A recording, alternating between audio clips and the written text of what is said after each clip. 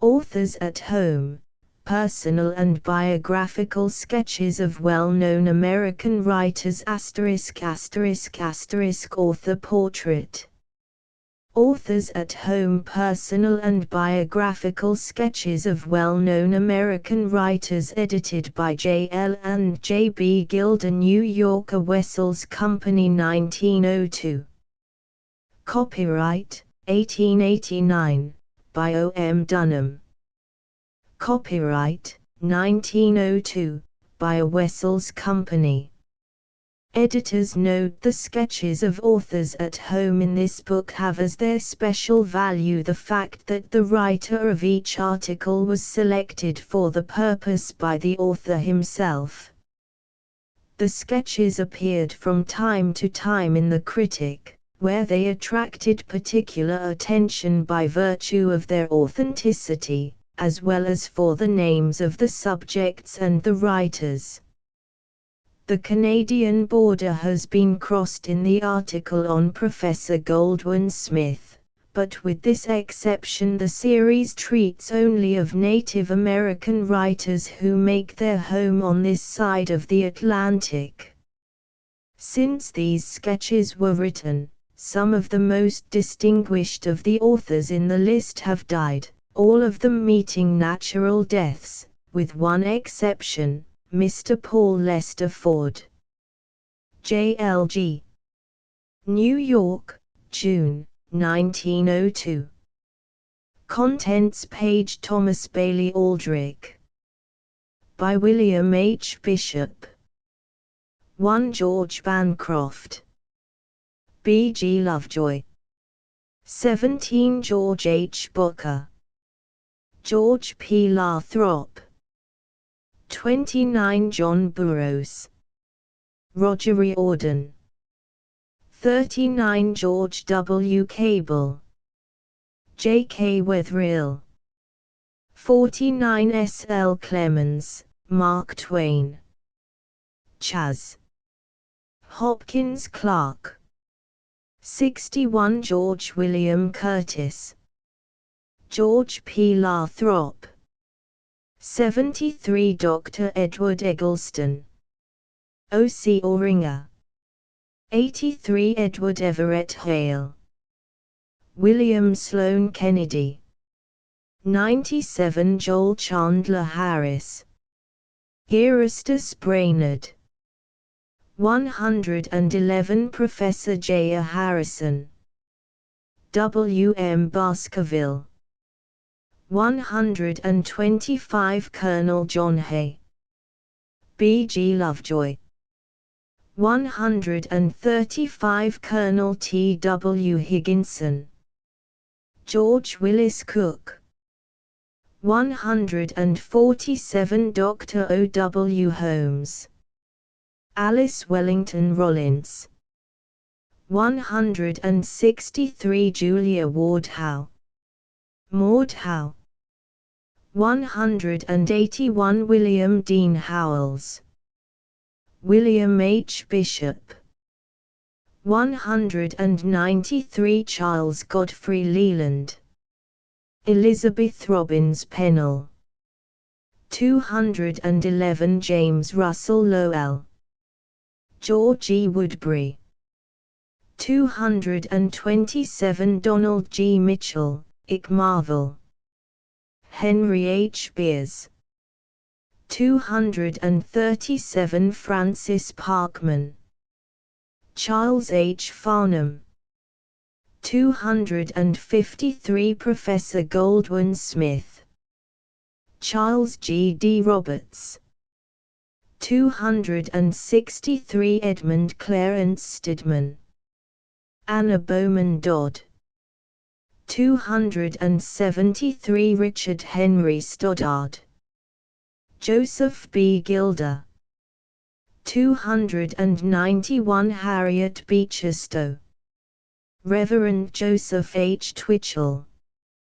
313 Charles Dudley Warner. Reverend Joseph H. Twitchell. 323 Walt Whitman. George Selwyn.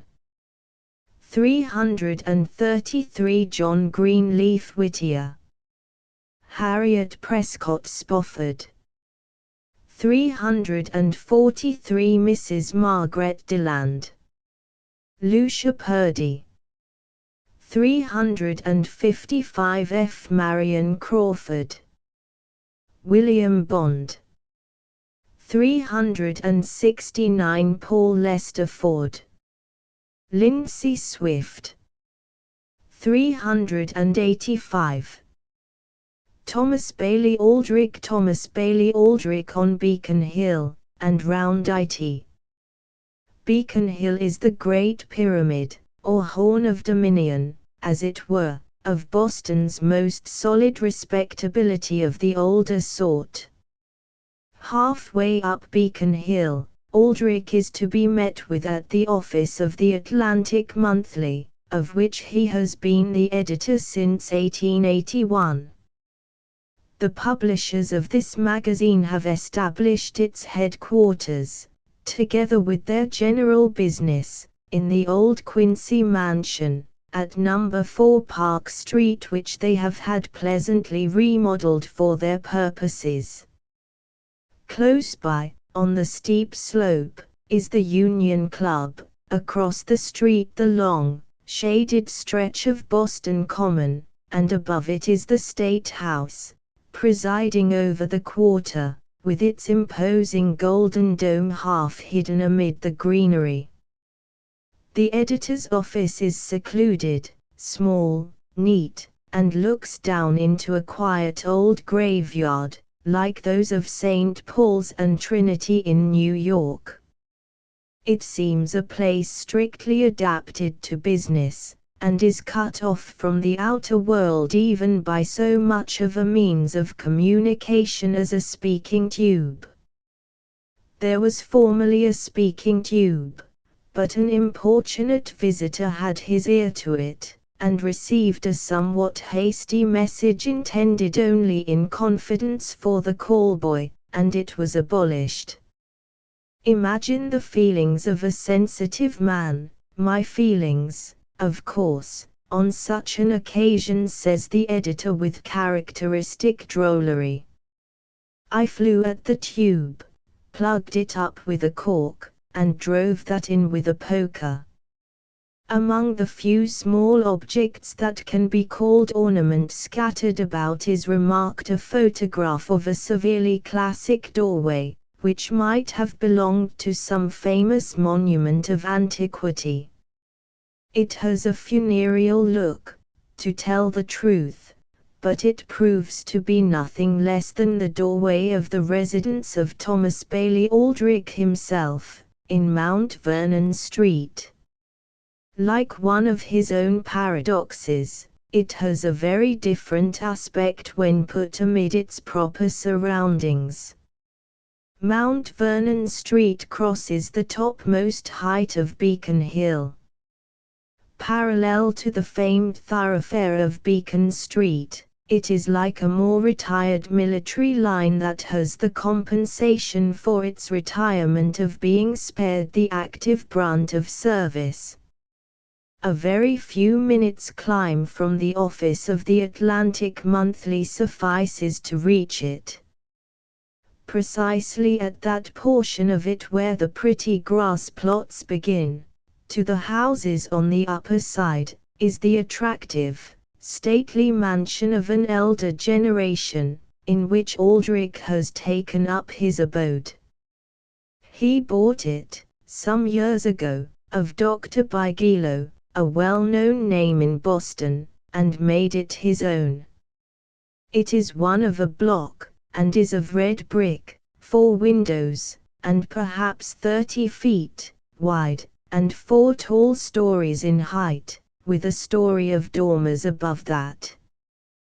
The classic doorway of white marble, solidly built, after the honest fashion of its time, is but a small detail after all in such an amplitude of facade, and melts easily into place as part of a genial whole. The quarter, its sidewalks and all, is chiefly of old red brick, tempered with the green of grass plots, shrubs, and climbing vines. It has a pervading air of antiquity, and it quaintly suggests a bit of Chester or Coventry. The neighbors are, on the one hand, Charles Francis Adams, on the other, Bancroft, son of the historian, while, diagonally across the way, is a lady who is, by popular rumor, the richest woman in New England. The rooms of the house take a pleasing irregularity from the partial curvature of the walls, front and rear. They are all spacious, above stairs as well as below.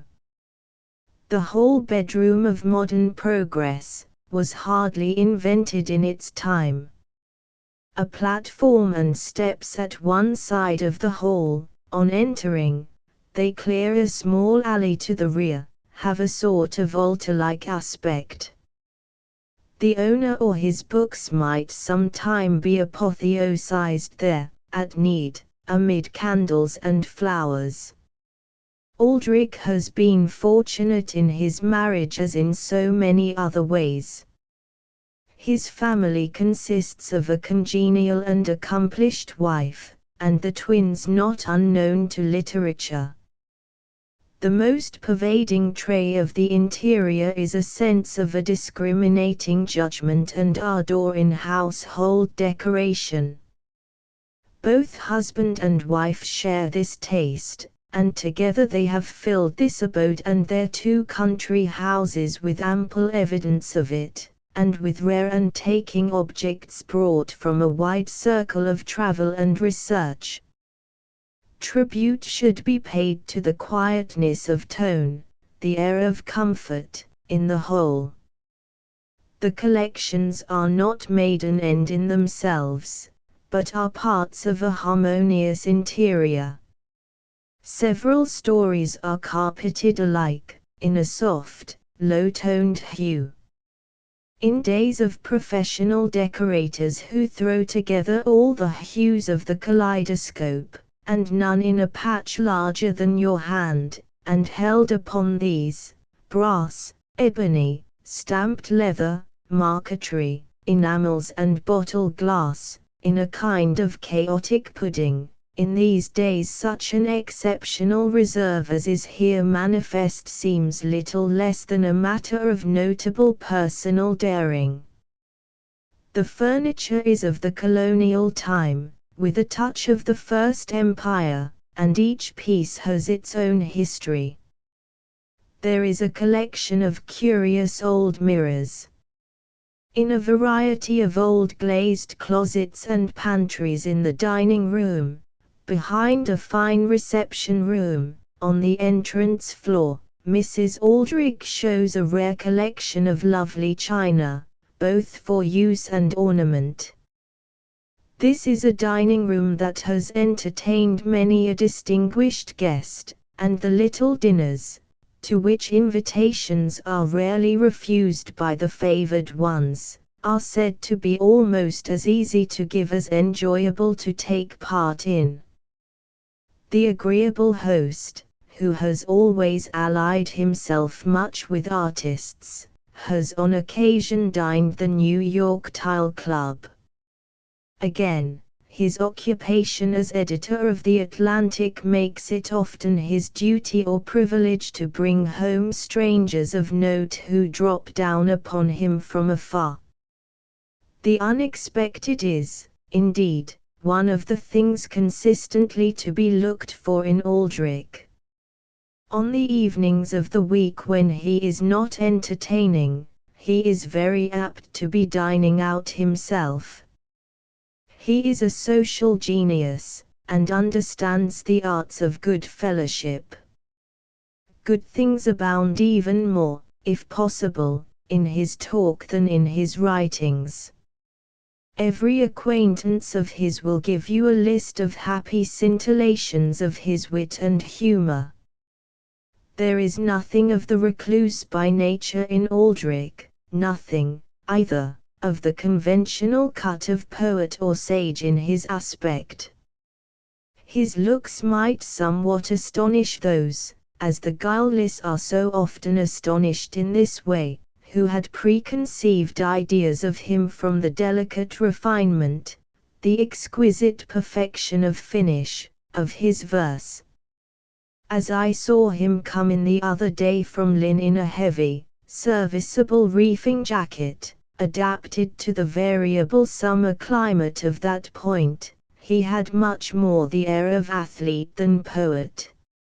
I shall not enter upon the abstruse calculation of what age a man may now have who was born in 1837, but in looks, manners, habits, Aldrich distinctly belongs to the school of the younger men.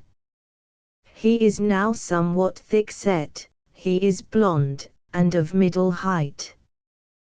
He has features that lend themselves easily to the humorous play of his fancy.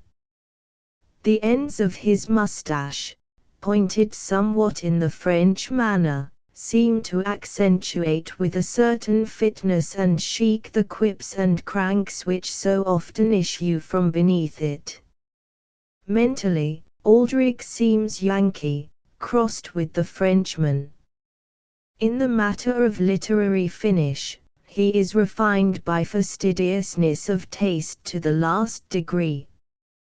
He is a man of strong likes and dislikes, it would sometimes seem fair almost to call them prejudices. In his work he has scarcely any morbid side. He is the celebrator of everything bright and charming, of things opalescent and rainbow-hued, of pretty women, roses, jewels, hummingbird and oriole, of the blue sky and sea and the daintiest romance of the daintiest spots of foreign climes. If man invented the arts to please, as can hardly be denied, few can be called more truly in the vein of art than Thomas Bailey Aldrich. From the rear window of the dining room one looks out into a little courtyard, more like a bit of Chester than ever. The building lot runs quite through to Pinckney Street, and is closed in on the further side by an odd little house of red brick, which is rented as a bachelor apartment. It was formerly a petty shop, until Aldrich bethought him both to transform it thus into a desirable adjunct, and to make it pay a considerable part of the taxes. It is like a dwelling out of a pantomime. One would hardly be surprised to see Humpty Dumpty dive into or out of it at any moment. Pinckney Street might have a chapter to itself. Narrower, modester, and at a further remove still from the front than Mount Vernon Street it begins to be invaded now by quiet lodging houses, but still retains its quaintness and a high order of respectability. A bright glimpse of the sea is had at the end of its contracted downhill perspective, over Charles Street. Aldrich formerly lived in Pinckney Street, then in Charles Street, and thence removed to his present abode. But, if it be a question of view, we must ascend rather the high, winding staircase to the large cupola, with railed-in platform, set upon the steep roof. The ground falls away hence on every side and all of undulating, much varied Boston is visible. Mark Twain has pronounced the prospect from here at night, with the electric lights glimmering in the leafy common and the myriad of others round about, as one of the most impressive within his wide experience. The golden dome of the State House rears its bulk aloft, close at hand. Up one flight from the entrance are the two principal drawing rooms of the house, large and handsome. The most conspicuous objects on the walls of these are a few unknown old masters after the style of Fra Angelico, trophies of travel. There are also a remarkable pair of figures in Venetian wood carving, nearly life-size. The pictures are, for the rest, chiefly original sketches done for illustration of the author's books by the talented younger American artists. On the same floor is the library, a modest-sized room, made to seem smaller than it is through being compactly filled from floor to ceiling with a collection of 3,000 books. The specialties chiefly observed in its composition are Americana and first editions. Aldrich would disclaim any very ambitious design, but there are volumes here which might tempt the cupidity of the most finished book fancier, and of a kind that bring liberal sums in market. Something artistic in the form has generally guided the choice, as for instance Voltaire's La Pucelle and the Contes Moraux of Marmontel, containing all the quaint early plates. You take down from the shelves examples of Aldrich's own works done into several languages.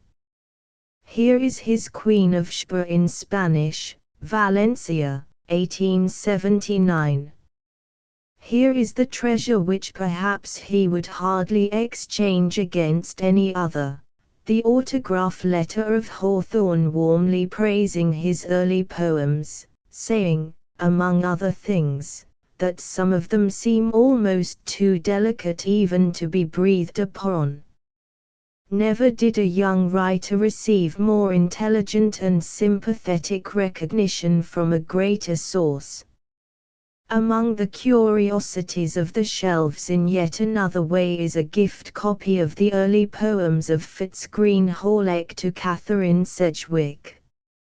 On the title page is found a patronizing line of memorandum from that minor celebrity in American letters, reading Mr. Halleck, the author of this book, is a resident of New York.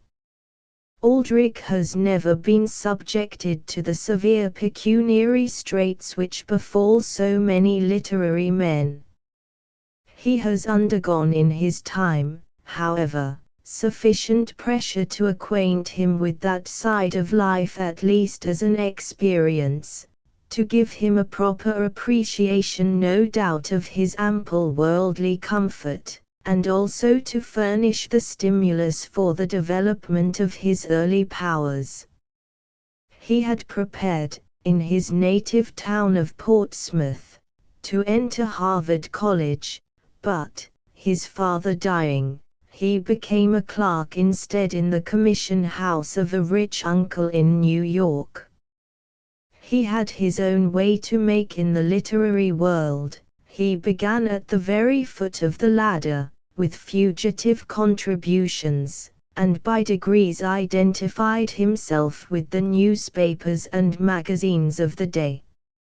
He even saw something of Bohemian life, a knowledge of which is no undesirable element in one who is to be a man of the world. He dined at Fifth's, and was one of a coterie which circled around the Saturday Press and the brilliant, erratic Henry D. Clapp. I recollect passing with him the office of this defunct journal in Frankfort Street, on the occasion when he had come to New York to be the recipient of a complimentary breakfast at Delmonico's in honor of his induction into the editorship of the Atlantic Monthly. He looked with interest at the dingy quarters commemorating so very different a phase of his life, and repeated to me the valedictory address of the paper. This paper is discontinued for want of funds, which, by a coincidence, is precisely the reason for which it was started. I have described Aldrich's town house.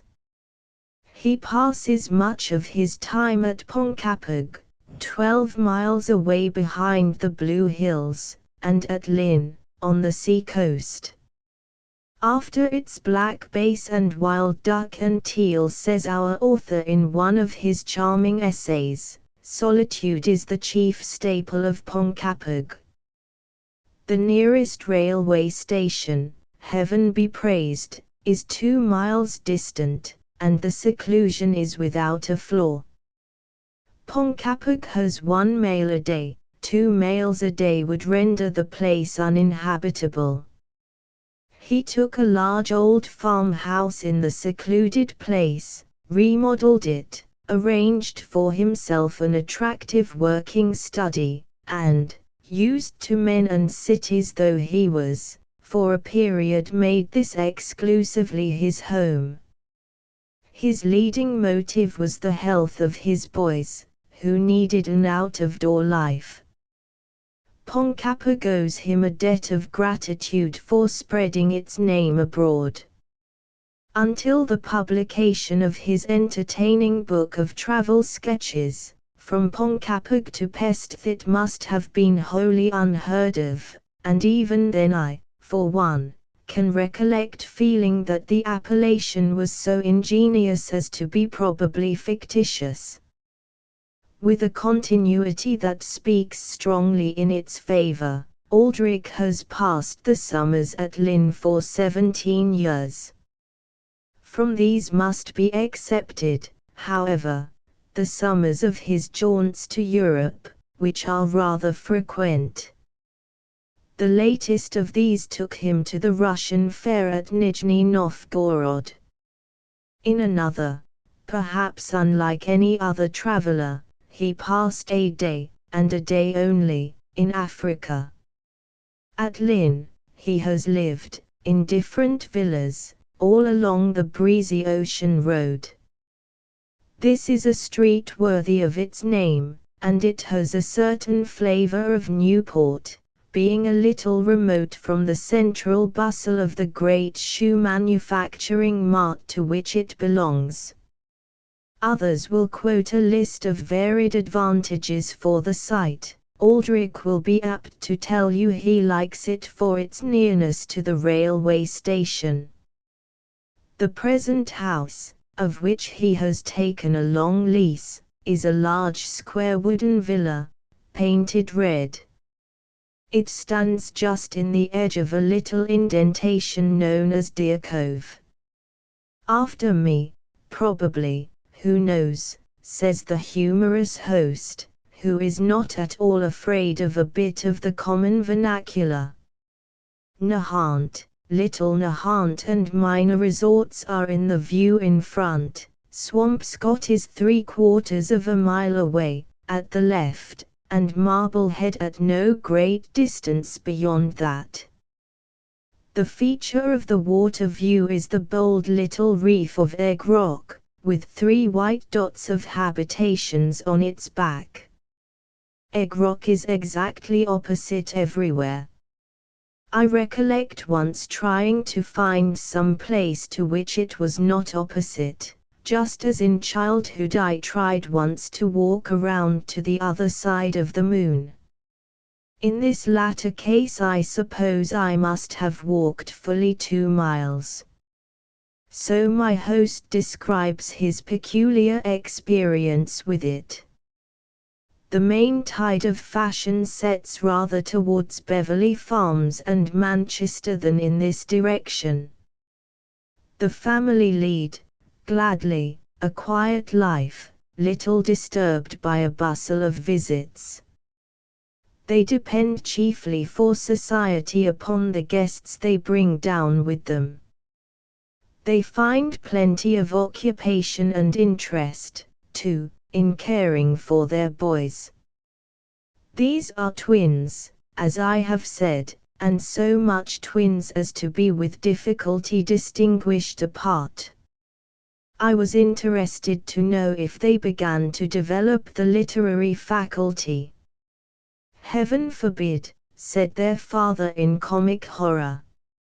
Aldrich's study at Lynn is a modest upper room, in a wing, with a plain grey cartridge paper on the walls, no pictures, and nothing to conspire with a flagging attention in its wanderings.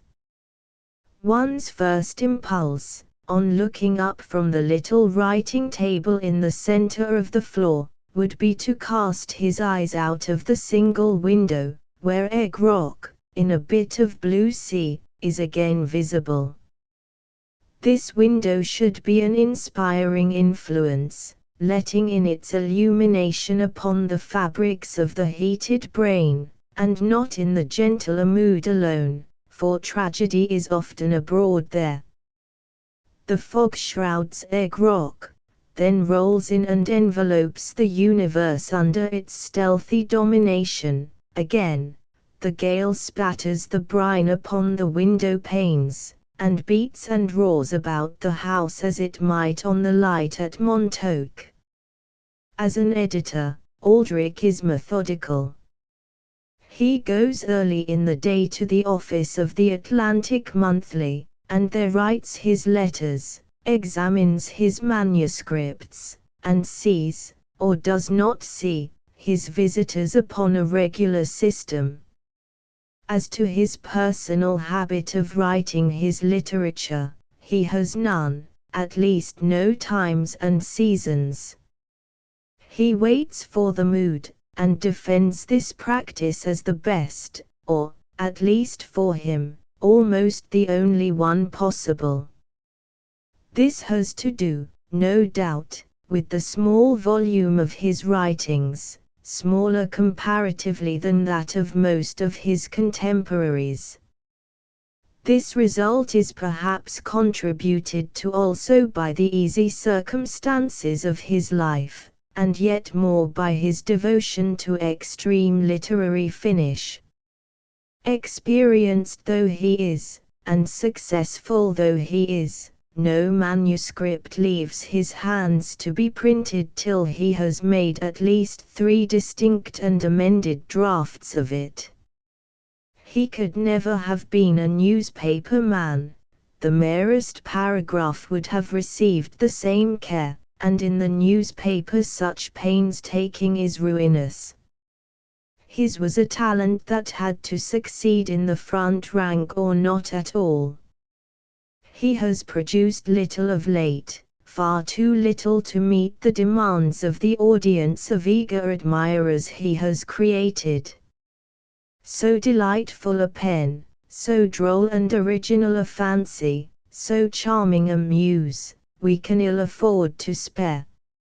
Yet that mysterious genius that goes about collecting material for the archives of permanent fame can have but little to dismiss from a total so small and a performance so choice. William Henry Bishop.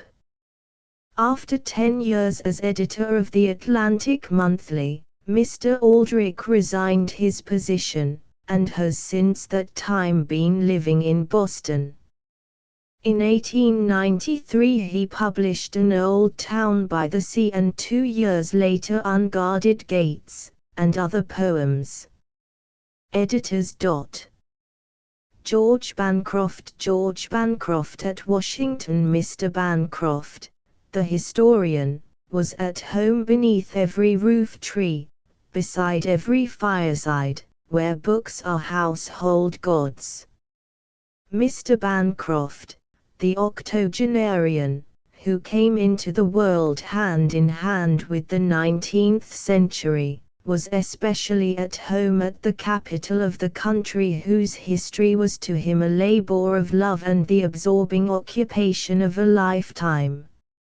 For although his career was one of active participation in public affairs, his pursuits ran parallel with his literary work. He was contributing to the making of one period of a United States history while his pen was engaged in writing of other periods. If self-gratulation is ever permitted to authors, Mr. Bancroft must have more than once exclaimed, "The lines have fallen to me in pleasant places," as he availed himself of opportunities which only an ambassador could secure and a scholar improve.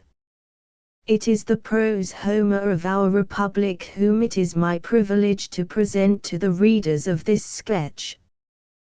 Picture to yourself a venerable man, of medium height, slender figure, erect bearing, with lofty brow thinned, but not stripped, of its silvery locks, a full, snowy beard adding to his patriarchal appearance, bluish-grey eyes, which neither use nor time has deprived of brightness, a large nose of Roman type, such as I have somewhere read or heard that the first Napoleon regarded as the sign of latent force, small white hands which Ali Pasha assured Byron were the marks by which he recognized the poet to be a man of birth. Let your imagination combine these details, and you have a sketch for the historian's portrait.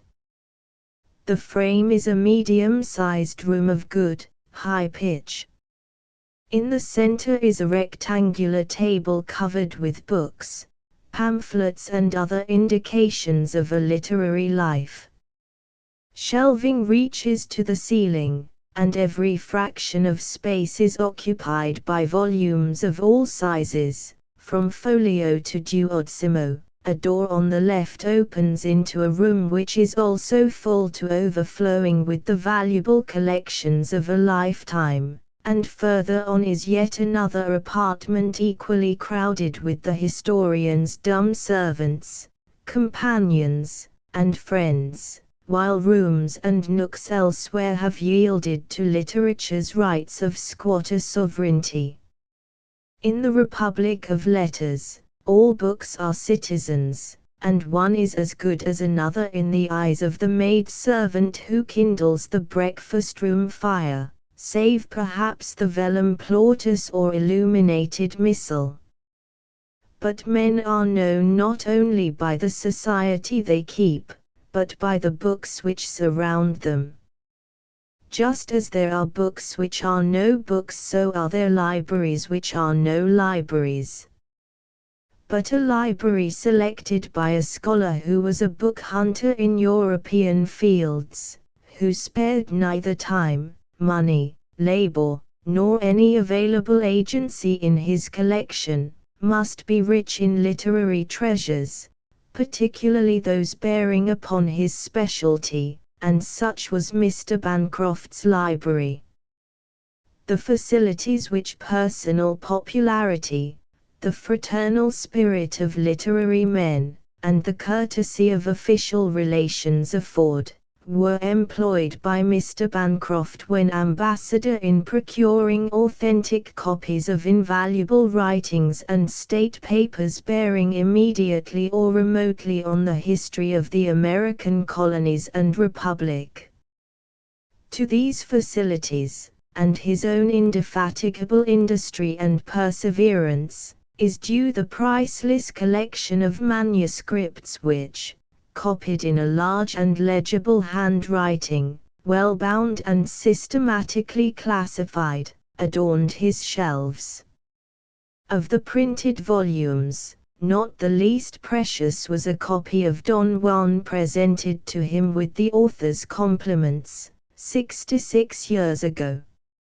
Mr. Bancroft's home was a commodious double house, with brown stone front, plain and solid-looking, which was, before the war, the winter residence of a wealthy Maryland family.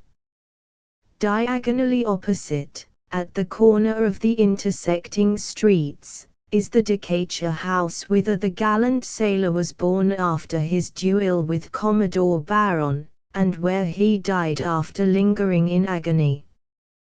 Within a stone's throw is the White House, and I would say that the historian lived in the center of Washington's Belgravia, had not the British minister's residence, with an attraction stronger than centripetal, drawn around it a social colony whose claims must be at least debated before judgment is pronounced.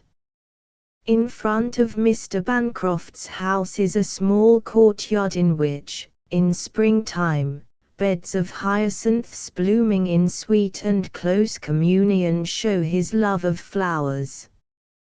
When conversing with the historian, it was impossible to ignore the retrospect of a life so full of interest, for imagination persists in picturing the boyish graduate of Harvard, the ambitious student at Göttingen and Berlin, the inquisitive and ever-acquiring traveler, the pupil returned to the bosom of his alma mater and promoted to a fellowship with her faculty, preacher, teacher, poet and translator, before his calling and election as his country's historian was sure, his entrance into the arena of politics and rapid advance to the line of leadership, his membership in Mr. Polk's cabinet, his subsequent mission to England, his much later mission to Berlin, where he succeeded in obtaining from Bismarck a recognition of the American doctrine that naturalization is expatriation, and negotiated a treaty which ended him to the German-American heart, since the fatherland may now be visited without the risk of compulsory service in the army. When he first went abroad, an American was an object of curiosity to Europeans, and we may compare his reception among German scholars to that of Burns by the metaphysicians, philosophers and social leaders of Edinburgh, first surprise, and then fraternal welcome. 2 years were spent at Göttingen, and half a year at Berlin.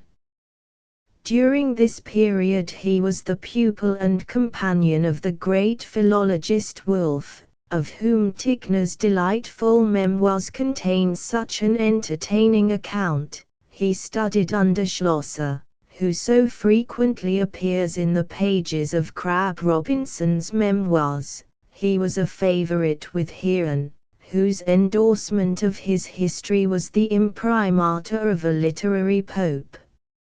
In his subsequent wanderings through France, Switzerland, and over the Alps into Italy, he experienced the friendly offices of men distinguished in literature, famous in history, and foremost in politics. Some time was spent in Paris.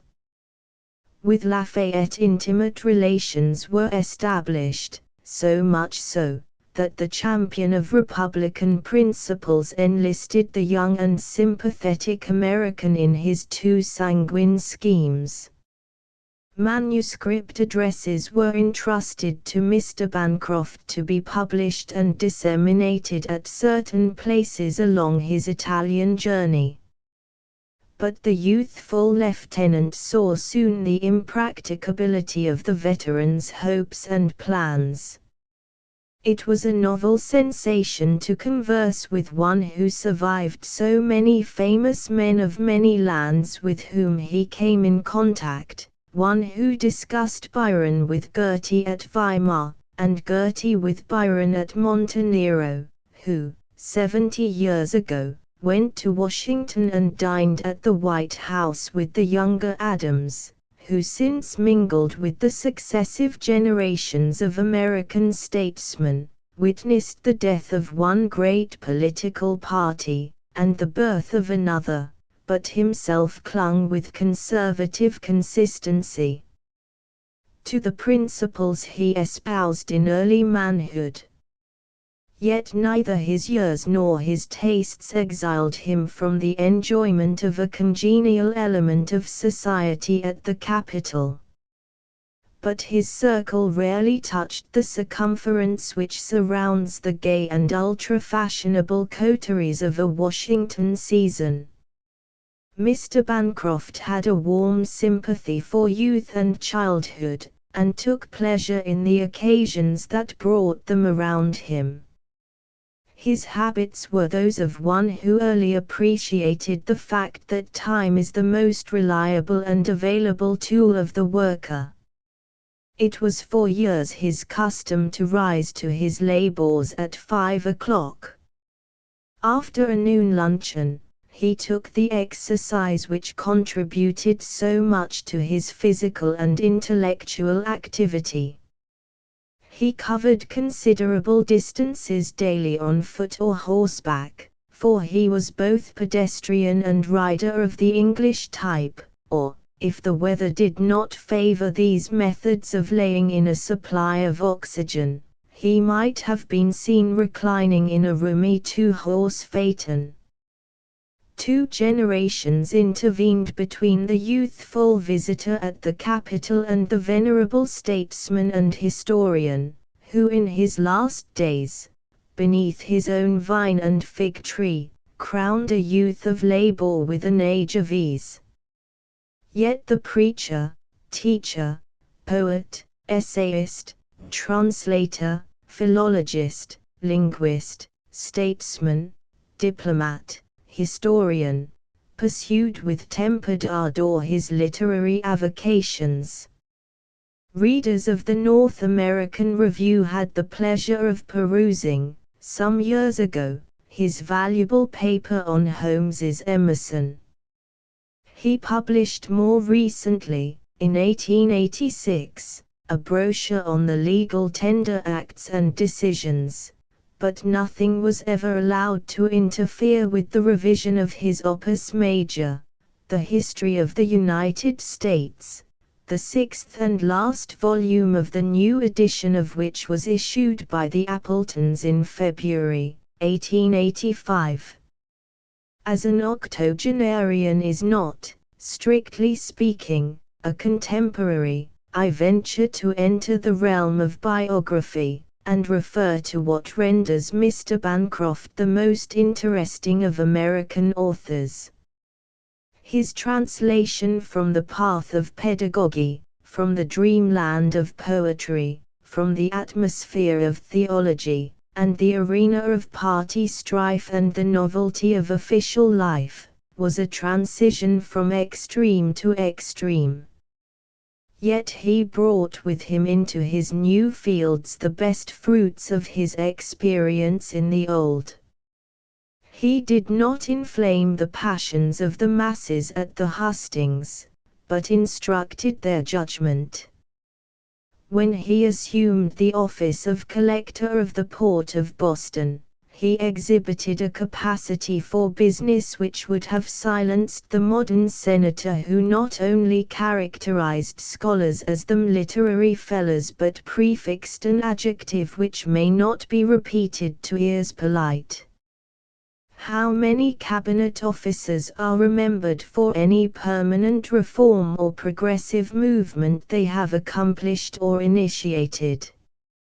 But to Mr. Bancroft the country owes the establishment of the Naval School at Annapolis, and science is indebted to his fostering care for the contributory usefulness of the National Observatory, which languished until he took the naval portfolio. When at the court of St. James he negotiated America's first postal treaty with Great Britain, while allusion has been made to the important service rendered at the German capital. In politics Mr. Bancroft was always a Democrat.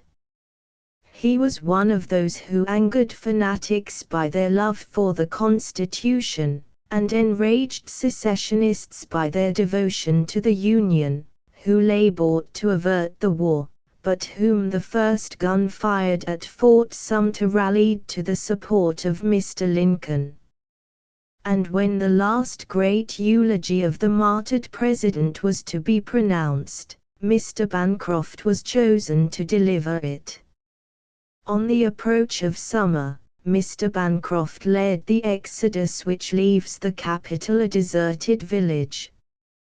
July found him domiciled at Newport, in an old, roomy house, which faces Bellevue Avenue and is surrounded by venerable trees, beneath whose wide-spreading shade the visitor drives to the historian's summer home. The view of the ocean is one of the accidental charms of the spot, but the historian's own hand dedicated an extensive plot to a garden of roses, the flower which was nearest to his heart. At Newport he led a life similar to that in Washington. He rose early and saw the sun rise above the sea. He devoted a portion of his time to literary pursuits, and entered into the social life of the place, without taking part in its gaieties. In October he struck his tent, and returned to his other home in time to enjoy the beauties of our Indian summer. B. G. Lovejoy. George H. Boker in Philadelphia, like Washington Irving, Bancroft, Hawthorne, Lowell, Motley, Bayard Taylor, and Bret Harte, George H. Boker may be counted among those American authors who have been called upon to serve their country in an official capacity abroad. But the greater part of his life was spent in Philadelphia, where he was born in 1823. The house stands in Walnut Street, a building of good height, with a facing of conventional brown stone, and set in the heart of the distinctively aristocratic quarter.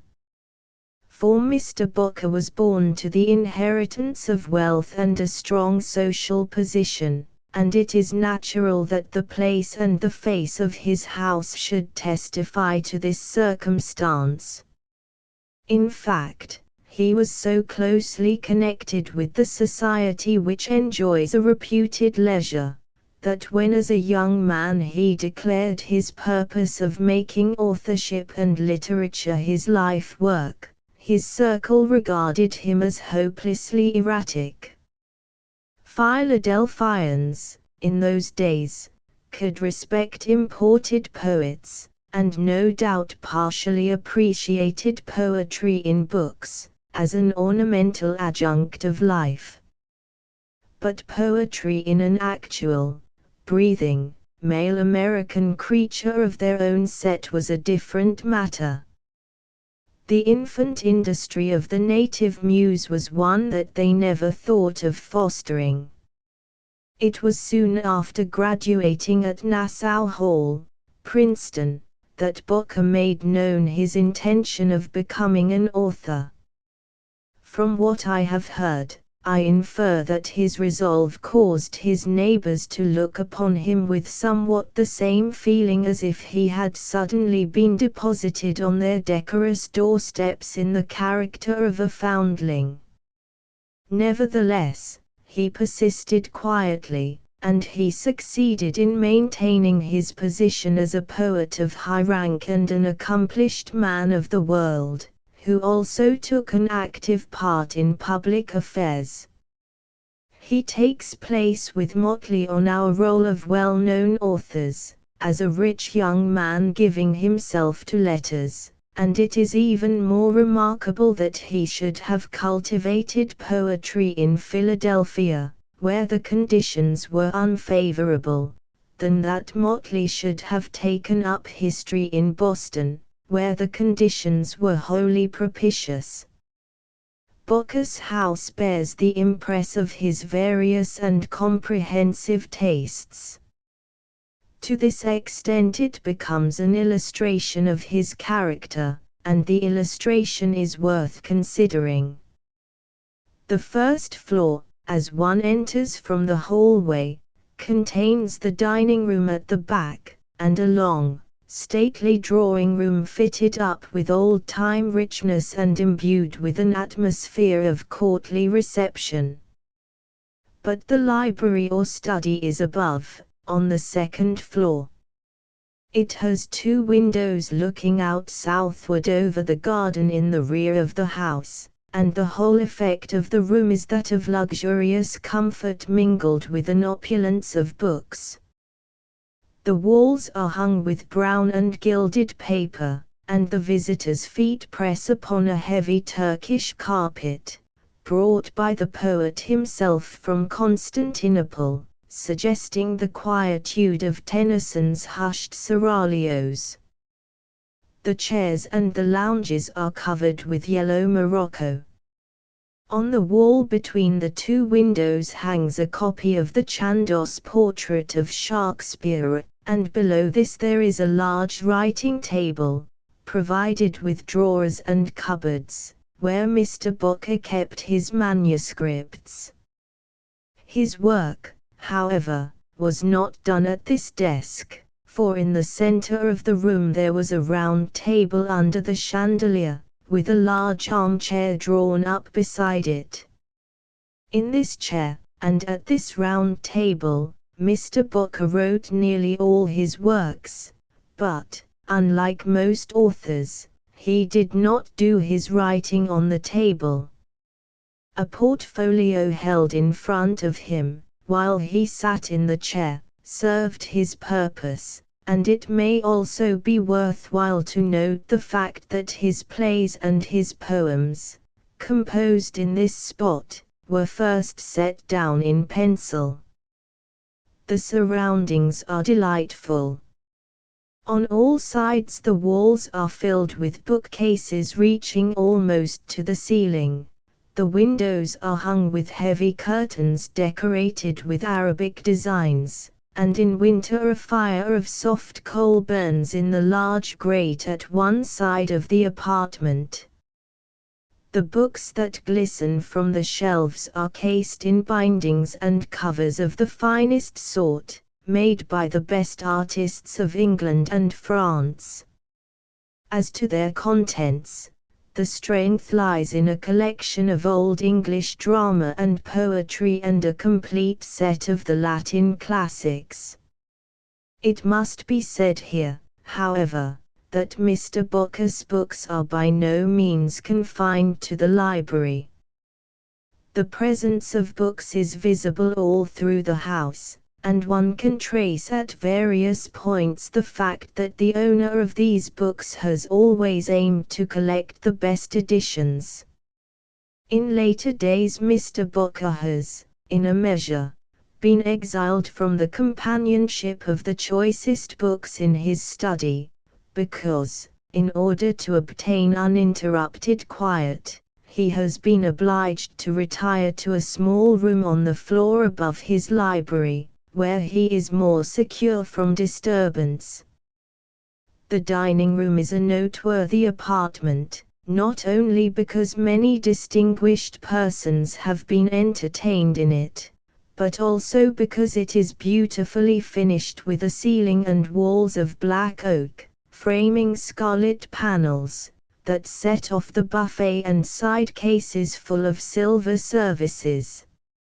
If anyone fancies, however, that the appointments of the dining room and the library indicate a too sybaritic taste, he should ascend to the top floor of the house, where Mr. Booker had a workshop containing a complete outfit for a turner in metals.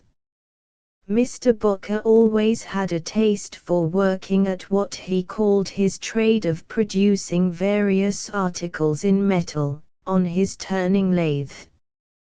In younger days it used to be his boast that he could go into the shop of any machinist, take off his coat, and earn his living as a skilled workman. He still practiced at the bench in his own workshop, at the age of 65. It seems to me that he was unique among American authors, in uniting with the grace and fire of a genuine poet the diversions of a rich society man, the functions of a public official, and a capacity for practical work as a mechanic.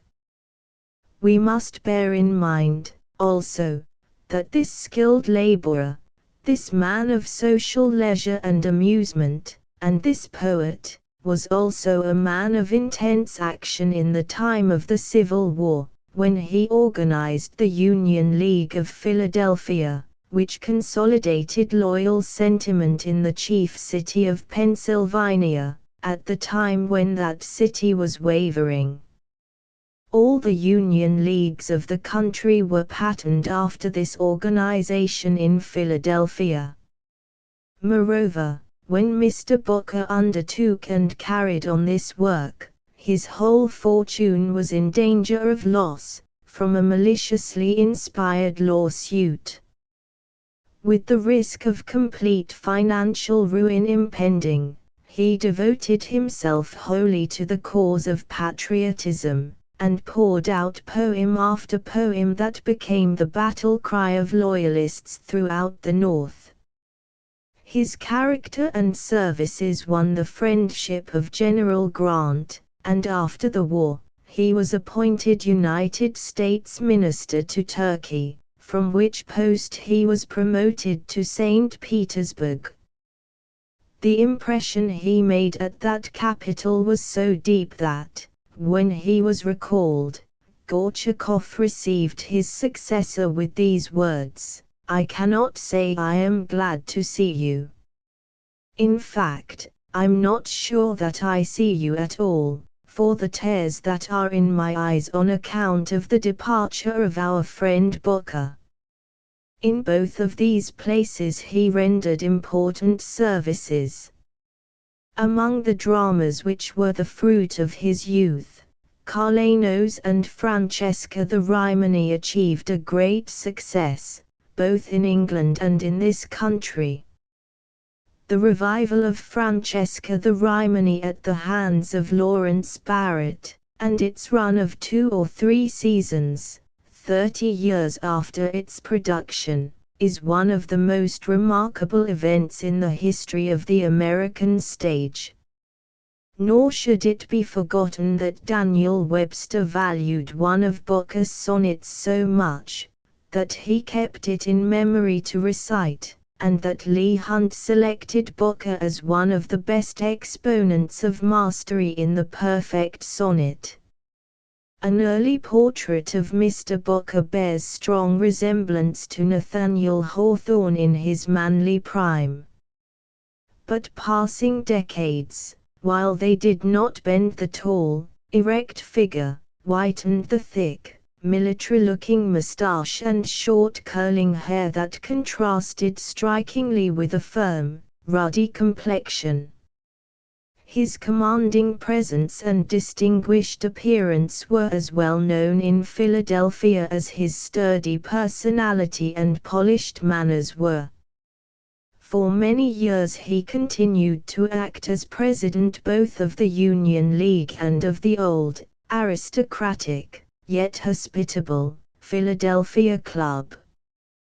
These two clubs, his home occupations and his numerous social engagements occupied much of his leisure during the winter, and his summers were usually spent at some fashionable resort of the quieter order. How he contrived to find time for reading and composition it is hard to guess, but his pencil was not altogether idle even in his last years.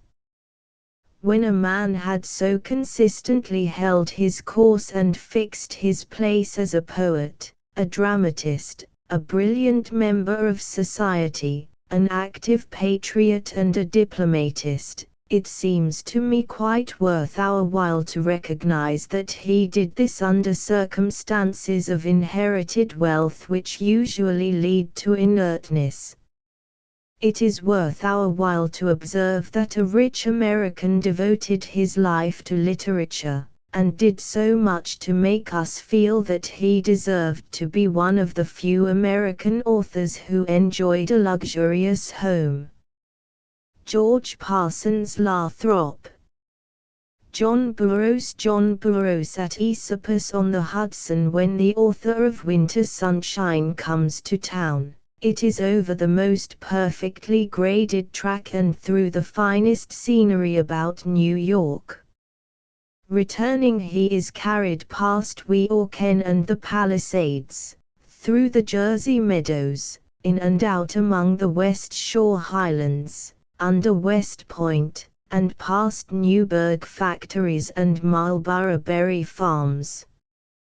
He leaves the train at West Park, mounts a hill through a peach orchard, crosses a grassy field, and the highroad. When he reaches the top, opens a rustic gate, and is at home.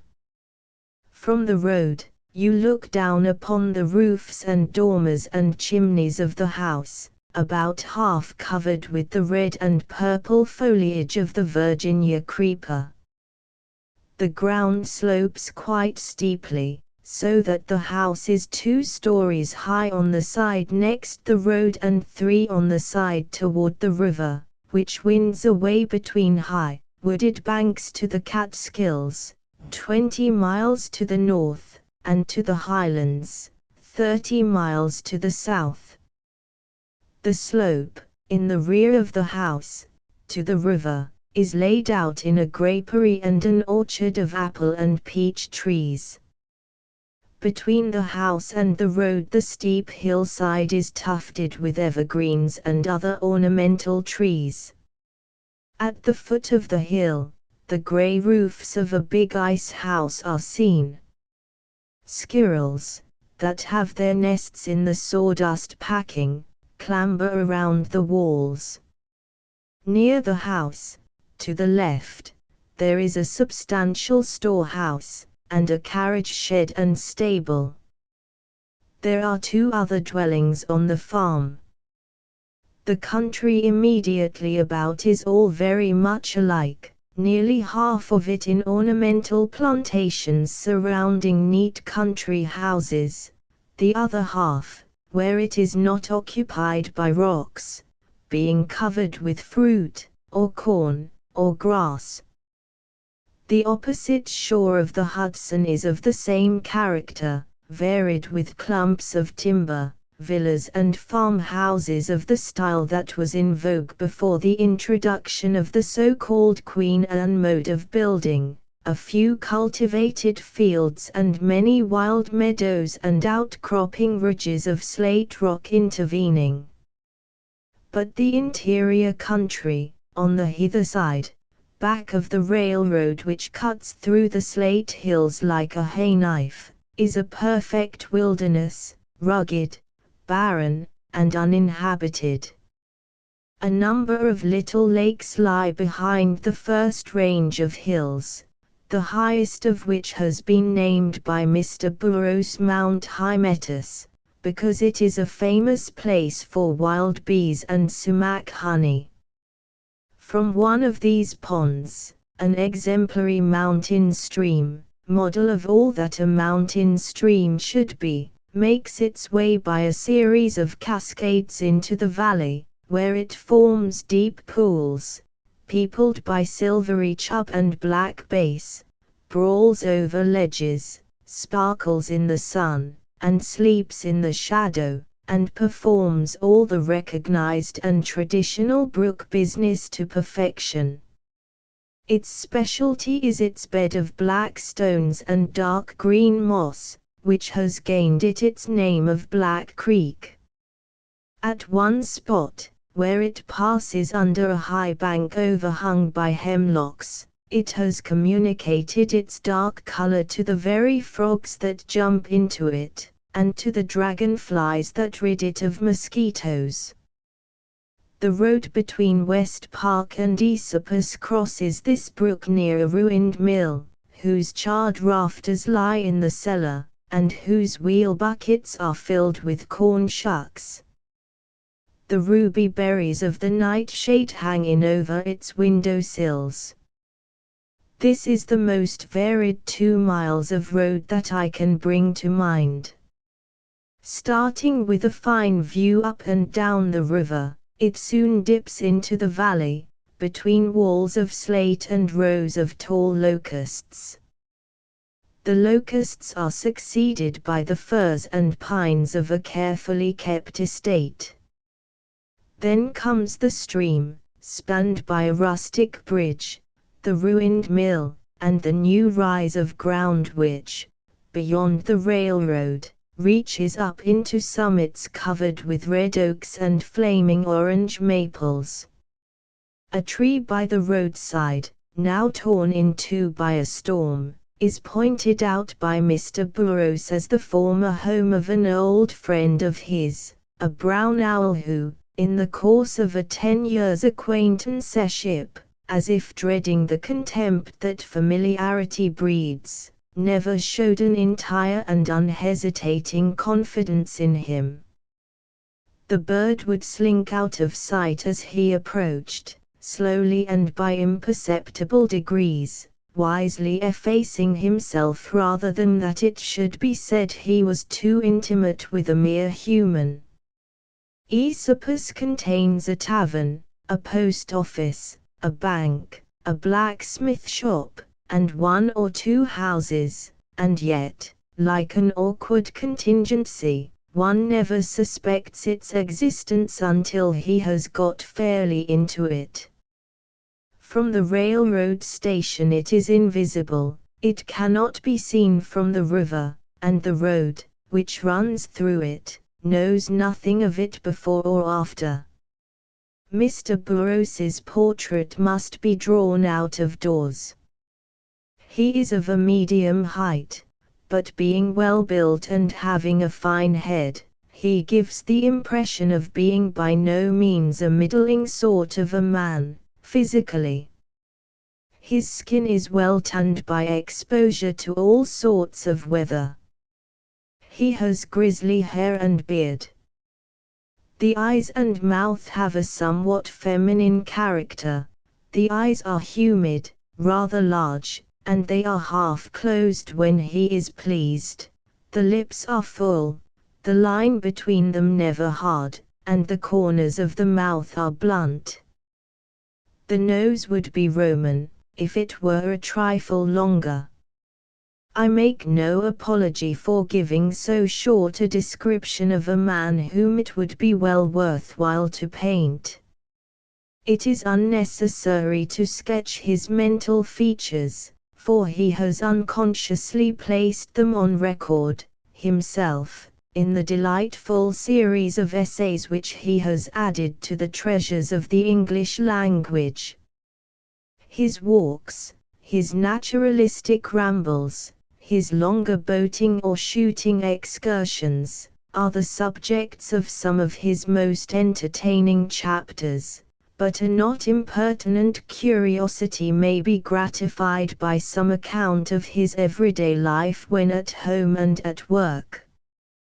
His literary labors are at a standstill throughout the summer.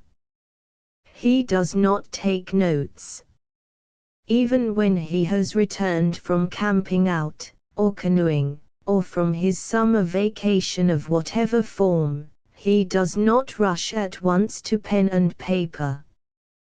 He waits till the spirit moves him, which it usually begins to do a little after the first frosts.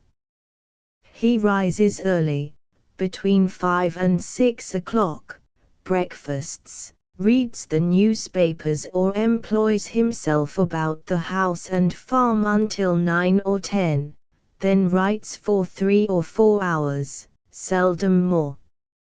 He has always refused to do literary work to order, although he has had some tempting offers. He will write only what he pleases, and when he pleases, and so much as he pleases. And he observes no method in preparing, any more than in doing, his work. He exacts from himself no account of his time. He does not feel himself bound in conscience to improve every incident that has occurred, every observation he has made during the year. He simply lets the material which he has absorbed distill over into essays long or short, few or many, as Providence directs. He does not belong to the class of methodical laborers who make a business of writing, and who would feel conscience-stricken if, at the close of their working day, they had not blackened a certain number of sheets of white paper. But he acknowledges that good work is done in that way, and he thinks it is all a matter of habit. His neighbors see to it that his leisure does not degenerate into idleness. They have made a bank examiner of him, and a superintendent of roads, and, latterly, a postmaster.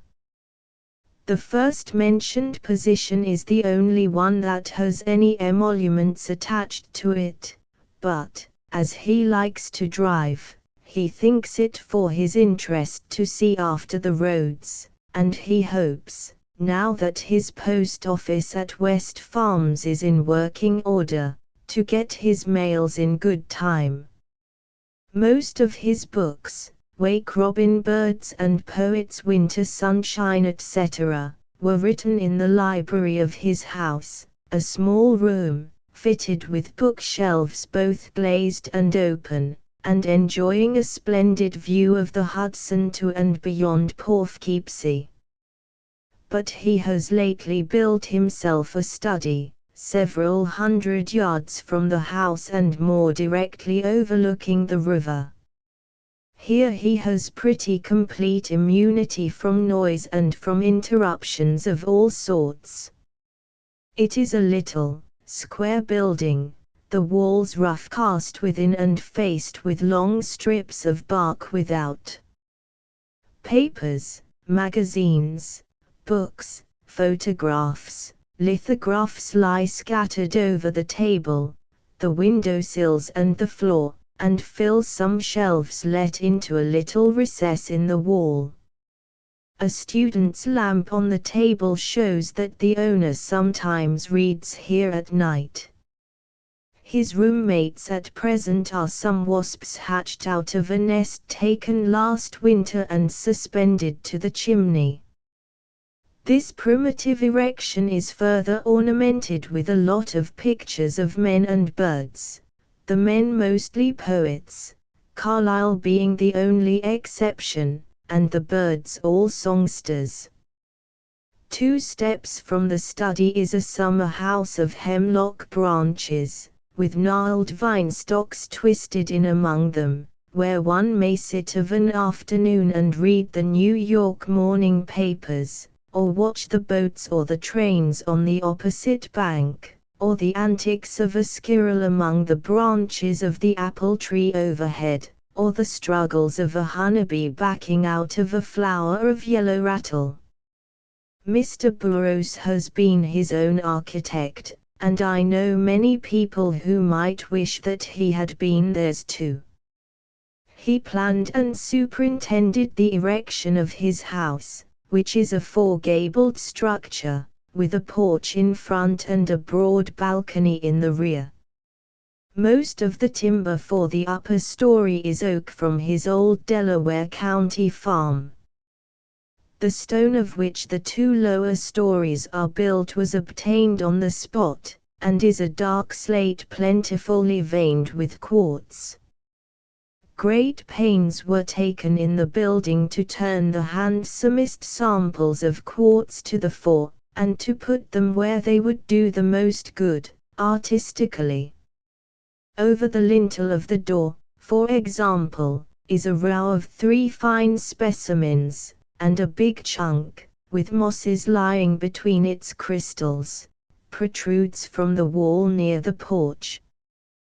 The variety of color so obtained, with the drab woodwork of the upper story and the red Virginia vine, keeps the house, at all seasons, in harmony with its surroundings. It is no less so within, for doors, wainscots, window frames, joists, sills, skirting boards, floor and rafters are all of native woods, left of their natural colors, and skillfully contrasted with one another, one door being of Georgia pine with oak panels, another of chestnut and curled maple, a third of butternut and cherry, and so on. Grayish, or brownish, or russet wallpapers, and carpets to match, give the house very much of the appearance of a nest, into the composition of which nothing enters that is not of soft textures and low and harmonious color. Roger Riordan. George W. Cable at New Orleans and Northampton. Far up in the Garden District of New Orleans stands a pretty cottage, painted in soft tones of olive and red. A strip of lawn bordered with flowers lies in front of it, and 2 immense orange trees, beautiful at all seasons of the year, form an arch above the steps that lead up to the piazza. Here Mr. Cable made his home for some years, and here were written the grandissimes Madame Delphine and Dr. Sevilla. Those who were fortunate enough to pass beyond its portals found the interior cozy and tasteful, without any attempt at display. The study was a room of many doors and windows with low bookcases lining the walls, and adorned with pictures in oil and watercolors by G. H. Clements, and in black and white by Joseph Pennell. The desk, around which hovered so many memories of Bras Coupé and Madame Delphine, and Gentle Mary, was a square, old-fashioned piece of furniture, severely plain, but very roomy. Neither was comfort neglected, for a hammock swung in the study, in which the author could rest, from time to time, from his labors. Mr. Cable's plan of work is unusually methodical, for his counting-room training has stood him in good stead. All his notes and references are carefully indexed and journaled, and so systematized that he can turn, without a moment's delay, to any authority he wishes to consult. In this respect, as in many others, he has not, perhaps, his equal among living authors. In making his notes, it is his usual custom to write in pencil on scraps of paper. These notes are next put into shape, still in pencil, and the third copy, intended for the press, is written in ink on note paper, the chirography exceedingly neat, delicate and legible. He is always exact, and is untiring in his researches. The charge of anachronism has several times been laid at his door, but this is an accusation it would be difficult to prove. Before attempting to write upon any historical point, he gathers together all available data without reckoning time or trouble, and, under such conditions, nothing is more unlikely than that he should be guilty of error. Mr. Cable has a great capacity for work, and his earlier stories were written under the stress of unremitting toil. Later, when he was able to emerge from business life and follow the profession of literature exclusively, he continued his labors in the church, and never allowed any engagement to interfere with his Sunday school and Bible classes. In his books, religion has the same place that it takes in a good man's life. Nothing is said or done for effect, neither is he ashamed to confess his faith before the world.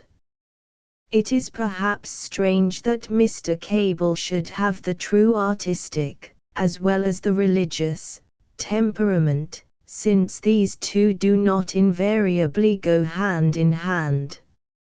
Music, painting, and sculpture are full of charms for him, and he is an intuitive judge of what is best in art.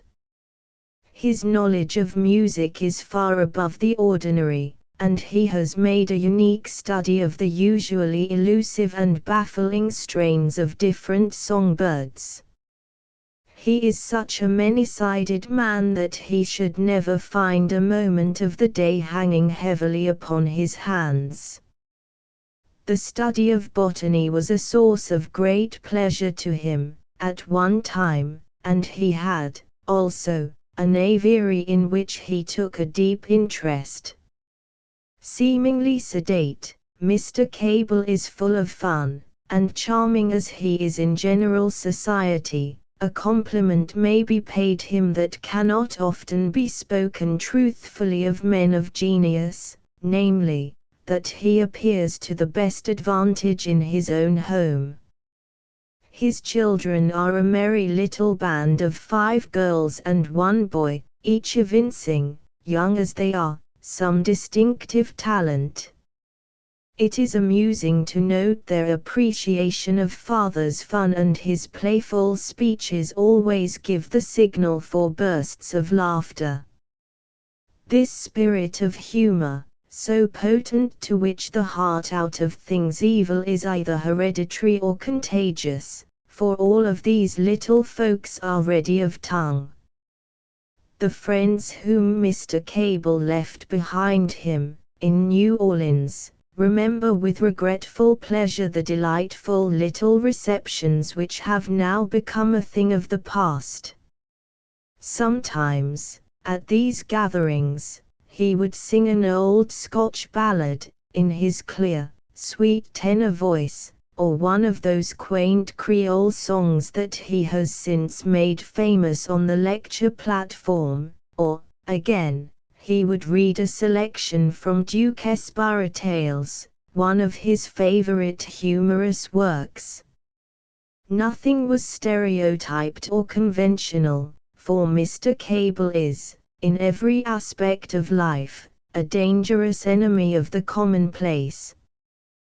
But the pleasant dwelling place has passed into other hands, other voices echo through the rooms, and Mr. Cable has found a new home in a more invigorating climate. The highway leading from the town of Northampton, Mass., which one must follow in order to find Mr. Cable's house, has the aspect of a quiet country road, but is, in reality, one of the streets of the city, with underlying gas and water pipes.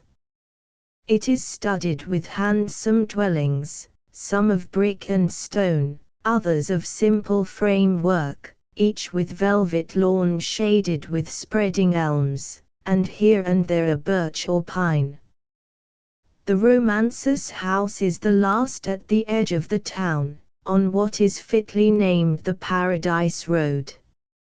It is a red brick building of 2 stories and a half, with a vine-covered piazza, and the smooth-cut lawn slopes gently down to the street, separated only from the sidewalk by a stone coping. Above all things, one is conscious, on entering here, of a sense of comfort and home happiness. The furniture is simple but exceedingly tasteful, of light woods with little upholstery, and the visitor finds an abundance of easy-chairs and settees of willow. The study is a delightful nook, opening by sliding doors from the parlor on one side and the hall on another. A handsome table of polished cherry, usually strewn with books and papers, occupies the center of the room, and, as in the old home, the walls are lined with bookshelves. A large easy-chair, upon which the thoughtful wife insisted, when the room was being fitted up, affords a welcome resting place to the weary author. Sometimes she lends her gentle presence to the spot, and sits there, with her quiet needlework, while the story or lecture is in the course of preparation. One of the charms of this sanctum is the view from the 2 windows that extend nearly to the floor. From one may be descried the blue and hazy line of the Hampshire hills, while from the other one sees Mount Holyoke and Mount Tom uprearing their stately heads to the sky. Sloping down from the carriage drive which passes it lies Paradise, a stretch of woods bordering Mill River. No more appropriate name could be given it, for if magnificent trees, beautiful flowers, green-clad hill and dell, and winding waters, and above all, the perfect peace of nature, broken only by bird notes, can make a paradise, it is found in this corner of Northampton, itself the loveliest of New England towns.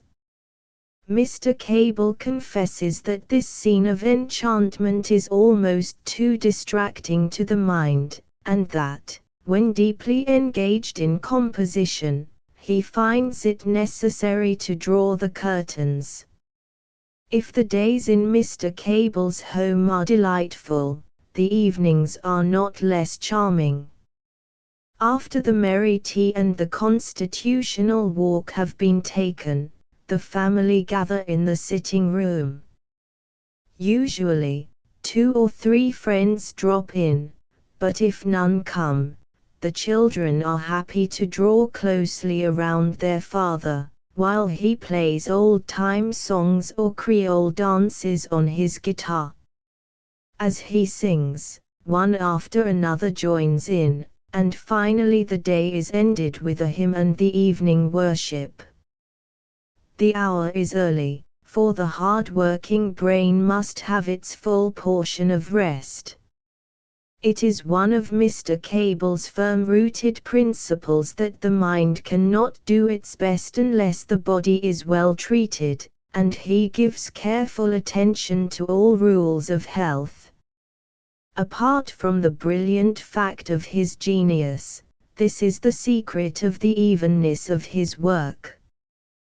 There is no feverish energy weakening into feverish lassitude. It moves on without haste, without rest. Mr. Cable well advised a young writer never to publish anything but his best, and it is this principle, doubtless, that has prevented him from thinking it necessary, as many English and American authors seem to fancy, to turn out a certain amount of printed matter every year.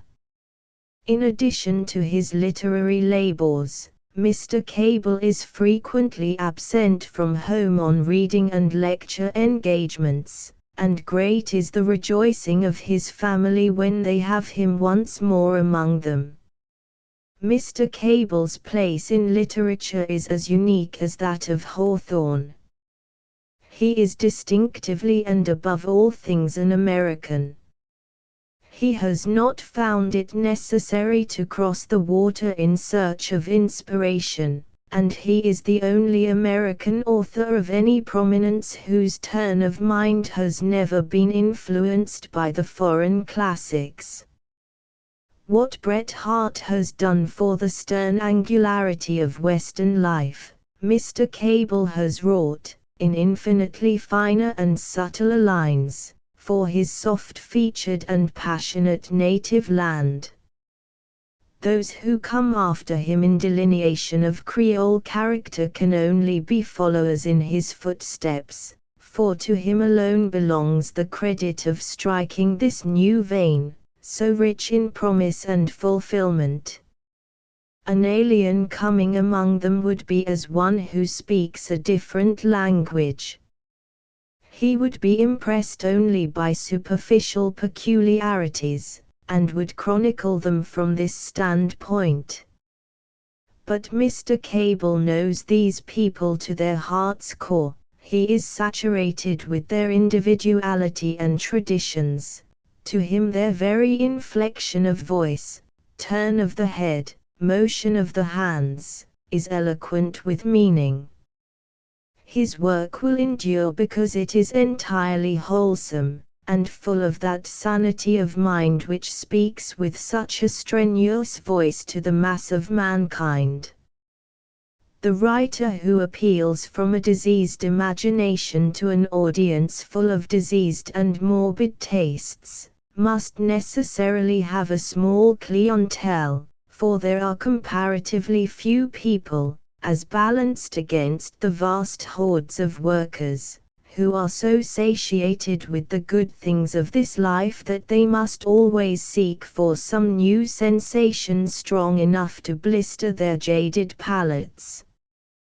The men and women who labor and endure desire after their day of toil something that will cheer and refresh, and this will remain so as long as health predominates over disease. The engraving in the Century of February, 1882, has made the reading public familiar with Mr. Cable's features, but there is lacking the lurking sparkle in the dark hazel eyes, and the curving of the lips into a peculiarly winning smile. In person, Mr. Cable is small and slight, with chestnut hair, beard and moustache, and there is a marked development of the forehead above the eyebrows, supposed, by believers in phrenology, to indicate unusual musical talent. On paper, it is hard to express the charm of his individuality, or the pleasure of listening to his sunny talk, with its quaint turns of thought and the felicitous phrases that spring spontaneously to his lips. Those who have been impressed by the deep humanity that made it possible for him to write such a book as Dr. Sevilla will find the man and the author one and indivisible. Nothing is forced, or uttered for the sake of making an impression, and the listener may be sure that Mr. Cable is saying what he thinks. The conscientiousness that enabled him to be a brave soldier and an untiring businessman, runs through his whole life, and he has none of that moral cowardice which staves off an expression of opinion with a falsely pleasant word. J.K. Wetherill. 8 years ago Mr. Cable left the house in Paradise Road for a new colonial house on Dryad's Green against a background of pines, Tarahile with a cottage workshop of 2 rooms nearby. Editors. S. L. Clemens, Mark Twain, S. L. Clemens, Mark Twain. At Hartford and Elmira the story of Mark Twain's life has been told so often that it has lost its novelty to many readers, though its romance has the quality of permanence. But people today are more interested in the author than they are in the printer, the pilot, the miner, or the reporter, of 20 or 30 years ago. The editor of one of the most popular American magazines once alluded to him as the most widely read person who writes in the English language. More than 500,000 copies of his books have been sold in this country. England and the English colonies all over the world have taken at least half as many in addition. His sketches and shorter articles have been published in every language which is printed, and the larger books have been translated into German, French, Italian, Norwegian, Danish, etc. He is one of the few living men with a truly worldwide reputation.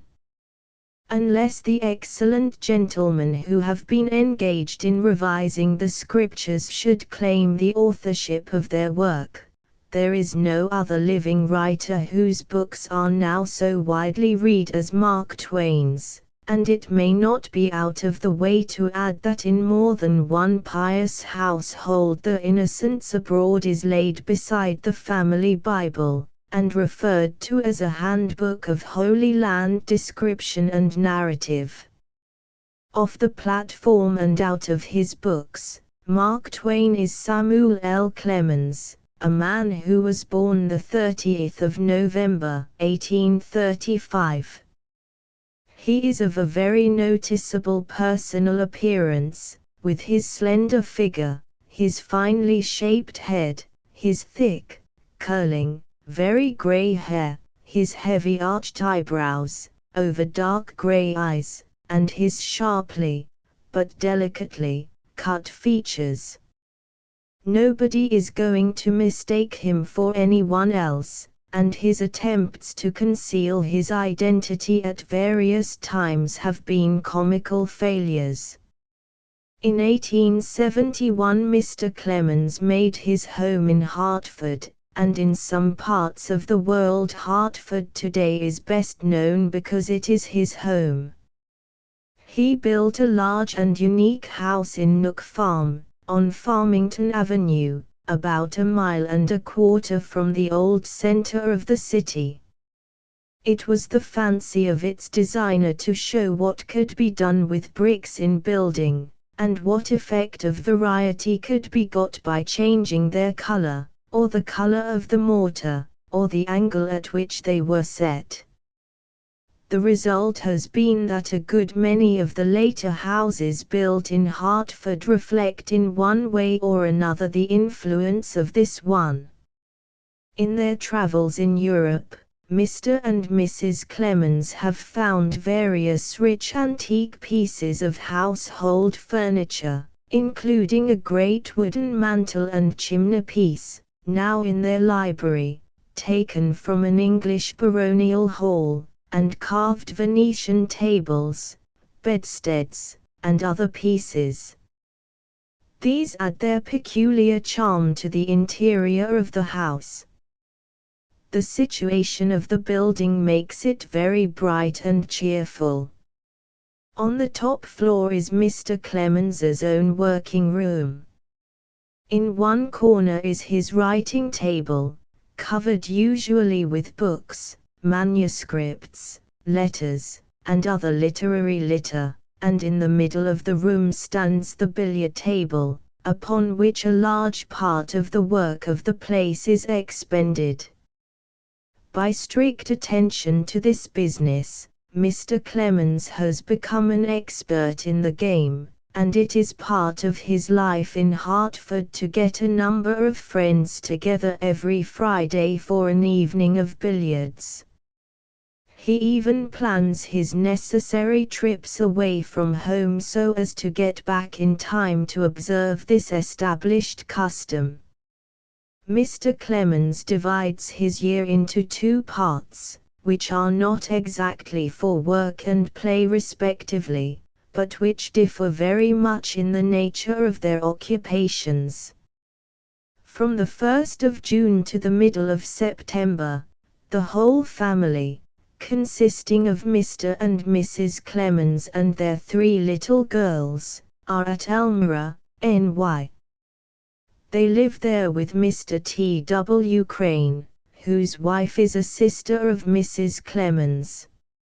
A summer house has been built for Mr. Clemens within the Crane grounds, on a high peak, which stands 600 feet above the valley that lies spread out before it. The house is built almost entirely of glass, and is modeled exactly on the plan of a Mississippi steamboat's pilot house. Here, shut off from all outside communication, Mr. Clemens does the hard work of the year, or rather the confining and engrossing work of writing, which demands continuous application, day after day. The lofty workroom is some distance from the house. He goes to it every morning about 8:30 and stays there until called to dinner by the blowing of a horn about 5 o'clock. He takes no lunch or noon meal of any sort, and works without eating, while the rules are imperative not to disturb him during this working period. His only recreation is his cigar. He is an inveterate smoker, and smokes constantly while at his work, and, indeed, all the time, from 8:30 in the morning to 10:30 at night, stopping only when at his meals. A cigar lasts him about 40 minutes, now that he has reduced to an exact science the art of reducing the weed to ashes. So he smokes from 15 to 20 cigars every day. Some time ago he was persuaded to stop the practice, and actually went a year and more without tobacco, but he found himself unable to carry along important work which he undertook, and it was not until he resumed smoking that he could do it. Since then his faith in his cigar has not wavered. Like other American smokers, Mr. Clemens is unceasing in his search for the really satisfactory cigar at a really satisfactory price, and, first and last, has gathered a good deal of experience in the pursuit. It is related that, having entertained a party of gentlemen one winter evening in Hartford, he gave to each, just before they left the house, one of a new sort of cigar that he was trying to believe was the object of his search. He made each guest light it before starting. The next morning he found all that he had given away lying on the snow beside the pathway across his lawn. Each smoker had been polite enough to smoke until he got out of the house, but every one, on gaining his liberty, had yielded to the instinct of self-preservation and tossed the cigar away, forgetting that it would be found there by daylight. The testimony of the next morning was overwhelming, and the verdict against the new brand was accepted. At Elmira, Mr. Clemens works hard. He puts together there whatever may have been in his thoughts and recorded in his notebooks during the rest of the year. It is his time of completing work begun, and of putting into definite shape what have been suggestions and possibilities. It is not his literary habit, however, to carry one line of work through from beginning to end before taking up the next. Instead of that, he has always a number of schemes and projects going along at the same time, and he follows first one and then another, according as his mood inclines him. Nor do his productions come before the public always as soon as they are completed. He has been known to keep a book on hand for 5 years, after it was finished. But while the life at Elmira is in the main seclusive and systematically industrious, that at Hartford, to which he returns in September, is full of variety and entertainment. His time is then less restricted, and he gives himself freely to the enjoyment of social life. He entertains many friends, and his hospitable house, seldom without a guest, is one of the literary centers of the city. Mr. Howells is a frequent visitor, as Bayard Taylor used to be. Cable, Aldrich, Henry Irving, Stanley, and many others of wide reputation, have been entertained there. The next house to Mr. Clemens's on the south is Charles Dudley Warner's home, and the next on the east is Mrs. Stowe's, so that the most famous 3 writers in Hartford live within a stone's throw of each other. At Hartford Mr. Clemens's hours of occupation are less systematized, but he is no idler there. At some times he shuts himself in his working room and declines to be interrupted on any account, though there are not wanting some among his expert billiard-playing friends to insist that this seclusion is merely to practice uninterruptedly while they are otherwise engaged.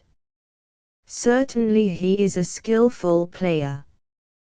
He keeps a pair of horses, and rides more or less in his carriage, but does not drive, or ride on horseback. He is, however, an adept upon the bicycle. He has made its conquest a study, and has taken, and also experienced, great pains with the work.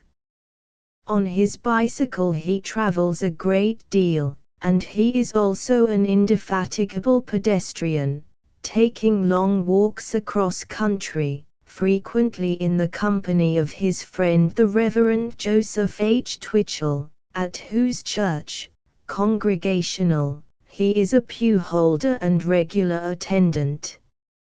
For years past he has been an industrious and extensive reader and student in the broad field of general culture.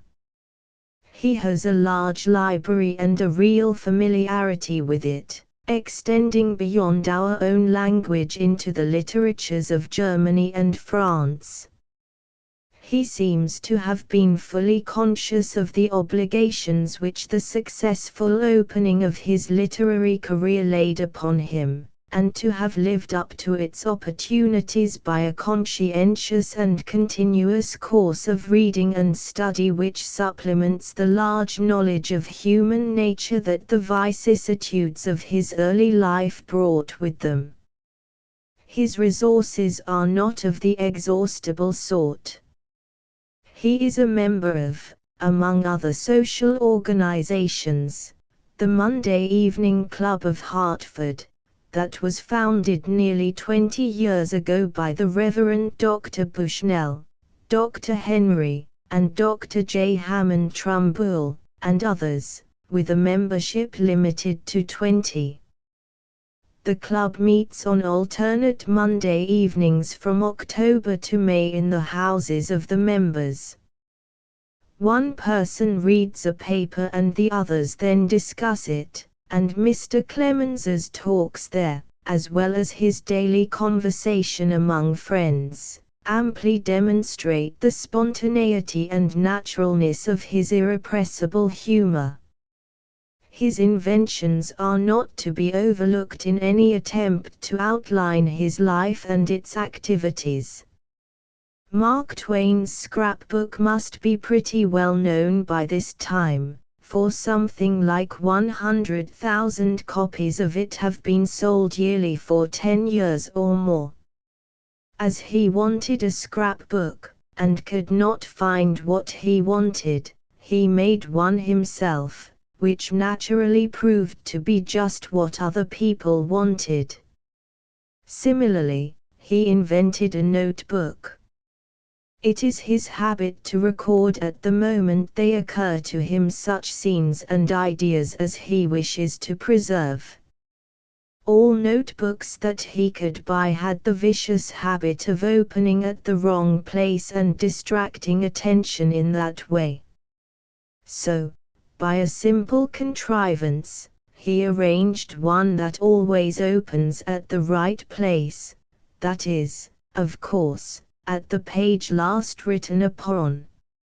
Other simple inventions by Mark Twain include a vest which enables the wearer to dispense with suspenders, a shirt, with collars and cuffs attached, which requires neither buttons nor studs, a perpetual calendar watch charm, which gives the day of the week and of the month, and a game whereby people may play historical dates and events upon a board, somewhat after the manner of cribbage, being a game whose office is twofold: to furnish the dates and events, and to impress them permanently upon the memory. In 1885 Mark Twain and George W. Cable made a general tour of the country, each giving readings from his own works, and they had crowded houses and most cordial receptions. It was not a new sort of occupation for Mark Twain. Back in the early days, before his first book appeared, he delivered lectures in the Pacific States. His powers of elocution are remarkable, and he has long been considered by his friends one of the most satisfactory and enjoyable readers of their acquaintance. His parlor reading of Shakespeare and Browning is described as a masterly performance. He has hitherto refused to undertake any general course of public reading, though very strong inducements have been offered to him to go to the distant English colonies, even as far as Australia. Charles Hopkins Clark. After the failure of the firm of Charles L. Webster and Company, of which he was a member, Mr. Clemens accomplished the Herculean task of discharging debts not legally his, by a lecture tour in this country and in Australia. On his return home, he was met in England by the sad news of the sudden death of his eldest daughter. After 4 more years in Europe, for the most part in Vienna, he came back to this country. The Hartford home was left unoccupied, partly on account of sad associations, and the family spent the winter in New York. They then leased a house at Riverdale on the Hudson, from where they will move to the new home at Tarrytown which Mr. Clemens has recently bought. Editors. Author portrait.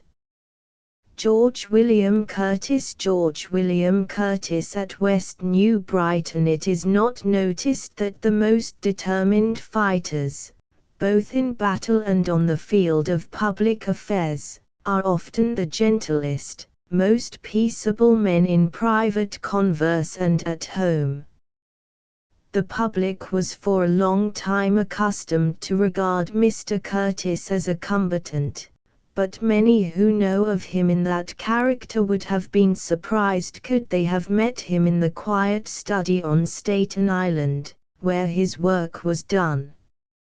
A calm, solid figure, of fine height and impressive carriage, a moderately ruddy complexion, with snowy side whiskers, and grey hair parted at the crown, gave him somewhat the appearance that we conventionally ascribe to English country gentlemen.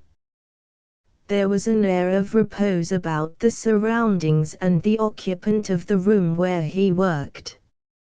Over the door hung a mellowed and rarely excellent copy of the Stratford portrait of Shakespeare. Shelves filled with books, the dumb yet resistless artillery of literature, were placed in all the spaces between the 3 windows, and other books and pamphlets, the small arms and equipments, covered a part of the ample table.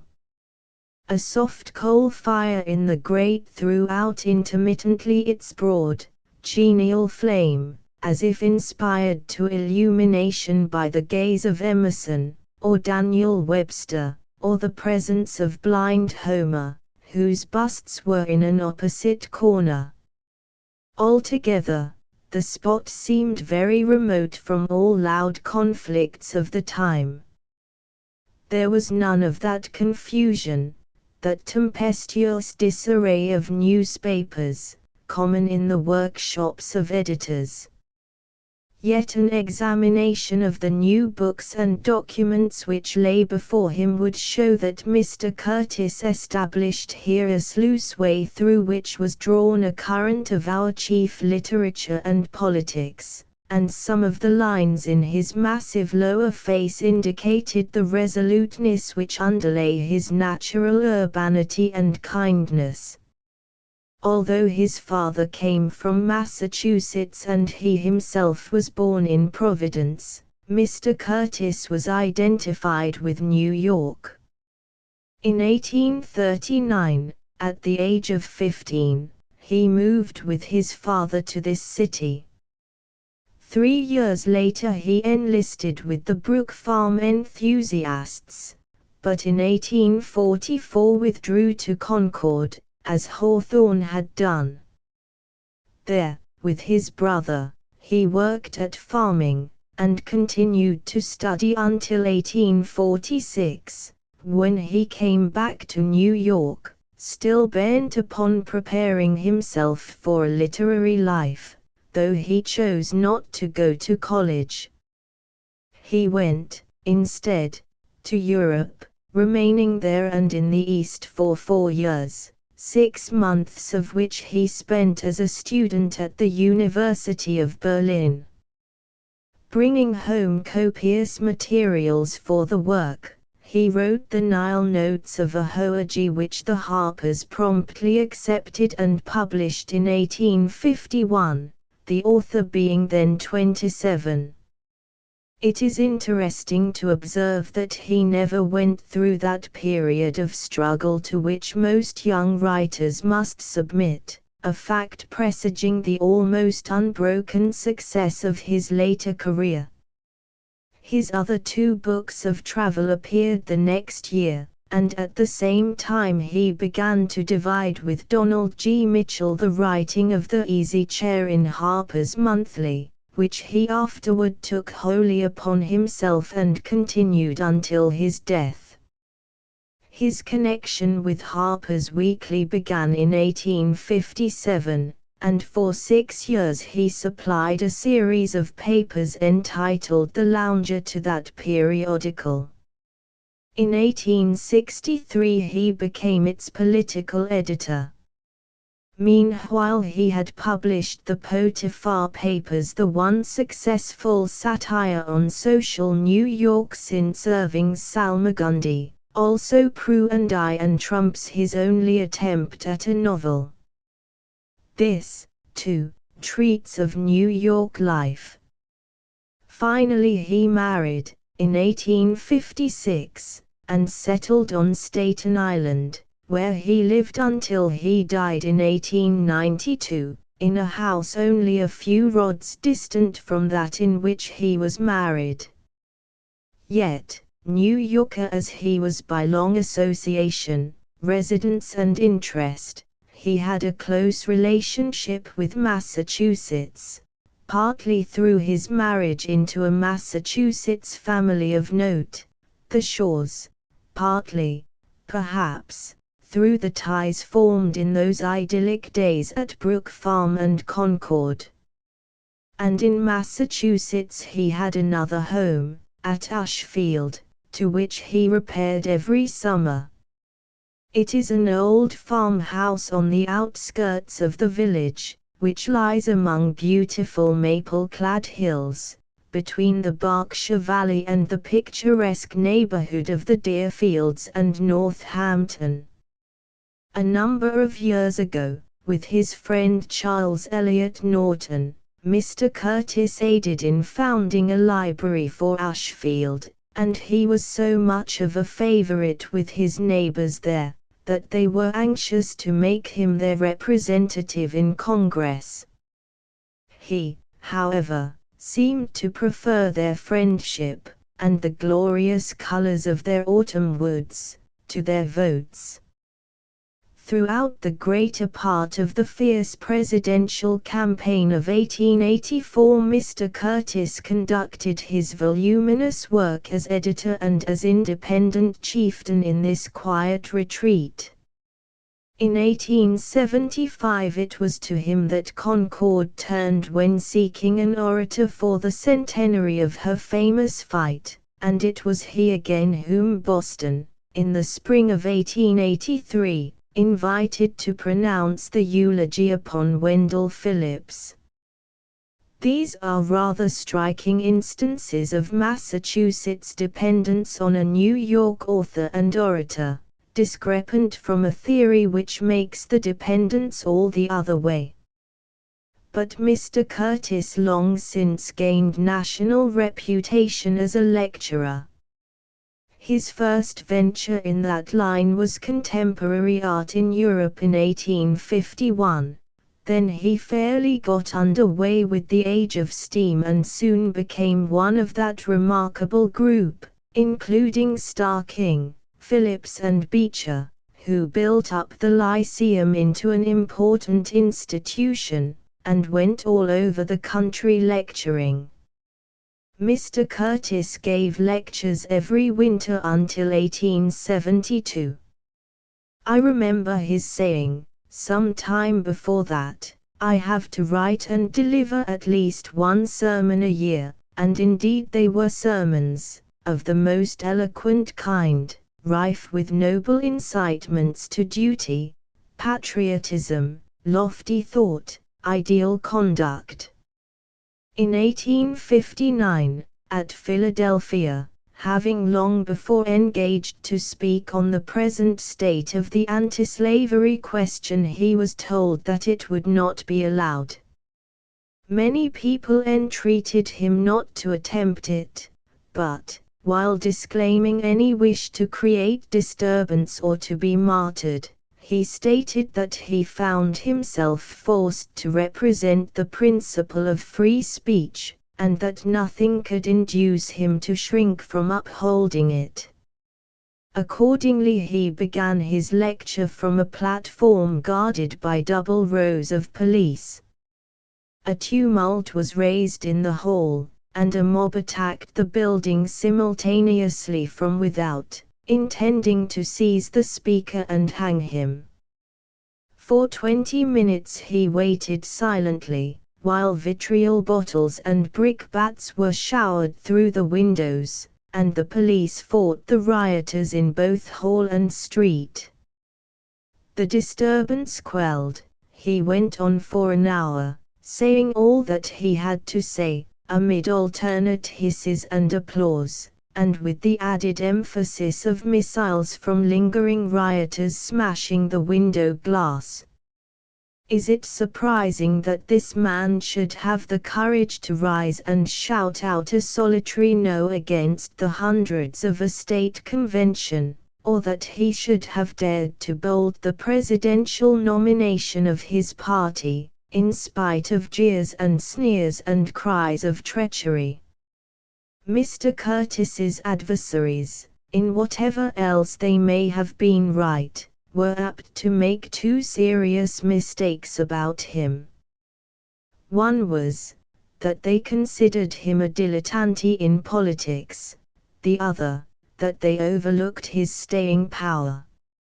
For over 34 years he not only closely studied and wrote upon our politics, but he also took an active share in them.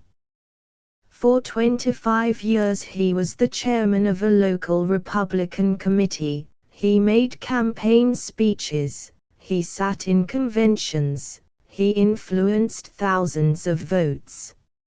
Moreover, his views triumphed. They did so in the anti-slavery cause, they did so in the civil service reform movement, and in the independent movement of 1884. Surely that is not the record of a dilettante. He never pulled wires, nor did he seek office, that is all. Once he ran for Congress in a Democratic district, sure of defeat, but wishing to have a better chance, as candidate, for speech-making. He took the chairmanship of the Civil Service Advisory Board as an imperative duty, and resigned it as soon as he saw its futility under President Grant's rule. Sword wanted to make him consul general in Egypt, Mr. Hayes offered him the mission to England, and again that to Germany, but he refused each one. His only political ambition was to instill sound principles, and to oppose practical patriotism to practical politics. Honorary distinctions he was willing to accept, in another field. He was an LL.D. of Harvard, Brown and Madison universities, and in 1864 he was appointed a regent of the University of New York, in the line of succession to John Jay, Chancellor Kent and Guillain Verplanck. This, it seems to me, was a very fit association, for Mr. Curtis was attached by his qualities of integrity and refinement to the best representatives of New York. The idea often occurs to one, that he, more than anyone else, continued the example which Washington Irving set, an example of kindliness and good nature blended with indestructible dignity, and of a delicately imaginative mind consecrating much of its energy to public service. A teacher of a true state policy, rather than a statesman, an inspiring leader, more than he was an organizer or executant, he yet did much hard work in organizing, and tried to perpetuate the desirable tradition that culture should be joined to questions of right in government, and of the popular weal. 20 years a lecturer, without rest, 25 years a political editor, 36 years the suave and genial occupant of the easy chair, always steadfast to the highest aims, and ignoring unworthy slurs, may we not say reasonably that he had staying power? One source of it was to be found in the serene cheer of his family life in that Staten Island cottage to which he clung so closely, and among the well-loved Ashfield Hills, where he long continued to show that power. George Parsons Lathrop, Dr. Edward Eggleston, Dr. Edward Eggleston at Lake George Owl's Nest, the summer retreat of Dr. Edward Eggleston, is picturesquely situated on Dunham's Bay, an arm of Lake George that deeply indents the land on the southeastern shore of the lake. This site was chosen partly because the land hereabout is owned by his son-in-law, and partly because of the seclusion the place affords from the main current of summer business and travel. With the utmost freedom of choice, a spot better suited to the needs of a literary worker with a family could hardly have been selected within the entire 36 miles covering the length of Lake George. Here, a few years ago, among black rocks, green woods, and blue waters, all pervaded by the breath of balsam, cedar, and pine, the author of The Hoosier Schoolmaster, after various flights to other northern places of resort, built the nest which he has since continued to occupy during 6 months of the year, with the exception of 1 year spent abroad, and in which he does the better part of his literary work, with material about him prepared at his winter home in Brooklyn. Owl's Nest, doubtless jocosely so called because of the utter absence from it of everything owlish, consists of 3 architecturally unique and tasteful buildings, occupying a natural prominence on the western shore of the bay. 1. The family cottage is a handsome-looking and commodious structure of wood, liberally furnished in a manner becoming the artistic and literary proclivities of its occupants.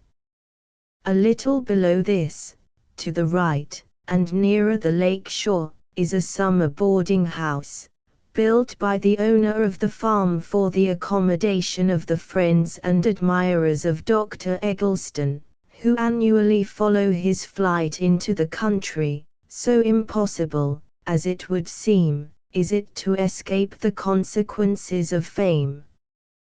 The third and most striking structure upon the grounds is Dr. Eggleston's workshop and library, his lasting and peculiar mark on the shores of Lake George, and the most prominent and elaborate piece of work of its kind to be found anywhere in northern New York.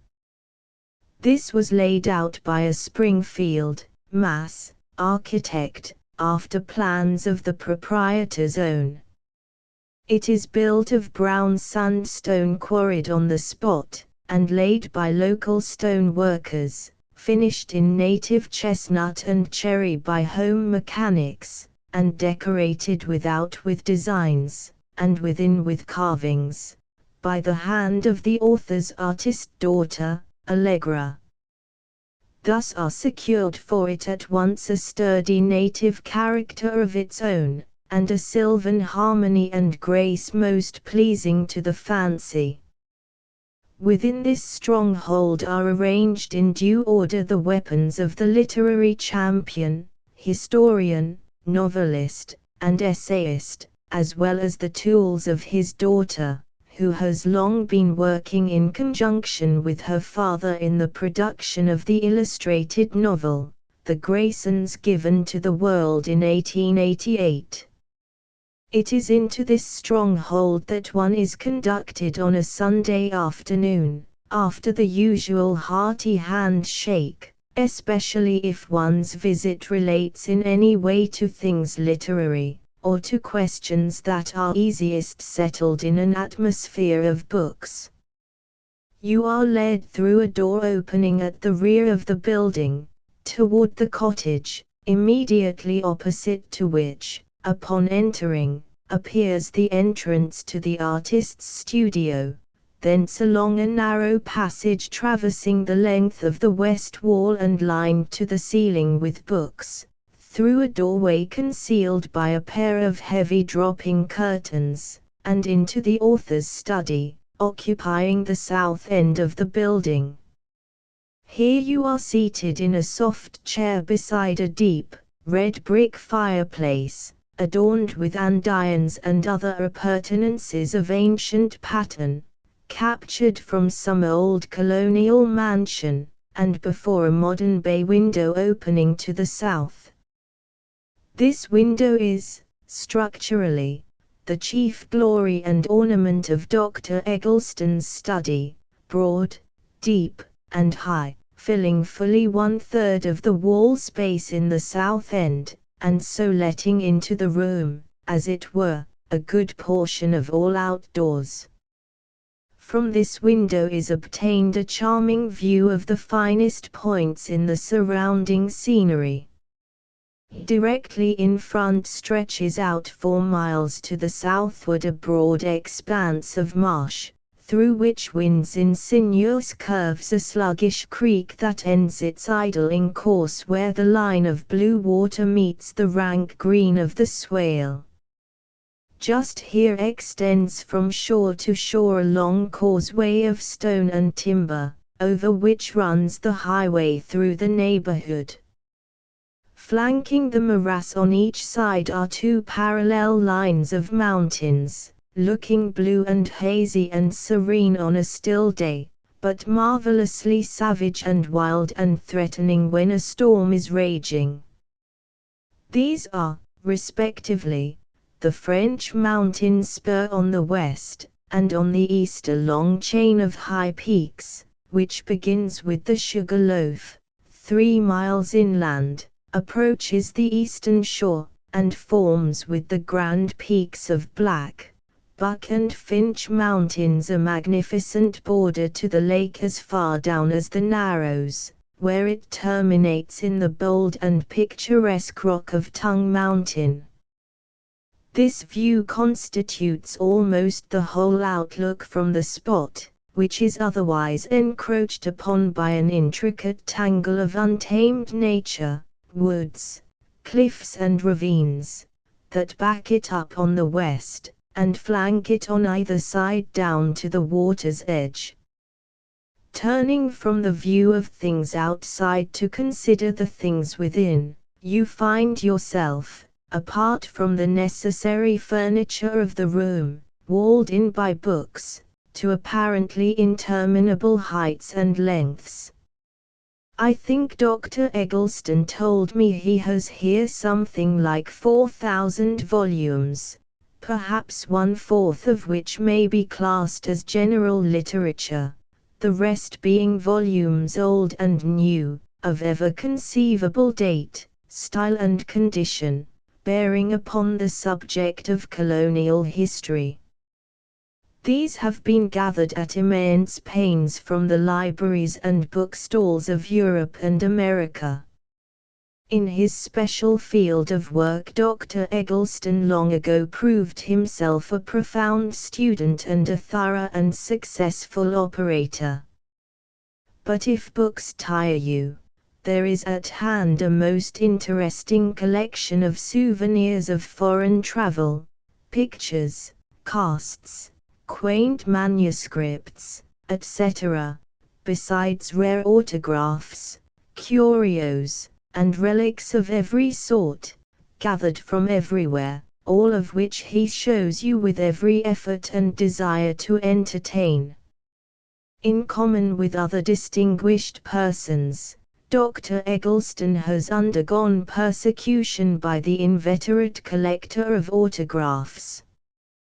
One claimant for a specimen of his penmanship, writing from somewhere in the Dominion, solicited a few lines to adorn his album withal, whereupon he went to his desk and, taking a blank sheet, drew with pen and ink 2 parallel black lines across it, added his signature, and mailed it promptly to the enclosed address. The work upon which Dr. Eggleston is engaged, Life in the 13 Colonies, has already occupied him over 6 years, and he estimates that it will be nearly 6 years more ere it is completed. Chapters of it have been appearing from time to time, during its composition, in the Century magazine, and the first completed volume is now in the possession of the Century Company for early publication. It is distinctively a history of the people in their struggle for empire, recording to the minutest details their public and domestic life and affairs, treating exhaustively of their manners, customs, politics, wars, religion, manufactures, and agriculture, showing in what they failed and in what succeeded. All this is wrought out in a vivid style, and possesses the interest and vigor of a romance. This has been his chief work. Otherwise he has contributed to the periodicals a large number of essays, short stories, etc., and has lately, by way of recreation, prepared a youth's history of the American settlements, for school use. His working hours are from 8 in the morning till 2 in the afternoon, during which time he sticks to his desk, where he is to be found every day except Sunday, apparently hopelessly entangled in a thicket of notes and references, in manuscript and in print, which besets him on all sides. But to the worker there, each stack is a trusted tool on which he lays his hand unerringly when it is wanted. He has perfected a system of note-making which reduces the labor of reference to a minimum, while a typewriter performs for him the mechanical part of the work. His afternoons are given to socialities and recreation. His 4 little grandchildren come in for a large share of his leisure time, and it is a good thing to see them all rolling together on the study floor and making the place ring with their merriment. I have seen in one of the older anthologies a poem entitled The Helper, of which I remember these words: "There was a man, a prince among his kind, and he was called the Helper." These verses, ever since I read them, have had a certain fascination for me. There is that in them suggestive of the flavor of rare old wine. There are helpers and helpers, from some types of which we pray evermore to be delivered. But there are the true, the born helpers, whom those in need of effectual advice and furtherance should as heartily pray to fall into the way of. These last do not always appear duly classified, labeled and shelved, to be taken down in answer to all trivial and promiscuous complaints, since, as has been noted, the true helper always proceeds, not by system, but by instinct, which through practice becomes in him unerring, and sufficient to guide him without stumbling. Such a helper is Edward Eggleston. He is a philanthropist who exists chiefly for the sake of doing good to his fellows, and who grows fat in doing it. It is a destiny from which he cannot escape, and would not if he could.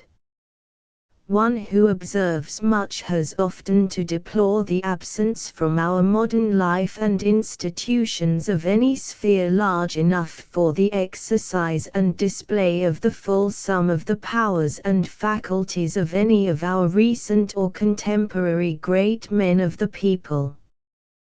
Compare one of our most gifted men with the stage upon which he is compelled to act, and the disproportion is startling. How much that is above price is thus lost beyond recovery, and often how little we get from such beyond the results of some special popular talent, perhaps itself not representative of the strongest faculties of the person. I first got acquainted with Dr. Eggleston through his novels The Circuit Rider and Roxy, and being then in the novel-reading phase of intellectual development, I of course believed them unrivaled in contemporary literature, as they fairly are of their kind.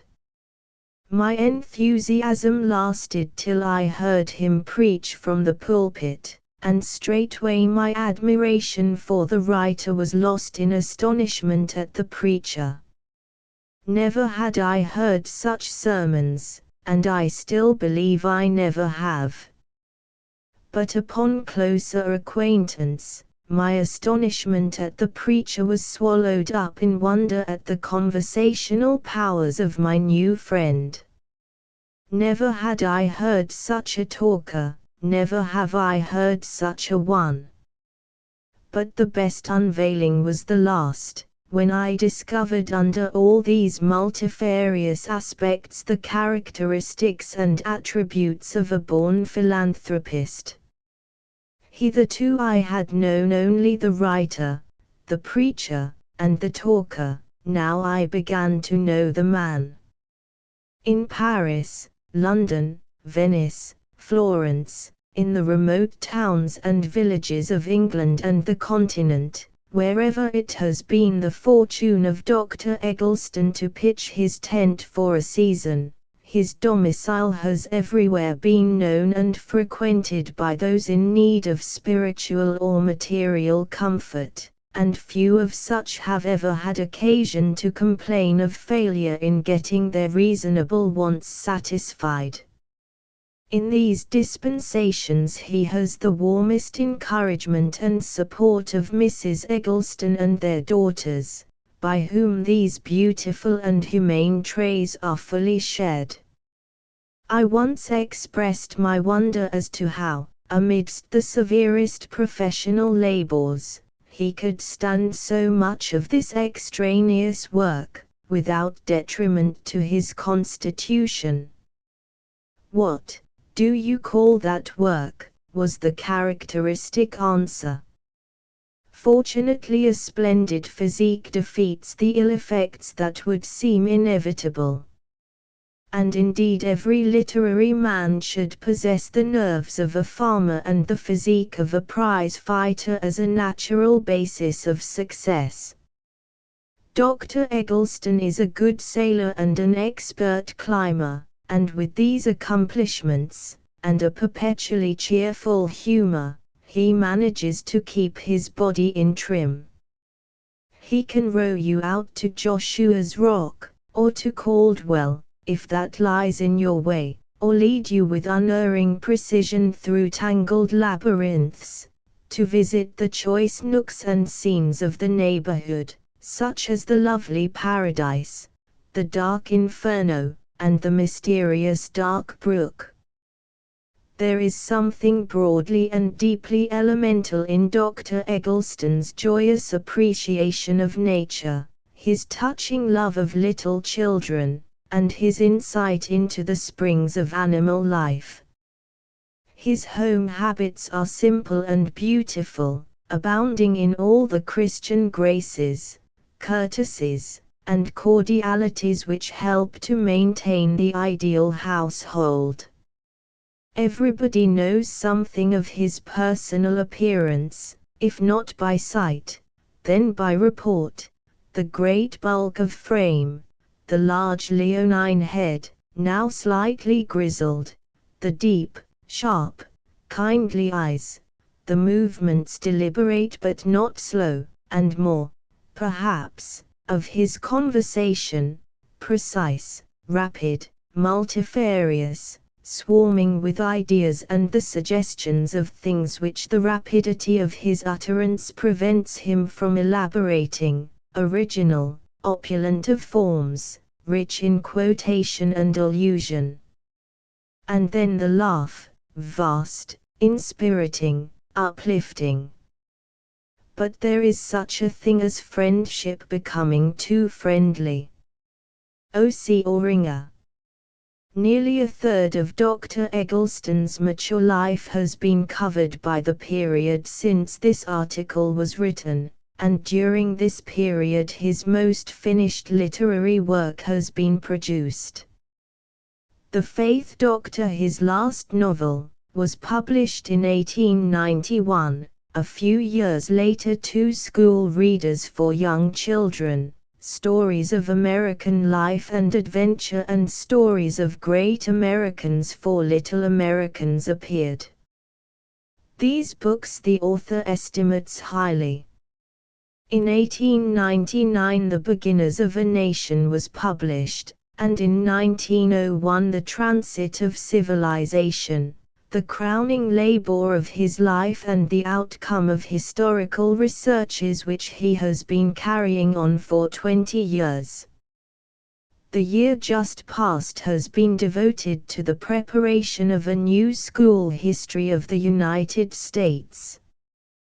Dr. Eggleston's health is unstable, and he may not continue his writing, but he has in contemplation a volume relating to life in the United States in the 17th century, and also a somewhat autobiographical work, not so much concerning himself as phases of life that he has seen.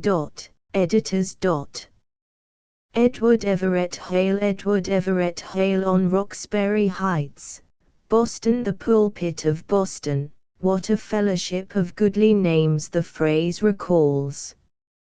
Knotty old stub-twist Cotton Mather, with his wonderful inkhorn at his side, saintly Ella E. Channing, courtly Edward Everett, soaring Emerson, sledgehammer Beecher, Perrier, Parker, the New England Luther, golden-mouthed Star King, mystic, Oriental Weiss, Freeman Clark, steady old St. James, Father Taylor, the only, quaint, erratic Bartol, the last of the transcendentalists, impetuous Phillips Brooks, and manly, practical Everett Hale. Can you measure the light they have spread around, its range, its brilliancy? The Christian pulpit of Boston has been a diadem of light to half the world. It has been distinctively not an ecclesiastical, but a patriotic, educational, and intellectual force. Yet, out of the whole cluster of preacher authors, one can strictly claim for literature only our American Kingsley, Edward Everett Hale. It is not so much by warrant of his studies in Spanish history that we class him among the literati, although in some degree he has proved the successor of Prescott in this field, and has lately prepared the story of Spain for Putnam's Nations series, but it is in virtue of his novels, his help stories for young folks, and his books of travel. Mr. Hale's home is in Roxbury, the Highland region, 5 minutes' ride, by steam car, from the heart of Boston. Roxbury, as it was spelled in the old documents, is a rocky and craggy place, as its name indicates. If you are curious to know where the rocks came from, just turn to Dr. Holmes's Dorchester Giant and read about that plum pudding, as big as the State House dome, which was demolished by the giant's wife and screaming boys. They flung it over to Roxbury Hills, they flung it over the plain, and all over Milton and Dorchester, 2 great lumps of pudding the giants threw, they tumbled as thick as rain. Speaking of rocks, there is still to be seen, hardly a stone's throw beyond Mr. Hale's residence, a natural cyclopean wall, sheer, sombre, Dantesque, overgrown with wilding shrubs, the rocks cramped and locked together in the joints and interspaces by the contorted roots of huge black and scarlet oaks, which, directly they emerge from the almost perpendicular cliff, turn and shoot straight up toward the zenith. On the summit of these rocks is the garrison residence, presented to the anti-slavery agitator by his admirers, and now the home of his son, Mr. Francis J. Garrison. Other neighbors of Mr. Hale are William Lloyd Garrison, Jr., and the Venerable Charles K. Dillaway, president of the Boston Latin School Association, and master of the school 50 years ago, when young Hale was conjugating his on its old teetering settees. Mr. Dillaway bears his years well, and recently celebrated his golden wedding. They have a well-combed and fruity look, these old walled and terraced lawns and gardens of steep Roxbury Height. In the Loring, the Hallowell, and the Auchmuty houses, and in Shirley Hall, there yet remain traces of the slave-holding Puritan aristocracy of 2 centuries ago. The Hale residence, by its old-time hugeness and architectural style, seems as if it ought to be storied in a double sense, but it really has no history other than that which its present occupant is giving it. It is none too large for one who has seen grow up in it a family of 5 sons and a daughter, none too large, if one may judge from the plethoric library, for its owner's ever-growing collection of books and manuscripts. The house, which is of a cream color with salmon facings, is set back from the street some 50 feet, affording a small front lawn, divided from the sidewalk by a row of trees. The 2nd-story front windows are beneath the roof of the great Doric porch, and between the pillars of this porch clamber the 5-leaved woodbine and the broad-leaved aristolochia, or Dutchman's pipe. It is characteristic of Mr. Hale that he supports in his Roxbury home an almost decrepit manservant, who has lived with him for half a lifetime, and may be, for all I know, the original of my double. A picture of this old retainer was exhibited by Mr. Hale's daughter this year in the Paris Salon, over the title of A New England Winter. I may, perhaps, be pardoned for mentioning, in this connection, that Mrs. Hale is, on the mother's side, a Beecher, the niece of Henry Ward Beecher, and inherits the moral enthusiasm of that religious family. To return to Mr. Hale. As for his library, it may be said that, like his own exterior, his thinking shop is plain and little adorned. It is his nacre shell lined with the fair pearl of his thought. The room is just back of one of the large front drawing rooms, and gives upon a little cul-de-sac of a side street. It is a small room, and is crammed with plain bookshelves and cases of drawers. In this room most of Mr. Hale's writing is done. He has a good collection of books and maps relating to Spanish-American subjects.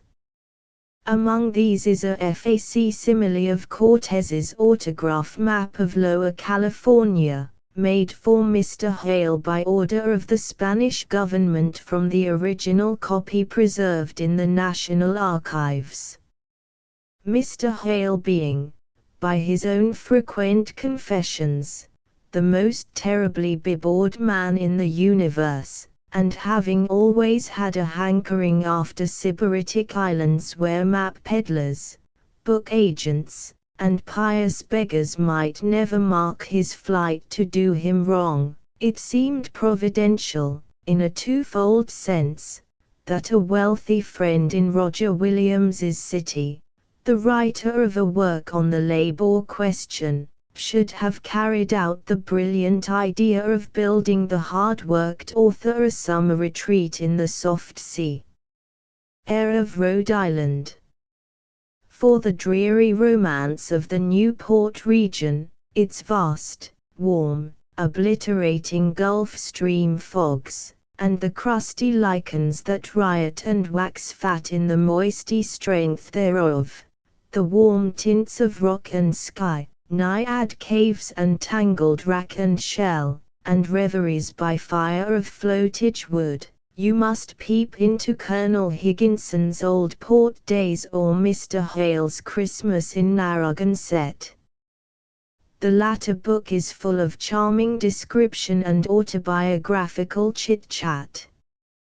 Manuntuck, where for 12 years the Hales have summered, is a little hamlet to the south of Newport and far down on the opposite side of the bay.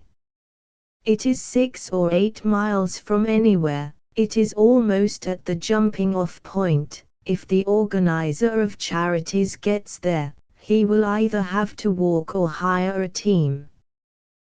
The real southern limit of New England, according to Mr. Hale, is formed by a certain long comb of little hills, of which the ends are grey stones separate from each other. On a high ridge of these hills is Colonel Ingham's cottage. In front of the house is the geological beach, about 1.5 miles wide. In good weather Montauk Point, the end of Long Island, is visible, as is also Gaze Head on Martha's Vineyard. Just back of the house is a lovely lake, and further back are other lakes bordered by swamps filled with pink and white rhododendrons, and many plants interesting to botanists. It is the region dwelt in of old by the Narragansett Indians. The swamp where in 1675 the great battle was fought is not far away. The Indians called the region Petaquamscut. Mr. Hale is not reserved about himself in his books. But in his fictitious writings you must beware of taking him too literally. He hates to wear his heart upon his sleeve. When you imagine that at last he is standing before you in propria persona, wish. He claps on his magic cap, with a thimbleful of fern seed sowed in it, and fades from your sight or recognition. He has recently told us of his habits of work, and how he sleeps and eats. What he says goes far toward explaining how he can throw off such amazing quantities of work. A man who eats 5 times a day, sleeps 9 hours, including, with tolerable regularity, an hour after dinner, and takes plenty of outdoor exercise, can perform as much as 6 dyspeptic, half-starved night moths. Mr. Hale, it seems, does his writing and thinking in the lump, working his way regularly by a deadlift of 3 hours a day, inclusive, often, of a half or a full hour's bout before breakfast, the early work based upon a frustuck of coffee and biscuit. Another secret of his power to produce work is his habit of getting others, especially young people, to work for him. For at least 13 years he has employed an amanuensis for a part of his writings. If he wishes to edit, in compact shape, certain hearty and relishing old narratives, he sets his young friends to reading for him, and by their joint labors the work is done. His family flight series of travels, which we are given to understand has been quite successful, is the joint work of himself and his travelled sister. In short, he takes all the help he can get, printed or personal, for whatever writing he has on hand. Mr. Hale takes his exercise chiefly by walking, or in the horse cars, as business or professional duty calls him hither and thither. As a hunger producer, the average suburban horse car line of Boston is scarcely excelled by a corduroy road or a mud avenue of New Orleans, and the bracing sea air of the Boston Highlands adds its wet and stimulant.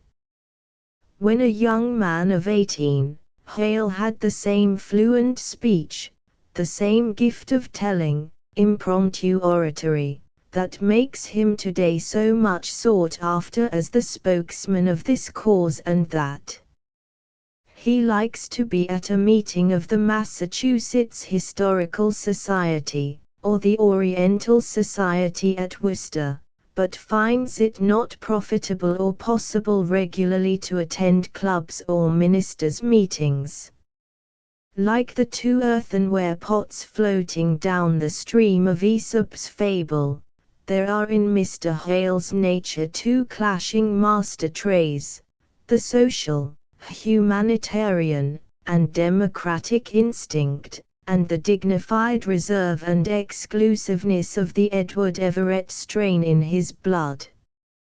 He is a tremendous social magnet, turning now its attracting and now its repelling pole to the world, today bringing comfort and hope to a score of drowning wretches, and tomorrow barricading himself in his study and sending off to the printer passionate and humorous invectives against the ineffable brood of the world's bores. It is naturally, therefore, a rather formidable matter for a stranger to get access to the penetralia of the Roxbury mansion. A certain lady friend of Mr. Hale's was much disturbed by the above statement when it first appeared in the Critic. She affirms that the doctor is a very approachable man. The following quotation from a letter of her niece, who, out of friendship for Mr. Hale, gives part of her time to helping him in his work, certainly seems irrefutable testimony in her favor. I was at Mr. Hale's today from 11 to 1 o'clock. He receives an immense number of letters on all sorts of subjects, particularly charity undertakings, and we register them for him, I with 3 other girls, in a blank book, so that he can refer to them at any time. He is very methodical, he is, indeed, a wonderful man, and you can realize the vast amount of work he does, by sitting an hour in the room with him and hearing ring after ring at the front door. One man wants a place as coachman, then comes a woman wishing a letter of introduction, and I could fill a page with the different requests, all listened to with so much patience, and immediately attended to. Yet I know of a man who called 5 times in the vain endeavor to see Mr. Hale and get him to marry him. At last, in his despair, he went to a friend of the Colonel's, a lady who bravely volunteered to storm the castle in the prospective bridegroom's behalf. She effected her object by calling with the couple at 6 o'clock in the morning, yet felt sure she got a masterly beshrewiing for her pains. Mr. Hale's plain dressing is said to be something of a grievance to certain well-meaning members of his congregation, but it is an indispensable part of his personality, and is, I doubt not, adopted for moral example as much as from inherent dislike of show and sham. I have a picture in my mind now of Mr. Hale as I saw him crossing the Harvard College yard, one commencement day, in a by no means glossy suit of black, and wearing the inevitable soft slouch hat. A work-worn, weary, and stooping figure it was, the body slightly bent, as if from supporting such a weight of head. There are certain photographs of Hale in which I see the powerful profile of Huntington, the builder of the Central Pacific Railroad. Mr. Hale believes in the American people most heartily, and holds them to have been always in advance of their political leaders. He is full of plans for social betterments and the discomfiture of the devil's regiments of the line. In fact, he has too much of this kind of flax on his distaff for his own good. One of his hobbies being cheap and good literature for the people, he is thoroughly in sympathy with the Chautauqua system of popular instruction. He delivered an address at the Framingham meeting not very long ago, and is one of the counselors of the literary and scientific circle.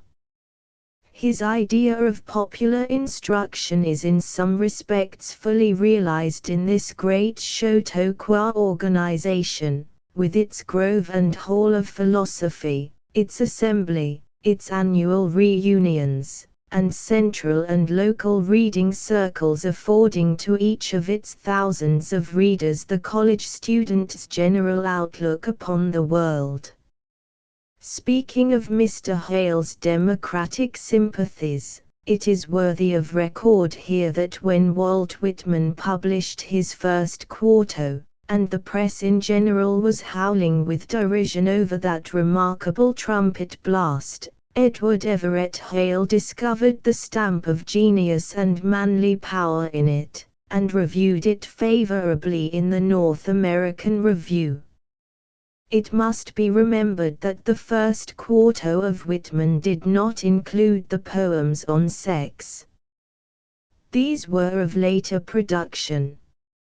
It is characteristic of him that he has said that although he has not seen that notice since its appearance in the Review in 1856, he thinks he would nevertheless stand by every word of it today.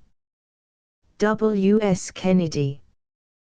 Within a year or two Dr. Hale has resigned his duties of pastor to Professor Edward Cummings of Harvard University, and is free to enjoy the life of busy leisure which he has so richly earned. Editors.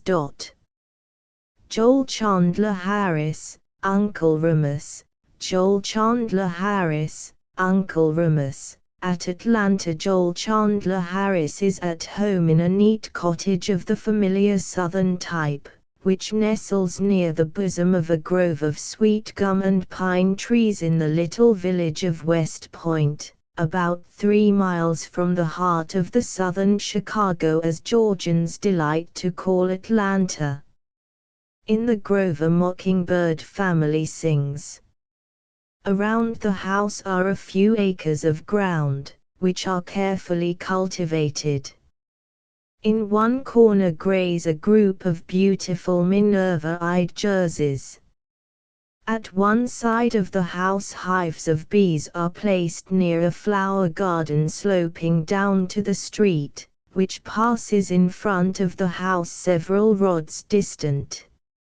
At the foot of the road is a bubbling mineral spring, whose sparkling water supplies the needs of the household.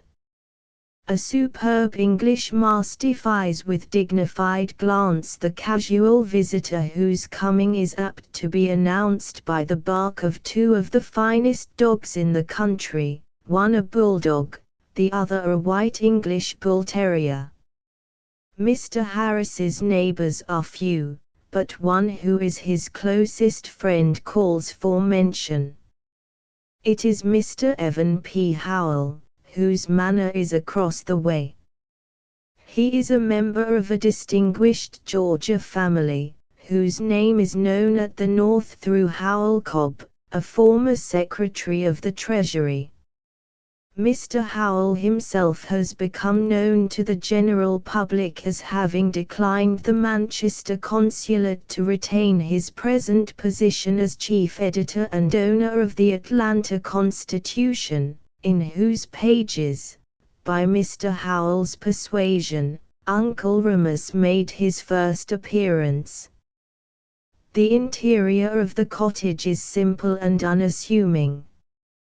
Bric-a-brac and trumpery articles of bigotry and virtue are absent. The places they generally occupy are taken up with wide windows and generous hearths. Of literary litter there is none. There are few books, but they have been read and reread, and they are the best of books. The house is not a library, a museum, nor an art gallery, but it is evidently a home in which children take the place of inanimate objects of devotion. It is natural that Mr. Harris's home should be simple, and call for little elaborate description. He was born and brought up among simple, sincere people, whose wants were few, whose tastes were easily satisfied, whose lives were natural and untainted by any such influences as make for cerebral hyperemia, or other neurasthenic complaints incidental, as Dr. Hammond says, to modern city life. The village of Eatonton, in Middle Georgia, was Mr. Harris's birthplace. Since Mr. Henry Watterson, in his book on Southern humor, and other writers, have made Mr. Harris an older man than he really is, it is well to state, as official, that he was born on the 9th of December, 1848. Eatonton is a small town now, but it was smaller then. It was surrounded by plantations, and on one of these Mr. Harris spent his earliest years as other Southern children do. At 6 he began to read. Among the first of his literary acquaintances was the delightful Vicar of Wakefield. The boy's schooling was such as reading the best of the authors of the periods of Queen Anne and the Georges, and a few terms at the Eatonton Academy, could give. He read his textbooks, but was bitterly opposed to getting them by heart. When he was about 12 years old, an incident occurred which shaped his whole life. The Eatonton postmaster kept a sort of general store, the country store of New England, and its frequenters were at liberty to read the copies of the Milledgeville and other rural papers which were taken by subscribers. In one of these, The Countryman, young Harris found that it was edited by a Mr. Turner, whose acquaintance he had made not very long before, and he thrilled with the thought that he knew a real editor. Finding that a boy was wanted, he wrote for the place, secured it, and soon learned all that was to be gathered in so small an office. In addition to this acquirement of knowledge, by the permission of Mr. Turner, he had access to a library of 3,000 volumes, which he read under the judicious guidance of their owner. Among these books he lived for several years in the very heart of the agricultural region, and he pondered over his reading to the music of the clicking types, with the scamper of the catsquirrels over the roof and the patter of the acorns dropped by the jaybirds. For amusement he hunted rabbits with a pack of half-bred harriers, or listened to the tales of the plantation Negro, who was there to be found in primitive perfection of type. It was on the Turner plantation that the original Uncle Remus told his stories to the little boy. So it was that he absorbed the wonderfully complete stores of knowledge of the Negro which have since given him fame. He heard the Negro's stories and enjoyed them, observed his characteristics and appreciated them. Time went on.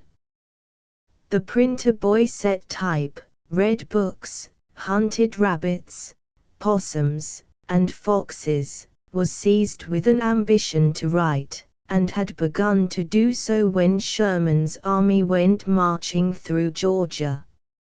Slocum's corps was reviewed by Harris sitting astride a fence.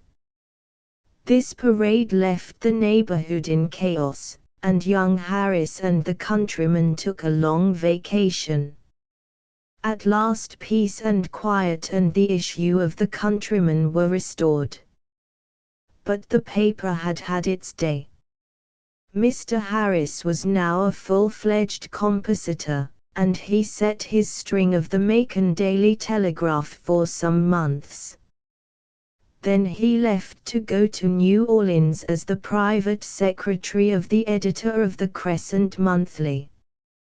This position was not arduous, and Mr. Harris found time to write bright paragraphs for the city press at about the same time that George W. Cable was trying his hand at the same kind of work. The Crescent Monthly soon waned, and with its end Mr. Harris found himself back in Georgia as editor of the Forsyth Advertiser, which was and is one of the most influential weekly papers in Georgia. He was not only editor, but he set most of the type, worked off the edition on a hand press, and wrapped and directed his papers for the mail. His editorials here, directed against certain abuses in the state, were widely copied for their pungent criticism and bubbling humor. They attracted the attention of Colonel W. T. Thompson, author of Major Jones's Courtship, who was then editor of the Savannah Daily News, and he offered Mr. Harris a place on his staff. It was accepted.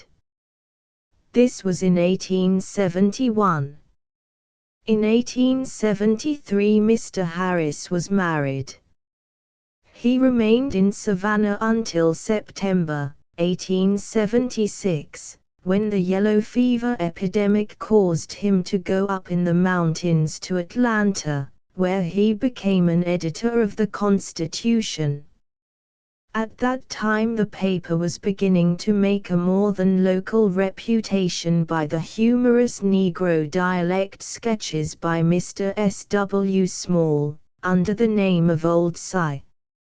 Shortly after Mr. Harris's arrival, Mr. Small left the Constitution to engage in another enterprise, and the proprietors, in their anxiety to replace one of the most attractive features of their paper, turned to Mr. Harris for aid. He was required to furnish 2 or 3 sketches a week. He took an old Negro with whom he had been familiar on the Turner place, and made him chief spokesman in several character sketches. Their basis was the projection of the old-time Negro against the new condition of things brought about by the war. These succeeded well, but tiring of them after a while, he wrote one night the first sketch as it appears in the published volume, Uncle Remus. To the North this was a revelation of an unknown life. The slight but strong frame in which the old Negro's portrait was set, the playful propinquity of smiles and tears, and the fresh humor and absolute novelty of the folklore tale existing as a hidden treasure in the South, were revealed for the first time to critical admiration. The sketches were widely copied in leading journals, like the State Evening Post of New York. Both the Constitution and Mr. Harris soon found that they had a national reputation. When the volume containing the collected sketches was published, it was an immediate success. It was soon reprinted in England, and still sells steadily in large numbers, giving exquisite pleasure to thousands of children and their elders. A second collection of tales, most of which were published in the century, but some of which made their first appearance in the Critic, was republished in 1883, and in that year Mr. Harris was introduced anew to the general public as the writer of a sketch in Harper's Christmas, which showed for the first time that the firm and artistic hand which drew the Negro to perfection had mastered equally well the most difficult art of elaborate character drawing and of dramatic development. Mingo, the first successful short story of Mr. Harris, was followed by At Teague Poteets in the century. I have dwelled somewhat at length on the incidents of Mr. Harris's career for three reasons. First, because the facts have never before been printed. Second, because they illustrate in a remarkable way the influence of environment on a literary intellect, whose steady, healthy, progressive growth and development can be clearly traced. And third, because it is evident that Mr. Harris is a young man who has passed over the plains of apprenticeship and is mounting the hill of purely literary fame, whose acclivity he has overcome by making a further exertion of the strength and power which he has indicated though not fully displayed. At present he lives two lives. One is that of his profession. His duties are arduous, and consume much of his time. Much of the best work in the Constitution, which has given that paper fame as a representative of the New South, is due to Mr. Harris. In the history of Southern journalism he will occupy a high place for having introduced in that part of the United States personal amenities and freedom from sectional tone. He has discussed national topics broadly and sincerely, in a style which is effective in molding public opinion but which is not literature. His second life begins where the other ends. It is literally divided as day is from night, for his editorial work is done at the Constitution office in the daytime, and his literary work is done at home at night. On the one side he works for bread and butter, on the other he works for art, and from the motive that always exists in the best literary art. At home he is hardest at work when apparently most indolent, and he allows his characters to gallop around in his brain and develop long before he touches pen to paper. When he reaches this stage his work is slow and careful, and in marked contrast to his editorial work, which is dashed off at white heat, as such work must be. Perhaps the best illustration I can give of his methods is to describe the genesis of At Teague Poteets, which may also be interesting as giving an insight into the work of creative authorship. The trial of two United States deputy marshals for the killing of an underwitted, weak, unarmed, and inoffensive old man, who was guilty only of the crime of having a private still for moonshine, not a member of the mountain band, was progressing in Atlanta when the subject of simple proper names as titles of stories came up in the Constitution office. One of the staff cited Scott's Ivanhoe Thackeray's Pendennis and Dickens's David Copperfield as instances of books which were likely to attract readers by their titles, and taking up a Georgia state directory, the speaker's eye fell on the name Teague Poteet. He suggested to Mr. Harris that if he merely took that name and wove around it the story of the moonshiner's trial, It would attract as many readers as Uncle Remus, and it was further suggested that Mr. Harris should make a column sketch of the subject for the next Sunday's Constitution. From this simple beginning Teague Poteet grew after several months' incubation, and when it was published in the Century it will be remembered how the public hailed it as disclosing a new phase of American life, similar to those revealed by Cable, Craddock and the rest of the new generation. No one unfamiliar with the people can fully appreciate how truthful and exact is the description of characteristics, or how accurately the half-humorous, half-melancholy features of the stern drama of life in the locality are wrought out, yielding promise of greater things to come. In person Mr. Harris has few peculiarities. In stature he is of the average height of the people of his section, rather under the average height of the people of the eastern and middle states. The northern papers have spoken of Mr. Cable as a little man. He and Mr. Harris are about of a size, which is not much excelled in their section except by the lank giants of the mountains. His features are small. His face is tanned and freckled. His mouth is covered by a stubbly red mustache, and his eyes are small and blue. Both his eyes and mouth are extremely mobile, sensitive and expressive. There is probably no living man more truly diffident, but his diffidence is the result of excessive sympathy and tenderness, which cause the bright blue eyes to well up at any bit of pathos just as they fairly sparkle with humor. His amusements and tastes are few and simple.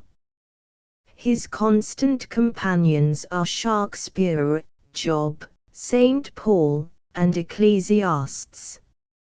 He is devoted to his family, which consists of his mother, his wife, 4 exceedingly bright boys and a girl, and the flock of mockingbirds that winters in his garden. He never goes into society or to the theatre. He once acted as dramatic critic of the Constitution, but his misery at being obliged to see and criticize dull actors was so acute that he soon resigned the position. The small talk of society has no attractions for him. His home is enough.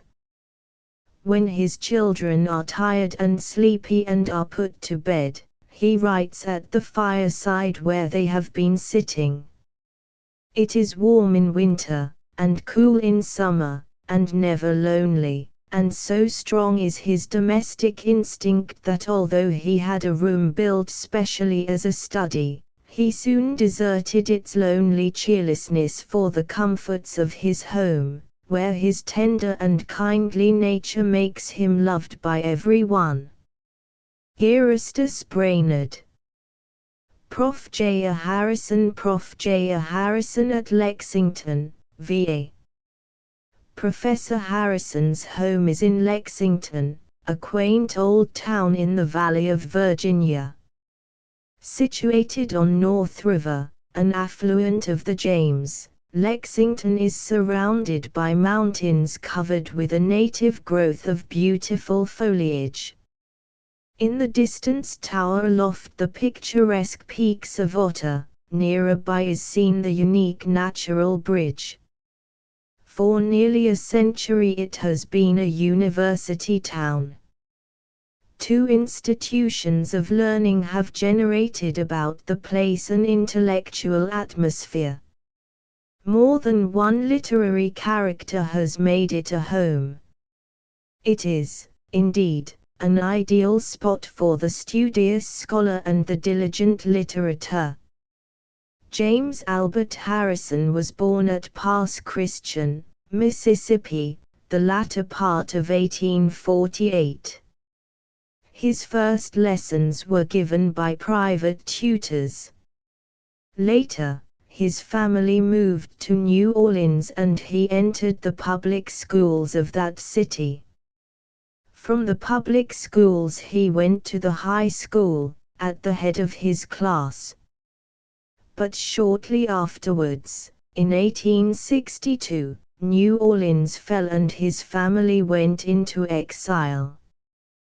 They wandered about the Confederacy some time, from pillar to post, till finally they stuck in Georgia till the close of the war. This fortunate event kept him from becoming a midshipman on the Patrick Henry.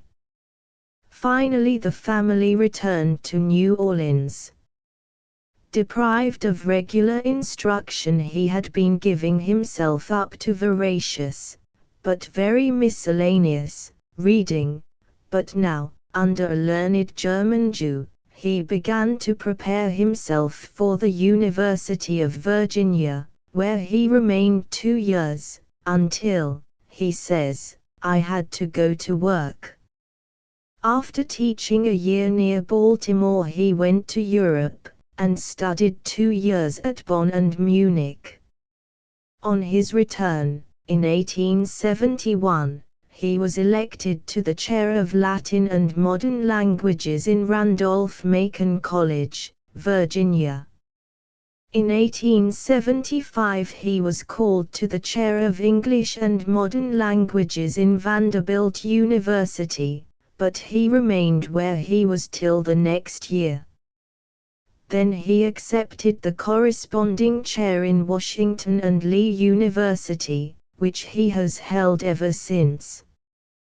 There, in September 1885, the happiest event of his life took place. He was married to a daughter of Virginia's famous war governor, Governor Letcher. Professor Harrison comes of a literary family. His father, who was a leading citizen of New Orleans, and quite wealthy till some time after the war, belonged to the Harrison family of Virginia. His mother was a descendant of the mayor of Bristol in Charles II's time, as is shown by a family diary begun in 1603 and continued to the present day. On this side, too, he is related to John Hookham Frere, the translator of Aristophanes.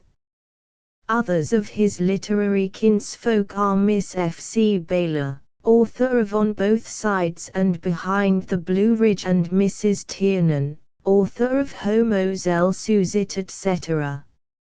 In Professor Harrison's library there are about 3,000 volumes, in 15 or 20 different languages, while here and there through the house are scattered bric-a-brac, pictures, and a heterogeneous collections of odds and ends picked up in travel, feather pictures and banded agates from Mexico, embroideries and pipes from Constantinople, souvenirs from Alaska, British America, Norway, Germany, France, Spain, Italy and Greece. His naturally good taste in art and music has been well cultivated.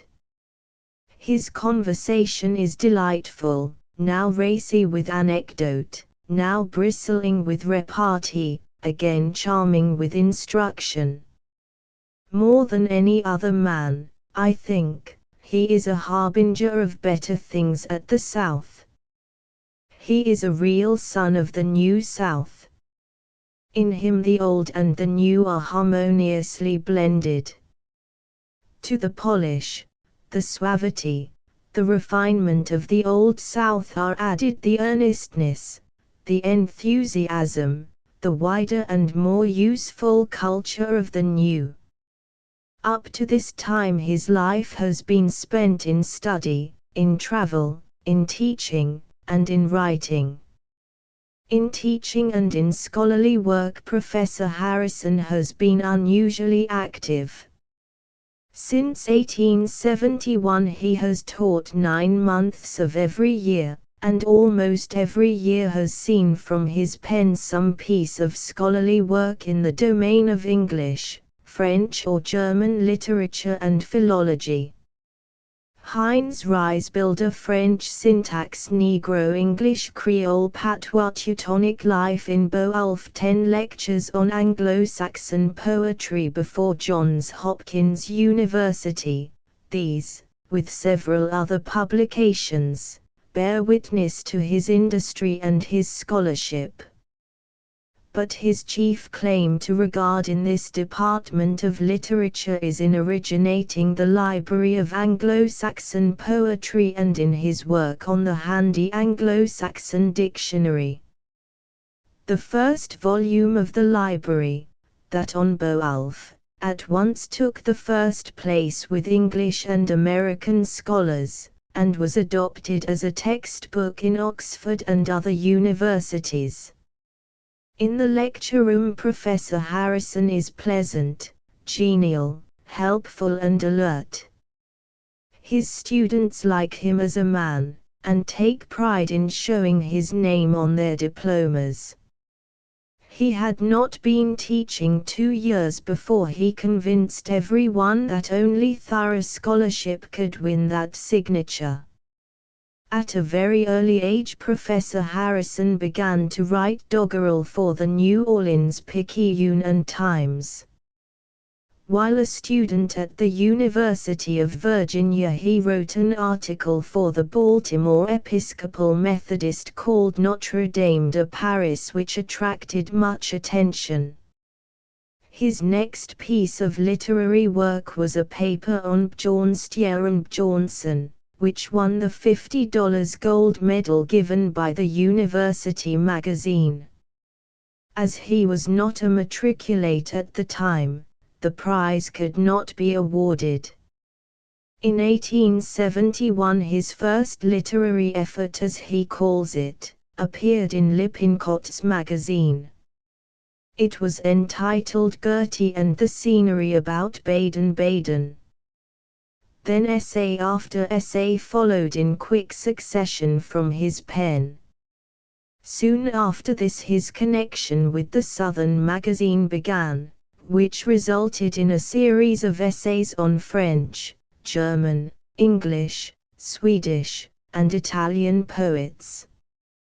These were published by Hurd and Houghton, in 1875. Under the title of A Group of Poets and Their Haunts, and the edition was immediately sold. In literary circles, especially in Boston, this book won for the young author firm standing ground. His first work is chiefly remarkable for the overflow of a copious vocabulary and the almost riotous display of a rich fancy and abundant learning. We are swept along with the stream in which trees torn up by the roots from Greek and Latin banks come whirling, dashing, plunging by in countless numbers, the waters spread out on all sides, but we are not always quite sure of the channel. Since then the waters have subsided, and we see a broad channel and a current swift and clear. In 1876 Professor Harrison made a visit to Greece, and on his return published through Houghton, Osgood and Company a volume of Greek vignettes. The London Academy expressed the general opinion of this book in the following sentence: "It is so charmingly written that one can hardly lay it down to criticize it." In 1878 a visit to Spain resulted in another book, Spain in Profile, which was followed in 1881 by the History of Spain. In 1885 the Putnams began to publish The Story of the Nations, and Professor Harrison's Story of Greece was given the place of honor as the initial volume of the series. His chief characteristics, as shown in these works, are critical insight and descriptive power. His versatile fancy, too, is ever giving delightful surprises, as in this little note anent Dr. Holmes's 75th birthday, he is the light of New England, as Longfellow was the love, and Emerson the intellect. I saw a wonderful cactus in Mexico, all prickles and blossoms, Dr. Oliver Wendell Holmes all over, but the blossoms hid the prickles. Some of his most elaborate descriptions are found in Spain in profiles such as the Alhambra, a Spanish bullfight, others again in the Critic, Venice from a gondola, a summer in Alaska, etc., to which he has long been a constant contributor.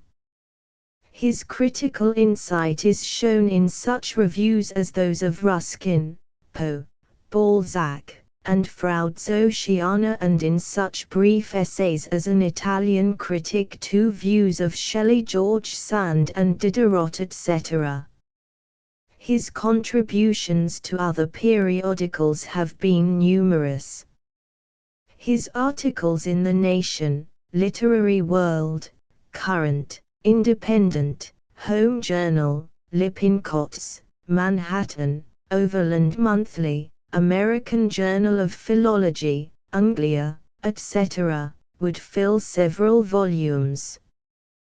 Two charming stories, Petit José Beatiste, a Creole story, and Dieudonné, a West Indian Creole story, testify to his skill in this kind of writing. Since 1895 he has been Professor of English and Romance languages in the University of Virginia.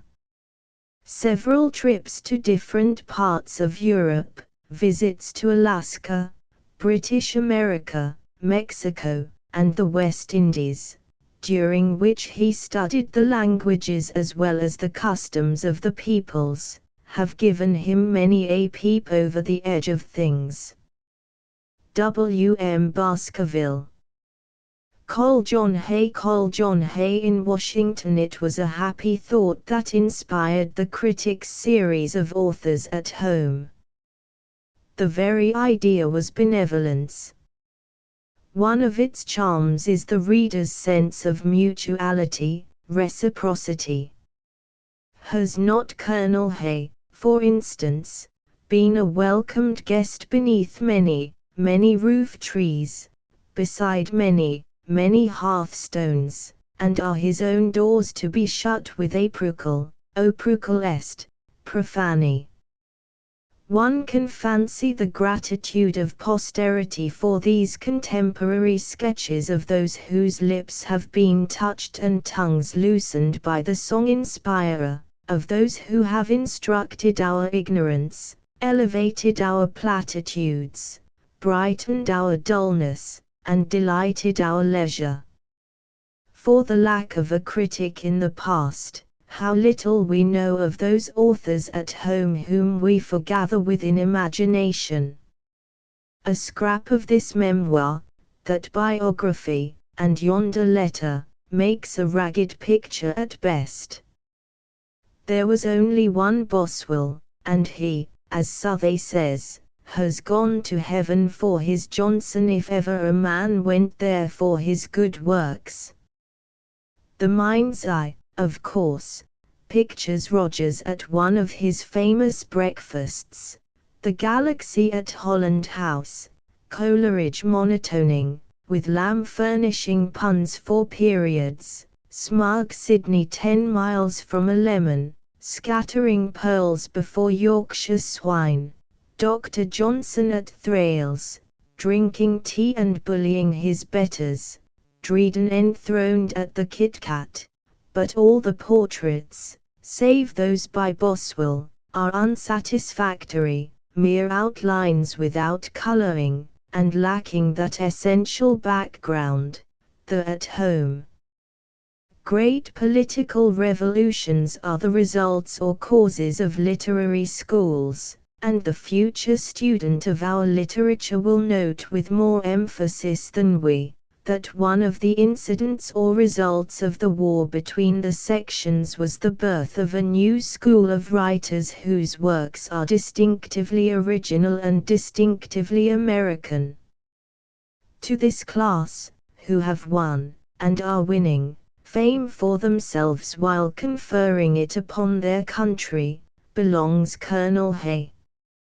His earlier writings have the characteristics of freshness, vigor and intensity which indicate an absence of the literary vassalage that dwarfed the growth and conventionalized or anglicized American writers as a class.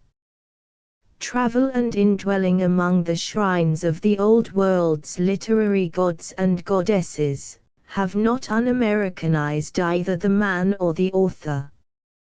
The facile transition from Jim Bludso to a woman's love is paralleled by that from a bullfight to a bourbon duel.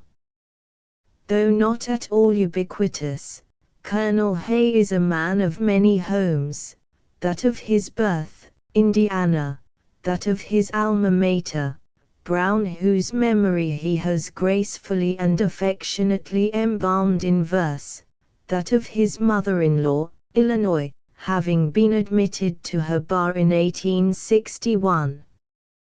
This great year, 1861, the pivot upon which turned so many destinies, saw him at home in the White House.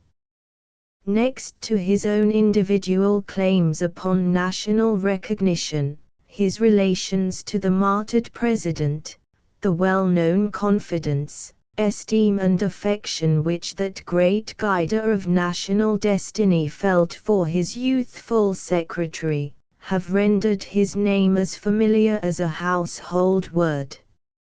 At home in the tented fields of the Civil War, at home in the diplomatic circles of Paris, Vienna, and Madrid, Colonel Hay, after an exceptionally varied experience, planted his first vine and fig tree in Cleveland, Ohio, and his second in the city of Washington. Between these two homes he vibrates.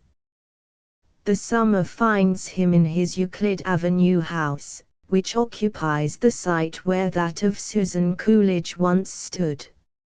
Around its far-reaching courtyard and uncramped, unfenced spaciousness, she moved, that happiest of beings, one-ended to little stranger hearts all over the land. Among the many handsome residences erected within a few years in Washington, Colonel Hay's is one of the largest. Its solid mass of red brick, massive stone trimmings, stairway and arched entrance, Romanesque in style, give it an un-American appearance of being built to stay. The architect, the late H. H. Richardson, seems to have dedicated the last efforts of dying genius to the object of making the structure bold without and beautiful within. The great, broad hall, the graceful and roomy stairway, the large dining room on the right, wainscoted in dark mahogany, with its great chimney-place and great stone mantelpiece extending beyond on either side, the other chimney-places with African marble mantelpieces, the oak wainscoting of the large library, and the colored settles on either side of the fireplace, the cozy little room at the entrance, the charming drawing-room. In brief, it seems as though Mr. Richardson contemplated a monument to himself when he designed this beautiful home. The library is the largest room, and it was there that I found Colonel Hay at home in every sense. The walls are shelved, hung, not crowded, with pictures. The works of virtue break the otherwise staring ranks of books. The author's house is situated at the corner of H and 16th Streets. Its southern windows look out upon Lafayette Park, and beyond it at the confronting White House, peculiarly suggestive to Colonel Hay of historic days and men, and as he labors on his history of Lincoln, I imagine, the view of the once home of the martyr is a source at once of sadness and of inspiration. In the same street, 1 block to the west, lived George Bancroft. Diagonally across the park, and in full view, is the house where was attempted the assassination of Secretary Seward, and near where Philip Barton Key was killed by General Sickles, opposite the east front of Colonel Hay's house is St. John's, one of the oldest Episcopal churches in the District of Columbia, much frequented by the older presidents. It was here that Dolly Madison exhibited her frills and fervor. Before the days of American admirals, tradition says that one of the old commodores, returning from a long and far cruise in which he had distinguished himself, and starting for St. John's on a Sunday morning, entered the church as the congregation was about repeating the creed. As soon as he was in the aisle, the people stood up, as is the custom. The old Commodore, being conscious of meritorious service, mistook the movement for an expression of personal respect, and with patronizing politeness, waved his hand toward the Reverend Dr. Pine and the congregation, and said, "Don't rise on my account." The whitened sepulchre of a house to the west of Colonel Hay's was the residence of Senator Slidell, the once international "What shall we do with him?" The eastern corner of the opposite block was the home and death place of Sumner. In the immediate neighborhood are the 3 clubs of Washington, the Metropolitan, Cosmos, and Jefferson. The first has the character of being exclusive, the second of being scientific, and the third liberal. In the one they eat terrapin, in the other, talk anthropology, while in the last, congressmen, cabinet officers and journalists are at home and a spirit of cosmopolitanism prevails. The author of Pike County Ballads and Castilian Days and the biographer of Lincoln, is about 64 years of age. In person, of average height, gray hair, mustache and beard, and brown eyes, well built, well dressed, well bred and well read, he is pleasant to look at and to talk with. He is a good talker and polite listener, and altogether an agreeable and instructive companion. As a collector he seems to be jealous as to quality rather than greedy as to quantity. His shelves are not loaded down with so many pounds of print bound in whatnot, and his pictures and works of art have pedigrees. I found great pleasure in examining a fine old edition of Lucan's Pharsalia printed at Strawberry Hill, with notes by Grotius and Bentley. A much more interesting work was the Hierarchy of the Blessed Angels, printed by Adam Ilip, 1635. On the flyleaf was written, E. B. Jones, from his friend C. Swinburne. My attention was called to the following lines: Mellifluous Shakespeare, whose enchanting quill commanded mirth and passion, was but will. They suggested the Donnelly extravaganza, and I discovered Colonel Hay to be of the opinion which well-informed students of English literature generally hold, namely, that Mr. Donnelly's ingenuity is equalled only by his ignorance. There was also a presentation copy of the first edition of Beckford's Vathouk and Dethou's copy of Calvin's Letters, with Dethous and his wife's ciphers intertwined in gilt upon its side and back, expressive of a partnership even in their books, and rare and costly editions of Rogers's Italy and poems. It will be recollected that the banker poet engaged Turner to illustrate his verses, and the total cost to the author was about $60,000.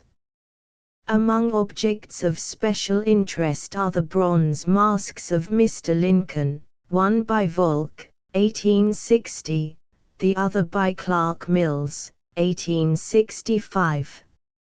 It is a test of credulity to accept them as the counterfeit presentments of the President.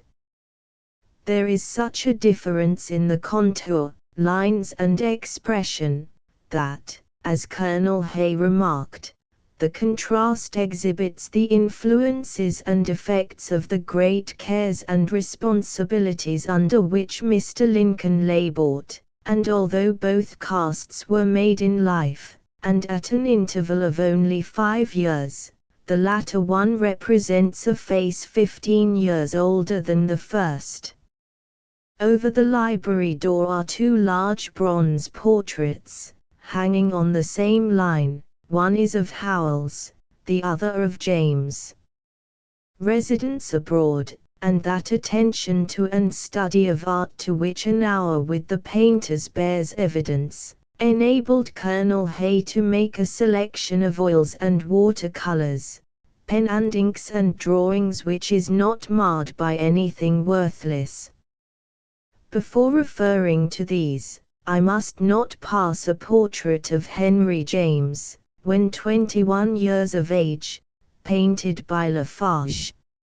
A Madonna and Child, by Sassoufferrato, St. Paul's, London, by Canaletto, a woman's portrait by Mass, 4 pen and ink sketches by Du Maurier, and 1 by Zamercoy, 2 by Turner, of Lucerne and the Drachenfels, see Childe Harold or the Guidebook, for Byron's one-line picture of the castellated cliff, a watercolor by Girton, Turner's overpraised teacher, and a collection of original drawings by the old masters, Raphael, Correggio, Teniers, Guido, Rubens and others. Surely there is nothing superfluous in his collection, and the same elegant and discriminating taste is exhibited in all of Colonel Hay's surroundings.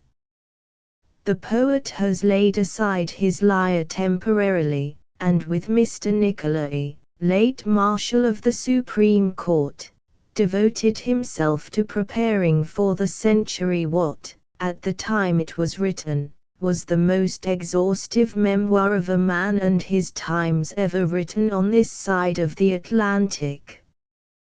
Conscious of the depth, height, and breadth of their theme, the writers did not propose to leave anything for successors to supply on the subject of Mr. Lincoln's administration. Reflecting that though scientific workers were plentiful in Washington there was but a sprinkling of literary men, I asked Colonel Hay what he thought of the capital's possibilities as a literary center. His opinion was that the great presses and publishing houses were the nucleus of literary workers, but that the advantages afforded, or to be afforded, by the National Library and other government facilities, must of necessity invite authors to Washington, from time to time, on special errands, or for temporary residence. B. G. Lovejoy. Since his residence in London as ambassador to the court of St. James and his resignation from the position of Secretary of State, Colonel Hay has divided his time between Washington and his summer home at Lake Sunapee, in New Hampshire. Editors. Thomas Wentworth Higginson at Cambridge. Colonel Higginson looks back on the anti-slavery period as on something quite unusual in human experience. He believes there has been no other movement of the moral consciousness in man since the period of the Puritan upheaval which has given such mental quickening and force to those taking part in it. He sees in it the better part of his training as an author, and it has guided him in his relations to the social and intellectual agitations of his time. His training as a reformer he cannot forget, and he still remains first of all the friend of human progress. In 1850, he lost his pulpit in Newburyport because of his zealous advocacy of the anti-slavery cause, in season and out of season. At the same time, he was the Free Soil candidate for Congress in the Northeastern District of Massachusetts. He became the pastor of a free church in Worcester, not connected with any sect, and organized quite as much in behalf of freedom in politics as for the sake of freedom in religion. He was connected with all the most stirring anti-slavery scenes in Boston, and he eagerly favored physical resistance to the encroachments of the pro-slavery party. He joined in the Anthony Burns riot, in which he was wounded, and which failed only through a misunderstanding. He was a leader in organizing free soil parties for Kansas, and spent 6 weeks in the territory in that behalf. He was one of those who planned a party for the rescuing of John Brown after his sentence at Harper's Ferry, and he early offered his services to the governor of Massachusetts on the breaking out of the Civil War. His zeal for the blacks was so well known, that it inspired the following lines of some anonymous poetizer. There was a young curate of Worcester who could have a command if he'd choosed her, but he said each recruit must be blacker than soot or else he'd go preach where he used her. In fact, he recruited 2 companies in the vicinity of Worcester, and was given a captain's commission. While yet in camp he received the appointment to the colonelcy of the 1st South Carolina Volunteers, the first slave regiment mustered into the service of the United States during the late Civil War, nearly 6 months previous to Colonel Shaw's famous regiment, the 54th Mass. Volunteers. Colonel Higginson signed the first call, in 1850, for a national convention of the Friends of Women's Suffrage, which was held in Worcester. One of the leaders of that movement since, his 15 years' defense of it in the columns of the Women's Journal shows the faithfulness of his devotion. His connection with the Free Religious Association proves that he has been true to the faith of his youth, and to his refusal to connect himself with any sect in entering the pulpit. When that association lost its pristine glow and devotion, with the passing of the transcendental period, he still remained faithful to his early idea, that all religious truth comes by intuition.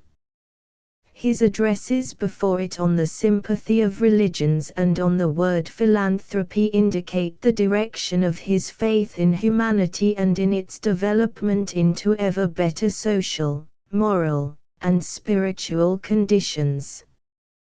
Whatever the value of the independent movement in politics, which has given us a change in the political administration of the country for the first time in a quarter of a century, it doubtless owes its inception and strength largely to those men, like Curtis, Higginson, and Julian, who were enlisted heart and soul in the anti-slavery agitation, and who got there a training which has made them impatient of party manipulation and wrongdoing.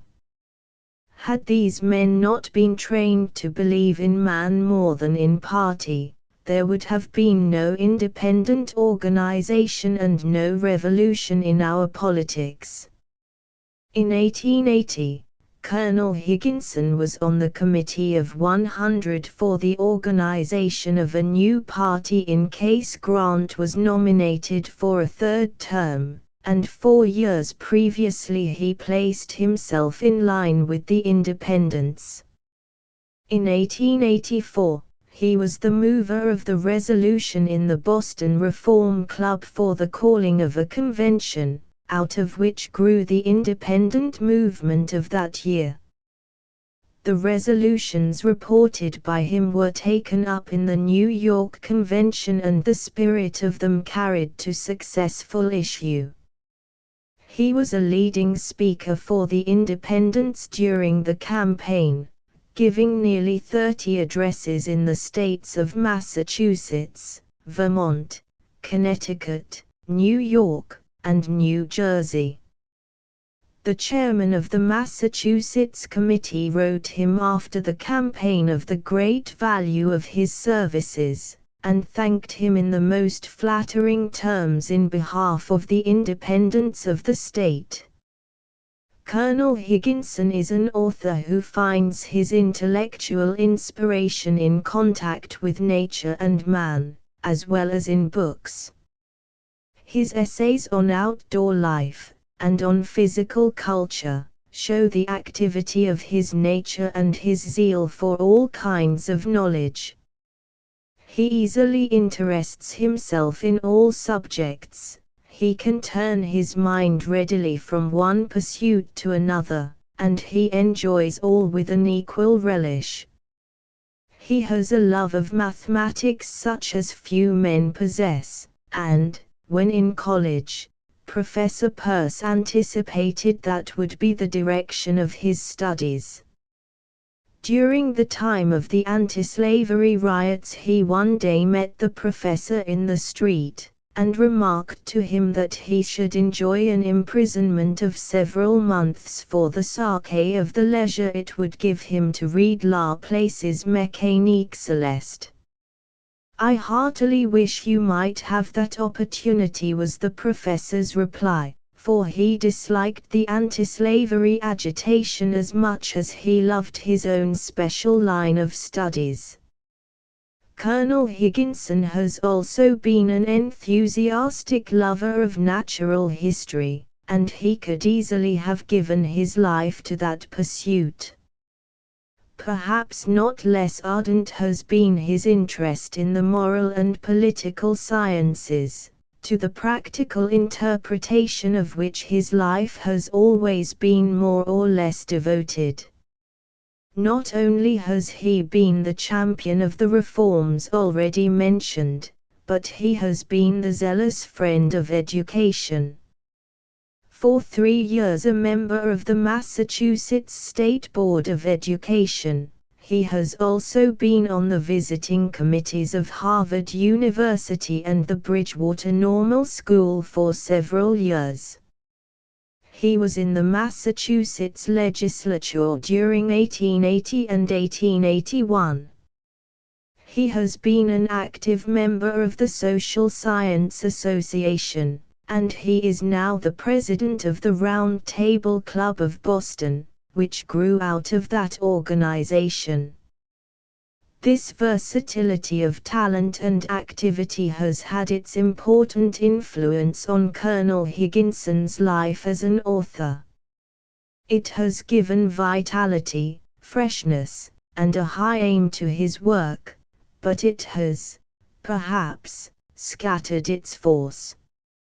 All who have read his principal works, as now published in a uniform edition by Houghton, Mifflin and Company, will have noted that they embody many phases of his activity.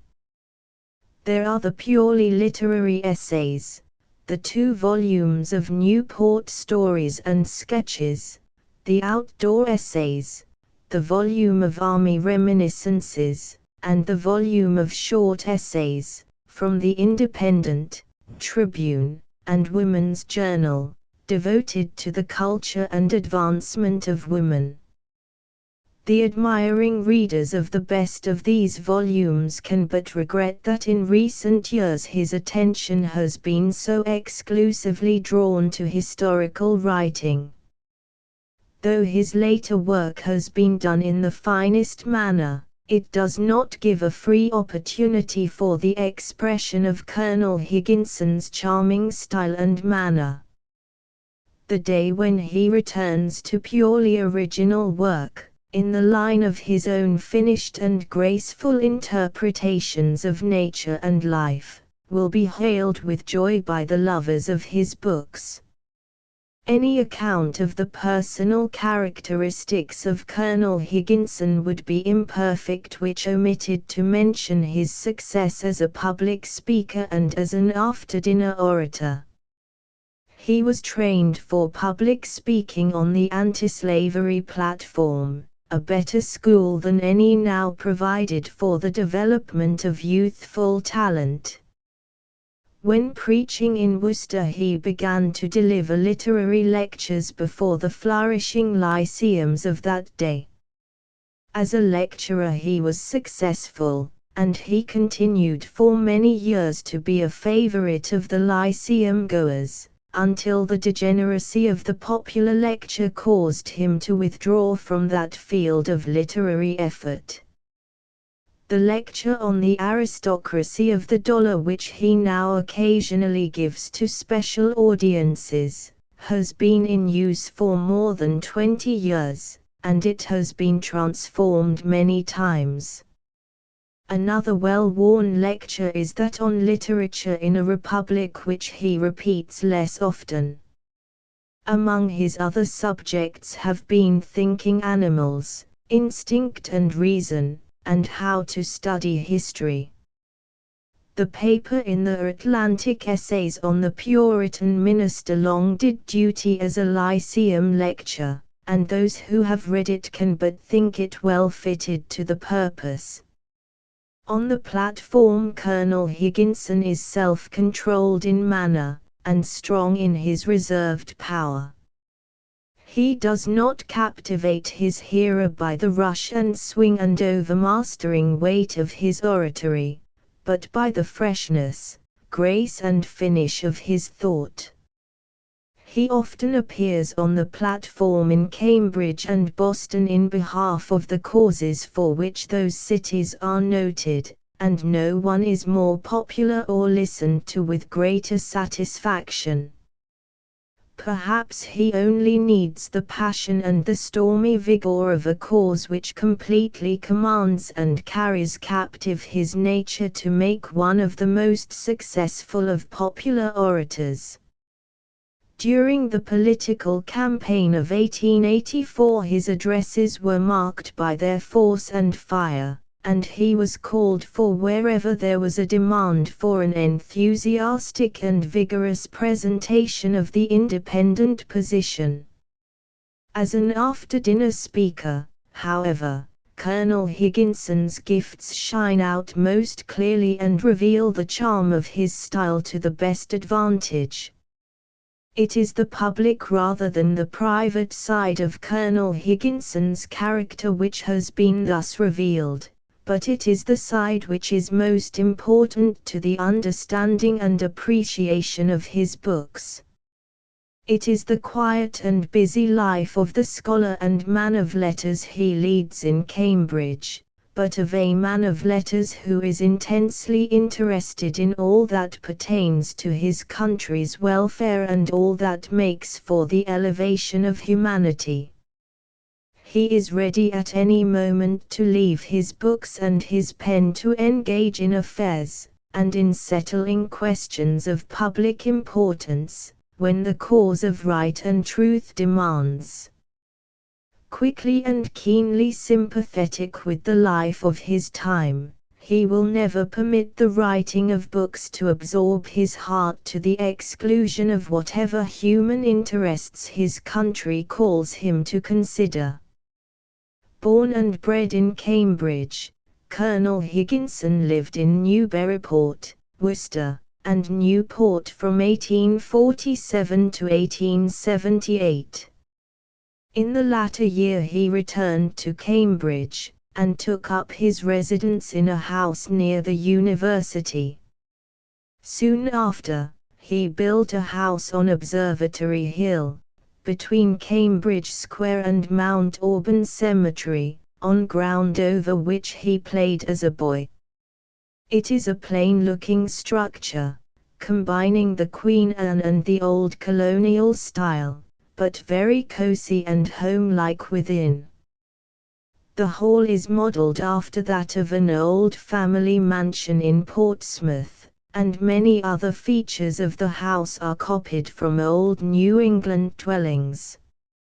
A sword presented to Colonel Higginson by the Freemen of Beaufort, SC, the colours borne by his regiment, and other relics of the Civil War, decorate the hall. To the left on entering is the study, along one side of which are well-filled bookshelves, on another a piano, while a bright fire burns in the open grate. Beyond is a smaller room, lined on all sides with books, in which Colonel Higginson does his writing. His bookshelves hold many rare books, a considerable collection by and about women, which he prizes highly and often uses. He presented to the Boston Public Library, where it is known as the Galatea Collection. His study has no special ornaments, its furniture is simple, and the bookcases are of the plainest sort. The most attractive article of furniture the room contains is his own easy-chair, which came to him from the Wentworth family, where it had been an heirloom for generations. Back of the parlor is the dining room, which is sunny and cheerful, adorned with flowers, and adapted to family life and conversation. The pictures that cover the walls all through the house have been selected with discriminating appreciation. Many indications of an artistic taste appear throughout the house, and everywhere there are signs of the domestic comfort the Colonel enjoys so much. His present wife is a niece of Longfellow's first wife. Her literary tastes have found expression in her Seashore and Prairie, a volume of pleasant sketches, in the publication of which Longfellow took a hearty interest, and in her Room for One More, a delightful children's book. Domestic in his tastes, his home is to Colonel Higginson the center of the world.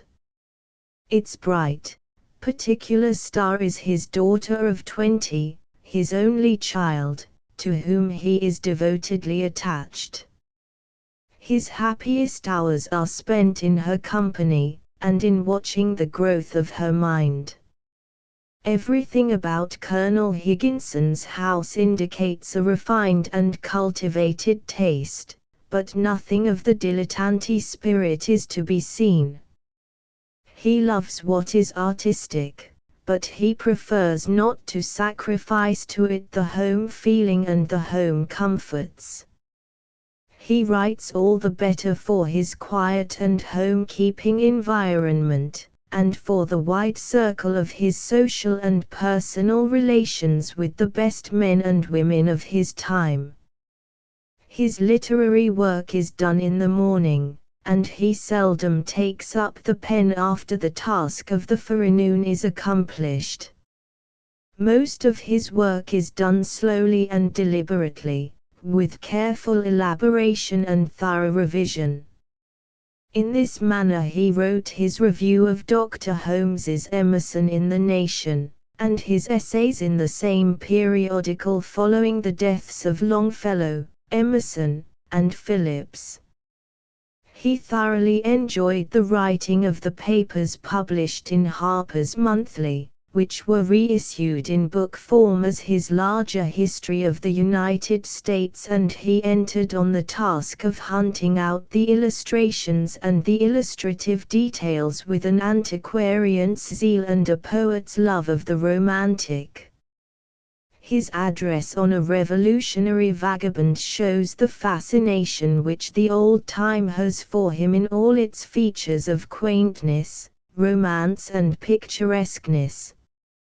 Colonel Higginson finds the morning hour the most conducive to freshness and vigor of thought, and the most promotive of health of body and mind. After dinner he devotes himself to his family, to social recreation, to communings with and studies of nature, and to business. He is quite at home in Cambridge society, and, being to the manner born, he enters into its intellectual and social recreations with relish and satisfaction. He is a ready and interesting converser, bright, witty, full of anecdote, and quick with illustrations and quotations of the most pertinent kind. His wide reading, large experience of life, and extensive acquaintance with men and women give him rich materials for conversation, which he knows how to use gracefully and with good effect. He readily wins the confidence of those he meets. Women find him a welcome companion, whose kindliness and chivalric courtesy win their heartiest admiration.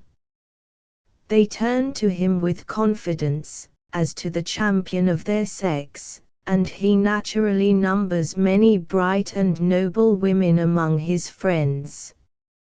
He is a dignified, ready and agreeable presiding officer. As a leader of club life he is eminently successful, whether it be the Round Table, the Browning, or the Appalachian Mountain Club. He enjoys a certain amount of this kind of intellectual recreation, and fortunate is the club which secures his kindly and gracious guidance. Very early a reader of Browning, he is thoroughly familiar with the works of that poet, and rejoices in whatever extends a knowledge of his writings. Especially has he been the soul of the Round Table Club, which meets fortnightly in Boston parlors, an association full of good fellowship, the spirit of thoughtful inquiry, and earnest sympathy with the best intellectual life of the time. As Colonel Higginson walks along the street, much of the soldier's bearing appears, for he is tall and erect, and keeps the soldier's true dignity of movement. His chivalric spirit pervades much that he has written, but it is tempered and refined by the artistic instinct for grace and beauty. He has the manly and heroic temper, but none of the soldier's rudeness or love of violence. So he appears in his books as of knightly mettle, but as a knight who also loves the role of the troubadour. A master of style, he does not write for the sake of decoration and ornament.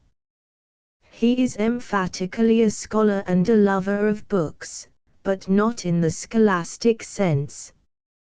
A lover of ideas, an idealist by nature and conviction, he sees in the things of the human spirit what is more than all the scholar's lore and knowledge wrung from the physical world. He is a scholar who learns of men and events more than of books, and yet what wealth of classic and literary allusion is his throughout all his books and addresses. Whether in the study or in the camp, on the platform or in the State House, his tastes are literary and scholarly, but his sympathies are with all that is natural, manly and progressive. 7 months of last year Colonel Higginson spent in Europe, and he has just finished a life of Longfellow in the American Men of Letters series. George Willis Cook, Dr. Oliver Wendell Holmes, Dr. Oliver Wendell Holmes in Beacon Street. It is strange, remarks Lady Wilde, how often a great genius has given a soul to a locality. We may prefer our own illustration to hers, and remember in simpler fashion what Judd's Margaret did for a little village in Maine, or what Howe did for a little western town, instead of insisting that Walter Scott created Scotland or Byron the Rhine. But the remark suggests, perhaps, quite as forcibly, what locality has done for genius. The majority of writers who have tried to deal with people, whether as novelists, poets, or essayists, localize their human beings until local color becomes one of the most essential factors of their success. Sometimes, like Judd and Howe, they make the most of a very narrow environment. Sometimes, like Cable, they make their environment include a whole race, till the work becomes historical as well as photographic. Sometimes, like Mrs. Jackson, they travel for a new environment. Sometimes, like Howells and James, they travel from environment to environment, and write now of Venice, now of London, now of Boston, with skill equal to the ever-varying opportunity, sometimes, like George Eliot writing Romola or Harriet Prescott Spofford writing in a cellar, they stay at home and give wonderful pictures of a life and time they have never known, compelled, at least, however, to seek the environment of a library.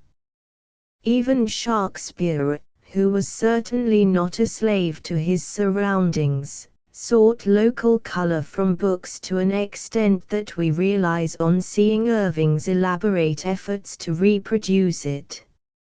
Even Hawthorne, escaping from the material world whenever he could into the realm of spirit and imagination, made profound studies of Salem or Italy the basis from which he flew to the Empire Eon. To understand perfectly how fine such work as this is, one must have, one's self, either from experience or study, some knowledge of the localities so admirably reproduced. The genius of Oliver Wendell Holmes was almost unique in the fact that, dealing almost exclusively with human beings, not merely human nature exhibited in maxims, rarely wandering into discussions of books or art or landscape, it was almost entirely independent of any environment whatever. He was anchored to one locality almost as securely as Judd was to New England or Howe to the West, for a chronological record of the events of his life makes no mention of any journeys, except the 2.5 years as medical student in Europe, when he was 24 years old, and 100 days in Europe in 1887. He spent every winter in Boston, every summer at Beverly Farms, which, like Nahant, may almost be called Cold Roast Boston, yet during the 50 years he wrote from Boston, he neither sought his material from his special environment nor tried to escape from it. It is human nature, not Boston nature, that he has drawn for us. Once, in Elsie Venner there is an escape like Hawthorne's into the realm of the psychological and weird. Several times in the novels there are photographic bits of a New England party or of New England character, but the great mass of the work which has appealed to so wide a class of readers with such permanent power appeals to them because, dealing with men and women, it deals with no particular men and women. Indeed, it is hardly even men, women, and children that troop through his pages, but rather man, woman, and child. His human beings are no more Bostonians than the ducks of his aviary are Charles River ducks. They are ducks. He happened to see them on the Charles River, nay, within the still narrower limits of his own window pane. Still, they are ducks, and not merely Boston ducks. The universality of his genius is wonderful, not because he exhibits it in writing now a clever novel about Rome, now a powerful sketch of Montana, and anon a remarkable book about Japan, but it is wonderful because it discovers within the limits of Boston only what is universal. To understand perfectly how fine such work as this is, you need never have been anywhere, yourself, or have read any other book, any more than you would have to be one of the boys of 29 to appreciate the charming class poems that have been delighting the world, as well as the boys for 50 years. In Little Boston he has, it is true, impaled some of the characteristics which are generally known as Bostonian, but his very success in doing this is of a kind to imply that he had studied his Bostonian only in Paris or St. Louis, for the peculiar traits described are those no Bostonian is supposed to be able to see for himself, still less to acknowledge. If Dr. Holmes were to have spent a winter in New York, he would have carried back with him, not material for a keen satire on New York society but only more material of what is human. Nay, he probably would not have carried back with him anything at all which he had not already found in Boston, since he seems to have found everything there. So there is no need of knowing how or where Dr. Holmes lived, or what books he read, to understand and enjoy his work. But all the same, one likes to know where he lived, from a warm, affectionate, personal interest in the man, just as we like to know of our dearest friends, not only that they dwell in a certain town, but that their parlor is furnished in red, and that the piano stands opposite the sofa. Of his earliest home, at Cambridge, he has himself told us in words which we certainly will not try to improve upon. Later came the home of his early married life in Montgomery Place, of which he has said, when he entered that door, 2 shadows glided over the threshold, 5 lingered in the doorway when he passed through it for the last time, and one of the shadows was claimed by its owner to be longer than his own. A few brief, half-mystical allusions such as this are all that we gain from his writings about his personal surroundings, as a few simple allusions to certain streets and buildings are all that localize the autocrat as a Bostonian. For the man who has almost exceptionally looked into his own heart to write has found in his heart, as he has in his city, never what was personal or special, always what was human and universal.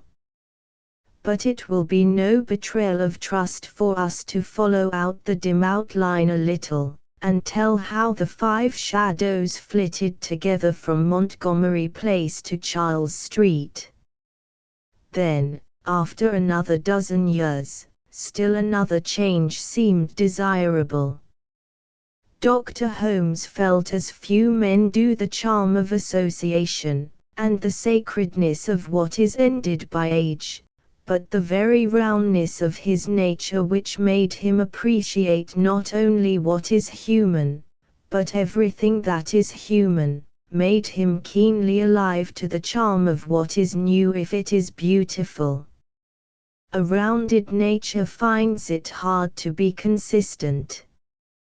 He wrote once, It is a great happiness to have been born in an old house haunted by recollections, and he asserted more than once the dignity of having, not only ancestors, but ancestral homes. Yet if we were to have reminded him of this in his beautiful new house with all the latest luxuries and improvements, we can imagine the kindly smile with which he would have gazed round the great, beautiful room, with its solid woods and plate glass windows, and said gently, "I know I ought to like the other, and I do, but how can I help liking this, too?" Yes, the charming new architecture and the lovely new houses were too much for them. They would flit again, though with a sigh. Not out of New England, no, indeed. Not away from Boston, certainly not. Hardly, indeed, out of Charles Street, for although a very plain brownstone front would do provided its back windows looked upon the river they must have.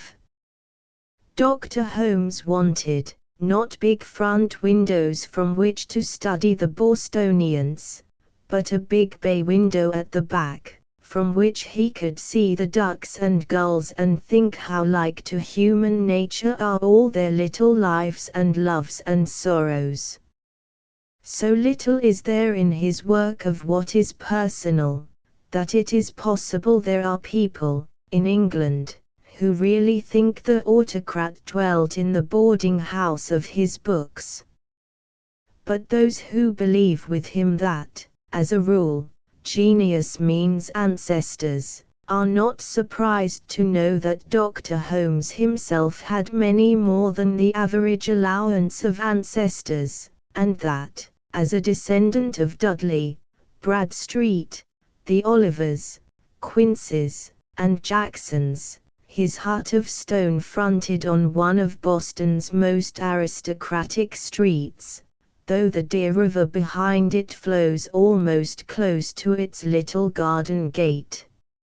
Under his windows all the morning trooped the loveliest children of the city in the daintiest apparel, wheeled in the costliest of perambulators by the whitest capped of French nurses. Past his door every afternoon the swellest turnouts of the great city passed on their afternoon parade. Near his steps, at the hour for afternoon tea, the handsomest coupés came to anchor and deposited their graceful freight. But this is not the panorama that the doctor himself was watching. Whether in the beautiful great dining room, where he was first to acknowledge the sway at breakfast, luncheon and dinner, of a still gentler autocrat than himself, or in the library upstairs, which was the heart of the home, he was always on the river side of the house. The pretty little reception room downstairs on the Beacon Street side, he would tell you himself, with a merry smile, is a good place for your things. You yourself must come directly up into the library, and look on the river, broad enough just here to seem a beautiful lake. I know of no other room in the heart of a great city where one so completely forgot the nearness of the world as in this library. Even if the heavy doors stood open into the hall, one forgot the front of the house and thought only of the beautiful expanse of water that seemed to shut off all approach save from the gulls. News from the humming city must come to you, it would seem, only in sound of marriage or funeral bells in the steeples of the many towns, distinct but distant, looming across the water. And this, not because the talk by that cheerful fire was of the oversoul or the infinite, so unworldly, so introspective, so wholly of things foreign or intellectual. Nothing could be more human than the chat that went on there, or the laugh that rang out so cheerily at such frequent intervals. Even with the shadow of a deep personal grief over the hearthstone, a noble cheerfulness that would not let others feel the shadow kept the room bright though the heart was heavy. Are there pictures?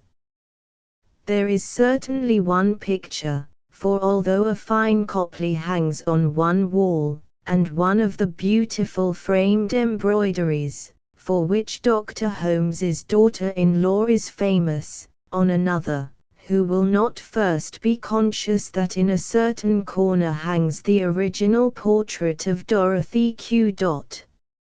Exactly as it is described in the poem, who can look at it without breathing gratefully, "O damsel Dorothy, Dorothy Q. Great is the gift we owe to you," and thinking almost with a shudder that if, 100 years ago, those close-shut lips had answered no, there would have been no Dr. Holmes. Somebody there might have been, but though he had been only 1/10 another to 9/10 him, assuredly the loss of even a tenth would have been a bitter loss. Books there are in this library, of course, but you were as little conscious of the books as you were of the world. You were only really conscious of the presence in the room, and the big desk on which was lying the pen that wrote both the autocrat of the breakfast table and the professor.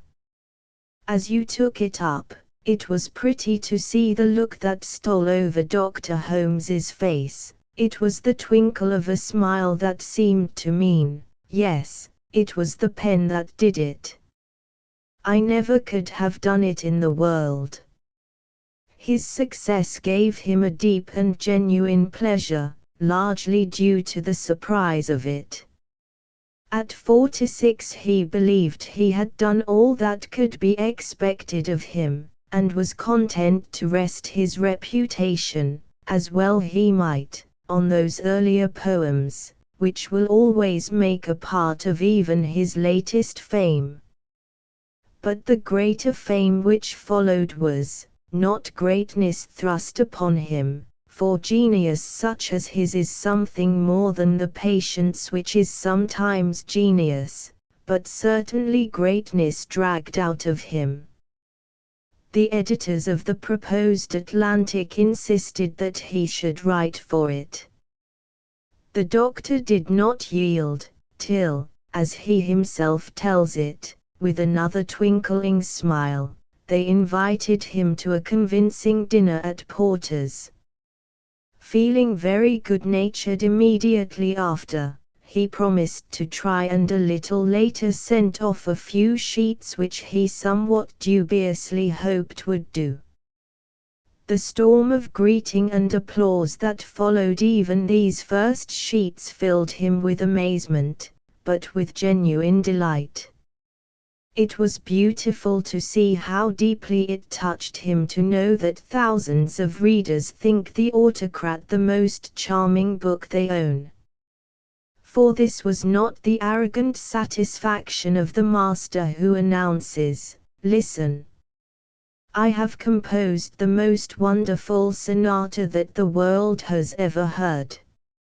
Still less was it the senseless arrogance of a foolish violin that might say, "Listen, you shall hear from me the most superb music you can imagine." Rather was it the low-voiced, wondering content of an Aeolian harp, that lying quietly upon the window-sill, with no thought that it is there for anything but to enjoy itself, suddenly finds wonderful harmonies stealing through its heart and out into the world, and sees a group of gladdened listeners gathering about it. How wonderful that I have been chosen to give this music to the world! Am I not greatly to be envied? As the harp thus breathes its gratitude to the breeze that stirs it, so Dr. Holmes looked his gratitude to the pen that helped him, with something of the same wonder at personal success that made Thackeray exclaim, "Down on your knees, my boy. That is the house where I wrote Vanity Fair." Do we not all love Thackeray and Holmes the better for caring so much about our caring for them? But it is growing late and dark.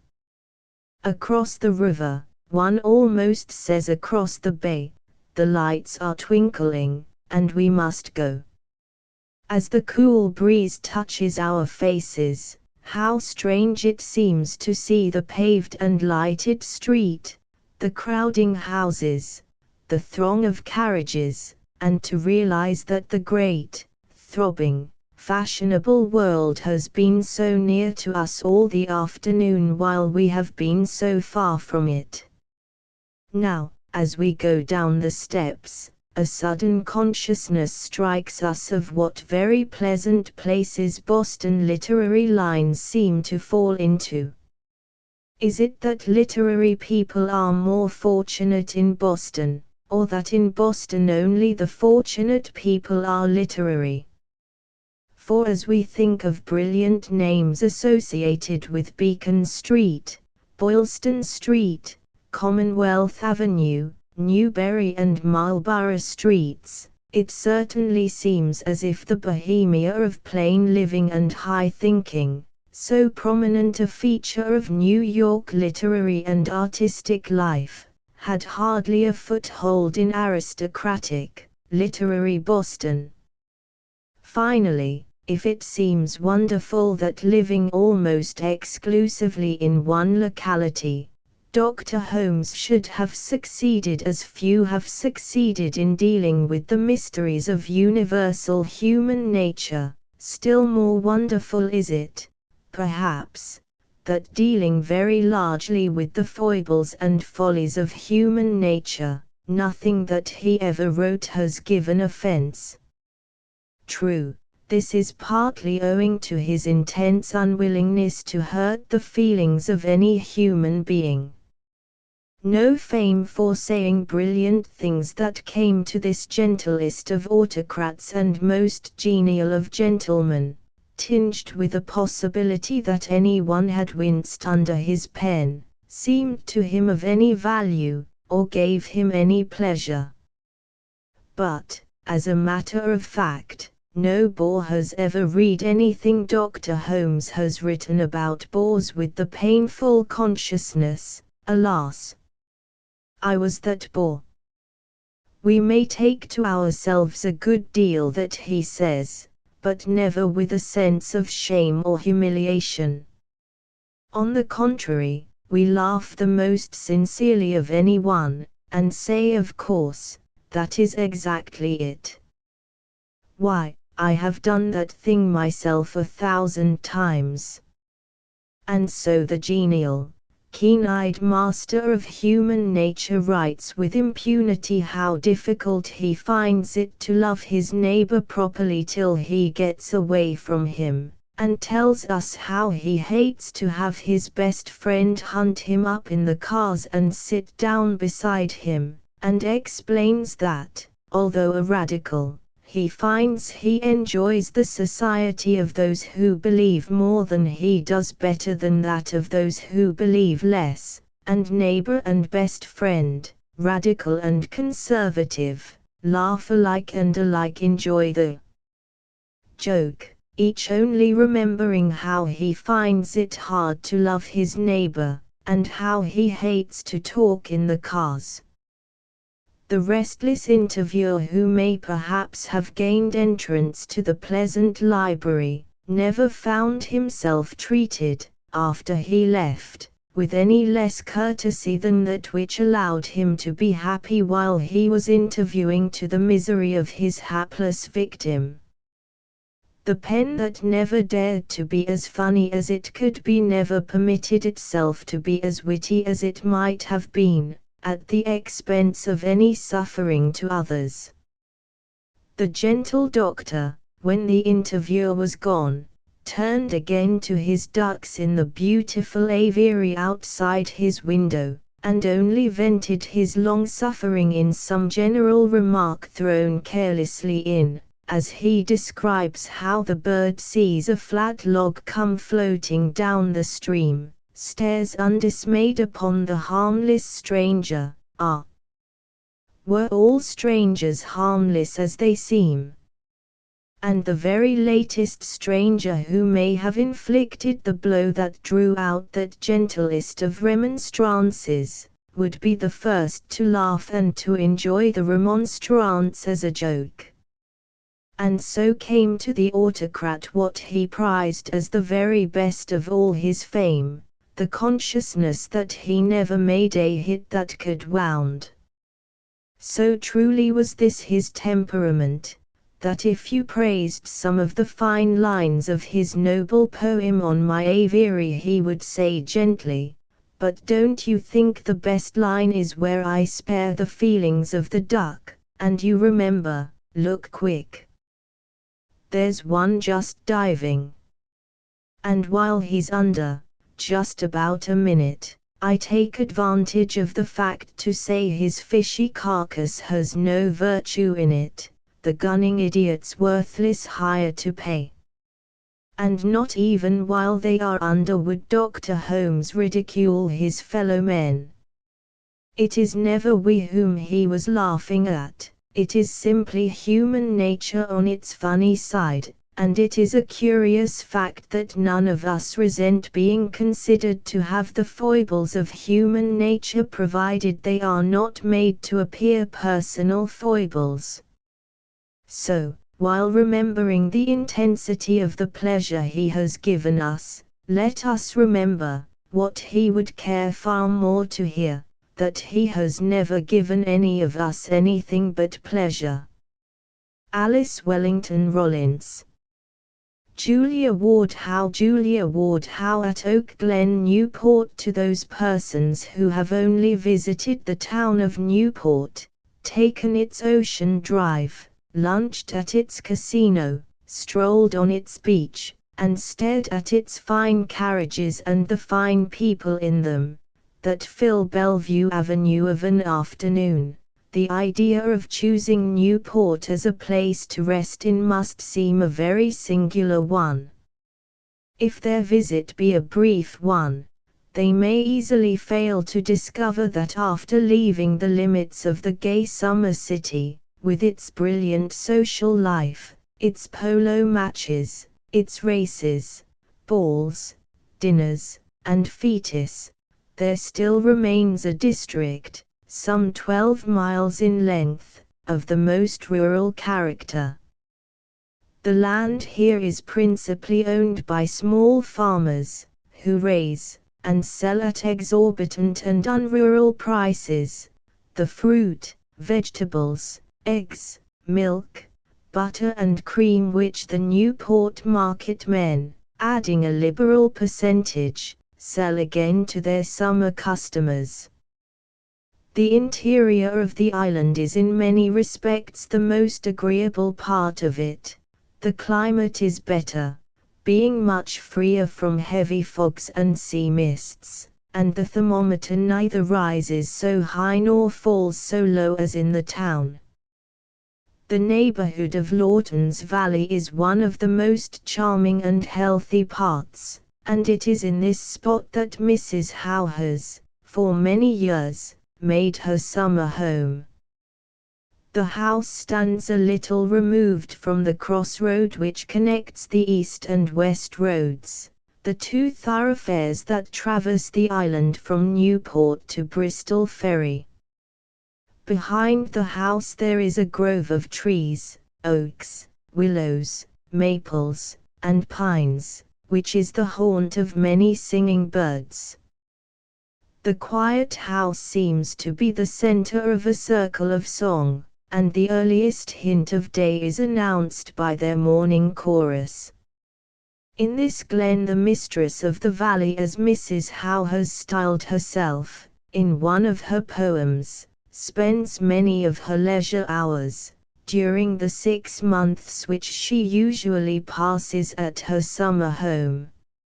Here she sits with her books and needlework, and of an afternoon there is reading aloud, and much pleasant talk under the trees. Sometimes a visitor comes from town, over the 5 long miles of country road, but this is not so common an occurrence as to take away from the excitement created by the ringing of the doorbell. There are lotus trees at Oak Glen, but its mistress cannot be said to eat thereof, for she is never idle, and what she calls rest would be thought by many people to be very hard work.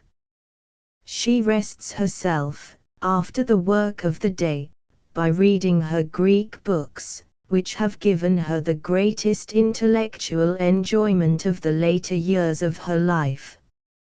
In the summer of 1886 she studied Plato in the original, and last year she read the plays of Sophocles.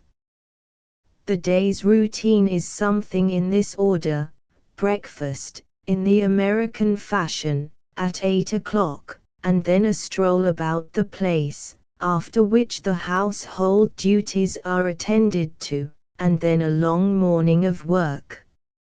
Letter writing, which, with the family correspondence, business matters, the autograph fiends and the letter cranks, is a heavy burthen, is attended to first, and then whatever literary work is on the anvil is labored at steadily and uninterruptedly until 1 o'clock, when the great event of the day occurs.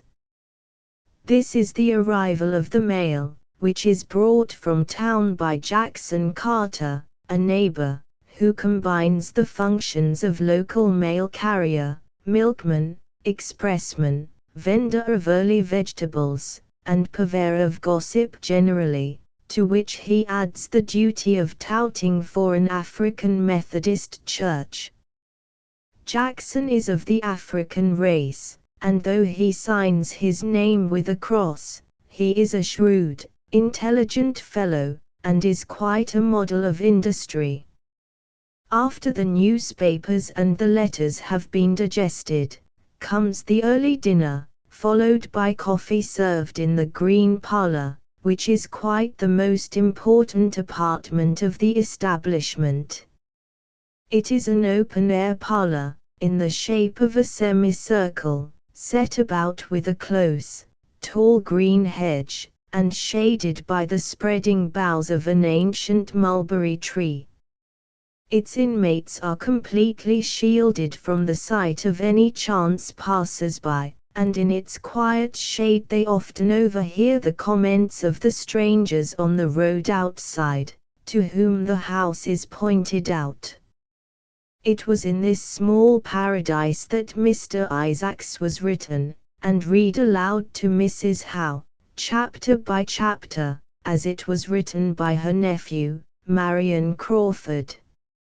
Sometimes there is reading aloud from the newspapers and reviews here, and then the busiest woman in all Newport goes back to her sanctum for 2 more working hours, after which she either drives or walks till sunset. If it is a drive, it will be, most likely, an expedition to the town, where some household necessity must be bought, or some visit is to be paid. If a stroll is the order of the day, it will be either across the fields to a hilltop nearby, from which a wonderful view of the island and the bay is to be had, or along the country road, past the schoolhouse, and towards Mrs. Howe's old home, Lawton's Valley. In these sunset rambles, Mrs. Howe is very sure to be accompanied by one or more of her grandchildren, 4 of whom, with their mother, Mrs. Hall, pass the summers at Oak Glen.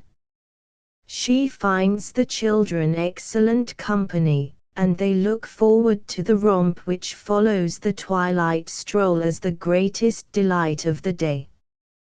The romp takes place in the drawing room, where the rugs are rolled up, and the furniture moved back against the wall, leaving the wooden floor bare for the dancing and prancing of the little feet.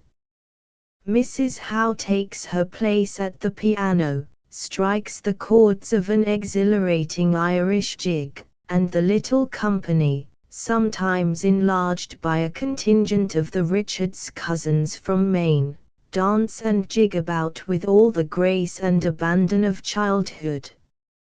After supper, when the children are at last quiet and tucked up in their little beds, there is more music, either with the piano, in the drawing room, or, if it is a warm night, on the piazza, with the guitar. As the evenings grow longer, in the late summer and autumn, there is much reading aloud, but only from novels of the most amusing, sensational or romantic description. None others are admitted. After the long day of work and study, relaxation and diversion are the two things needed. I have observed that with most hard literary workers and speculative thinkers, this class of novel is most in demand. The more intellectual romances are greedily devoured by people whose customary occupations lead them into the realm of actualities, and whose working hours are devoted to some practical business.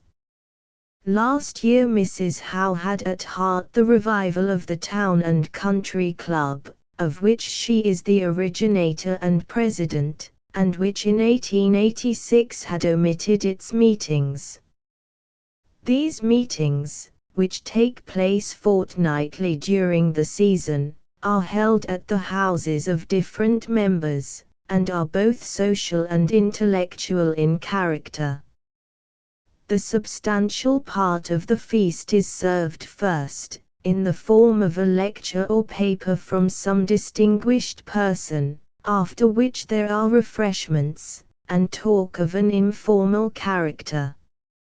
Among others who in past seasons have read before the club are Bret Harte, Professor Agassiz, the Reverend Edward Everett Hale, the late W. M. B. Rogers, Mark Twain, Charles Godfrey Leland, Hans Breitmann, and the Reverend Doctors James Freeman Clarke, Frederick H. Hedge and George Ellis. Mrs. Howe's work for the summer of 1887 included a paper on a subject connected with the Greek drama, to be read at the Concord School of Philosophy, and an essay for the Women's Congress which was held in the early fall. She is much interested in the arts and industries of women, and in connection with these maintains a wide correspondence. But it is not all work and no play, even at such a busy place as Oak Glen. There are whole days of delightful leisure. Sometimes these are spent on the water on board of some friend's yacht, or a less pretentious catboat is chartered, which conveys Mrs. Howe and her guests to Conanicut, or to Jamestown, where the day is spent beside the waves. Last summer a beautiful schooner yacht was lent to Mrs. Howe for 10 days, and a glorious cruise was made, under the most smiling of summer skies. A day on the water is the thing that is most highly enjoyed by the denizens of Oak Glen, but there are other days hardly less delightful, spent in some out-of-the-way rural spot, where picnics are not forbidden, though these, alas, are becoming rare, since the churlish notice was posted up at Glen Anna, forbidding all trespassing on these grounds, which, time out of mind, have been free to all who loved them. There are still the Paradise Rocks, near the house of Edwin Booth, and thither an expedition is occasionally made. Country life is not without its drawbacks and troubles, but these are not so very heavy after all, compared with some of the tribulations of the city, or of those who place themselves at the mercy of summer hotel keepers and boarding house ladies. The old white pony, Mingo, will get into the vegetable garden occasionally, and eat off the heads of the asparagus, and trample down the young corn. The neighbor's pig sometimes gets through the weak place in the wall, with all her pinky progeny behind her, and takes possession of the very best flower bed. The honeysuckle vine does need training, and the grapes will not ripen as well as they would have done, if the new trellis projected recently had been set up. But after all, taking into consideration the fact that Io, the Jersey cow, is giving 10 quarts of rich milk a day, and that the new cook has mastered the simplest and most delightful of dishes, Newport cornmeal flapjacks, Mrs. Howe's life at Oak Glen is as peaceful and happy an existence as one is apt to find in these nihilistic days of striking hotel waiters and crowded summer resorts. Beautiful as Newport is in these soft days of early summer, it is even lovelier in the autumn, and every year it is harder to leave Oak Glen, to give up the wide arc of the heavens, and to look up into God's sky, between the two lines of brick houses of a city street. Each winter the place at Newport is kept open a little longer, and it is only the closing days of November that find Mrs. Howe established in her house in Boston. Beacon Street, with its smooth macadamized roadway, whereon there is much pleasure driving, and in the winter a perfect sleighing carnival, is as pleasant a street as it is possible to live on, but a country road is always a better situation than a city street, and a forest path perhaps is best of all. When she is once settled in her Boston home, the manifold interests of the complex city life claim every hour in the day. Her remarkable powers of endurance, her splendid enjoyment of life and health make her winters as full of pleasure as the more peaceful summertide. It is a very different life from that led at Oak Glen. It has an endless variety of interests, social, private, public, charitable, philanthropic, musical, artistic, and intellectual. A half-dozen clubs and associations of women in the city and its near vicinity, which owe their existence in large part to Mrs. Howe's efforts, claim her presence in their midst at least once in every year. Among the public occasions which have held the greatest interest for Mrs. Howe of late years was the dedication of the new kindergarten for the blind in 1887, at which she read one of her happiest occasional poems. The author's reading in aid of the Longfellow Memorial Fund, at the Boston Museum, where, before an audience the like of which had never before been seen in the theatre, she read a poem in memory of Longfellow, was an occasion which will not soon be forgotten by those who were present. Mrs. Howe was the only woman who took part in the proceedings, the other authors who read from their own works being Dr. Holmes, Mr. Lowell, Mark Twain, Colonel Higginson, Professor Norton, Mr. E. E. Hale, Mr. Aldrich and Mr. Howells. Mrs. Howe has spoken several times at the 19th Century Club, and she is always glad to revisit New York, for though she is often thought to be a Bostonian, she never forgets that the first 20 years of her life were passed in New York, the city of her birth. Maud Howe. Author Portrait. Mr. Howells in Beacon Street, Boston. If anyone wants to live in a city street, I do not see how he can well find a pleasanter one than Beacon Street, Boston. Its older houses come down Beacon Hill, past the common and the public garden, in single file, like quaint continentals on parade, who, being few, have to make the most of themselves. Then it forms in double file again and goes on a long way, out toward the distant Brookline Hills, which close in the view. Howells's number is 302. In this Back Bay district of made ground, the favored west end of the newer city, you cannot help wondering how it is that all about you is in so much better taste than in New York, so much handsomer, neater, more home-like and engaging than our shabby Fifth Avenue. Beacon Street is stately, so is Marlborough Street, that runs next parallel to it, and even more so is Commonwealth Avenue, with its lines of trees down the center, like a Paris boulevard, next beyond it. The eye traverses long fretworks of good architectural design, and there is no feature to jar upon the quiet elegance and respectability. The houses seem like those of people in some such prosperous foreign towns as the newer Liverpool, Dusseldorf or Louvain. The comfortable horizontal line prevails. There are green front doors, and red brick, and brass knockers. A common pattern of approach is to have a step or two outside, and a few more within the vestibule.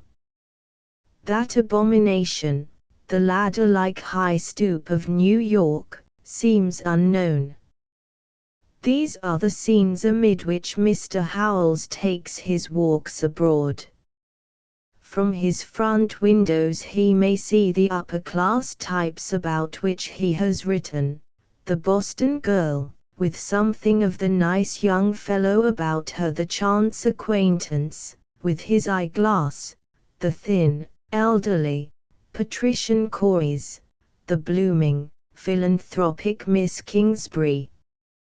The fictitious Silas Lapham built in this same quarter the mansion with which he was to consolidate his social aspirations. Perhaps some may have thought it identical with that of Howells, so close are the sites, and so feelingly does the author speak, as if from personal experience, of dealings with an architect, and the like. But Howells's abode does not savor of the architect, nor of the mansion. It is a builder's house, though even the builder, in Boston, does not rid himself of the general tradition of comfort and solidity. Dr. Oliver Wendell Holmes lived in a house but little different, 2 doors above. That of Howells is plain and wide, of red brick, 3 stories and mansard roof, with a long iron balcony under the parlor windows. Its chief adornment is a vine of Japanese ivy, which climbs half the entire height of the facade. The singular thing about this vine is, that it is not planted in his own ground, but a section in that of his neighbor on each side.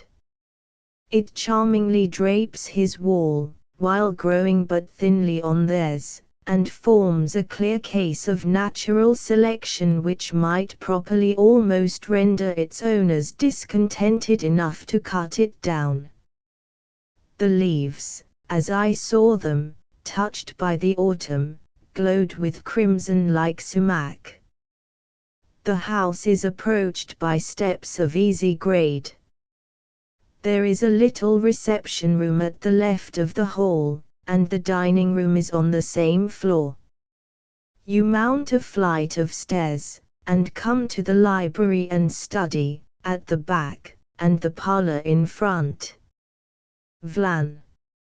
As the French have it, what a flood of light in this study. The shades of the 3 wide windows are drawn up to the very top. It is like being at the seaside, There are no owlish habits about a writer who can stand this. It is, in fact, the seaside, so why should it not seem like it? The bold waters of the Back Bay, a wide basin of the Charles River, dash up to the very verge of the small dooryard, in which the clothes hang out to dry. It looks as if they might some day take a notion to come in and call on the cook in the kitchen, or even lift up the whole establishment bodily, and land it on some new Ararat. This stretch of water is thought to resemble the canal of the Giudecca, at Venice. Henry James, with others, has certified to the view as Venetian. You take the Cambridge gasworks for Palladio's domes, and Bunker Hill Monument, which is really more like a shot tower, for a campanile, and then, at sunset, when the distant buildings are black upon the glowing, ruddy sky, the analogy is not so very remote. All the buildings on this new-made land are set upon piles, and the tides, in a measure, flow under them twice a day. It was a serious question at the beginning, whether there should not be canals here instead of streets, but, considering that the canals would be frozen up a large part of the year, the verdict was against them. I am rather sorry for this. It would have been interesting to see what kind of gondoliers the Boston hackmen and car drivers would have made. Would they have worn uniforms? Would they have sung, to avoid collisions, in rounding the corners of Exeter and Fairfield streets? Army. For those plaintive ballads that might have been. It would have been interesting to see the congregation of Phillips Brooks's church, the much vaunted Trinity, going to service by water, and the visitors to the Art Museum, and the students to the Institute of Technology. All these are but a stone's throw from Howells. Howells may congratulate himself on a greater solidity for his share of the land than most, for 50 years ago, when there were tide mills in this neighborhood, it was the site of a toll house. Terra firma, all about him, has an antiquity of but from 12 to 20 years. His house is perhaps a dozen years old, and he has owned it but for St. Beuve, the most felicitous of critics, wishes to know a man in order to understand his work. I hardly think the demand a fair one. There ought to be enough in every piece of good work to stand for itself, and its maker ought to have the right to be judged at the level that the work represents, rather than in his personal situation, which may often be even mean or ridiculous. Nevertheless, if it be desired, I know of no one more capable of standing the test than William Dean Howells. Perhaps I incline to a certain friendly bias, though possibly even a little extreme in this may be pardoned, for surely no one is more unreasonably carped at than he nowadays. But he impresses me as corresponding to the ideal of what greatness ought to be, how it ought to look and act. He not only is, but appears, really great. In the personal conduct of his life, too, he confirms what is best in his books. Thus, there are no obscurities to be cleared up, no stories to be heard of egotism, selfishness or greed towards his contemporaries. There is nothing to be passed over in discreet silence.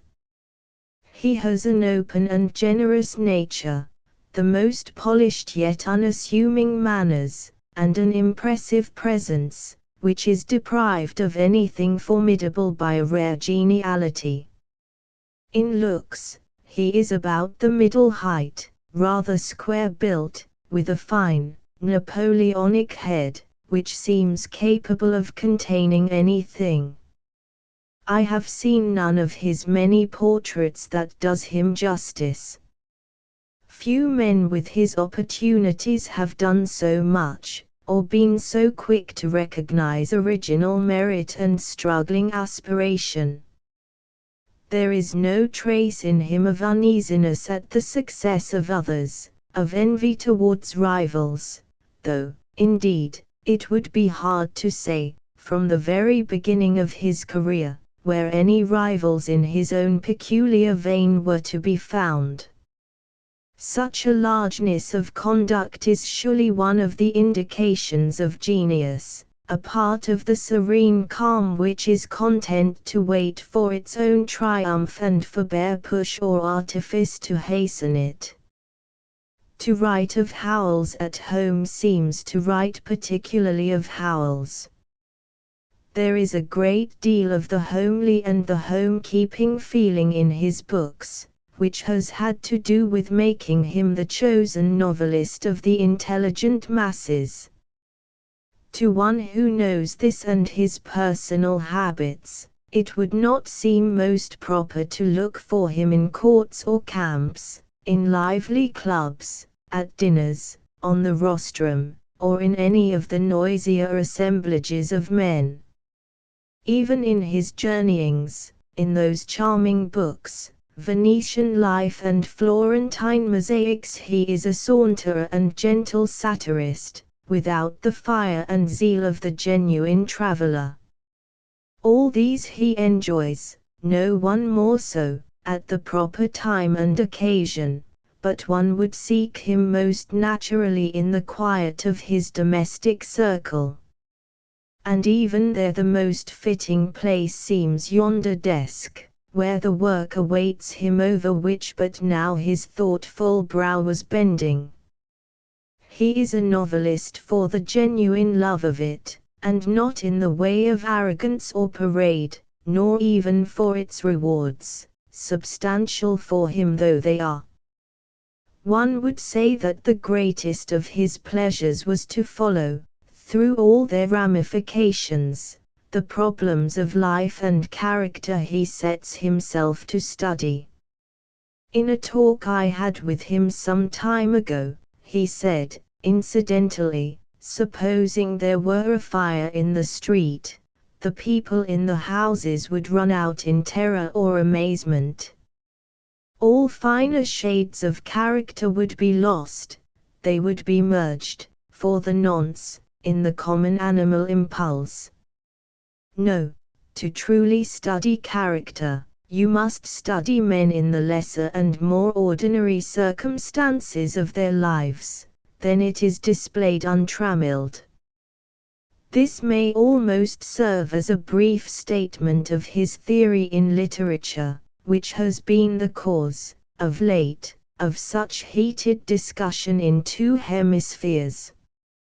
And if a man is to be judged by the circumstances of his daily life, surely it is no more than fair to apply the method to its advocate himself. There is nothing cobwebby, no dust of antiquity, nor medievalism, in this study and library. It is almost as modern in effect as Silas Lapham's famous warehouse of mineral paints. Howells has let the dead past bury its dead, he is intensely concerned with the present and the future. The strong light from the windows shows in the cases only a random series of books in ephemeral-looking bindings. There are Baedeker's guides, dictionaries, pamphlets, and current fiction. The only semblance of a collection in which he indulges is some literature of foreign languages, which he uses as his tools. He has done lately the great service of introducing to us many of the masterpieces of modern Italian and Spanish fiction, in his editor's study in Harper's Magazine also. He was long preparing, and has lately published a series of papers on the modern Italian poets. He cares nothing for bindings, or the rarities of the bibliophile's art. The only feeling he is heard to express toward books, as such, is that he does not like to see even the humblest of them abused. In his house you find no noticeable blue china or Chippendale, no trace of the bric-a-brac enthusiasm, of which we had occasion to speak at the home of Aldrich. In his parlor are tables and chairs, perfectly proper and comfortable, but worthy of no attention in themselves. On the walls are some few old paintings from Florence, a pleasing photograph or two, an original watercolor by Fortuny, which has a little history, and an engraving after Alma Tadema, presented by the painter to the author. These are a concession to the fine arts, not a surrender to them. Perhaps we may connect this as an indication with the strong moral purpose of his books, his resolute refusal to postpone the essential and earnest in conduct to the soft and decorative. He proposes, at times, as the worldly will have it, ideals that seem almost fantastically impracticable. I am speaking too much, perhaps, of this latest home, occupied for so brief a time. It is not the only one in which he has ever dwelt. Howells was born in Ohio in 1837. He was the son of a country editor. He saw many hardships in those days, but there was influence enough to have him appointed consul to Venice, under Lincoln. He married, while still consul, a lady of a prominent Vermont family. The newspapers will have it from time to time that Mrs. Howells is a great critic of and assistant in his works. I shall only say of this, that she is of an agreeable character, and an intelligence and animation that seem fully capable of it. On returning to this country he took up his residence for a while in New York, and brightened the columns of the Nation with some of its earliest literary contributions. He had for some time written poems. These attracted the attention of Lowell, who was editor of The Atlantic. He became Mr. Field's assistant in 1866, when the latter assumed the editorship, and in 1872 succeeded to the chief place, in which he continued till 1881, when he resigned it to be followed by Aldrich. During this time of editorship, he lived mainly at Cambridge, first in a small house he purchased on Sacramento Street, and later, for some years, in one on Concord Avenue, which he built and still owns. This latter was a pleasant, serviceable cottage, a good place to work, but with nothing particularly striking about it. It was there I first saw him, having brought him, with due fear and awe, my first novel, Detmold. But how little reason for awe it proved there really was. Nobody was ever more courteous, unaffected and reassuring than he. I remember we took a short walk afterwards, a part of my way homeward. He pretended, as we reached Harvard College, that it would not be safe for me to entertain any opinions differing from his own, on the mooted question of the heavy roof of the new Memorial Hall, since the fate of my manuscript was in his dictatorial hands. From Cambridge he removed to the pretty suburb of Belmont, some 5 miles out of Boston, to a house built for him by Mr. Charles Fairchild, on that gentleman's own estate. This house, called Red Top, from its red roof and the red timothy grass in the neighborhood, was described and pictured some years ago in Harper's Magazine, in Mr. Lathrop's article on Literary and Social Boston. As I recollect it, this was the most elaborate of his several abodes. There were carried out many of the luxurious decorative features so essential according to the modern ideal. He had a study done in white in the colonial taste, and a square entrance hall with benches and fireplace, but I fancy, even here, he enjoyed most the wide view from his windows, and his walks in the hilly country. It was the eye of the imagination rather than of the body that with him most sought gratification. He lived on the hillside at Belmont 4 years. His moving away from there about coincides with the time of his giving up the editing of the Atlantic. He went abroad with his family, remained a year, and then returned to Boston. It will be seen that he has not shown much more than the usual American fixity of residence, and perhaps we need not despair of his finally coming to New York, to which many of his later interests would seem to call him. With his retirement from the burden of editing begins, as many think, a new and larger period in his literary work. I am not to touch upon his original theories of literary art, or to interpret the much talked of Moe on Dickens and Thackeray.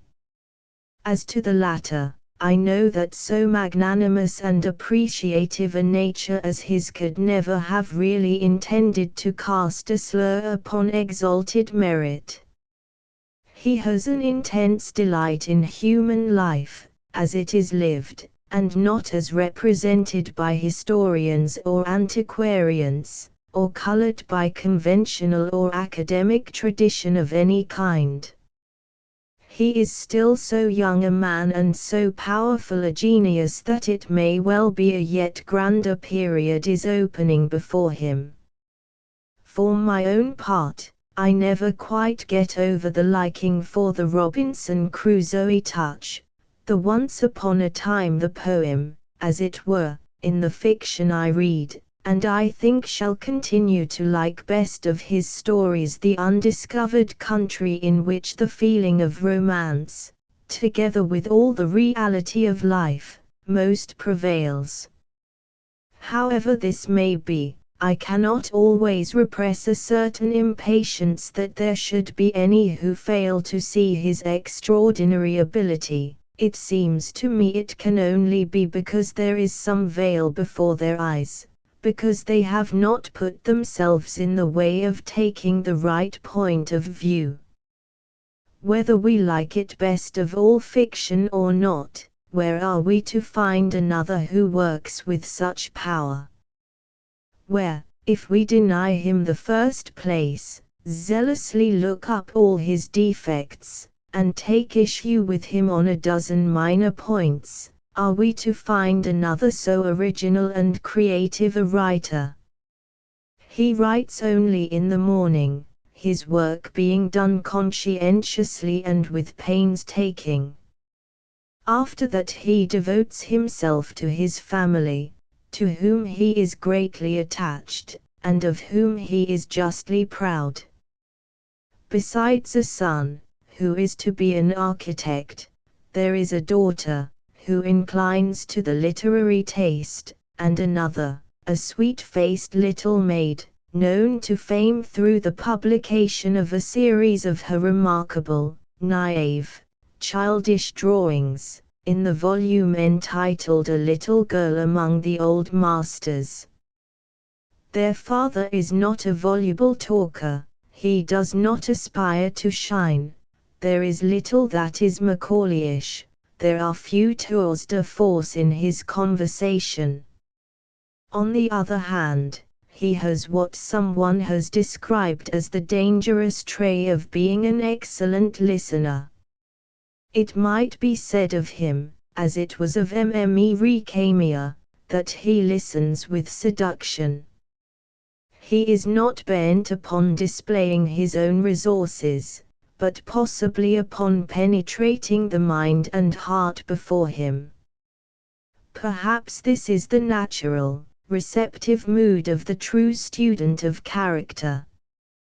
And then it is also gracefully done, with such a sympathy and tact, that when, afterwards, you come to reflect that you have been talking a great deal too much for your own good, there comes, too, with the flush, the reassuring fancy that perhaps, after all, you have done it pretty well.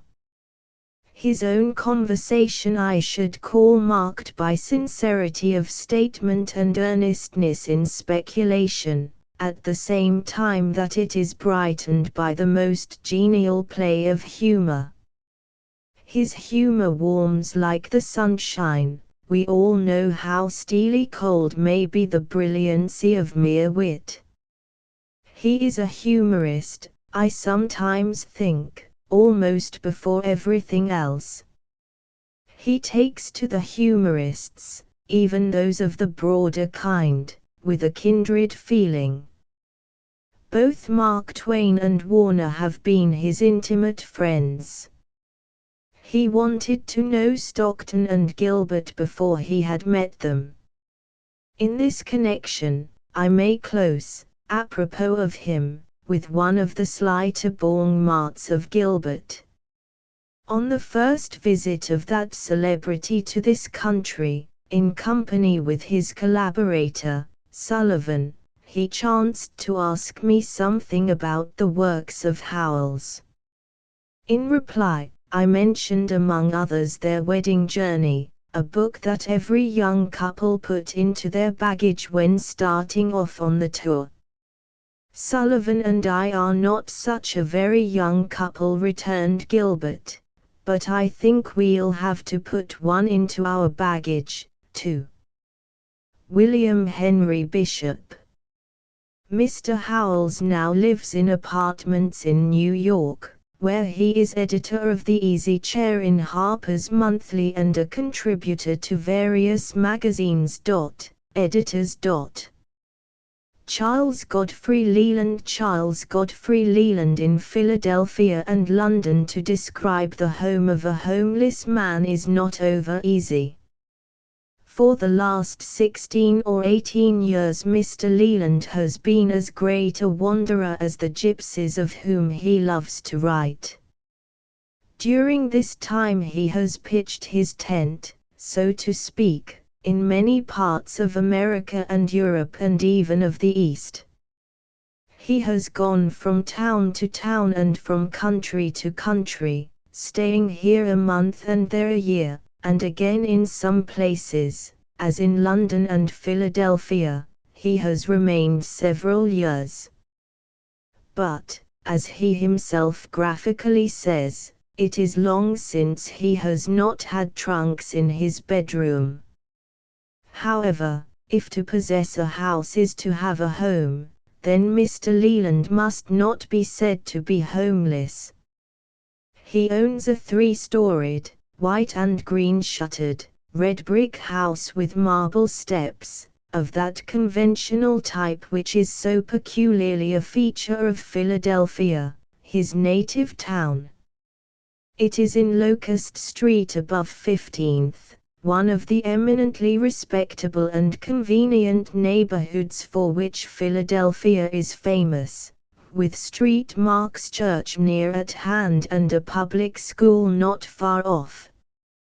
But besides this respectability which Philadelphians in general hold so dear, Locust Street boasts of another advantage of far more importance to Mr. Leland in particular. Just here it is without the horse-car track which stretches from one end to the other of almost all Philadelphia streets, and hence it is a pleasant, quiet quarter for a literary man. Here Mr. Leland lived for just 6 months, surrounded by all sorts of quaint ornaments and oddities, though it was then years before the mania for bric-a-brac had set in, and by his books, these including numbers of rare and racy volumes from which he has borrowed so many of the quotations which give an old-world color and piquancy to his writings. It was while he was living in his Locust Street home that his health broke down. His illness was the result of long, almost uninterrupted newspaper work. He had worked on the Bulletin and on New York and Boston papers, and he had edited Vanity Fair, the Continental Monthly, Graham's Magazine and Foreigners Press. In addition to this regular work, he had found time to translate Heine, to write his Sunshine in Thought, his Meister Karl's sketchbook and his Brietman ballads, which had made him known throughout the English-speaking world as one of the first living English humorists. But now he was obliged to give up all literary employments, and, having inherited an independent fortune from his father, he was able to shut up his house and go on a pleasure trip to Europe, where he began the wanderings which have not yet ceased. Nowadays, therefore, one might well ask, where is his home, in a Philadelphia hotel or lodgings, or at the Langham, in London, in a gypsy tent, or in an Indian wigwam, on the road, or in the town? But, ubi bene, ibi patria, where a man is happy, there is his country, and his home too, for that matter, and Mr. Leland, if he has his work, is happy in all places and at all times, and furthermore, ever since his health was re-established, he has found or made work wherever he has been. He is a man who is never idle for a minute, and he counts as the best and most important work of his life that which has occupied him during the last few years. Consequently, paradoxical as it may sound, even in his wanderings he has always been at home. During the 11 years he remained abroad he lived in so many different places it would be impossible to enumerate them all. He spent a winter in Russia, another in Egypt, he summered on the continent, and in the pretty villages or gay seashore towns of England. At times his principal headquarters were in London, now at the Langham and now at Park Square. It was at this latter residence that he gave Saturday afternoon receptions, at which one was sure to meet the most eminent men and women of the literary and artistic world of London, and which will not soon be forgotten by those who had the pleasure to be bidden to them. The first part of his last book about the gypsies is a pleasant, but still imperfect, guide to his wanderings of this period.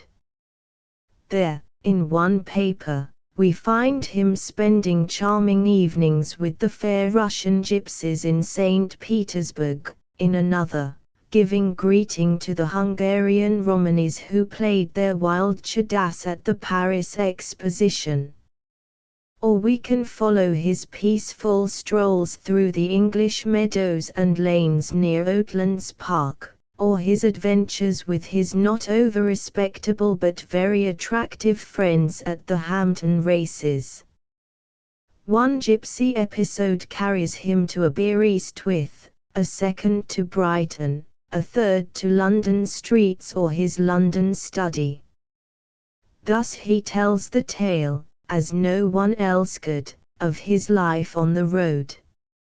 In December 1878, he returned to Philadelphia, where he established himself in large and pleasant rooms in Broad Street, not knowing how long he might stay in America, and unwilling, because of this uncertainty, to settle down in his own house.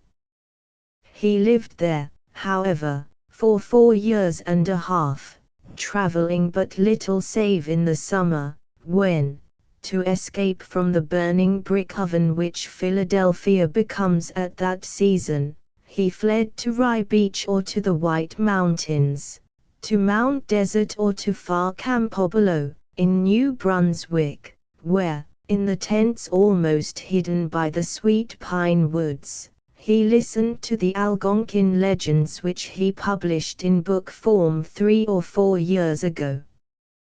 The house in which he made his home for the time being is a large red brick mansion on the left side of Broad Street, between Locust and Walnut Streets. His apartments were on the ground floor, and the table at which he worked, writing his Indian book or making the designs for the series of art manuals he was then editing, was drawn close to one of the windows looking out upon the street. There, between the hours of 9 and 1 in the morning, he was usually to be found. From the street one could in passing catch a glimpse of the fine strong head which so many artists have cared to draw, and which Le Gros has etched, of the long grey beard, and of the brown velveteen coat, not that famous coat to which Mr. Leland bade so tender a farewell in his gypsy book, but another, already ended to him by many a lively recollection of gypsy camps and country fairs. Here there was little quiet to be had. Broad Street is at all times noisy, and it is moreover the favorite route for all the processions, military or political, by torchlight or by daylight, that ever rejoice the hearts of Philadelphia's children. It is a haunt, too, of pitiless organ grinders and importunate beggars. Well I remember the wretched woman who set up her stand, and her tuneless organ, but a few steps beyond Mr. Leland's window, grinding away there day after day, indifferent to expostulations and threats, until at last the civil authorities had to be appealed to. For how much unwritten humor, for how many undrawn designs, she is responsible, who can say? But then, on the other hand, the window had its advantages. Stray gypsies could not pass unseen, and from it friendly tinkers could be easily summoned within. But for this post of observation I doubt if Owen MacDonald, the tinker, would have paid so many visits to Mr. Leland's rooms, and hence if he would have proved so valuable an assistant in the preparation of the Dictionary of Shelter, or Tinker's Talk, a Celtic language lately discovered by Mr. Leland. Pat, or Owen, was a genuine tinker, and no tinker was ever yet astonished at anything. He never made remarks about the room into which he was invited, but I often wondered what he thought of it, with its piles of books and drawings and papers, and its walls covered with grotesquely decorated plaques and strange musical instruments, from a lute of Mr. Leland's own fashioning to a Chinese mandolin, its mantel shelf and low bookcases crowded with Chinese and Hindu deities, Venetian glass, Etruscan vases, Indian birch bark boxes, and Philadelphia pottery of striking form and ornament. It had been but an ordinary though large parlor when Mr. Leland first moved into it, but he soon gave it a character all its own, surrounding himself with a few of his pet household gods, the others with his books being packed away in London and Philadelphia warehouses waiting the day when he will collect them together and set them up in a permanent home. The reason Mr. Leland remained so long in the Broad Street house was because he was interested in a good work which detained him year after year in Philadelphia. While abroad he had seen and studied many things besides gypsies, and he had come home with new ideas on the subject of education, to which he immediately endeavored to give active expression. His theory was that industrial pursuits could be made a part of every child's education, and that they must be comparatively easy. The necessity of introducing some sort of handwork into public school education had long been felt by the Philadelphia School Board, and indeed by many others throughout the country. It had been proved that to teach trades was an impossibility. It remained for Mr. Leland to suggest that the principles of industrial or decorative art could be readily learned by even very young children at the same time that they pursued their regular studies. He laid his scheme before the school directors, and they, be it said to their credit, furnished him with ample means for the necessary experiment. This was so successful, that before the end of the first year the number of children sent to him increased from a mere handful to 150. Before he left America there were more than 300 attending his classes. It is true that Pestalozzi and Froebel had already arrived at the same theory of education. But, as Karl Werner has said, Mr. Leland was the first person in Europe or America who seriously demonstrated and proved it by practical experiment. These classes were held at the Hollingsworth Schoolhouse in Locust Street above Broad, but a few steps from where he lived. It is simply impossible not to say a few words here about it, since Mr. Leland was as much at home in the schoolhouse as in his own rooms. 4 afternoons every week were spent there. On Tuesdays and Thursdays he himself gave lessons in design to the school children, going from one to the other with an interest and an attention not common even among professional masters.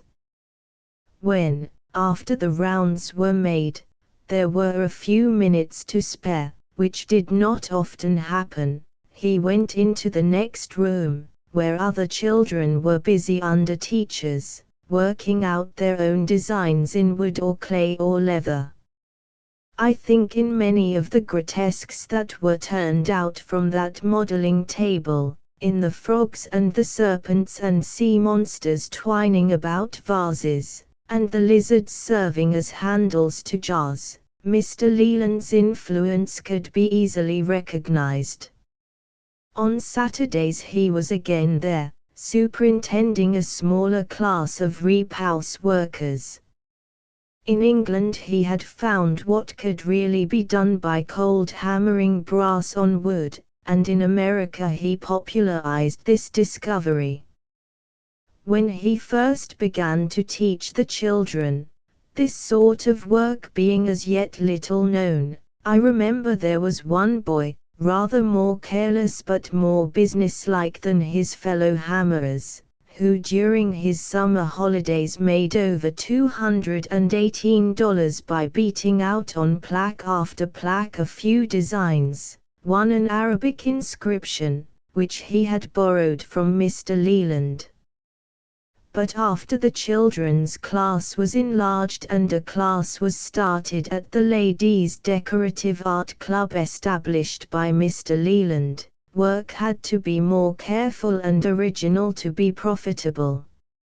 On Mondays the Decorative Art Club engaged Mr. Leland's time, many of its members meeting to learn design in the Hollingsworth schoolrooms, which were larger and better lighted than those in their clubhouse. This club, which in its second year had no less than 200 members, also owes its existence entirely to Mr. Leland, who is still its president. When it is remembered that both in the school and in the club he worked from pure motives of interest in his theory and its practical results, and with no other object in view but its ultimate success, the extent of his earnestness and zeal may be measured. It may be easily understood that this work, together with his literary occupations, left him little time for recreation. But still there were leisure hours, and in the fresh springtime it was his favorite amusement to wander from the city to the reservoir, with its pretty adjoining wood beyond Camden, or to certain other well-known, shady, flowery gypseries in West Philadelphia or far out Broad Street, where he knew a friendly Sarshan. "How are you?" would be waiting for him. Or else on cold winter days, when sensible Romanes had taken flight to the south or were living in houses, he liked nothing better than to stroll through the streets, looking in at shop windows, exchanging a few words in their vernacular with the smiling Italians selling chestnuts and fruit at street corners, or stray Slavonian dealers, Slovak or Croat, in mouse and rat traps, or with other interesting varieties of vagabonds, stopping in bric-a-brac shops and meeting their German Jew owners with a brotherly sholem aleichem, and bargaining with unmistakable familiarity with the ways of the trade, or else, perhaps, ordering tools and materials, buying brass and leather for his classes. Indeed, he was scarcely less constant to Chestnut Street than Walt Whitman or Mr. Booker. But while Walt Whitman in his daily walks seldom went above 10th Street, Mr. Leland seldom went below it, turning there to go to the Mercantile Library, which he visited quite as often as the Philadelphia Library, of which he has long been a shareholder, while Mr. Booker seemed to belong more particularly to the neighborhood of 13th or Broad Street, where he was near the Union League and the Philadelphia Club.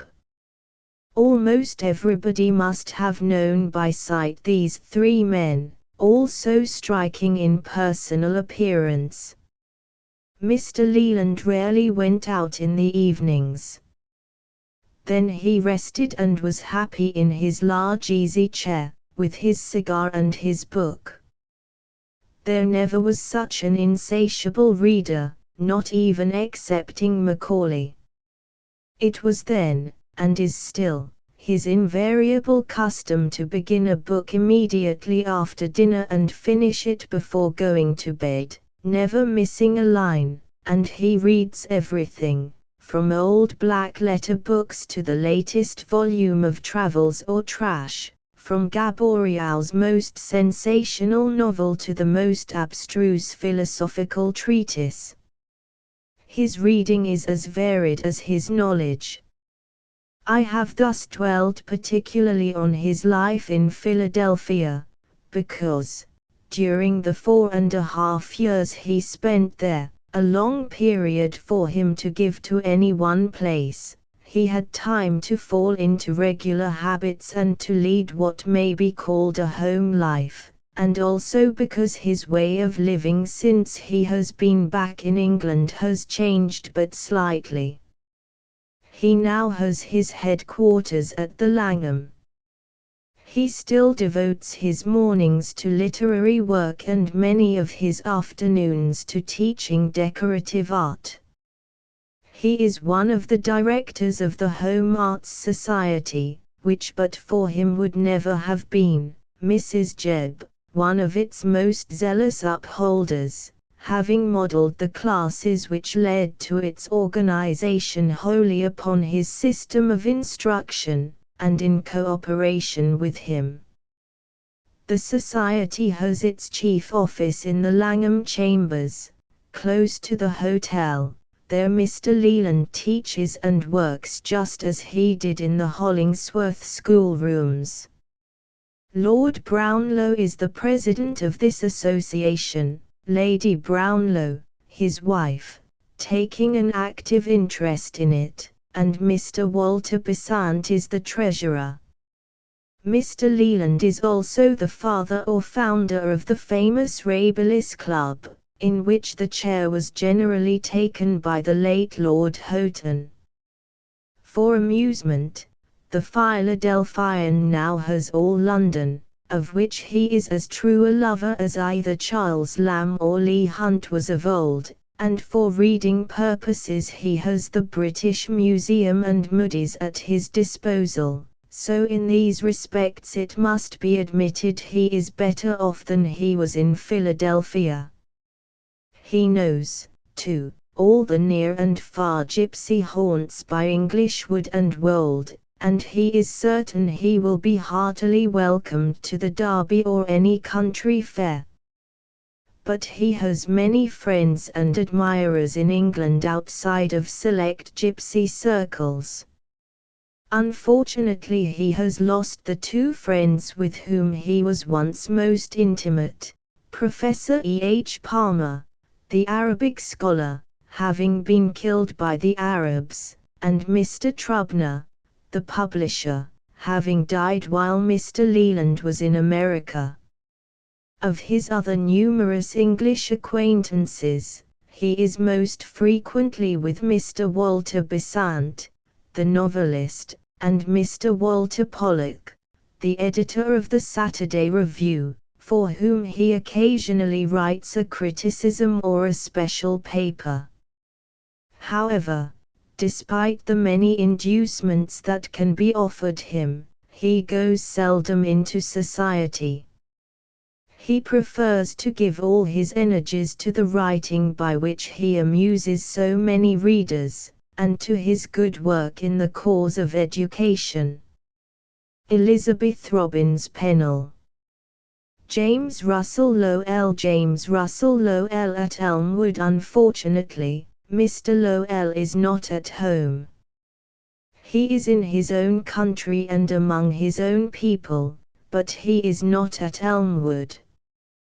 For nearly a decade now his friends have ceased to pass under the portal of those great English trees and find him by the chimney fire, toasting his toes or engaged in less meditative tasks amid the light and shadow of his books. Loss to them has been gain to us, for in the more open life of a man of the world and of affairs, at Madrid and London, the public has seemed to see him more intimately, and has been pleased to feel some share in his honor as a representative American gentleman of what must be called an aging, if not the old, school. But for lovers of the author, as for his neighbors and acquaintances and his contemporaries in literature, Lowell is indissolubly set in Elmwood, and is not to be thought of elsewhere except as in absence. There, 67 years ago, when Elmwood was but a part of the country landscape of Old Cambridge, he was born of an honorable family of the colonial time, and learned his alphabet and accidence, and imbibed from the cultivated and solid company that gathered about his father the simplicity of manners and severe idealism of mind of which he continues the tradition. There, in college days, he read everything except his textbooks, and with his equals of the class of 1838 won a somewhat reluctant sonship from a displeased alma mater, being in his youth, as he once remarked to the rebellious founders of the Harvard Advocate, something of a revolutionist myself, and it was from there he went out as far as Boston, to begin that legal career which was not to end in the glory of a justice's wig. And after the early volume of poems was published and a kindly fire had exhausted the edition, and when the pioneer, what a name that was to gather into its frontiersman stroke Hawthorne, Story, Poe, Very and the brawny Mrs. Browning, had gone down in the first financial morass, still the pleasant upper room at Elmwood, looking off over the sweep of the Charles and the lines of the horizon hills, was as far from being the scene of forensic discussion as it was from taking its conversational tone from the ancient clergymen who, with their long pipes, looked down on the poet's friends from an old panel over the fireplace. The bar has lost many a deserter to the muses, and it was a settled thing with the birds of Elmwood, and the place is still a woodland city of them, that although they half forgave his being human they would not forgive his being a lawyer. So, Lowell kept to his walks in the country and confided the knowledge of his haunts to the readers of his verses, and from the beginning rhymed the nobler human tone with the notes of nature, and he married, and many reminiscences remain, among the men of that day of that brief happiness, one bright episode of which was his Italian journey. The first series of the Biglow Papers appeared, and so his literary life began definitely to share in public affairs and to take on the quasi-civic character which was to become more and more his distinction, until it should reach its development, on the side of his genius, in the patriotic odes, and its acknowledgment, on the part of the people, in his offices of national trust. Seldom, indeed, has the peculiar privacy of a poet's life passed by so even and natural a growth into the publicity and dignity of the great citizens.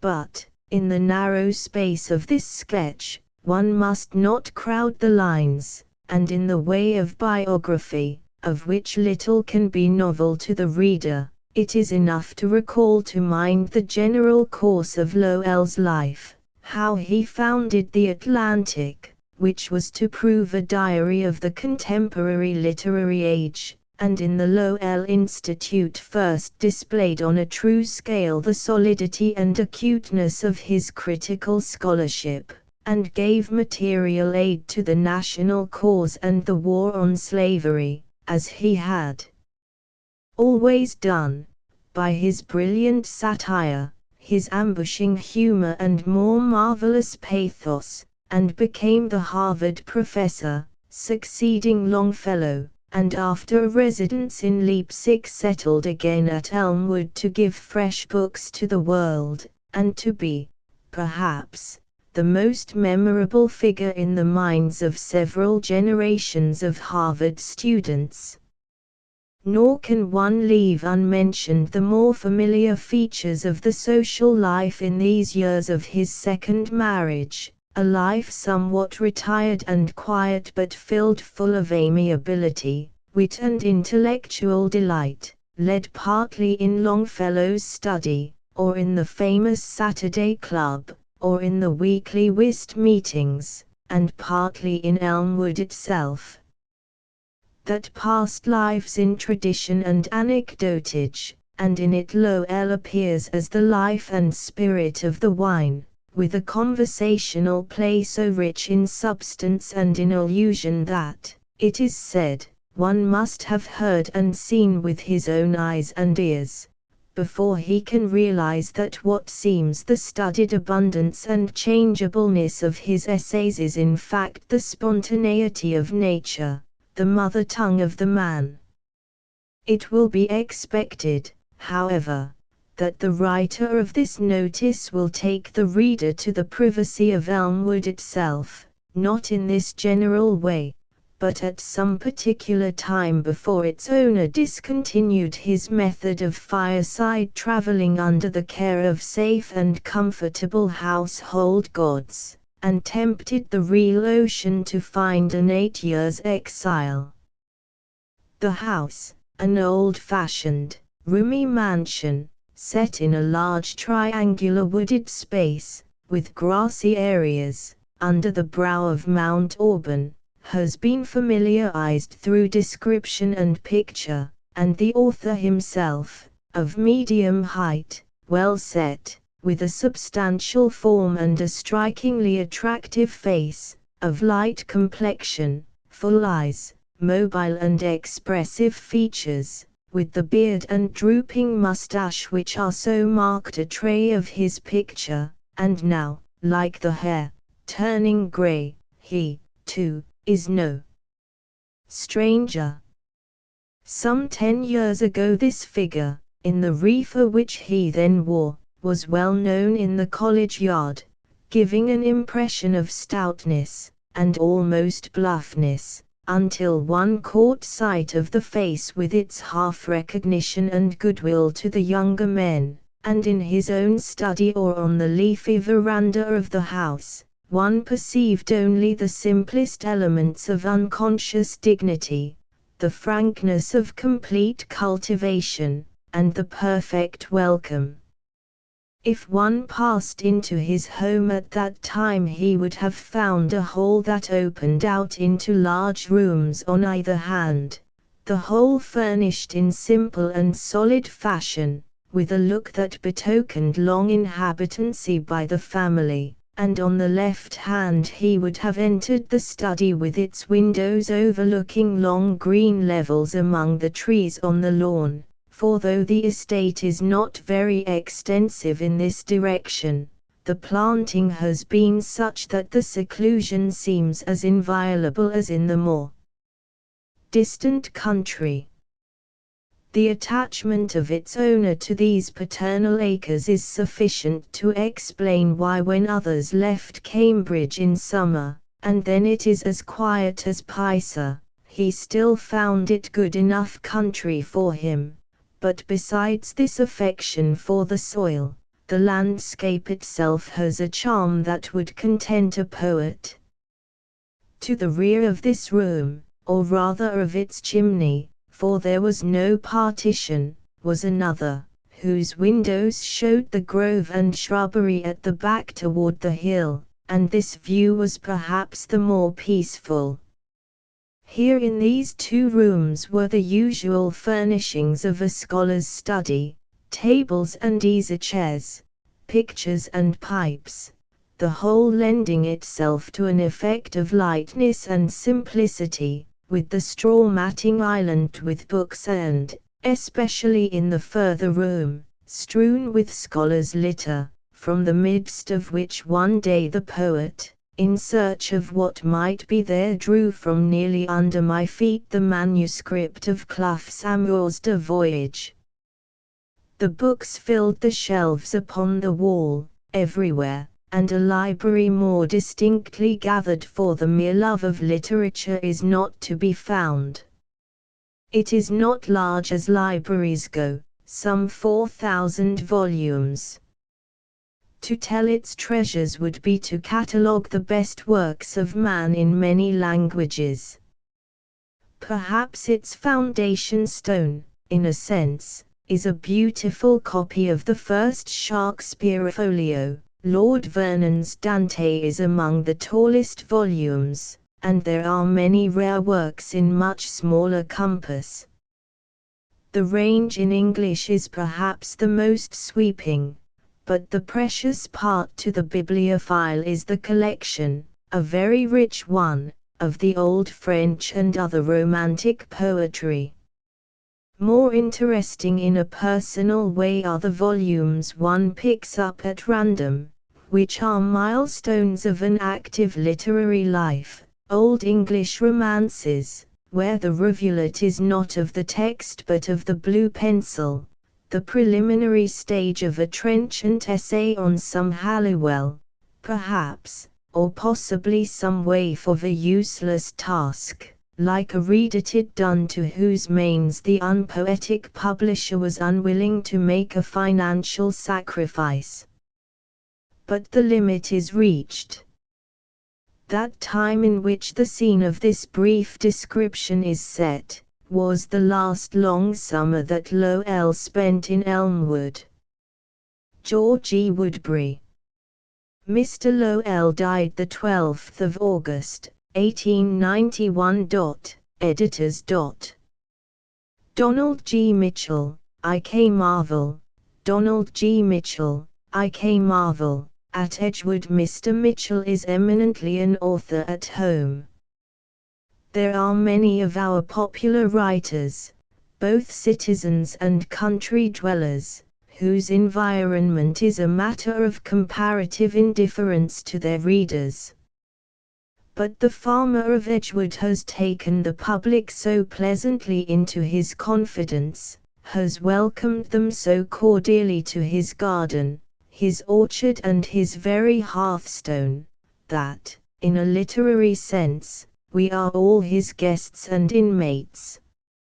In the consulship of Placus, as Thackeray would say, we freshmen, after our pilgrimage to that shrine of liberty, the Judge's Cave on West Rock, with its cacographic inscription, opposition, to tyrants is obedience to God, used to turn our steps southward to burn our youthful incense upon the shrine of literature, and see whether the burrs had begun to open on the big chestnut trees that fringe Dick Marvel's domain. In those days the easiest approach was through the little village of Westville, which nestles at the foot of the rock and seems, from a distance, to lay its church spire, like a white finger, against the purple face of the cliff. The rustic gate at the northern corner of Edgewood, whence a carriage road led to the ridge behind the house, stood then invitingly open, and a printed notice informed the wayfarer that the grounds were free to the public on Wednesday and Saturday afternoons. Now, as then, the reveries and dreams of Mr. Mitchell's early books continue to charm the fireside musings of many a college dreamer, and successive generations of freshmen still find their footsteps tending, in the golden autumn afternoons of first term, toward the Edgewood gates. But nowadays the pilgrim may take the Chapel Street horse car at the college fence, and after a 10 minutes' ride, dismounting at the terminus of the line and walking a block to westward, he finds himself at the brink of what our geologists call the New Haven Terrace. Thence the road descends into the water meadows, and, crossing on a new iron bridge the brackish sluice known as West River, leads straight on across a gravelly level, till it strikes, at a right angle, the foot of the Woodbridge Hills and the old Codrington Road, now Forest Street. On this road lies Edgewood, sloping to the east and south, lifted upon a shelf of land above the river plain, while behind it the hill rises steeply to the height of some 100 feet, and shuts off the west with the border of overhanging woods which gives the place its name. From his library window Mr. Mitchell can look across a little foreground of well-kept dooryard, with blossoming shrubs and vines and bright parterres of flowers set in the close turf, across a hemlock hedge and a grass bank sloping down to the road, across the road itself and the flat below it, checkered with his various crops, to the spires and roofs and elm tops of New Haven and the green Fair Haven hills in the eastern horizon. Southward, following the line of the river, he sees the waters of the harbor, bounded by the white lighthouse on its point of rock. Northward is the trap dyke or precipice of West Rock, and northeastward, beyond the town, and dim with a violet haze, the sister eminence, East Rock. From the driveway which traverses the ridge behind the homestead, the view is still wider and more distinct, taking in the salt marshes through which West River flows down to the bay, the village of West Haven to the south, and, beyond, the sparkling expanse of the Sound and the sand hills of Long Island. Back of the ridge, westward, stretches 4 miles a region which used to be known to college walkers as the Wilderness from its supposed resemblance to the scene of Grant's famous campaign, a region of scrubby woodland, intersected with sled roads and cut over every few years for firewood, a region, it may be said incidentally, dear to the hunters of the fugacious orchid. The weather-stained old farmhouse described in my Farm of Edgewood made way some dozen years ago for a tasteful mansion of masonry and woodwork. The lower story of this is built of stone taken mostly from old walls upon the farm.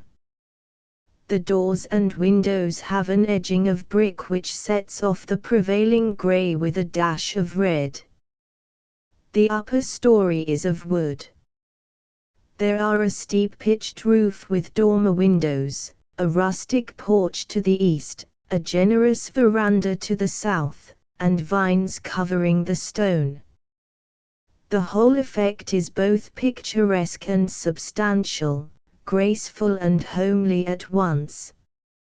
The front door gives entrance to a spacious hall, flanked upon the south by the double drawing rooms and upon the north by the library, with its broad, low chimney opening, its bookshelves and easy-chairs, its tables and desk and wide mantel, covered and strewn in careless order with books, photographs, manuscripts, and all the familiar litter of a scholar's study. At the rear of the hall is the long dining room, running north and south, its windows giving upon the grassy hillside to the west. A conspicuous feature of this apartment is the full-length portrait, on the end wall, of Mr. Mitchell's maternal grandfather, painted about the beginning of the century, and representing its subject in the knee breeches and silk stockings of the period. Half-length portraits of Mr. Mitchell's grandparents, painted about 1830, by Morse, the electrician, hang upon the side wall of the dining room, and an earlier portrait of his mother surmounts the library mantelpiece. Mr. Mitchell's culture, it will be seen, does not lack that ancestral background which Dr. Holmes thinks so important to the New England Brahmin. 3 generations of the name adorn the pages of the Yale Triennial. His grandfather, Stephen Mix Mitchell, graduated in 1763, was a representative and senator in Congress and Chief Justice of Connecticut. His father, the Reverend Alfred Mitchell, graduated in 1809, was a congregational minister at Norwich, in which city Mr. Mitchell was born, the 12th of April, 1822. The statement has been made that Dr. Johns was a sketch from the Reverend Alfred Mitchell, but this is not true. Mr. Mitchell's father died when his son was only 8 years old, and though his theology was strictly Calvinistic, his personality made no such impression upon the boy as to enable him to reproduce it so many years after. Some features in the character of Dr. Johns were suggested by Dr. Hall, of Ellington, at whose once famous school Mr. Mitchell was for some time a pupil. The name of Donald G. Mitchell also appears on the triennial catalogue for the year 1792 as borne by a great-uncle of the present Donald who took his bachelor's degree in 1841. Mr. Mitchell's mother was a Woodbridge, and some 4 years since he completed an elaborate and sumptuously printed genealogy of that family, undertaken by his brother but left unfinished at his death. The French windows of the drawing-room open upon the veranda to the south, and this upon a lawny perspective which is at once an example of Mr. Mitchell's skilful landscape gardening and a surprise to the stranger, who from the highway has caught only glimpses of sward and shrubbery through the hedge and the fringe of trees. The Edgewood lawn is a soft fold between the instep of the hill and the grassy bank that hangs over the road and carries the hedgerow. It is not very extensive, but the plantations of evergreens and other trees on either side are so artfully disposed, advancing here in capes and retiring there in bays and recesses, that the eye is lured along a seemingly interminable vista of gentle swales and undulations, bordered by richly varied foliage, along the hillside farms beyond, and far into the heart of the south. Here and there on the steep slope to the right, and high above the lawn itself, are coppices of birch, hazel, alder, dogwood and other native shrubs, brought together years ago and protected by little enclosures, but now grown into considerable trees. North of the house is the neatly kept garden, with its beds of vegetables and flowers, its rows of currant and gooseberry bushes, its box-edged alleys, and back of all a tall hedge of hemlock, clipped to a dense, smooth wall of dark green, starred with the lighter needles of this year's growth. Mr. Mitchell tells, with a pardonable pride, how he brought from the woods, in 2 baskets, all the hemlocks which compose this beautiful screen. He has 2 workshops, his library and his garden, and of the 2 he evidently loves the latter best, and works there every day before breakfast in the cool hours of the morning. Edgewood has been identified with its present owner for a generation. He was not always a farmer, but farming was his early passion, and after several years of writing and wandering, he settled down here in 1855 and returned to his first love. On leaving college he went to work on his grandfather's farm near Norwich. He gained at this time the prize of a silver cup from the New York Agricultural Society, for plans of farm buildings. He became a correspondent of the Albany Cultivator, now the Country Gentleman, contributing letters from Europe during his first visit abroad, in 1844–6. This was undertaken in search of health. He was threatened with consumption, and winter found him at Torquay in the south of England, suffering from a distressing and persistent cough. From this he was relieved after a violent fit of seasickness, while crossing the Channel to the island of Jersey, where he spent half a winter. Another half-winter was passed in tramping about England, and 18 months on the continent. These experiences of foreign travel furnished the material for his first book, Fresh Gleanings, 1847. After his return to this country he studied law in New York, but the confinement was injurious to his health, and in 1848 he went abroad a second time, traveling in England and Switzerland and residing for a while in Paris. France was on the eve of a revolution, and Mr. Mitchell's impressions of the time were recorded in his second book, The Battle Summer, 1850. Again returning to America, he took up his residence in New York, and issued in weekly numbers the Lorgnet, or Studies of the Town, by an opera-goer. This was a series of satirical sketches, something after the plan of Irving's Salmagundi papers. They were signed by an assumed name, and even the publisher was not in the secret of their authorship.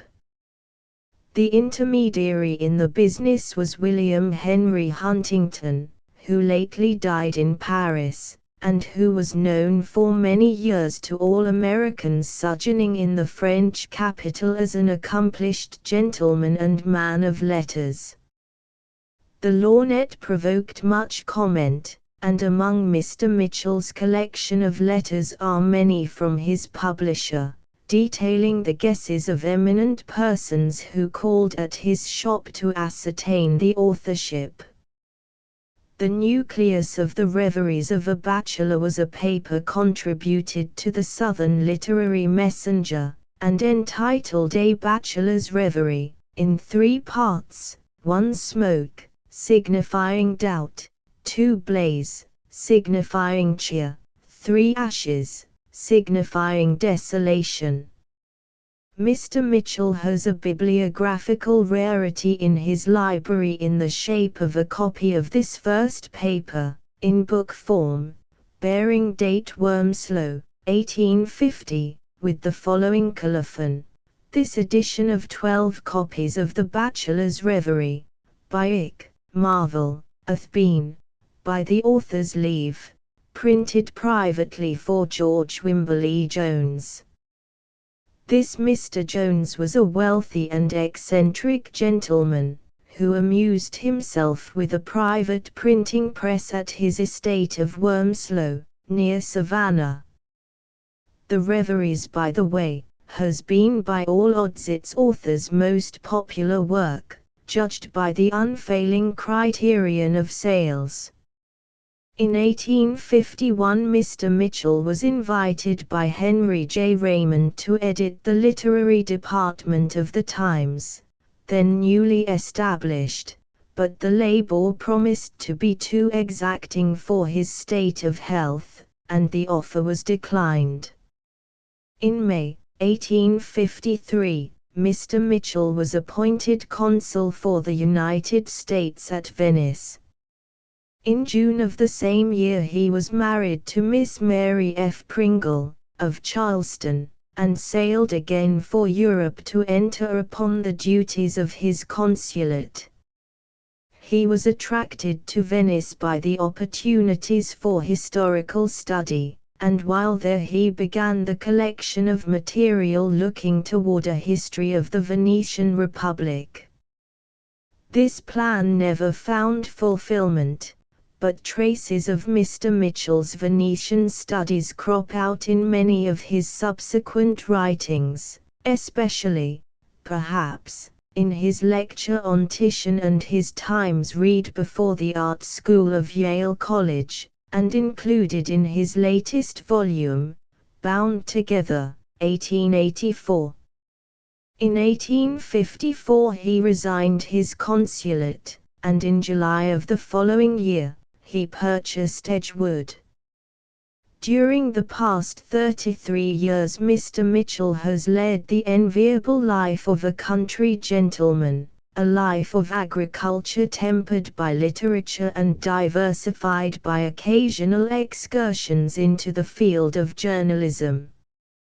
He has seen his numerous children grow up about him. He has entertained at his charming home many of our most distinguished literati, and he has kept open his communication with the reading public by a series of books and contributions to the periodical press, on farming, landscape gardening, and the practical and aesthetic aspects of rural life.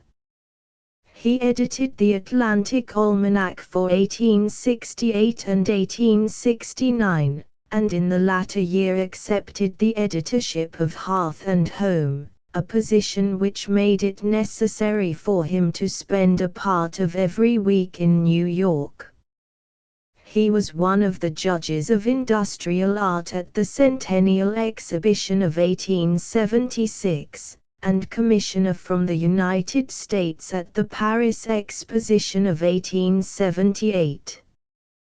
His taste and experience in landscape gardening have been called into play in the laying out of the city park at East Rock, and at many private grounds in New Haven and elsewhere.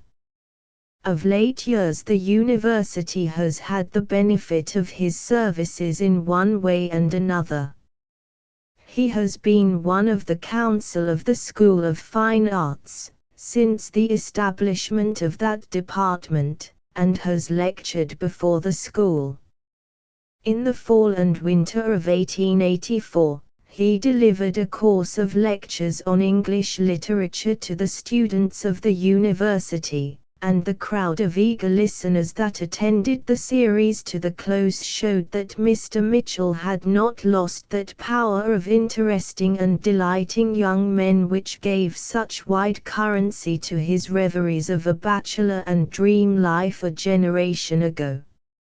Among the other lectures and addresses delivered on various occasions, several of which are collected in Bound Together, special mention may be made of the address on Washington Irving, which formed one of the pleasantest features of the centennial celebration at Tarrytown in 1883.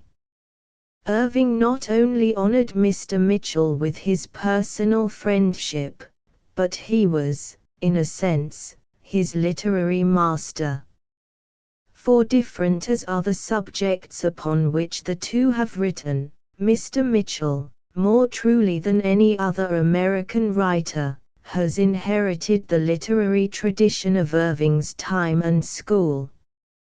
There is the same genial and sympathetic attitude toward his readers, the same tenderness of feeling, and, in style, that gentle elaboration and that careful, high-bred English which contrasts so strikingly with the brusque, nervous manner now in fashion. Among the treasures of Mr. Mitchell's correspondence, none, I will venture to say, are more highly valued by him than the letters from Washington Irving, although the collection contains epistles from Hawthorne, Holmes, Dickens, Greeley, and many other distinguished men. Other interesting memorabilia are the roughly drawn plans of Bayard Taylor's house and grounds at Kenneat which the projector sketched for his host during his last visit at Edgewood. In appearance Mr. Mitchell is rather under than over the average height, broad-shouldered and squarely shaped, the complexion fresh and ruddy, the nose slightly aquiline, the lips firmly shut, the glance of the eye kindly but keen. The engraving in the Eclectic magazine for September, 1867, still gives an excellent idea of its subject, though the dark, luxuriant whiskers there pictured are now a decided grey.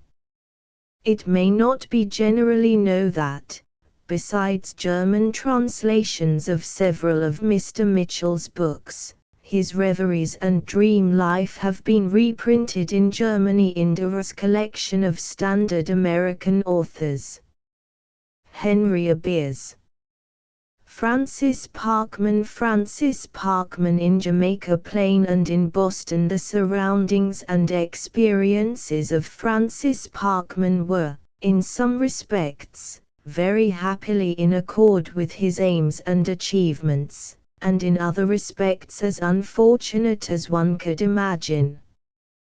His home in childhood was near the forest of the Middlesex Fells, Massachusetts, and his wanderings and shootings in those woods early developed the two leading interests of his youth, the woods and the Indian.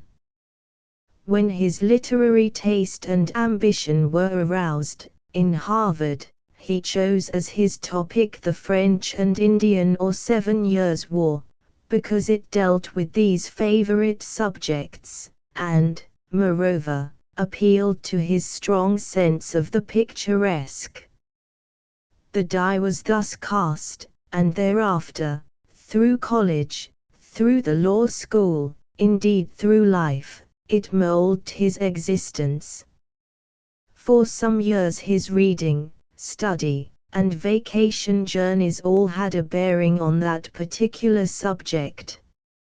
On leaving college he was troubled with an abnormal sensibility of the retina, which restricted the use of his eyes within very narrow limits.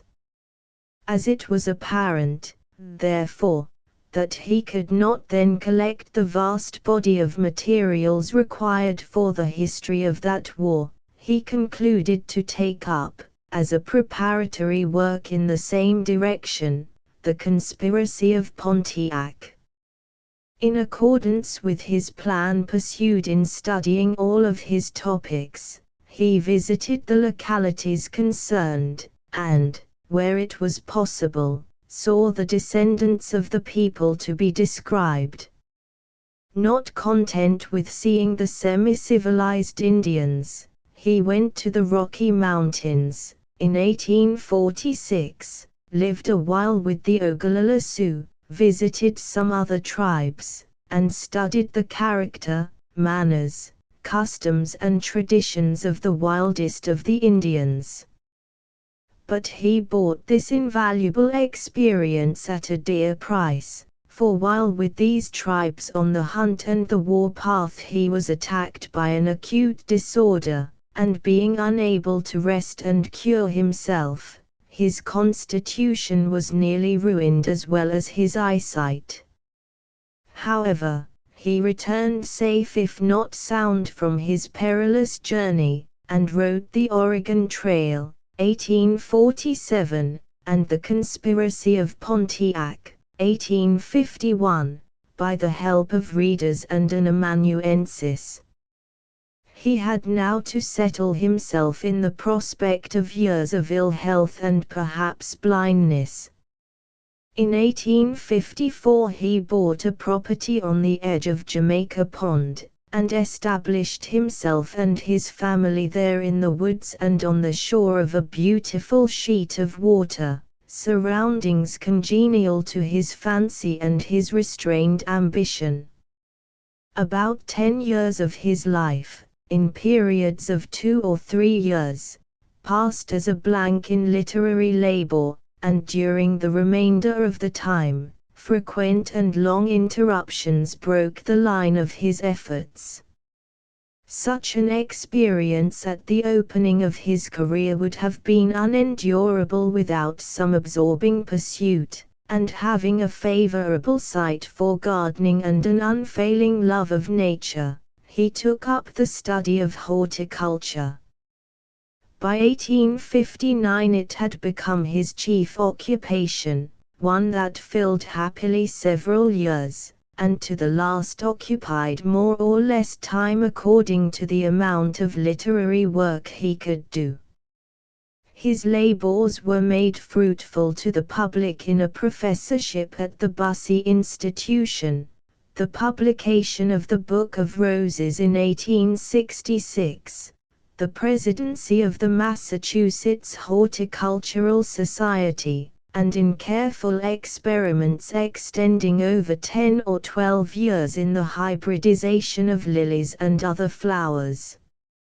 Among the most noted of his floral creations is the magnificent Lilium Parkmani, named by the English horticulturist who purchased the stock. Mr. Parkman's summer home, at the pond, was a plain but sunny and cheerful house, in the midst of a garden sloping down to the water. His study window looked to the north, the light least trying to sensitive eyes. The charming sight, the landscapes about, the greenhouse and grounds in summer full of rare flowers, were the chief interests of the place, for his library and principal workshop were in Boston. As much exercise was necessary to him, he was a familiar figure in this pretty suburb of the city, either riding on horseback, rowing on the pond, or walking in the fields and woods. But in the midst of all these discouraging delays and extraneous occupations, his literary aims were not forgotten. He pushed on, when he could, his investigations and composition by the help of readers and an amanuensis. Those who are unacquainted with the labor of historic research can scarcely imagine the difficulty, extent, and tedium of his investigations. The reader can glance over a book and pick out the needle he seeks in the haystack, but he who uses another's eyes must examine carefully the entire stack in order not to miss a possible needle. Mr. Parkman's ground has been 1 inch by inch.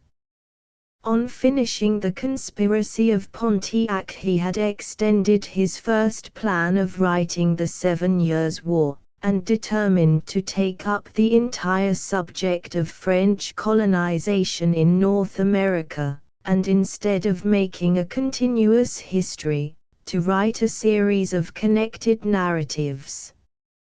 He therefore continued, and extended, his journeys for investigation, in this country, in Canada, and in Europe, and by the help of readers and copyists he selected and acquired the necessary documents. But even with all the aid possible, the preparation of the first volume of the series consumed 14 years. The Pioneers of France in the New World appeared in 1865, the Jesuits in North America in 1867, La Salle and the Discovery of the Great West in 1869, the Old Regime in Canada in 1874, Frontenac and New France under Louis XIV in 1877, Montcalm and Wolfe in 1884. Mr. Parkman's winter home, where he did the most of his work, was in the house of his sister, Miss Parkman, at 50 Chestnut Street, Boston, a quiet locality on the western slope of Beacon Hill. His study was a plain, comfortable, front room at the top of the house, with an open fire, a small writing table beside the window, and shelves of books covering the walls. The most valuable of his treasures were manuscript copies of both public and private documents. For the sake of greater safety and more general usefulness he parted with some of these manuscripts, gave a lot of facsimile maps to Harvard College, and a collection of 35 large volumes to the Massachusetts Historical Society. The latter embrace 8 volumes of documents from the archives of Marine and Colonies and other archives of France, relating to Canada, from 1670 to 1700, 12 volumes from the same sources, from 1748 to 1763, 4 volumes from the Public Record Office of London, from 1750 to 1760, 1 volume from the National Archives of Paris, from 1759 to 1766, 1 volume from the British Museum, from 1751 to 1761, 1 volume of diverse letters to Boulamarque by various officers in Canada during the war. Of 1755 to 63, 1 volume of letters to the same by Montcalm while in Canada, Montcalm had requested Boulamarque to burn them, but Mr. Parkman, 15 years before he could find them, believed in their existence, and finally discovered them in a private collection of manuscripts, one volume of Montcalm's private letters to his wife and his mother, written while he was in America, obtained from the present Marquise de Montcalm, and one volume of Washington's letters to Colonel Bouquet, from the British Museum. The most recent publication, Montcalm and Wolfe, takes in 26 of these volumes, besides a large lot of printed matter and notes made at the sources of information. The above collection constitutes about half of Mr. Parkman's manuscripts. A considerable part of them cannot be estimated by pages and volumes, being unbound notes and references representing a vast amount of research. 2 sets of copyists sent him from France and England copies of the papers he designated. Mr. Parkman's experience offers a valuable and encouraging example in the history of literature. On the one side he had poor health and poor sight for a vast amount of labor, on the other he had money, time, capacity, a tough, sinewy physique, a resistant, calm, cheerful temper, and an indomitable perseverance and ambition. As in some other cases, his disabilities seem to have been negative advantages, if we may judge by his productions, for his frequent illnesses, by retarding his labors, increased his years and experience before production, and forced the growth of departments of knowledge generally neglected by students. He was led to give equal attention to observing nature, studying men, and digesting evidence. His studies and manual labors in horticulture and his practical familiarity with forest life and frontier life quickened his sympathy with nature. His extensive travels gave him a wide knowledge of life, manners, and customs, from the wigwam to the palace. Far from being a recluse, he was, until his death in 1893, a man of the world, often locked out of his closet and led into practical and public interests. For 6 years he was president of the St. Botolph Club of Boston, and for 10 years one of the 7 members of the Corporation of Harvard University. He was naturally a student of men, and a keen observer of character and motives. His discouraging interruptions from literary work, while not often stopping the above studies, forced upon him time for reflection, for weighing the evidence he collected, and for perfecting the form of his works.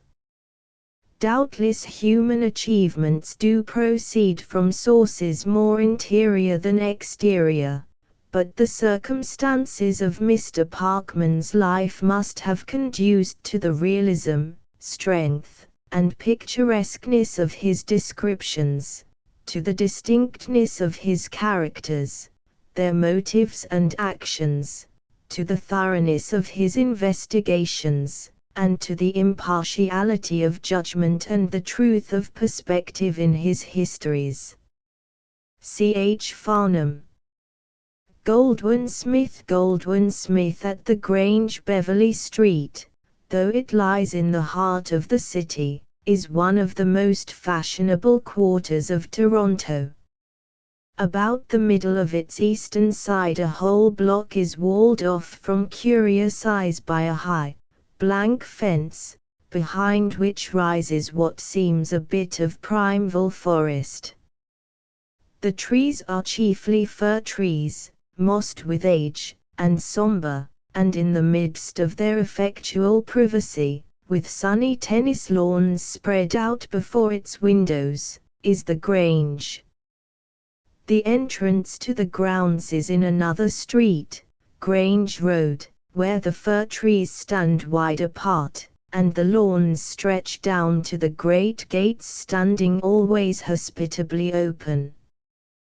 The house itself is an old-fashioned, wide-winged mansion of red brick, low and ample in the eaves, its warm color toned down by the frosts of many Canadian winters to an exquisite harmony with the varying greens which surround it.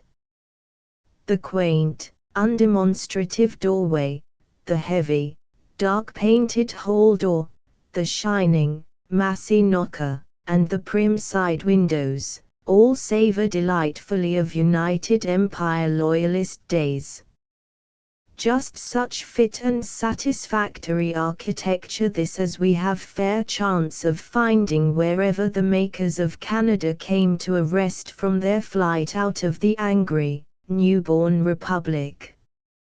As the door opens, one enters a dim, roomy hall, full of soft brown tints and suggestion of quiet, the polished floor made noiseless with Persian rugs. On the right hand open the parlors, terminated by an octagonal conservatory. The wing opposite is occupied by the dining room and a spacious library. The dining room has a general tone of crimson and brown, and its walls are covered with portraits in oil of the heroes of the Commonwealth. Milton, Cromwell, Hampden, Pym, Vane, et al., they are all there, gazing down severely upon the well-covered board. The abstemious host serenely dines beneath that Puritan scrutiny, but to me it has always seemed that a collection of the great cavaliers would look on with a sympathy more exhilarating. From here a short passage leads to the anteroom of the library, which, like the library itself, is lined to the ceiling with books. At the further end of the library is the fireplace, under a heavy mantel of oak, and near it stands a massive writing desk, of some light-colored wood. A smaller desk, close by, is devoted to the use of the gentleman who acts as librarian and secretary. The ample windows are all on one side, facing the lawn, and the center of the room is held by a billiard table, which, for the most part, is piled with the latest reviews and periodicals. The master of the Grange is by no means an assiduous player, though he handles the cue with fair skill. In such a home as this, Mr. Goldwin Smith may be considered to have struck deep root into Canadian soil, and as his wife, whose bright hospitality gives the Grange its highest charm, is a Canadian woman, he has every right to regard himself as identified with Canada. In person, Mr. Smith is very tall, straight, spare, his face keen, grave, almost severe, his iron grey hair cut close, his eyes restless, alert, piercing, but capable at times of an unexpected gentleness and sweetness, his smile so agreeable that one must the more lament its rarity. The countenance and manner are preeminently those of the critic, the investigator, the tester. As he concerns himself earnestly in all our most important public affairs, his general appearance, through the medium of the Toronto grip, our Canadian punch, has come to be by no means unfamiliar to the people of Canada. In becoming a Canadian, Goldwin Smith has not ceased to be an Englishman, he has also desired to become an American, by the way. He holds his English audience through the pages of the contemporary and the 19th century, and he addresses Americans for some weeks every year from a chair in Cornell University. In Canada he chooses to speak from behind an extremely diaphanous veil, the nom de plume of a bystander, and under this name he for some time issued a small monthly, changed to a quarterly before its discontinuance, which was written entirely by himself, and treated of current events and the thought of the hour. That periodical has now been succeeded by the Week, to which the Bystander has been a contributor since the paper was founded. It were out of place to speak here of Goldwin Smith's career and work in England. It would be telling, too, what is pretty widely known. In Canada his influence has been far deeper than is generally imagined, or than, to a surface glance, would appear. On his first coming here he was unfairly and relentlessly attacked by what was at the time the most powerful journal in Canada, the Toronto Globe, and he has not lacked sharp but irregular antagonism ever since. Somewhat relentless himself, as evinced by his attitude toward the Irish and the Jews, and having always one organ or another in his control, he has long ago wiped out his score against the Globe, and inspired a good many of his adversaries with discretion. He devotes all his energy and time, at least so far as the world knows, to work of a more or less ephemeral nature, and when urged to the creation of something permanent, something commensurate with his genius, he is wont to reply that he regards himself rather as a journalist than an author. He would live not by books, but by his mark stamped on men's minds. It does, indeed, at first sight, surprise one to observe the meagerness of his enduring literary work, as compared with his vast reputation. There is little bearing his name save the volume of collected lectures and essays, chief among them the perhaps matchless historical study entitled The Great Duel of the 17th Century, and the keen but cold monograph on Cowper contributed to the English men of letters. His visible achievement is soon measured, but it would be hard to measure the wide-reaching effects of his influence. Now, while a sort of conservatism is creeping over his utterances with years, doctrines contrary to those he used so strenuously to urge seem much in the ascendant in England. But in Canada he has found a more plastic material into which, almost without either our knowledge or consent, his lines have sunk deeper. His direct teachings, perhaps, have not greatly prevailed with us. He has not called into being anything like a bystander party, for instance, to wage war against party government, and other great or little objects of his attack. For this his genius is not synthetic enough, it is too disintegrating. But his influence pervades all parties, and has proved a mighty shatterer of fetters amongst us, a swift solvent of many cast-iron prejudices. He has opened, liberalized, to some extent deprovincialized, our thought, and has convinced us that some of our most revered fetishes were but feathers and a rattle after all. But he sees too many sides of a question to give unmixed satisfaction to anybody. The Canadian nationalists, with whom he is believed to be in sympathy, owe him both gratitude and a grudge. He has made plain to us our right to our doctrines, and the rightness of our doctrines. He has made ridiculous those who would cry treason after us. but we could wish that he would suffer us to indulge a little youthful enthusiasm, as would become a people unquestionably young, and also that he would refrain from showing us quite so vividly and persistently all the lions in our path. We think we can deal with each as it comes against us.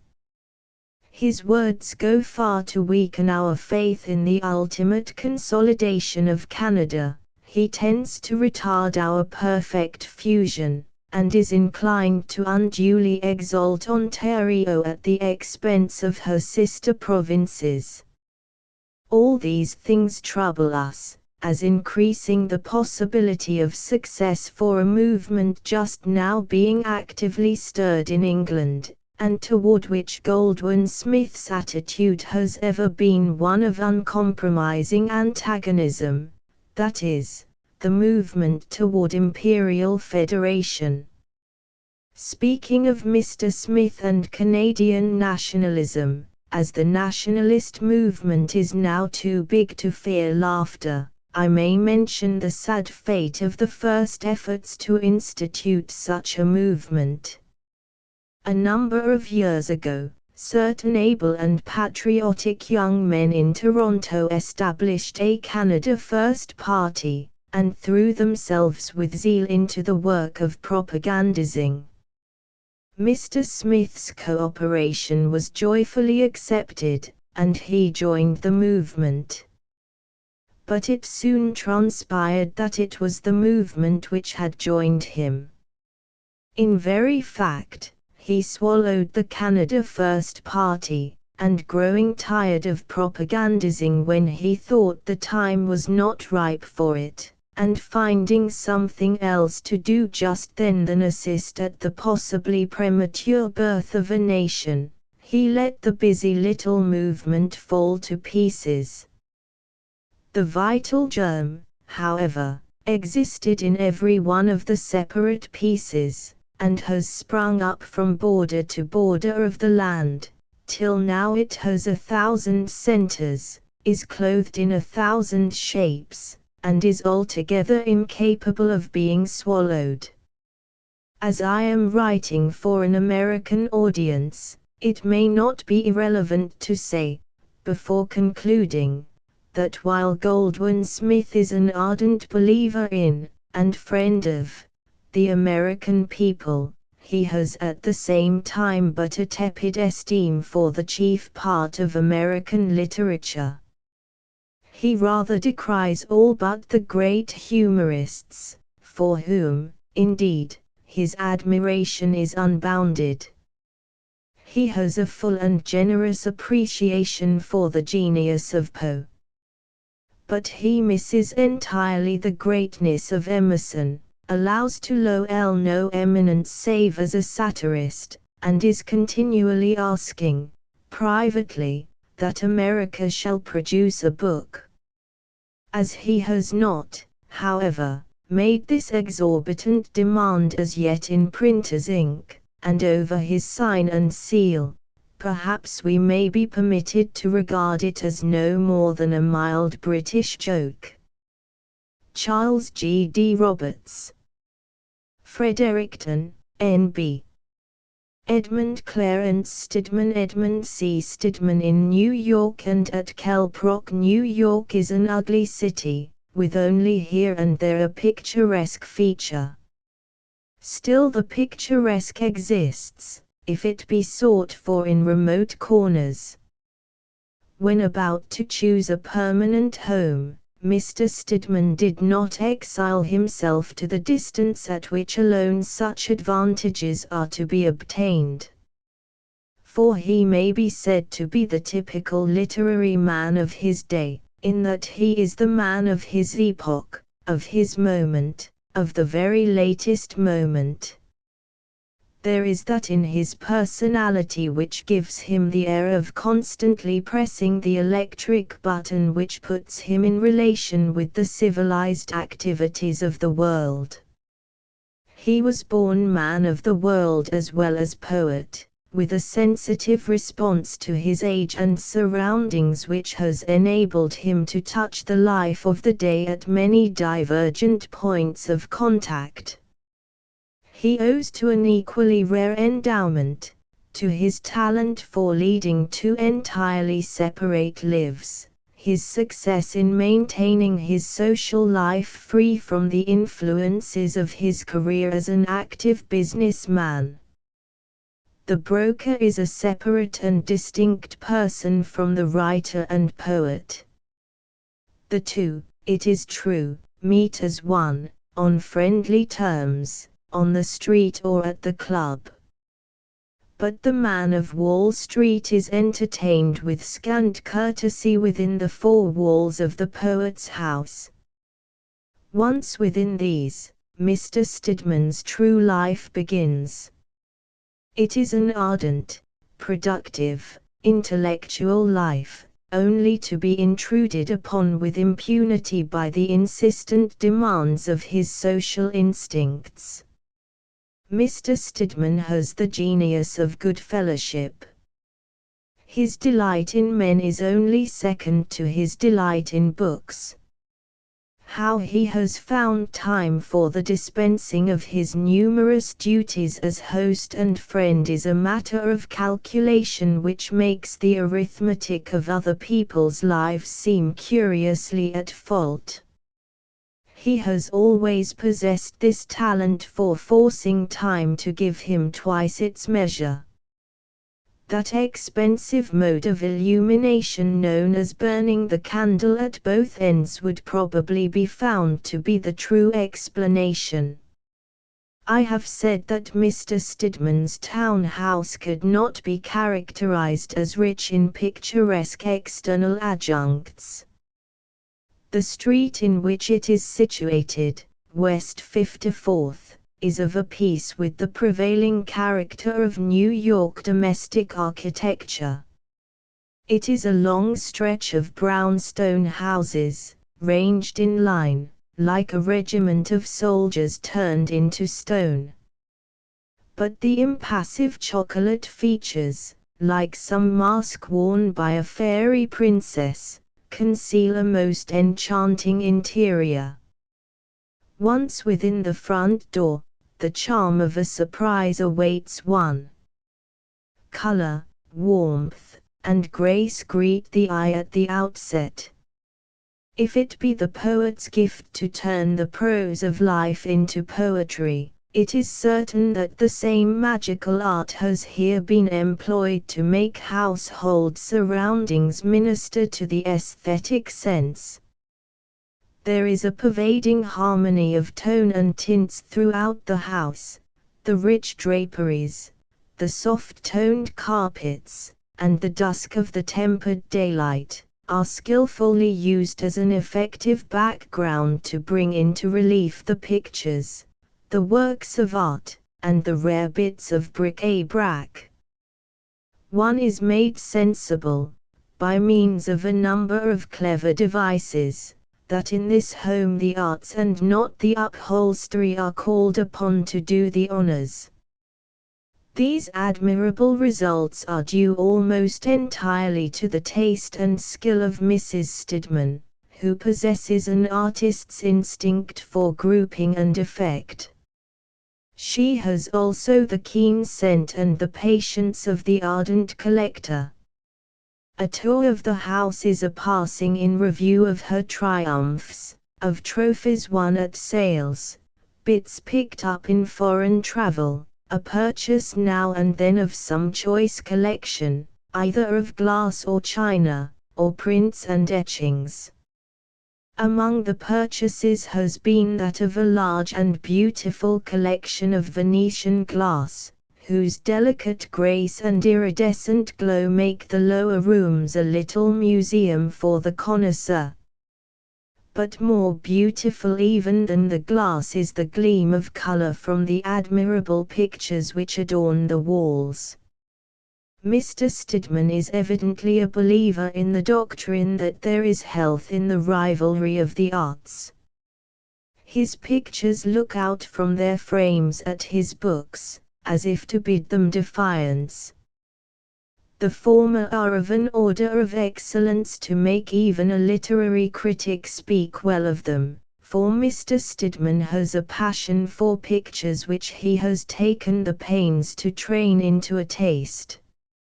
He was a familiar figure, a few years ago, at the Academy of Design receptions on press night. He was certain to be found opposite one of the best watercolors or oil paintings of the exhibition, into the frame of which, a few minutes later, his card would be slipped, on which the magic word "sold" was to be read. It was in this way that some charming creations of Wyant, of Church, and other of our best artists, were purchased. Perhaps the pearl of his collection is Winslow Homer's Voice from the Cliffs, the strongest figure picture this artist has yet produced. The walls divide their spaces between such works of art and a numerous and interesting collection of gifts and souvenirs from the poet's artist and literary friends. Among these is a sketch in oil of Miss Fletcher, the author of Kiss, met by her stepfather, Eugene Benson, a bronze bas-relief of Bayard Taylor, who was an intimate friend of Mr. Stidman's, and a companion relief of the latter poet, hanging side by side with that of his friend as if lovingly to emphasize their companionship. The usual parallelogram of the New York parlor is broken, by the pleasantly irregular shape of the rooms, into a series of unexpected openings, turnings and corners. At the most distant end, beyond the square drawing room, the perspective is defined by the rich tones of a long stretch of stained glass.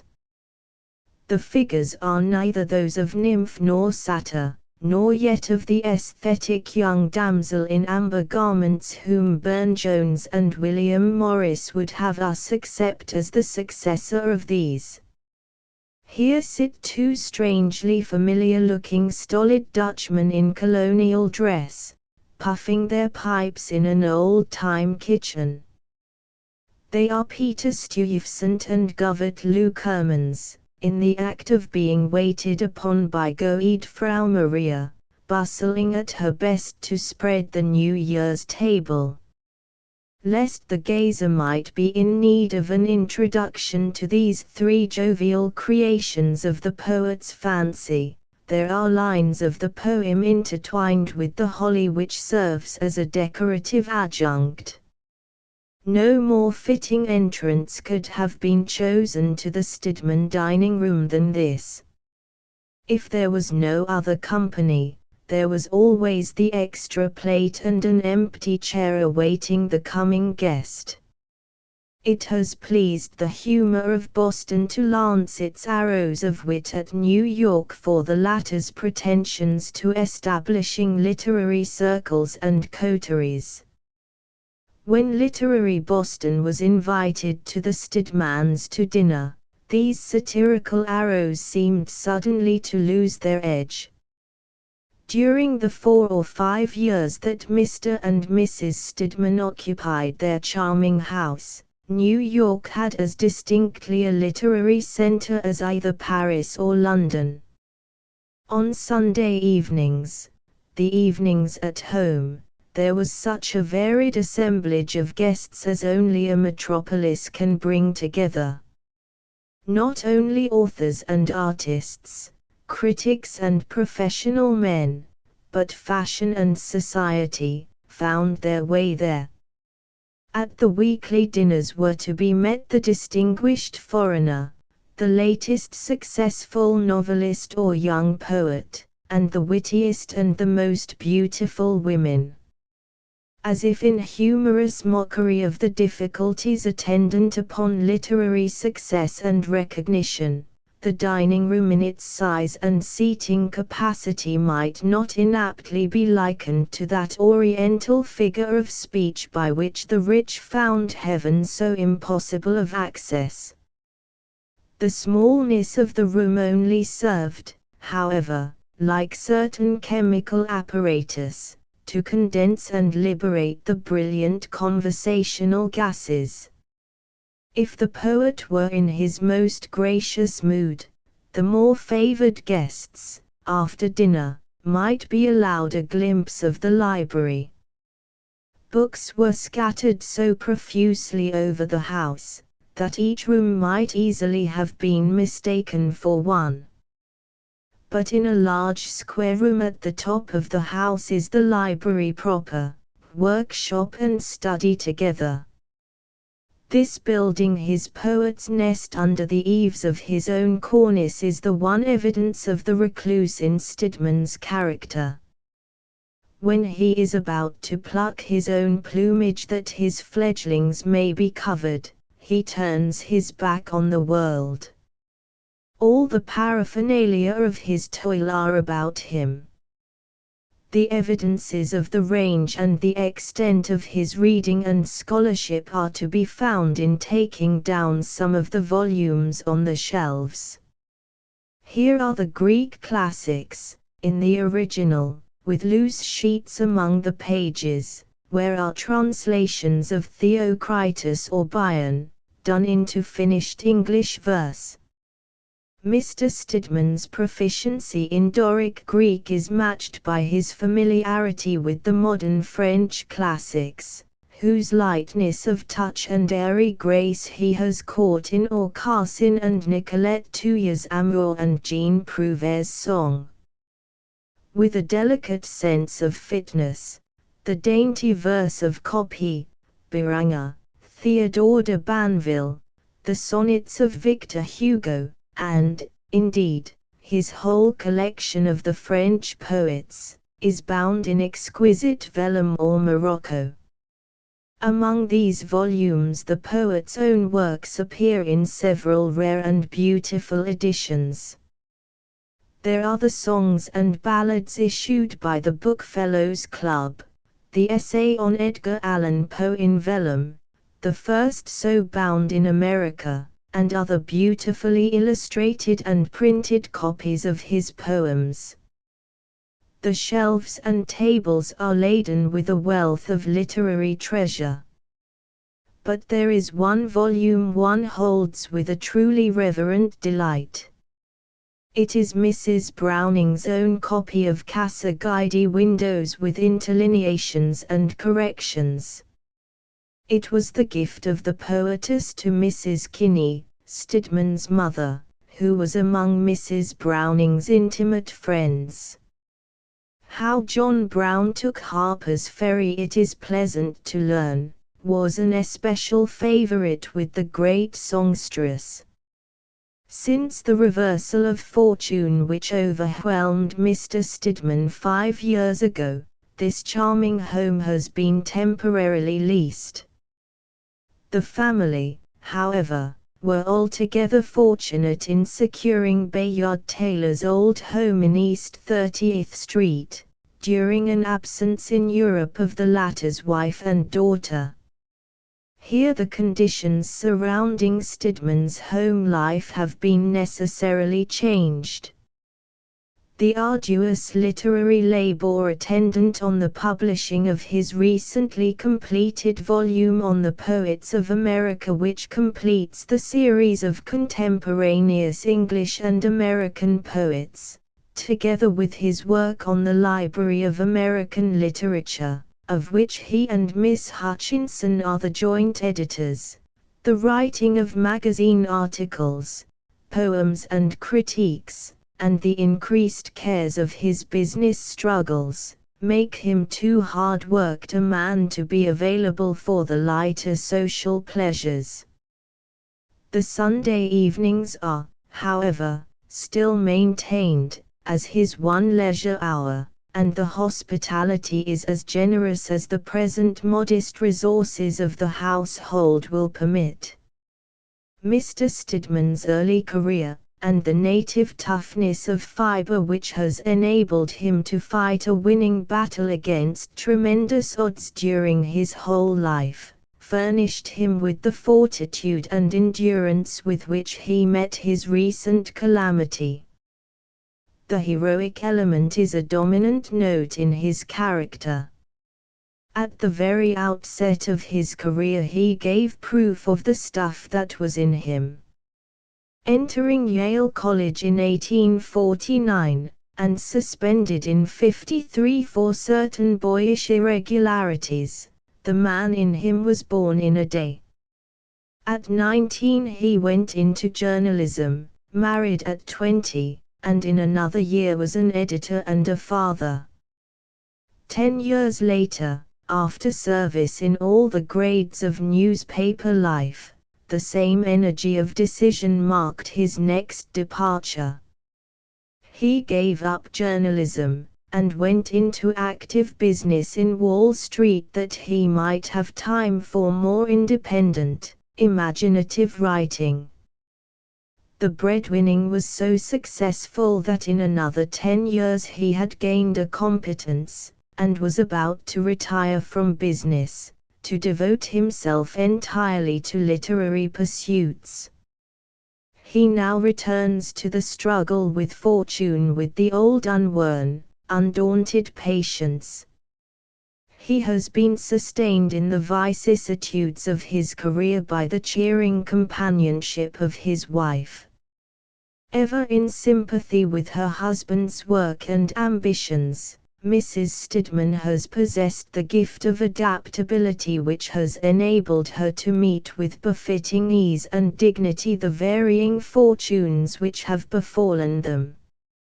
In the earlier nomadic days she was the Blanche, who, with the poet, rambled through the faraway realm of Bohemia. The little King Arthur is a grown man now, his father's co-worker and devoted aide. The king has abdicated in favor of a tiny princess, who rules the household with her baby ways. This is another Laura, et.4, who, with her mother, Mrs. Frederick Stidman, completes the family circle. It needs the reiterated calls for Grandpa and Grandma to impress one with the reality of the fact that this still youthful-looking couple are not masquerading in the parts. Mr. Stidman, in spite of his greyish beard and mustache, is a singularly young-looking man for his years. He is slight, with slender figure and delicate features. His motions and gestures are full of impulse and energy. He has the bearing of a man who has measured his strength with the world. The delicate refinement and finish of his work, as well as its power and vigor, are foreshadowed in his personnel. His manner is an epitome of his literary style. His face has the charm which comes from high-bred features molded into the highest form of expression, that of intellectual energy infused with a deep and keen sympathetic quality. Something of this facial charm he inherits from his mother, now Mrs. Kinney.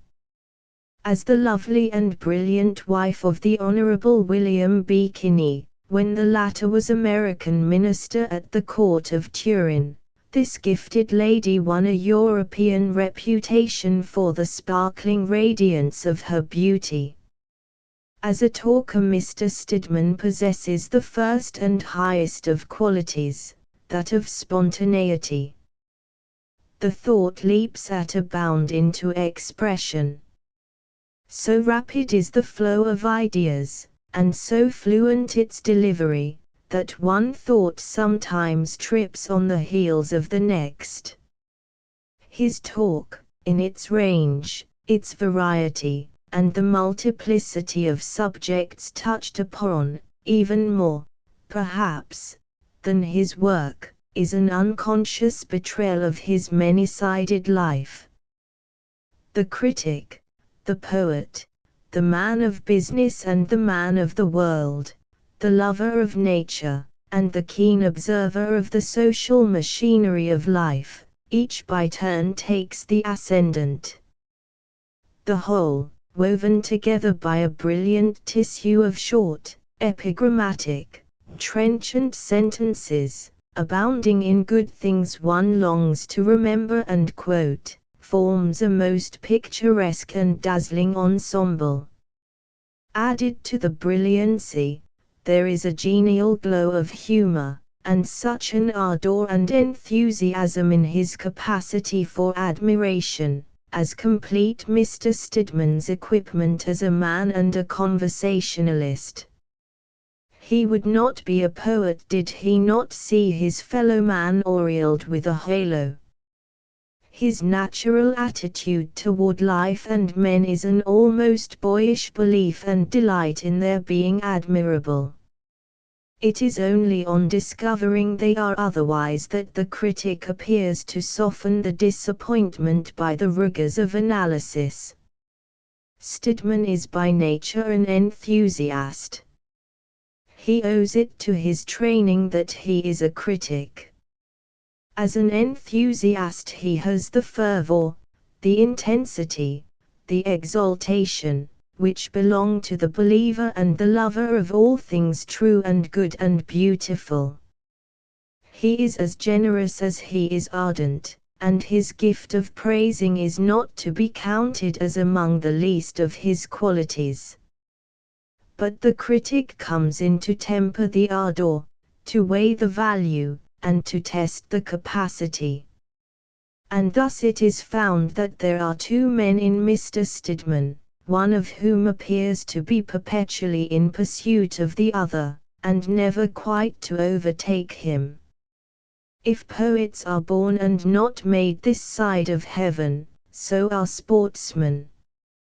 In Stidman's case the two appeared in one, to prove the duality possible. Summer after summer, in the hard-won vacations, the two have sailed the inland lakes and fished in the trout streams together, the fisherman oblivious of all else save the movements of that most animate of inanimate insects, the angler's fly. The poet equally absorbed in quite another order of motion, that of nature's play. The range of Mr. Stidman's acquaintance among backwoodsmen and seafaring men is in proportion to the extent of his journeyings. There are at least 100 men with whom I am intimate who don't dream I have ever written a line I once overheard him say in the midst of a story he was telling of the drolleries of some forest guide who was among his intimates. This talent for companionship with classes of men removed from his own social orbit has given Stidman that breadth of sympathy and that sure vision in the fields of observation which makes his critical work so unusual. He knows men as a naturalist knows the kingdom of animal life. He can thus analyze and classify, not only the writer, but the man, for he holds the key to a right comprehension of character by virtue of his own plastic sensibility. His delight in getting near to men who are at polaric distances from him socially, makes him impatient of those whom so-called culture has removed to alpine heights from which to view their fellow beings.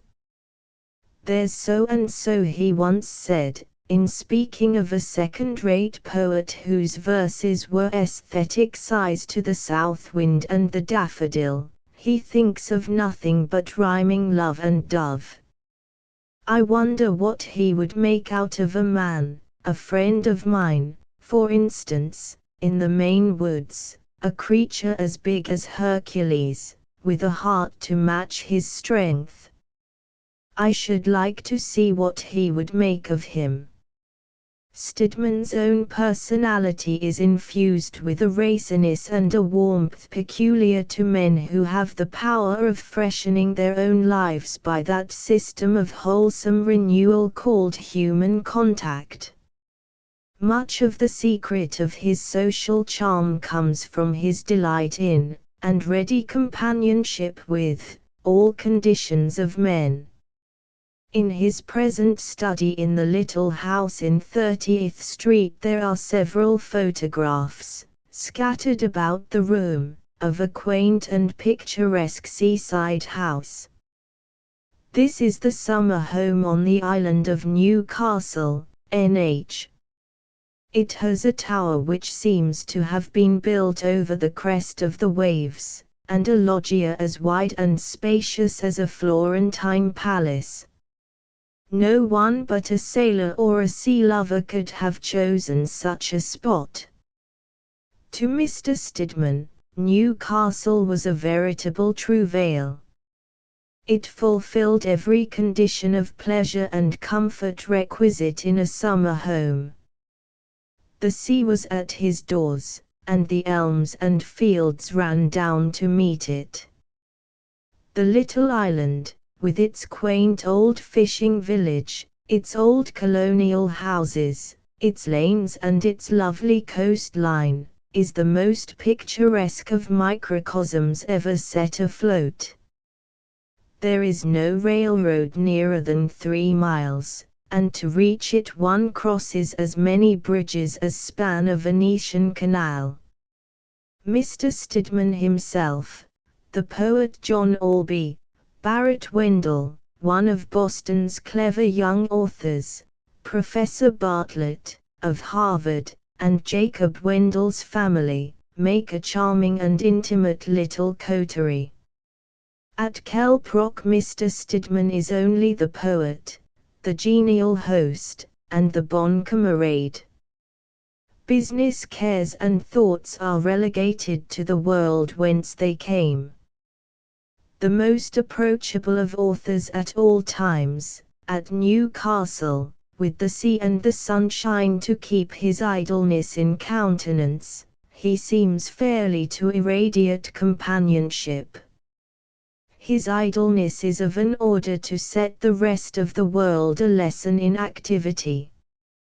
In his play he is even more intense, if possible, than in his work. The play consists of 5 or 6 hard writing hours in his tower during the morning. This is followed by an afternoon of sailing, or fishing, or walking, any one of which forms of pleasure is planned with a view to hard labor of some kind, some strenuous demand on the physical forces.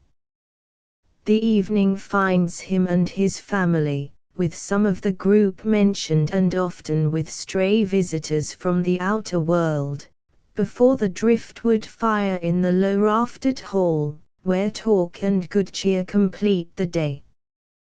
With such abundantly vigorous energies, Mr. Stidman's quarter of a century of productiveness is only an earnest of his future work. He has doubly pledged himself hereafter to the performance of strictly original creative writing. As critic he has completed the work which he set himself to do, that of rounding the circle of contemporaneous poetry.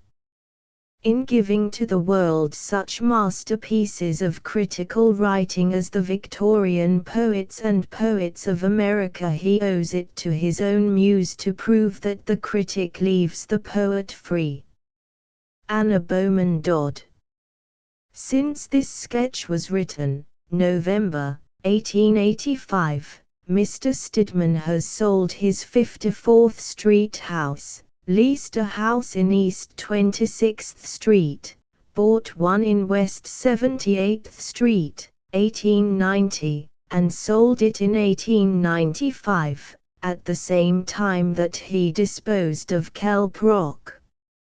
His permanent home is now at Lawrence Park, Casa Laura, named after his wife and granddaughter, although he spent last winter in apartments in New York. His most recent works are his Victorian and American anthologies and Mater Coronata, the poem written for the bicentennial celebration of Yale University. Editors.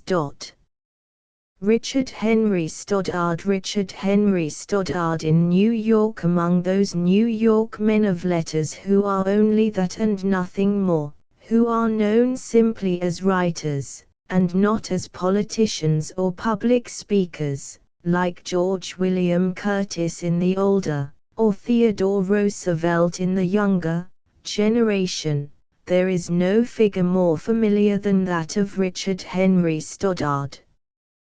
The poet's whole life since he was 10 years old has been passed on Manhattan Island. No feet, save those of some veteran patrolman, have worn its stony highways more persistently than his. The city has undergone many changes since the boy landed at the Battery one Sunday morning over half a century ago, and with his mother and her husband wandered up Broadway, but his memory keeps the record of them all. It is not only New York that has changed its aspect in the hurrying years. The times have changed, too, and the conditions of life are not so hard for this adopted New Yorker as they were in his boyhood and early youth. Perhaps he is not yet in a position to display the motto of the Stoddards, post nubs lux, which he once declared would be his when the darkness that beclouded his fortunes had given place to light. But his labors today, however irksome and monotonous, are not altogether uncongenial. He is not yet free from the necessity of doing a certain amount of literary hackwork. Readers of the Mail and Express are selfish enough to hope he never will be, but he has sympathetic occupation and surroundings, leisure to write verse at other than the mournful midnight hours, a sure demand for all he writes, a condition not last or least in the tale of a literary worker's temporal blessings, and, above all, that sense of having won a place in the hearts of his fellow men which should be even more gratifying to a poet than the assurance of a niche in the temple of fame. Such further gratification as this last assurance may give, Mr. Stoddard certainly does not lack. The story of the poet's life has been told so often, and in volumes so readily accessible to all. The best account is to be found in Poets' Home's Boston, D. Lothrop Company, that I do not need to rehearse it in detail. Like the lives of most poets, especially the poets of America, it has not been an eventful one, if by eventful we imply those marvelous achievements or startling changes of fortune that dazzle the world. Yet what more marvelous than that the delicate flower of poetry should be planted in a soil formed by the fusion of such rugged elements as a New England sailing master and the daughter of a horse-swapping deacon? Or that, once planted there, it should have not only survived, but grown and thriven amid the rigors of such an early experience as Stoddard's. These surely are marvels, but marvels to which mankind was passably accustomed even before Shelley told us that the poet teaches in song only what he has learned in suffering. Mr. Stoddard was born the 2nd of July, 1825, at Hingham, Mass., the home of his ancestors since 1638. The Stoddards were seafaring folk, the poet's father being one of those hardy New England captains whose bones now whiten the mid-sea sands. It was a stepfather that brought Richard and his mother to New York, and here the boy had his only schooling and an unpromising practical experience of life. The reading and writing of poetry kept his soul alive during these dark days, and his achievements did not fail of appreciation. Poe paid him the backhanded compliment of pronouncing a poem he had written too good to be original, while N.P. Willis more directly encouraged him to write. So also did Park Benjamin, Lewis Gaylord Clark, and Mrs. Caroline M. Kirkland. But the first friendship formed with a writer of his own age resulted from a call on Bayard Taylor, already the author of Views Afoot and one of the editors of the Tribune, who had accepted some verses of the poets, and who was, later on, the means of making him acquainted with another young poet and critic, the third member of a famous literary trio. This was Edmund Clarence Stedman, a younger man than the other two by 8 years or so, then, in 1859, but 26 years old, though he had already made himself conspicuous by the Diamond Wedding and How Old Brown Took Harper's Ferry. With Taylor Mr. Stoddard's intimacy continued till the death of that distinguished traveler, journalist, poet, translator and minister to Germany. With Stedman his friendship is still unbroken. He has had many friends, and many are left to him, but none have stood closer than these in the little circle in which he is known as Dick. When Mr. Stoddard met the woman he was to marry, he had already published, or rather printed, at his own expense, a volume called Footprints. The poems were pleasantly noticed in 2 or 3 magazines, and one copy of them was sold. As there was no call for the remainder of the edition, it was committed to the flames. Encouraged by this success, the young poet saw no impropriety in becoming the husband of a young lady of Mattapoisett. Elizabeth Barstow was her name, and the tie that bound them was a common love of books. It was at 25, some years before his first meeting with Taylor or Stedman, that the penniless poet and the shipbuilder's daughter were made one by the Reverend Ralph Hoyt, an amiable clergyman of this city, who found it easier to marry the poet than to praise his verses. Realizing that man cannot live by poetry alone, particularly when he has given hostages to fortune, as Bacon, not Shakespeare, puts it, he set to work to teach himself to write prose, and found that he was either a slow teacher, or a slow scholar, probably both. But prose and verse together, though by no means lavish in their rewards today, were still less bountiful in the early 50s, and even when the slow pupil had acquired what the slow teacher had to impart, he was in a fair way to learn by experience whether or no love is enough for husband and wife and an increasing family of children.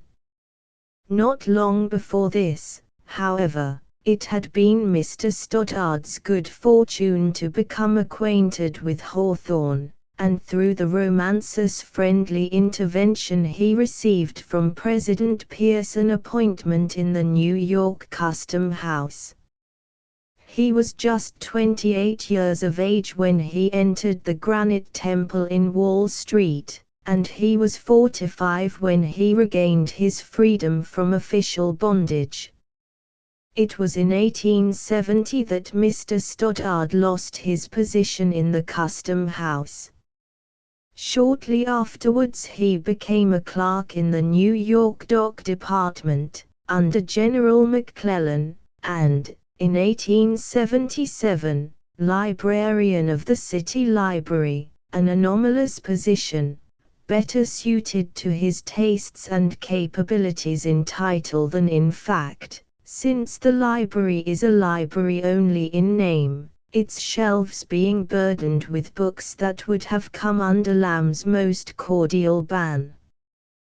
The librarianship naturally came to an end in not more than 2 years.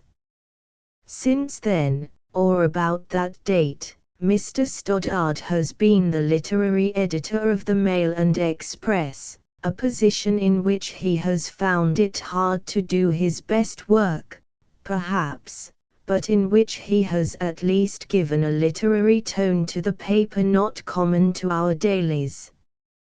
He has also been an occasional contributor to the Critic since its foundation. Until recently he was a leading review writer for the Tribune, and he is still to be found now and then in the Poets' Corner of the Independent. Of the books he has written or edited, it is unnecessary to give the list. It can be found in almost any biographical dictionary. The volume on which his fame will rest is his poetical works published by the Scribners.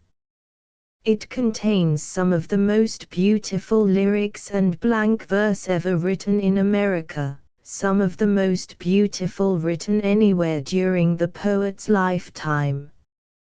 His verse is copious in amount, rich in thought, feeling, and imagination, simple and sensuous in expression. The taste of readers and lovers of English poetry must undergo a radical change indeed, if such poems as the stately Horatian Ode on Lincoln, the Keats and Lincoln Sonnets, the Hymn to the Beautiful, The Flight of Youth, Irreparable Sorrow and Joy, The Flower of Love Lies Bleeding, or the pathetic poems grouped in the collective edition of the poet's verses under the general title of In Memoriam are ever to be forgotten or misprized. In prose, too, the medium he found it so difficult to teach himself to use, he has put forth, often anonymously, innumerable essays and sketches betraying a ripe knowledge of literature and literary history together with the keenest critical acumen, and flashing and glowing with alternate wit and humor. Long practice has given him the mastery of a style as individual as it is pleasing. Once familiar with it, one needs no signature to tell whether he is the author of a given article. The Stoddards' home has been, for 16 years, the first of a row of 3-story and basement houses, built of brick and painted a light yellow, that runs eastward along the north side of East 15th Street, from the southeast corner of Stuyvesant Square. Like its neighbors, it is distinguished from the conventional New York house by a veranda that shades the doorway and first-floor windows. The neighborhood to the east is unattractive, to the west, delightful. Stuyvesant Square, square as it should be, for 2nd Avenue, with its endless file of horse cars, trucks, carriages and foot travelers, bisects the stately little park, is one of the most beautiful as well as one of the most aristocratic quarters of the city. Was it not from Stuyvesant Square that the late Richard Grant White dedicated one of his last books to a noble English lady? It is the quarter long known to and frequented by the Stuyvesants, the Rutherfords, the Fishs, the Jays. Senator Evarts's city home is but a block below the square. The twin steeples of fashionable St. George's keep sleepless watch over its shaded walks and sparkling fountains. By the bell of the old church clock the poet can regulate his domestic timepiece, for its sonorous hourly strokes, far heard at night, are but half muffled by the loudest noises of the day, or should they chance to be altogether hushed, the passer-by has but to raise his eyes to one of the huge faces to see the gilt hands gleaming in the sun or moonlight. St. George's is on the opposite side of the square to Mr. Stoddard's, at the corner of Rutherford Place and 16th Street, and a friend's school and meeting house fill the space between this and the 15th Street corner. Past the latter, the poet, true to the kindred points of club and home, is a constant wayfarer.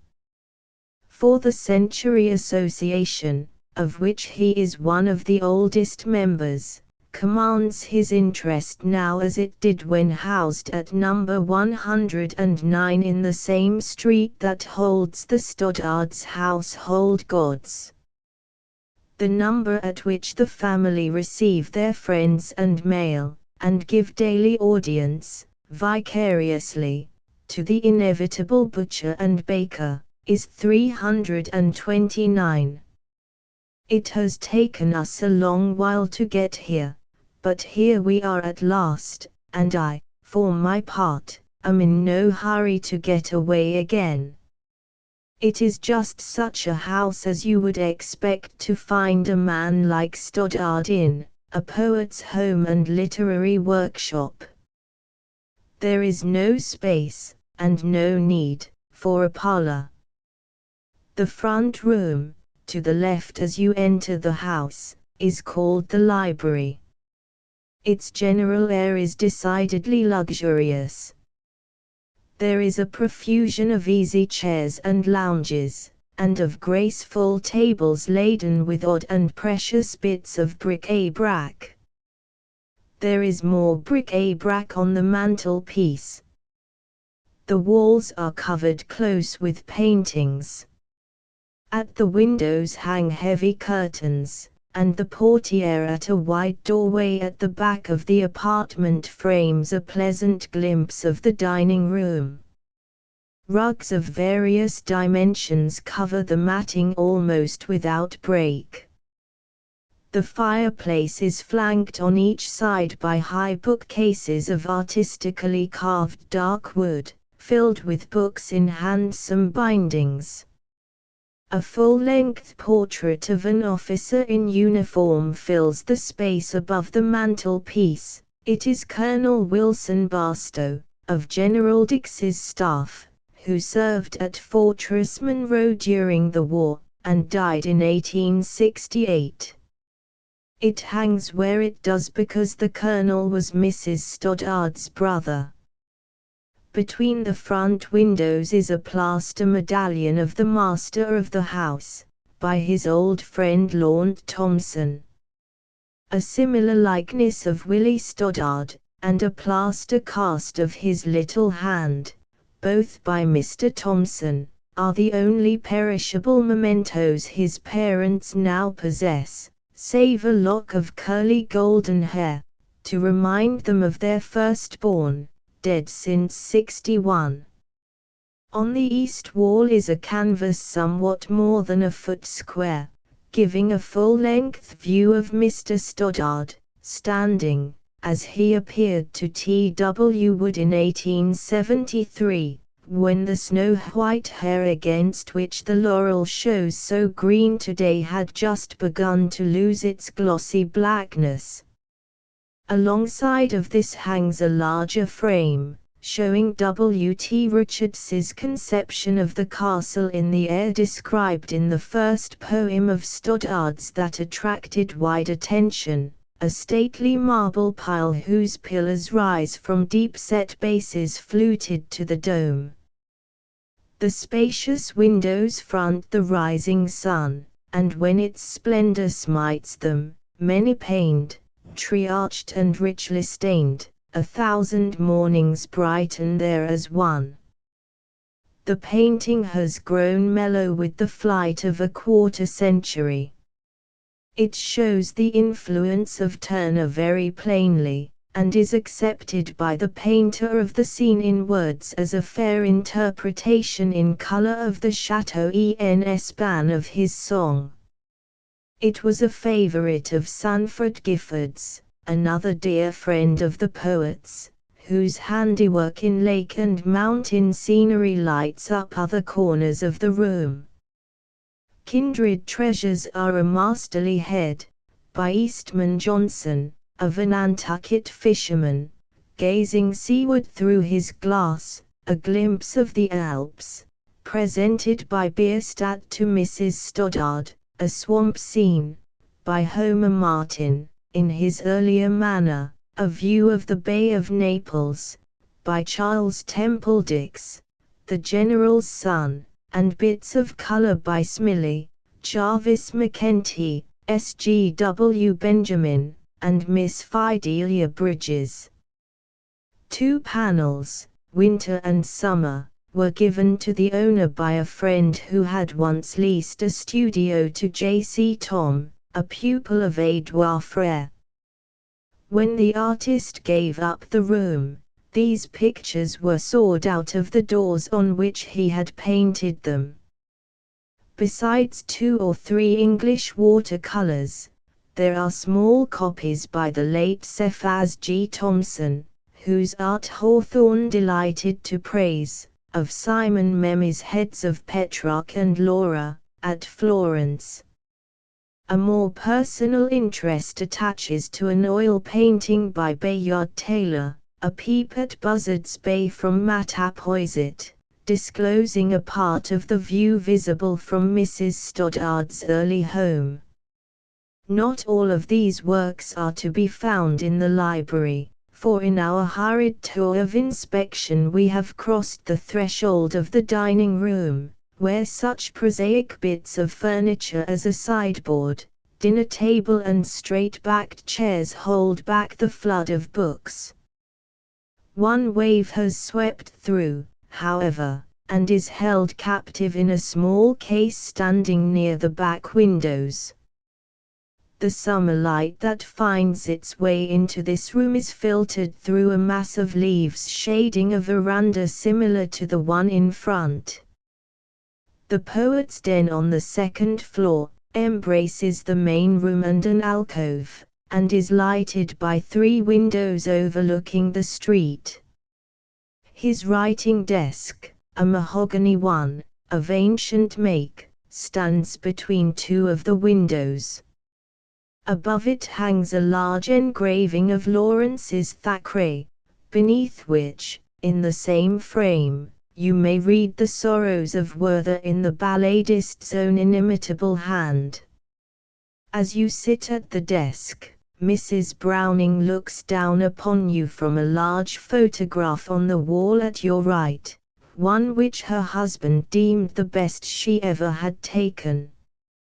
A delicate engraving hangs beside it of Holmes's miniature of Byron, a portrait of which Byron himself said, "I prefer that likeness to any which has ever been done of me by any artist whatever." It shows a head almost feminine in its beauty. An etching of Hugo is framed above a striking autograph that Mr. Stoddard paid a good price for, at a time, as he says, when he thought he had some money. The sentiment is practical. Donnez St. Frank's Auxiliary Pauvre New York. Donnez m'oins, si vous n'étiez pas assez riche, mais donnez. Victor Hugo. The manuscript, which looks as if it might have been written with a sharpened match, is undated and unaddressed. Everyone, therefore, is at liberty to regard it as a personal appeal or command to himself. Close beside the Byron portrait is an etching of Mr. Stidman. Into its frame the owner has thrust that gentleman's visiting card, on which, over the date February 14, 1885 are scribbled these lines: "It is a friar of whiskers grey that kneels before your shrine, and, as of old, would once more pray to be your Valentine."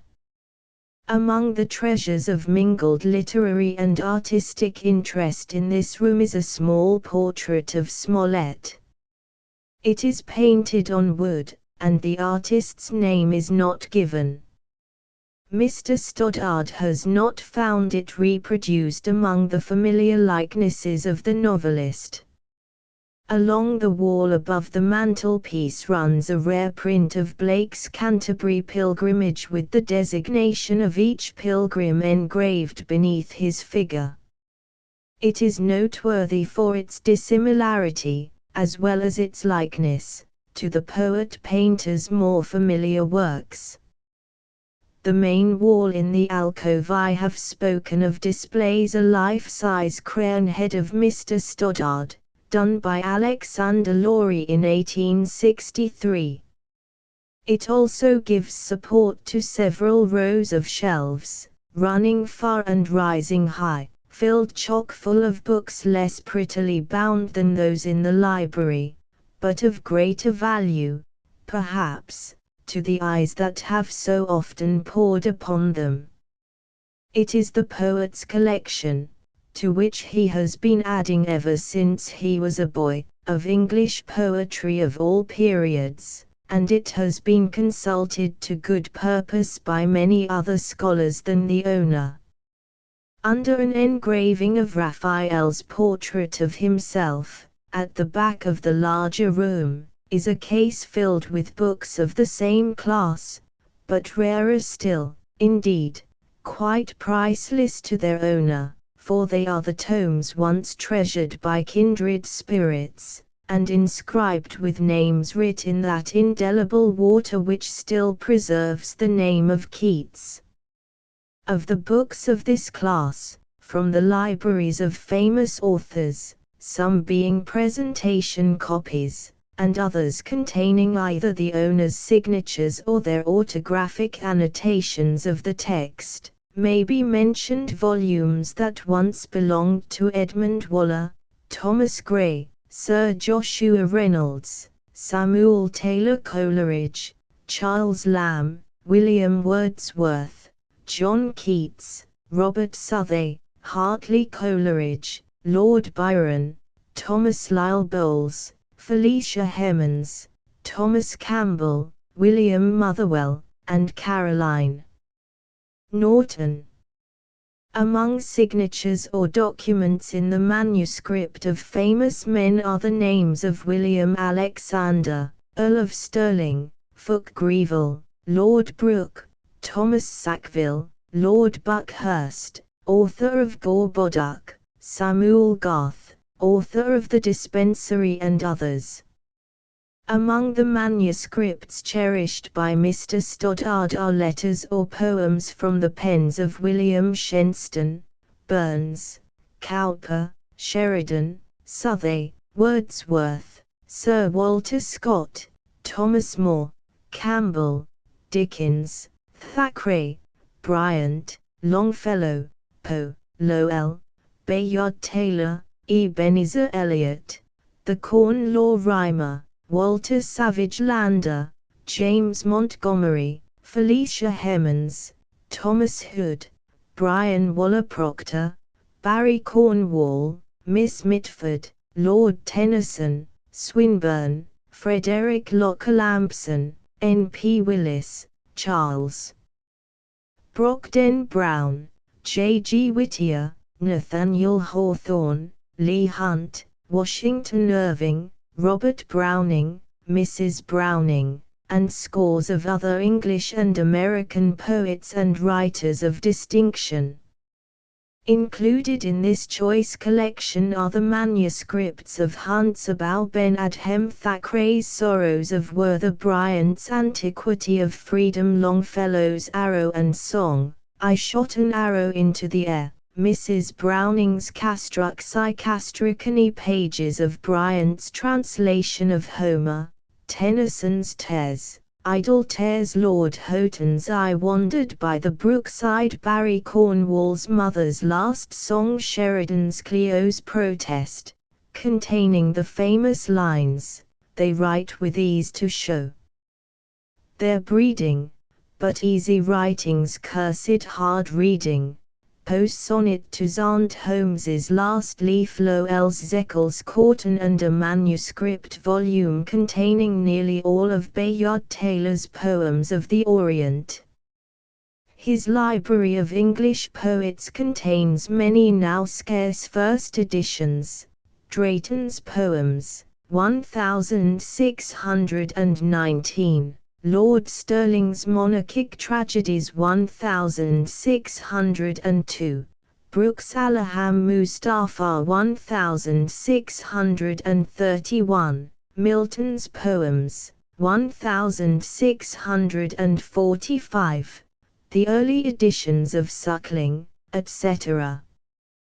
The most precious of all Mr. Stoddard's literary relics is a lock of light brown or golden hair, the veriest wisp, that came to him from his friend and brother poet Mr. George H. Boker of Philadelphia. Mr. Boker had it from Leigh Hunt's American editor, S. Adams Lee, to whom it was given by Hunt himself. It was the distinguished physician Dr. Beattie who gave it to the English poet, and it was Hoole, the translator of Tasso, who gave it to Beattie. The next previous owner to Hoole was Dr. Samuel Johnson. Further back than this, Leigh Hunt could not trace it, but he believed it to be a portion of the lock attached to a miniature portrait of Milton known to have existed in the time of Addison and supposed to have been in his possession.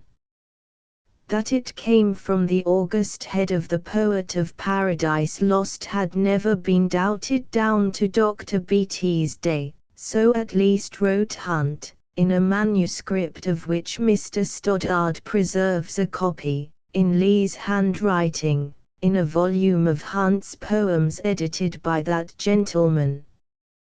There is a fine sonnet of Hunt's on these golden threads, written when they passed into his possession, and Keats's poem, on seeing a lock of Milton's hair, has made the relic still more memorable.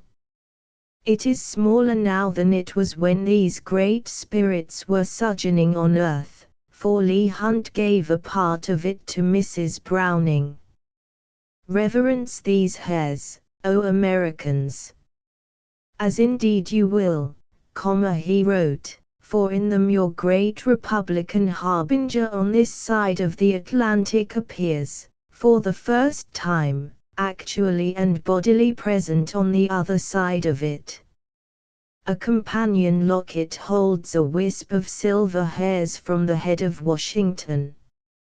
It would be a serious oversight to ignore any member of the little Stoddard household, to make no mention of that gifted woman who caught the contagion of writing from her husband, and has won not only his cordial well done but the admiration of such authoritative critics as Hawthorne and Stedman, to name but these two, or of that son who is now an only child, and therefore trebly dear to both his parents.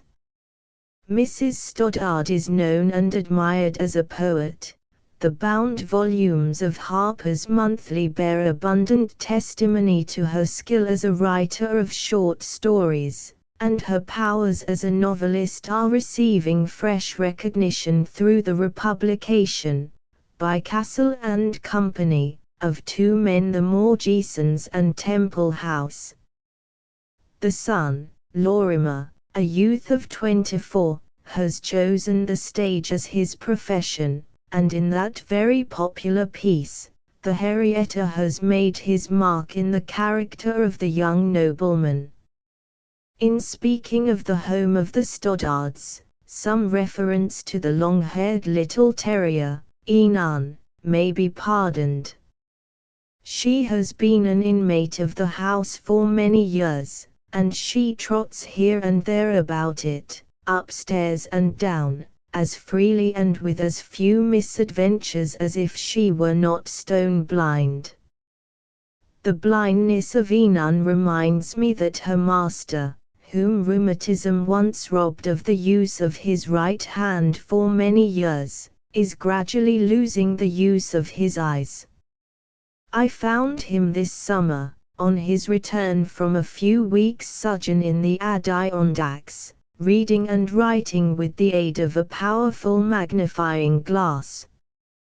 He said the trip had done him little good in this respect, and the glare of the sunlight upon the salt water at Sag Harbor, whither he was about to repair for the rest of the season, was not likely to prove more beneficial.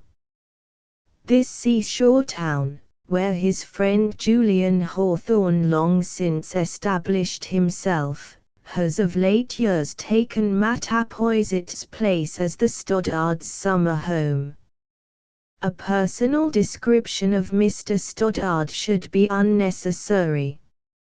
At this late day few of his readers can be unfamiliar with his face. It has been engraved more than once, and printed not only with his collected poems, but in magazines of wider circulation than the books of any living American poet. It is not likely to disappoint the admirer of his work, for it is a poet's face, as well as a handsome one. The clear-cut, regular features are almost feminine in their delicacy, but in the dark eyes, now somewhat dimmed though full of thought and feeling, there is a look that counteracts any impression of effeminacy due to the refinement of the features, or the melodious softness of the voice. The hair and beard of snowy whiteness make a harmonious setting for the poet's ruddy countenance. Though slightly bowed, as he steps forward to meet you, with left hand advanced, Mr. Stoddard still impresses you as a man of more than middle height. His cordial though undemonstrative greeting puts the stranger at his ease at once, for his manner is as gentle as his speech is frank. Joseph B. Gilder. Harriet Beecher Stowe in Hartford until Mrs. Stowe's health began to fail. Twice a day regularly she walked abroad for an hour or more, and between times she was apt to be more or less out of doors. The weather had to be unmistakably prohibitory to keep her housed from morning till night. Not infrequently her forenoon stroll took her to the house of her son, the Reverend Charles E. Stowe, 2 miles away, in the north part of the city. So long as the season admitted of it, she inclined to get off the pavement into the fields, and she was not afraid to climb over or under a fence. As one would infer from her writings, she was extremely fond of wild flowers, and from early spring to late autumn invariably came in with her hands full of them. To a friend who met her once on one of her outings, she exhibited a spray of leaves, and passed on with the single disconsolate remark, "Not one flower can I find," as if she had failed of her object. As a general thing she preferred to be unaccompanied on her walks. She moved along at a good pace, but, so to speak, quietly, with her head bent somewhat forward, and at times so wrapped in thought as to pass without recognition people whom she knew, even when saluted by them.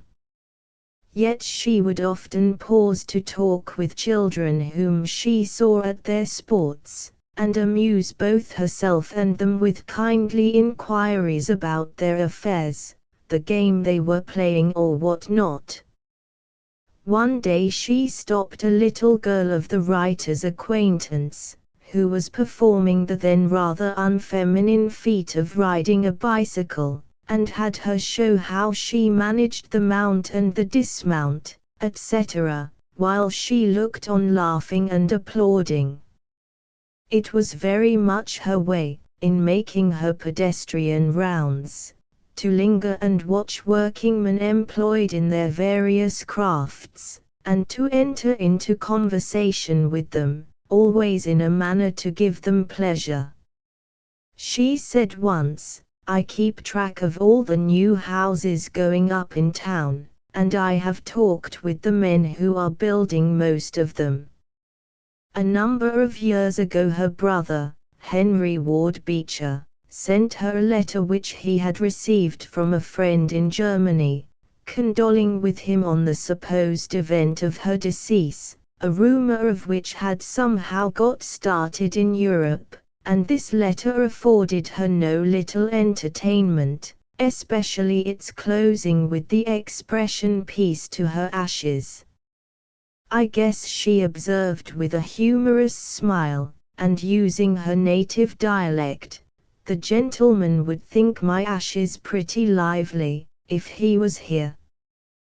To what multitudes was her continued presence in the world she blessed a grateful circumstance.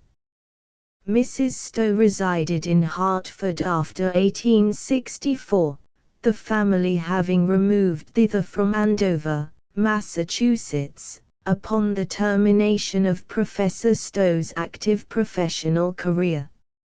Her attachment to the city dated back to her youth, when she passed some years there. It was also the home of several of her kindred and near friends. She first lived in a house built for her after her own design, a delightful house, therefore. But its location proved, by and by, for various reasons, so unsatisfactory that it was given up, and after an interval, spent chiefly at her summer place in Florida, the house where she lived until her death in 1896, was purchased. It is an entirely modest dwelling, of the cottage style, and stands about a mile west of the Capitol in Forest Street, facing the east. The plot which it occupies, only a few square rods in extent, is well planted with shrubbery. There is scarcely space for trees, and is, of course, bright with flowers in their season. At the rear it joins the grounds of Mark Twain, and is but 2 minutes' walk distant from the former home of Charles Dudley Warner. The interior of the house is plain, and of an ordinary plan. On the right, as you enter, the hall opens into a good-sized parlor, which in turn opens into another back of it. On the left is the dining room.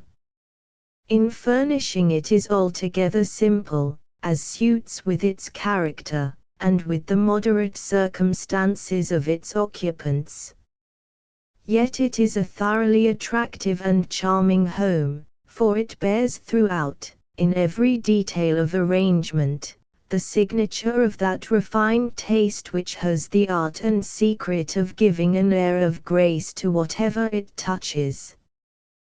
The pictures, which are obviously heart selections, are skillfully placed, and seem to extend to the caller a friendly greeting. Among them are a number of flower pieces, chiefly wild, by Mrs. Stowe's own hand. While there are abundant indications of literary culture visible, there is little to denote the abode of one of the most famous authors of the age.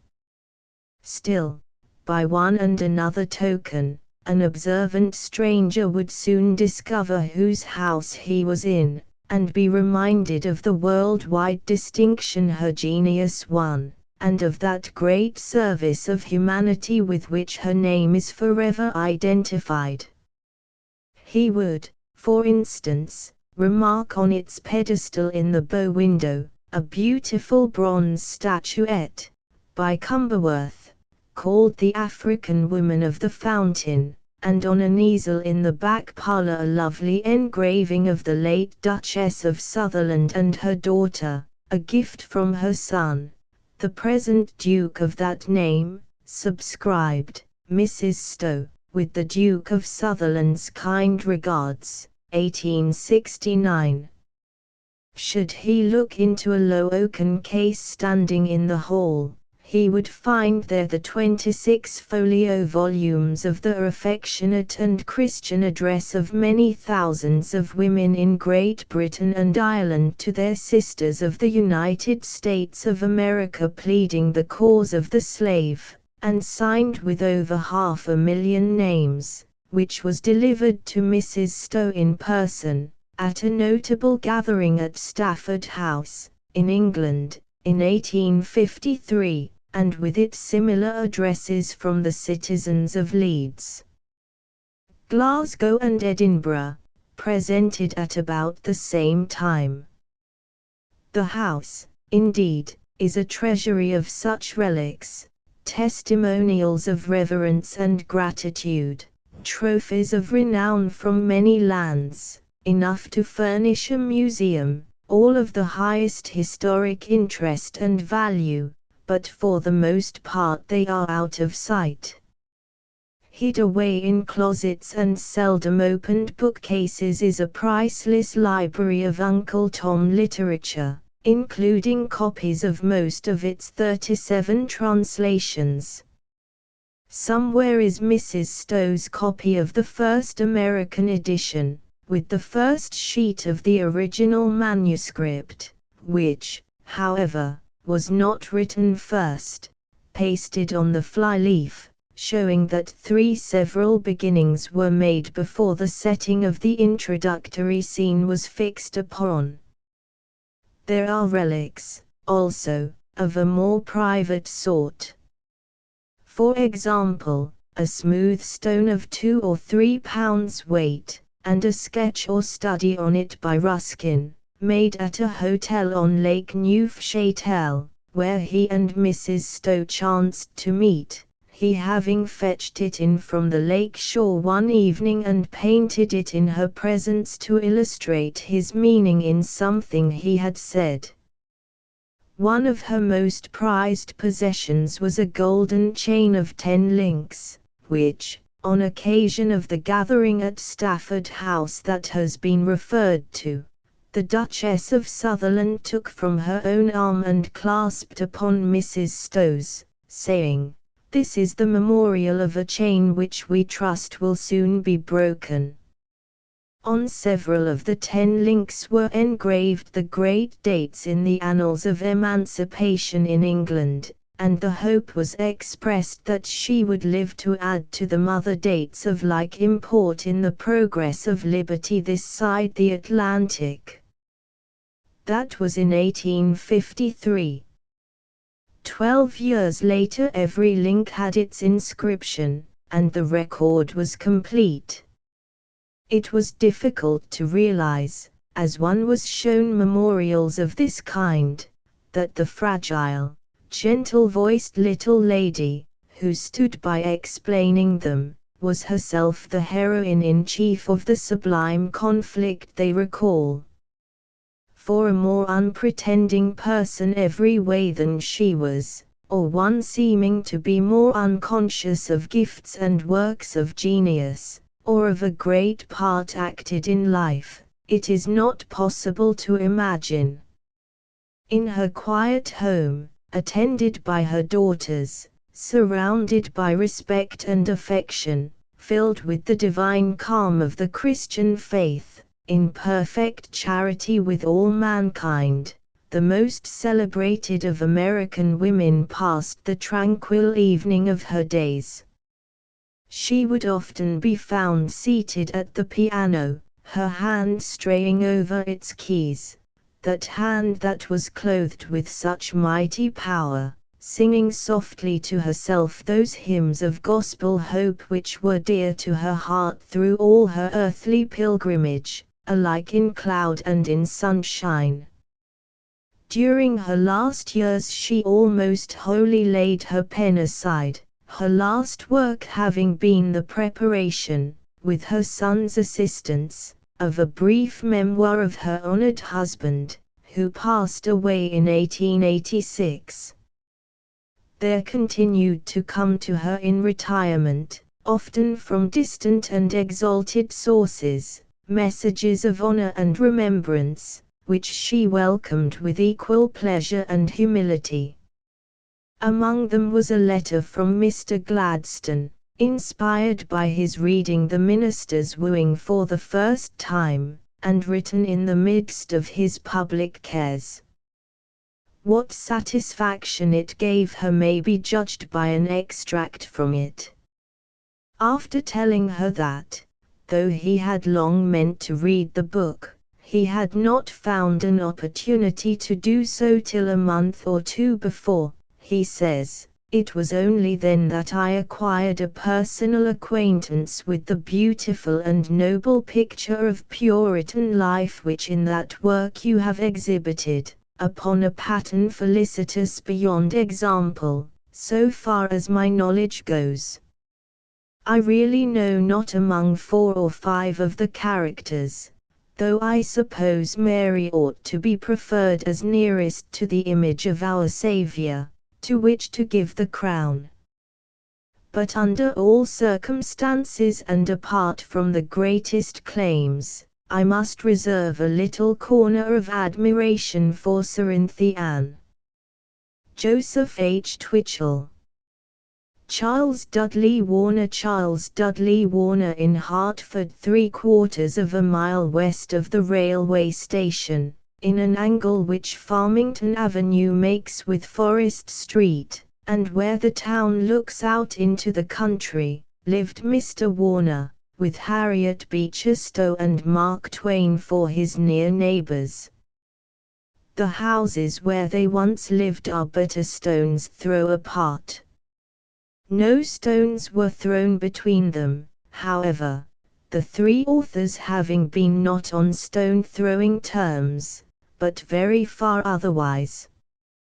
Mr. Warner's house is a spacious, attractive dwelling, of the colonial style.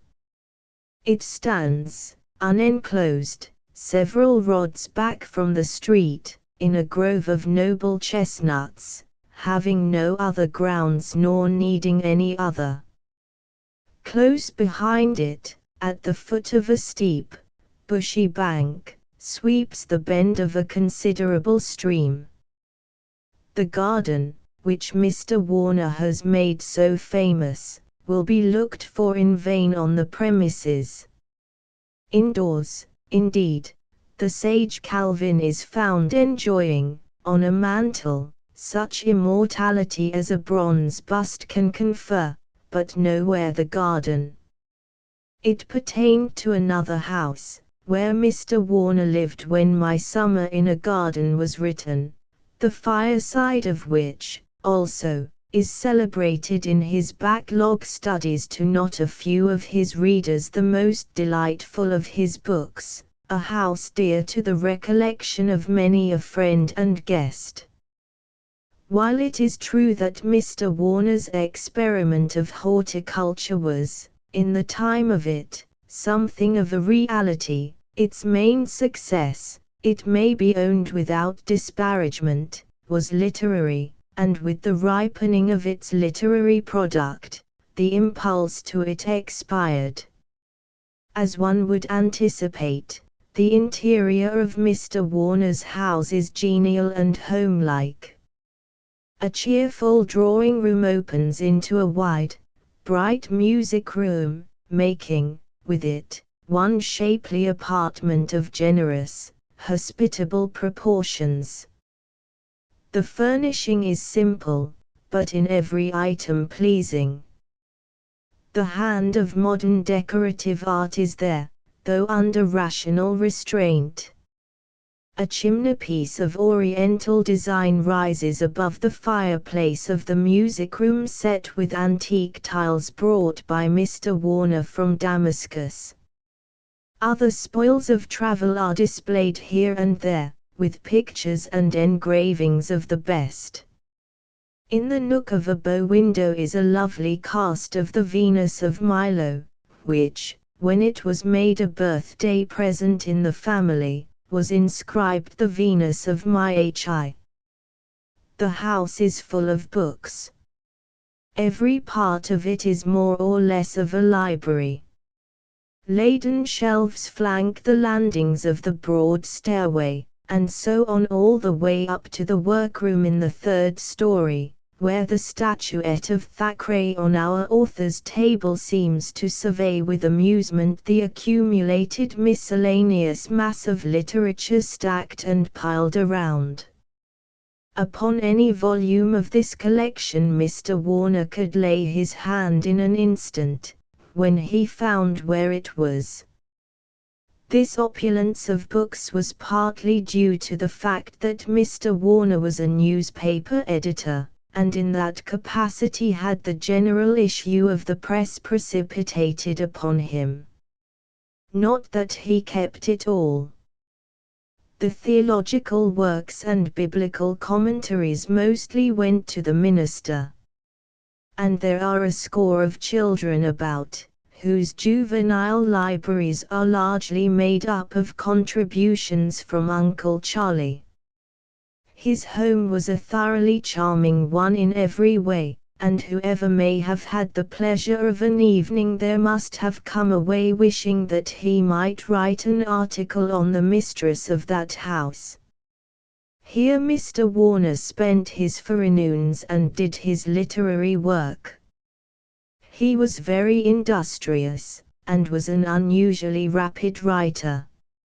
Some of his most enjoyed sketches that are apt to be quoted as specimens of his best work, peculiarly exhibiting his delicate and amiable humor and the characteristic merits of his style, were finished at a sitting. In the afternoon he was downtown on duty as editor-in-chief of the Hartford Courant, the oldest newspaper in continuous existence in this country, having been founded in 1764. His associate editor-in-chief was General Joseph R. Hawley, of the United States Senate. The main pursuit of Mr. Warner's life was journalism. His native turn was literary. The ink began to stir in his veins when he was a boy. In his youth he was a contributor to the Old Knickerbocker and Putnam's magazine. But circumstances did not permit him to follow his bent. After graduating at college, he engaged for a while in railroad surveying in the West, then studied, and for a short time practiced, law, but finally, at the call of his friend Hawley, came to Hartford and settled down to the work of an editor, devoting his whole strength to it, with marked success from the outset, and so continued for the years before, during and after the war, supposing that as a journalist he had found his place and his career. His editorial work, however, was such as to give him a distinctly literary reputation, and a share of it was literary in form and motive. People used to preserve his Christmas stories and letters of travel in their scrapbooks. The chapters of My Summer in a Garden were originally a series of articles written for his paper, without a thought of further publication. It was in response to numerous suggestions coming to him from various quarters that they were made into a book.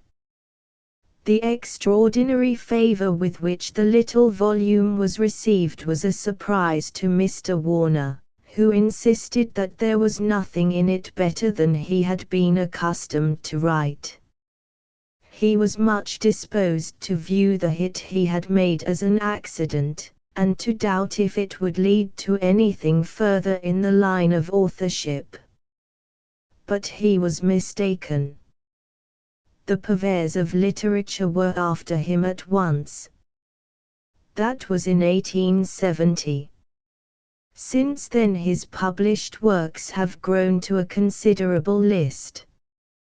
His stock of material was ample and was constantly replenished. His mind was eminently of the inquiring and acquisitive order. His travels were fruitful of large information to him. He returned from his journey to the East, which produced my winter on the Nile and in the Levant with a knowledge of Egyptian art and history such as few travelers gain, and with a rare insight into the intricate ins and outs of the Eastern question, past and present. Though not an orator, hardly a season passed that he was not invited to give an address at some college anniversary, an invitation which he several times accepted. He once also delivered, in various colleges, a course of lectures of great interest and value, on the relation of literature to life. He was an enthusiastic believer in the classic culture, and has repeatedly written and spoken in its defense. His humor was in his grain, and was the humor of a man of very deep convictions and earnest character. Mr. Warner was highly esteemed among his fellow citizens, and was often called to serve in one public capacity or another. He was for a number of years a member of the Park Commission of the City of Hartford, and he at one time rendered a report to the Connecticut legislature, as chairman of a special prison commission appointed by the state. He was a communicant in the Congregational Church, and until his death in 1900, a constant attendant on public worship. Mr. Warner was a good-looking man, tall, spare, and erect in frame, with a strong countenance indicative of thought and refinement. His head was capacious, his forehead high and clear, and the kindly eyes behind his eyeglasses were noticeably wide open. He was remarked anywhere as a person of decidedly striking appearance. The years powdered his full beard and abundant clustering hair, but he walked with a quick, energetic step, with his head thrown back, and pushing on as if he were after something. In going back and forth daily between his house and his editorial room in the Courant building, he disdained the street railway service, habitually making the trip of something over a mile each way afoot, in all weathers. His pedestrian powers were first-rate, and he took great pleasure in exerting them. He liked to shoulder a knapsack and go off on a week's tramp through the Catskill or White Mountains, and whoever went with him was sure of enough exercise. He was fond of exploration, and once made, in successive seasons, 2 quite extensive horseback excursions, with Professor T. R. Lounsbury, of the Sheffield Scientific School at Yale, for his companion, through the unfrequented parts of Pennsylvania, Tennessee and North Carolina. Of the second of these excursions he prepared an account in a series of articles for the Atlantic. He had the keenest relish for outdoor life, especially in the woods. His favorite vacation resort was the Adirondack region, where, first and last, he has camped out a great many weeks. His delectable little book, In the Wilderness, came of studies of human and other nature there made. He was an expert and patient angler, but enjoyed nothing so much as following all day a forest trail through some before unvisited tract, halting to bivouac under the open sky, wherever overtaken by night. He was easily companionable with anybody he chanced to be with, and under such circumstances, while luxuriating around the campfire, smoking his moderate pipe, would be not unlikely to keep his guide up half the night, drawing him out and getting at his views and notions on all sorts of subjects. Joseph H. Twitchell.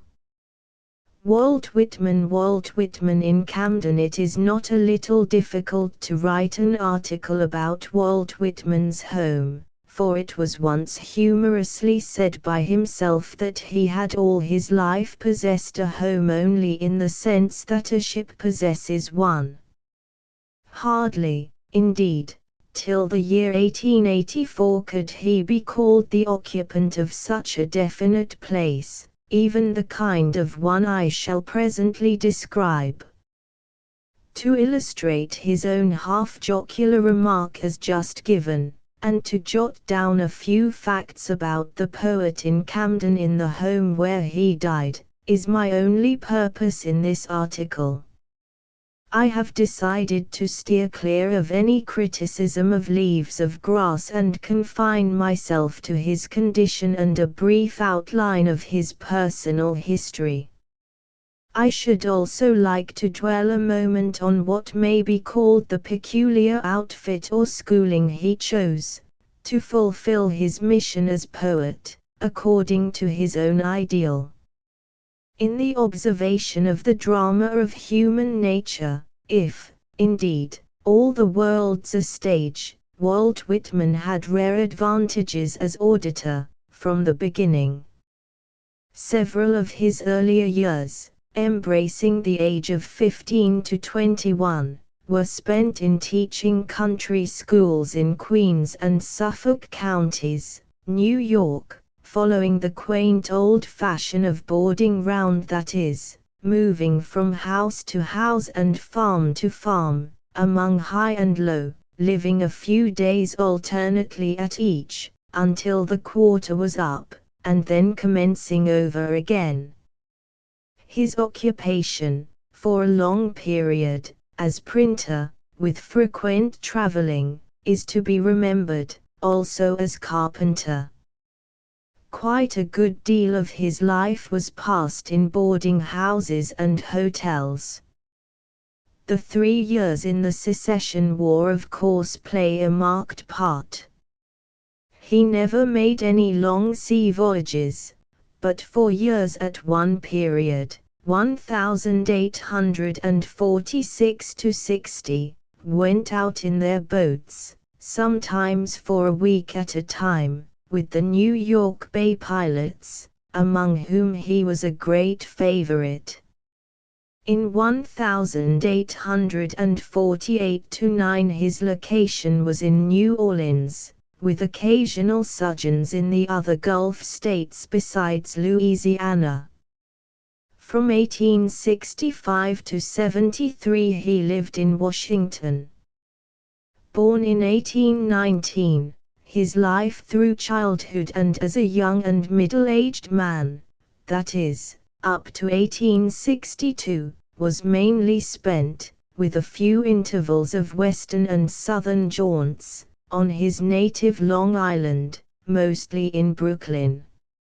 At that date, aged 42, he went down to the field of war in Virginia, and for the 3 subsequent years he was actively engaged as volunteer attendant and nurse on the battlefields, to the Southern soldiers equally with the Northern, and among the wounded in the army hospitals. He was prostrated by hospital malaria and inflammation of the veins in 1864, but recovered. He worked on his own hook, had indomitable strength, health, and activity, was on the move night and day, not only till the official close of the secession struggle, but for a long time afterward, for there was a vast legacy of suffering soldiers left when the contest was over. He was permanently appointed under President Lincoln, in 1865, to a respectable office in the Attorney General's Department. This followed his removal from a temporary clerkship in the Indian Bureau of the Interior Department. Secretary Harlan dismissed him from that post specifically for being the author of Leaves of Grass. He worked on for some time in the Attorney General's office, and was promoted, but the seeds of the hospital malaria seem never to have been fully eradicated. He was at last struck down, quite suddenly, by a severe paralytic shock, left hemiplegia, from which, after some weeks, he was slowly recovering, when he lost by death his mother and a sister. Soon followed 2 additional shocks of paralysis, though slighter than the first. Summer had now commenced at Washington, and his doctor imperatively ordered the sick man an entire change of scene, the mountains or the seashore. Whitman accordingly left Washington, destined for the New Jersey or Long Island coast, but at Philadelphia found himself too ill to proceed any farther. He was taken over to Camden, and lived there until his death in 1892.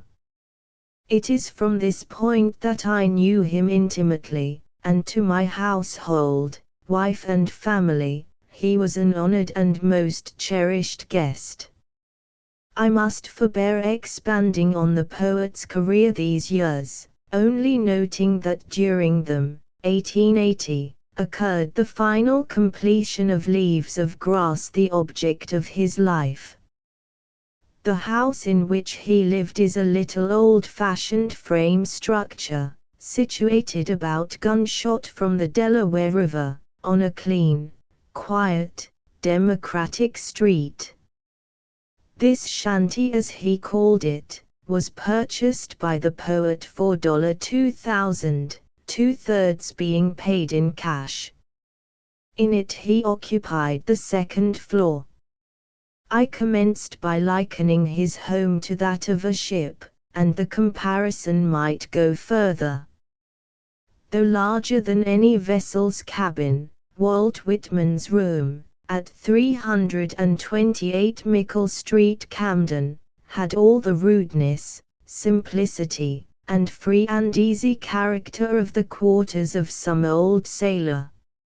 In the good-sized, 3-windowed apartment, 20 by 20 feet, or over, there were a wood stove, a bare board floor of narrow planks, a comfortable bed, divers big and little boxes, a good gas lamp, 2 big tables, a few old uncushioned seats, and lots of pegs and hooks and shelves.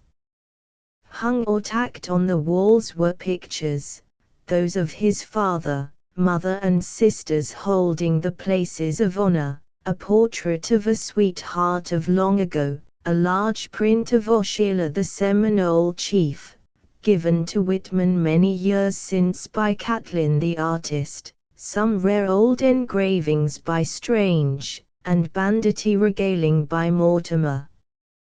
Heaps of books, manuscripts, memoranda, scissorings, proof sheets, pamphlets, newspapers, old and new magazines, mysterious-looking literary bundles tied up with stout strings, lay about the floor here and there.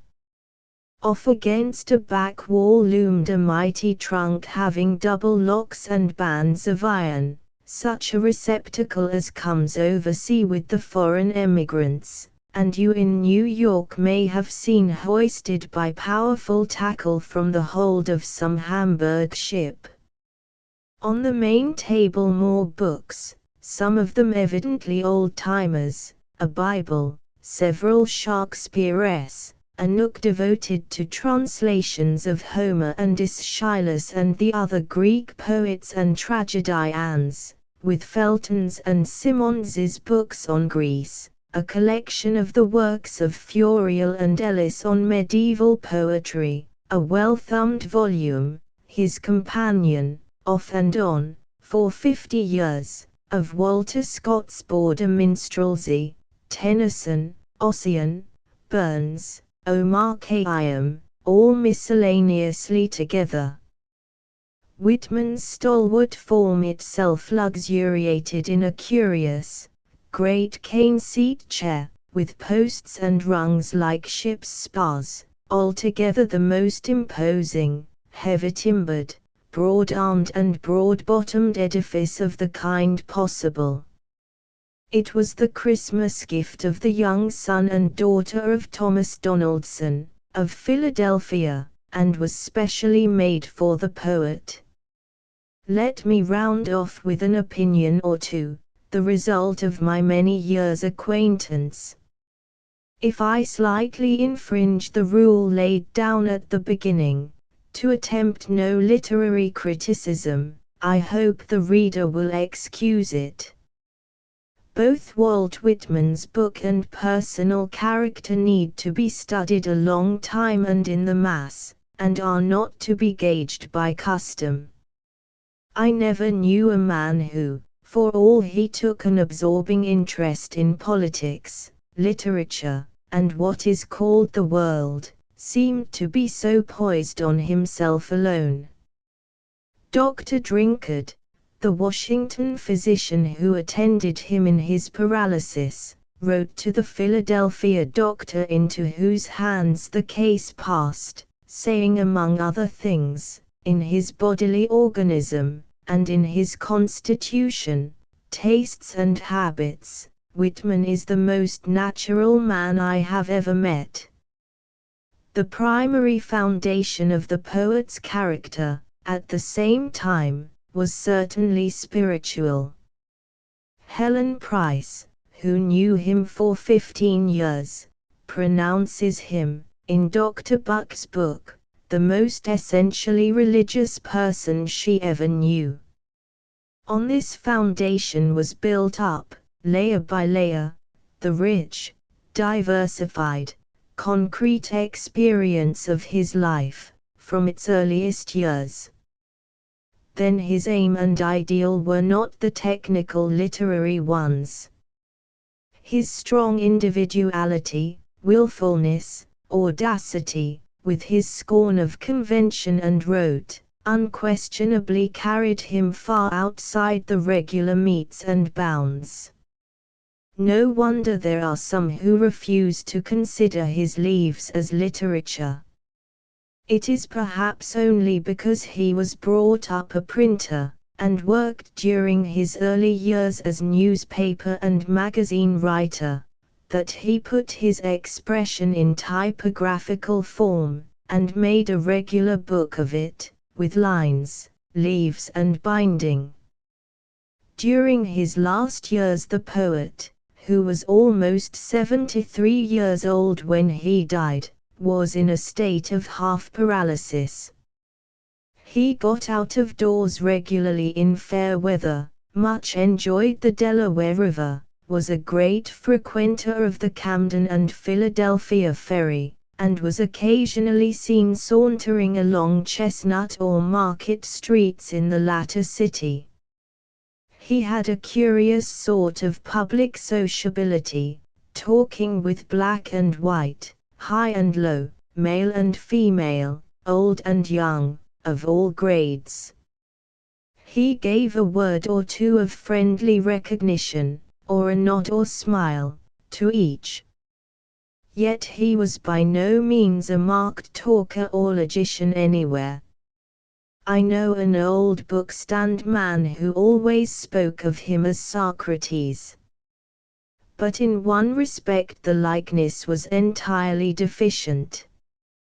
Whitman never argued, disputed, or held or invited a cross-questioning bout with any human being. Through his paralysis, poverty, the embezzlement of book agents, 1874 to 1876, the incredible slanders and misconstructions that followed him through life, and the quite complete failure of his book from a worldly and financial point of view, his splendid fund of personal equanimity and good spirits remained inexhaustible, and was to the end of his life amid bodily helplessness and a most meagre income, vigorous and radiant as ever. George Selwyn. John Greenleaf Whittier. John Greenleaf Whittier. At Amesbury, nearly all the likenesses of Mr. Whittier with which the present public is familiar, represent an aged man, albeit with a fire flashing in the eye and illuminating the countenance, like that fire which underlies the snows of Hecla.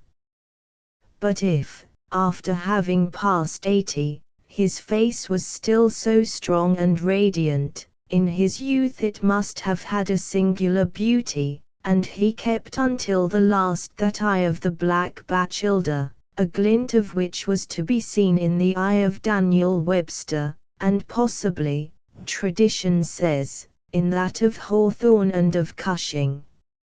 At any rate, he showed a fair inheritance of the strength of will and purpose of that strange hero of song and romance, his Bachelder ancestor. But other strains, as interesting as the old preacher's, are to be found in Whittier's ancestry.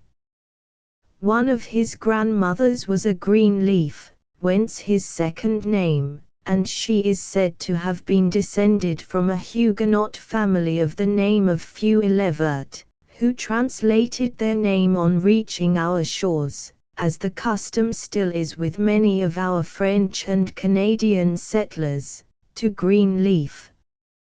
The poet himself says, "The name the Gallic exile bore, Saint Malo, from thy ancient mart, became upon our western shore Greenleaf, for Feuillevert." To the artistic imagination, that likes in everything a reason for its being, there is something satisfactory in the thought of Huguenot blood in Whittier's veins, and one sees something more than coincidence in the fact that on the Greenleaf coat of arms is both a warrior's helmet and a dove bearing an olive leaf in its mouth. Among the Greenleafs was one of Cromwell's lieutenants, and thus on two sides we find our martial poet born of people who suffered for conscience sake, as he himself did for full 40 years of his manhood. The scion of such a race, how could he pursue any other path than that which opened before him to smite Armageddon, and yet the grandson of Thomas Whittier, of Haverhill, who refused the protection of the blockhouse, and, faithful to his tenets, had the red man to friend, in the days when the war whoop heralded massacre to right and left. The grandson of this old Quaker, we say, must have felt some strange stirrings of spirit against spirit, within him, as the man of peace contended with the man of war, and the man of war blew out strains before which the towers of slavery's dark fortress fell.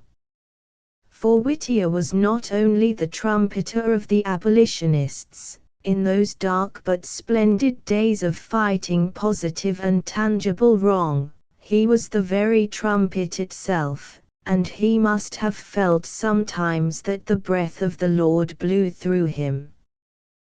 They are terrible days to look back upon, the period of that long, fierce struggle beneath a cloud of obloquy and outrage, but to those who lived in that cloud it was lined with light. And in all our sorrows there was the joy of struggle and of brotherhood, of eloquence and poetry and song, and the greater joy yet of knowing that all the forces of the universe must be fighting on the side of right.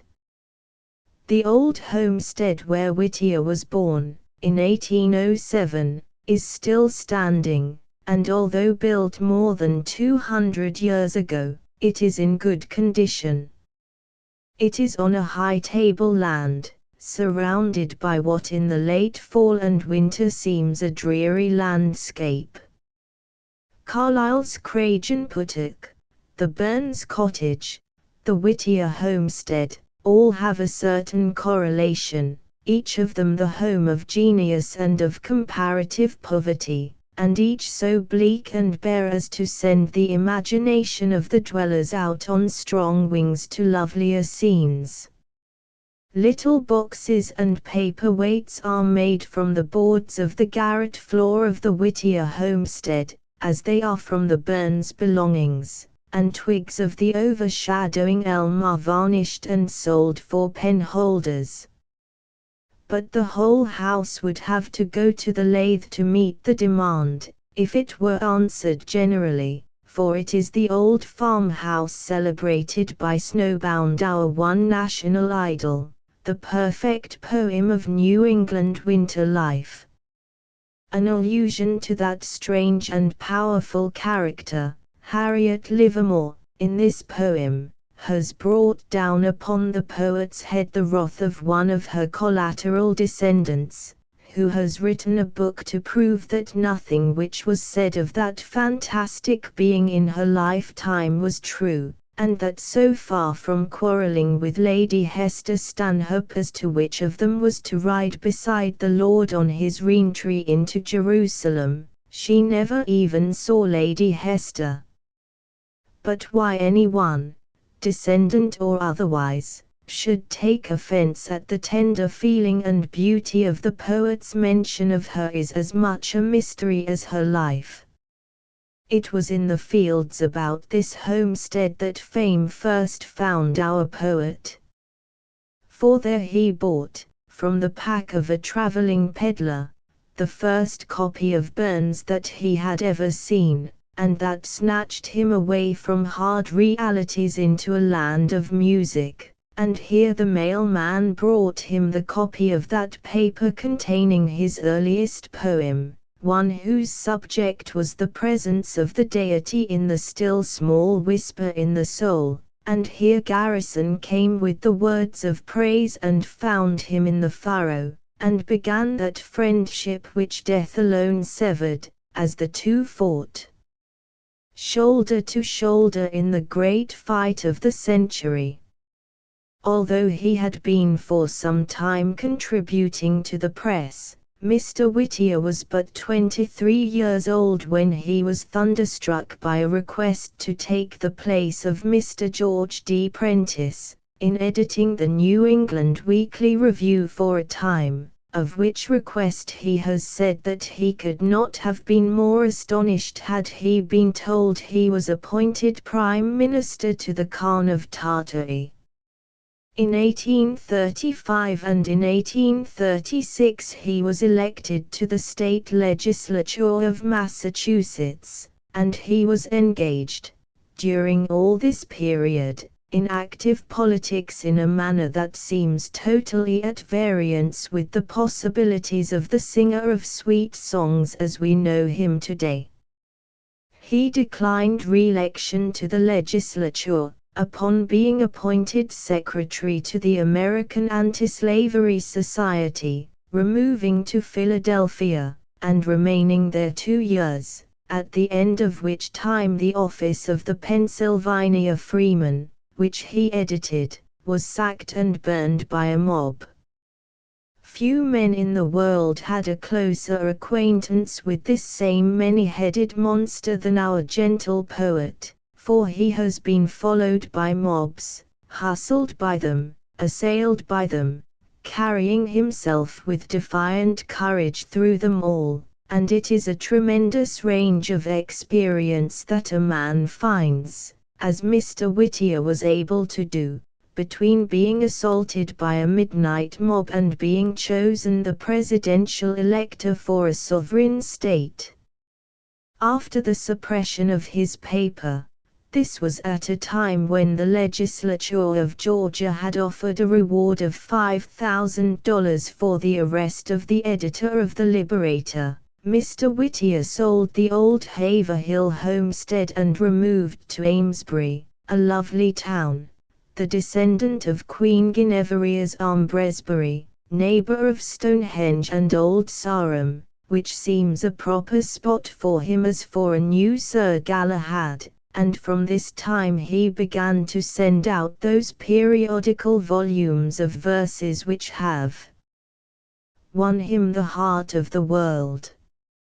Here his lovely sister Elizabeth, herself a poet, with his mother, and his Aunt Mercy, the three loved of all snowbound's lovers, brightened the home for years, one by one withdrawing from it at last for their long home, and leaving him alone, but for the subsequent sweet companionship of his nieces, who themselves went away in their turn for homes of their own. The poet's dwelling in Amesbury was exceedingly simple and exquisitely neat, the exterior of a pale cream color, with many trees and shrubs about it, while, within, one room opens into another till you reach the study that should be haunted by the echoes of all sweet sounds, for here have been written the most of those verses full of the fitful music of winds that out of dreamland blew. Here, in the proper season, the flames of a cheerful fire dance upon the brass andirons of the open hearth, in the center of a wall lined with books, watercolors by Harry Fenn and Lucy Larcom and Celia Thaxter, together with interesting prints, hang on the other walls, rivaled, it may be, by the window that looks down a sunny little orchard, and by the glass-topped door through which you see the green dome of Powwow Hill. What worthies have been entertained in this enticing place? Garrison, and Phillips, and Higginson, and Wasson, and Emerson, and Fields, and Bayard Taylor, and Alice and Phoebe Cary, and Gail Hamilton, and Anna Dickinson, are only a few of the names that one first remembers, to say nothing of countless sweet souls, unknown to any other roll of fame than heaven's, who have found the atmosphere their kindred to their own. The people of Amesbury, and of the adjoining villages and towns, felt a peculiar ownership of their poet. There is scarcely a legend of all the region round which he has not woven into his song, and the neighborhood feel not only as if Whittier were their poet, but in some way the guardian spirit, the genius of the place. Perhaps in his stern and sweet life he has been so, even as much as in his song. There is no charge to Mr. Whittier, once said a shopman of whom he had made a small purchase, and there is no doubt that the example would have been contagious if the independent spirit of the poet would have allowed it. The Indian summer days of the poet's life were spent not all in the places that knew him of old. The greater part of the winter was passed in Boston. A share of the summer always went to the White Hills, of which he was passionately fond, and the remainder of the time found him in the house of his cousins at Oak Knoll, in Danvers, still in his native county of Essex. This is a mansion, with its porches and porticos and surrounding lawns and groves, which seems meet for a poet's home. It stands in spacious and secluded grounds, shadowed by mighty oaks, and with that woodland character which birds and squirrels and rabbits, darting in the checkered sunshine, must always give. It is the home of culture and refinement, too, and as full of beauty within as without. Here many of the later poems were sent forth, and here fledglings had the unwarrantable impertinence to intrude with their callow manuscripts, and here those pests of prominence, the autograph seekers, sent their requests by the thousands.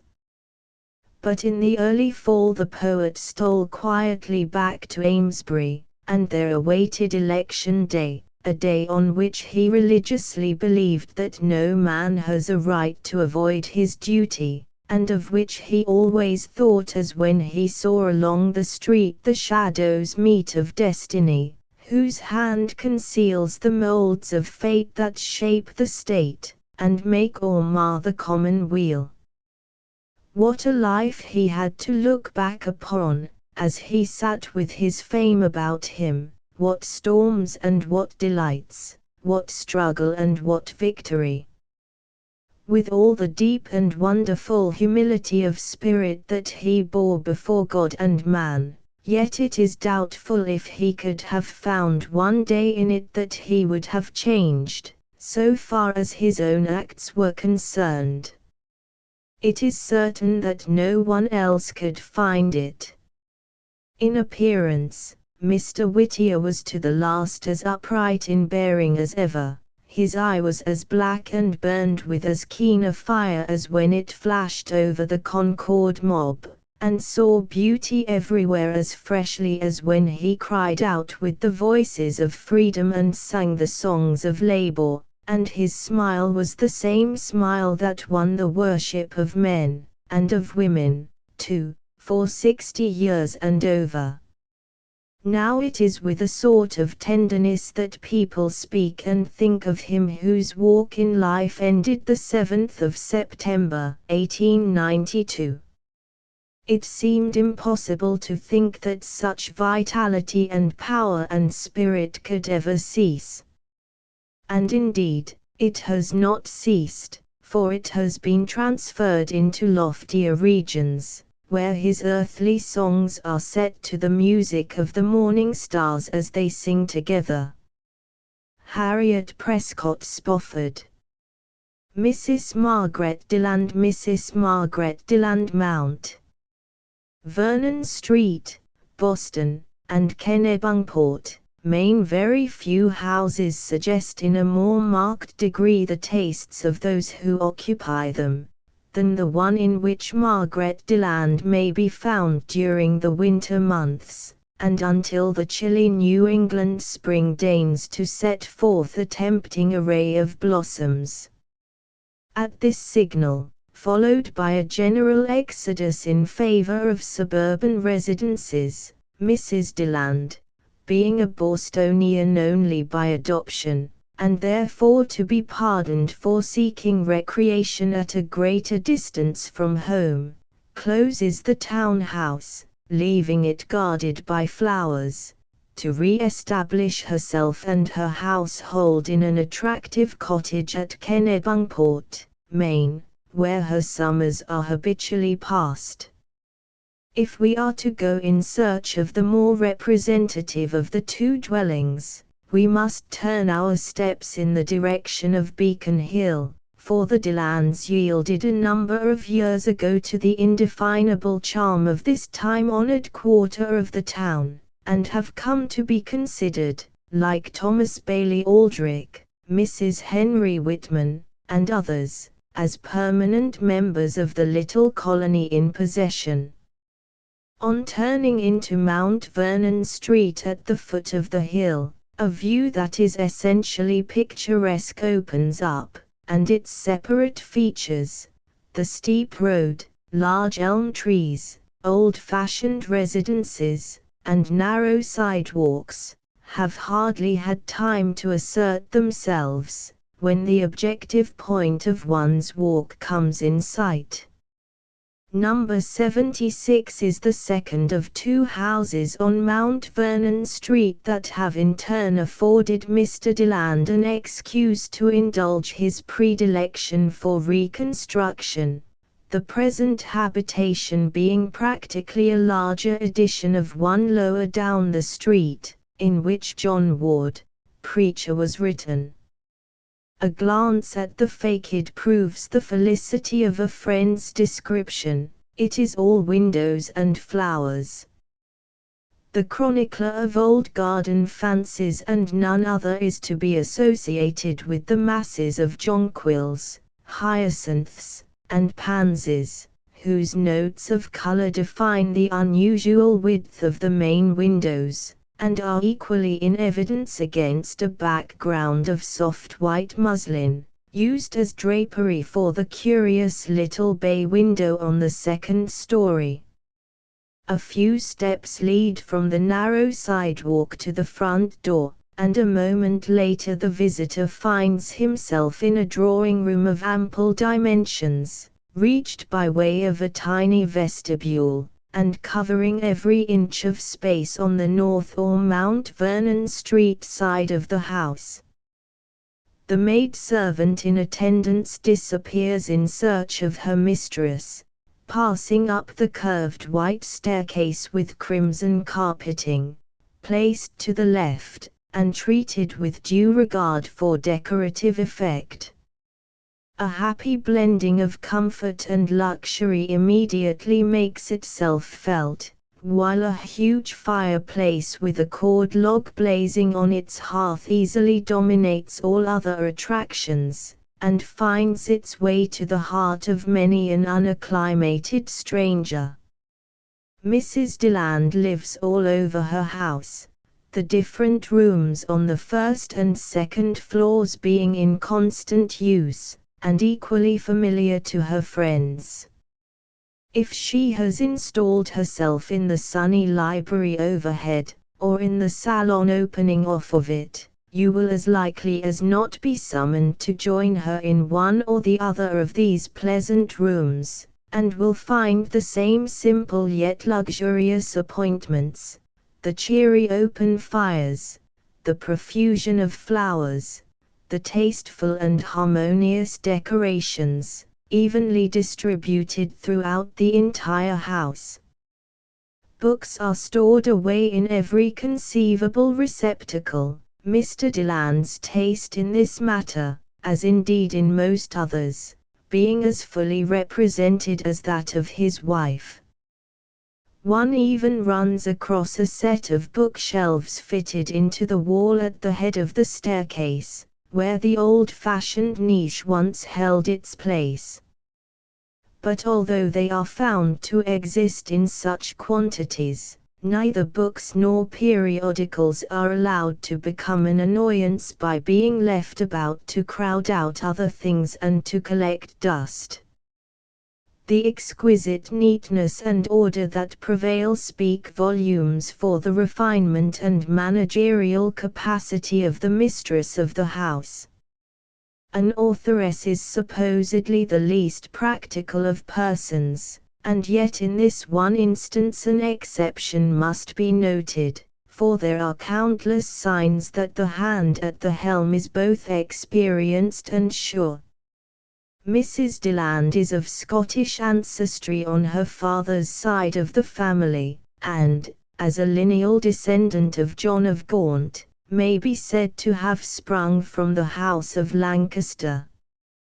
There is about her something of the freedom and indomitable strength of the Highlands, a look in the clear blue eye, a warmth of colouring, a cut of features, and, above all, a certain unruly assertiveness of stray locks of hair, that awakens memories of the heather and of the wind upon the hills, coming heavily laden with the odour of peat and fresh from its contact with some neighbouring loch. And, again, there are moments when other and quite different pictures suggest themselves, as the outcome of a still more subtle relation to the fragrant treasures of her garden, the delicate mignonette, the open-hearted June rose, with just a touch of passion in its veins to make it kin with all the world, and the sensitive convolvulus, lifting its face heavenward to greet the light, but robbed of aspirations when the shadows settle into gloom. The strong love of flowers finds its expression in a number of ways, and it seems extraordinary that a success which is seldom achieved by those who live in town should crown the efforts of one who apparently has but to touch a plant to make it live. A little fig tree, the most notable of her triumphs, for it, too, was planted and raised within doors, lifts its branches and bears fruit as the central attraction of a group of tropical plants that flourish near the casement of the dining-room window. An India rubber plant that is fast assuming proportions which threaten its banishment, spreads its glossy leaves in the middle of the library, and, overladen as it is, one cannot fail to observe that the broad ledge of the window in the rear was arranged with a special view to the well-being of the various blooms seen thereon, and thus given the full benefit of the sunshine. At the close of the winter Mrs. Deland has a sale of flowers in aid of some good cause, and also for the purpose of demonstrating that the cultivation of such plants as are raised under her roof, with no other care than that given from out of her own busy life, might be made to serve many a gentlewoman of reduced circumstances as a means of support. During the weeks that precede the sale, the house is ablaze with daffodils, and one leaves the snow and ice without, to enter on a scene more suggestive of Florida than of Massachusetts. A wide diversity of interests draws very different kinds of people under this roof, for the sympathies of those who live under it are of extensive range, and their hospitality is without limit. There are the purely social functions, placing in touch representative members of the world of fashion and those whose gifts or strong individuality have lifted them out of the more conventional lines of thought and action. Mr. Deland, as an authority on football and the inventor of strategic moves which have materially strengthened Harvard's game, also gathers about him serious amateurs in outdoor sports, and is ever ready to prolong the pleasures of the post-prandial cigar by enthusiastic discussion of moot points. Meetings in the interests of charitable organizations, civic matters, and all stirring questions of the day, make their demands on the time of a hostess whose tact and responsiveness are unfailing. When some interest of an exclusively feminine nature remains to be dealt with, or that bugbear of the male mind, a ladies' luncheon party is in order, the genial host escapes to some such favorite haunt as the St. Botolph or the Tavern Club, leaving an almost startling substitute in the shape of a life-size portrait by the well-known Boston artist, Miss S. G. Putnam, to smile a welcome in his stead. The portrait and the little bay window first seen from the outside are the most conspicuous features of the upper salon. It is from this window that a view of the sunset and of the distant river may be enjoyed, and in looking up and down the street one cannot fail to observe the fine old mansions on the opposite side of the way, set back a considerable distance from the street, and with enough ground round about them to include in their surroundings old-fashioned grass plots and flowering shrubs belonging to the past century.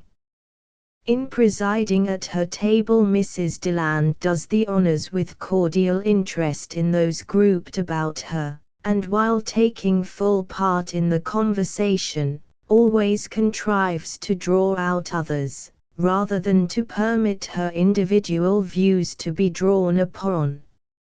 As one of the first to introduce the use of the chafing dish, her experiments in this direction must be quoted as unique, not only because of their most excellent results, but in view of the fact that everything that has to be done is so daintily and gracefully accomplished. It is simply astonishing how she continues to hold her place in the general conversation, while quietly mixing and adding the ingredients out of which some particularly delicious plat is to evolve. Everything has been measured out in advance and stands in readiness. This bit of Venetian glass, whose soft colors are intensified by the sunlight playing about it, holds just the proper quantity of cream. That small jug, an infinitesimal specimen of yellow pottery, contains but a spoonful of some dark liquid, as to whose mission the uninitiated may not guess. It is the very poetry of cooking, and it was hardly in the nature of a surprise when a guest whose travels had extended through the East gravely assured Mrs. Deland, on partaking of a preparation which had served as the pièce de résistance of the occasion, that its name as translated from the Persian could only be explained by the significant phrase, "The Sultan faints with delight." As an author, Mrs. Deland fully recognizes the importance of systematizing her work, therefore she has long made it a custom to deny herself to everyone during the morning hours in order to devote them exclusively to writing. The library, whose attraction has already been referred to, makes an ideal workshop, and as such deserves to rank as far and away the most interesting room in the house. It is usually flooded with sunshine, and is always light, the open fire contributing further brightness, and bringing into requisition a quaint pair of andirons, shaped in the form of two revolutionary soldiers standing on guard. The window, framing a sheet of glass that might well prove problematic to a less capable housekeeper, gives on the rear of several Chestnut Street houses whose old roofs and old chimneys reach nearly to its level and are directly outside. A faint twittering tells of the presence of those gamins among birds, the sparrows, and a closer search for the little fellows reveals their bright eyes and ruffled feathers, as seen emerging from the crevices into which they have contrived to squeeze themselves in their search for shelter and warmth. There is space beyond, with only the shifting clouds to gaze upon, and the stillness and repose of the spot speak well for the writer's chances in regard to the maintenance of moods and consecutive thought. The ill-starred fortunes of Philip and his wife were followed from amid these same peaceful surroundings, and the commodious desk near the window doubtless held manuscript sheets of that tale, as well as of others more recently written. A cast of Mr. Deland's hand is suspended from one side of the desk, and his share in the possession of the room is indicated by a central writing table with telephone attachment. If he chances to look up while transacting such business as invades the home, he will meet with the gentle face of one of Luca della Robbia's angels, or his eyes may wander from this relief, and the mantelpiece against which it is placed, to a large photograph of Boston, and a number of well-selected pictures covering the walls. Mrs. Deland's first productions were in verse, and an idea as to their spontaneity may be gathered from the fact that several of the poems which appeared under the title of In an Old Garden were originally jotted down upon the leaves of a market book, to be left in the hands of a friend whose sympathy and belief awakened the first sense of power, and to whom the volume was dedicated. One of these prosaic bits of ruled paper is still in existence. It bears the penciled words of the clover and, by way of illustration, a graceful spray of the flower, suggestively traced over all, as if thrown upon the page. When the Delands first went to Kennebunkport, it was a little fishing village of the most primitive kind, and life there, in the summer-time, was refreshingly simple and unconstrained. A cottage was selected within a stone's throw of the river, and Mr. Deland's yacht, with its picturesque Venetian red sails, became a feature of the scene. A disused barn, in a nook among the hills, was found to possess a charming outlook, and was immediately turned into a study. In this retreat Sydney was written. The glory of the garden proved a thing to be remembered, and its mistress was never happier than when delving among her treasures. Kennebunkport has grown into a popular summer resort, with its hordes of transient visitors, its countless hotels and boarding houses, but the Delans pass their days in much the same fashion as when the pleasures of the river and the charm of the surrounding country seemed to belong to them alone. That our authoress still counts her garden the most fascinating spot on earth, may be gathered from her own words. I am rather fond of rising at 5 o'clock in the morning, and of going out to weed when every blade of grass and every leaf is beaded with dew, and if the tide is high, and the sun comes shining over the hills on the wide blue river, weeding is an enchanting occupation. Lucia Purdy. Author Portrait. F. Marion Crawford. F. Marion Crawford. At Sorrento. To most people who have traveled in the south of Italy, the name of Sorrento recalls one of the loveliest places in the world, which has been so often and so well described that it forms part of the mental picture gallery even of those who have never been there. We all seem to know the cheerful little town, perched high above the glorious bay, and crowded with tourists during more than half the year.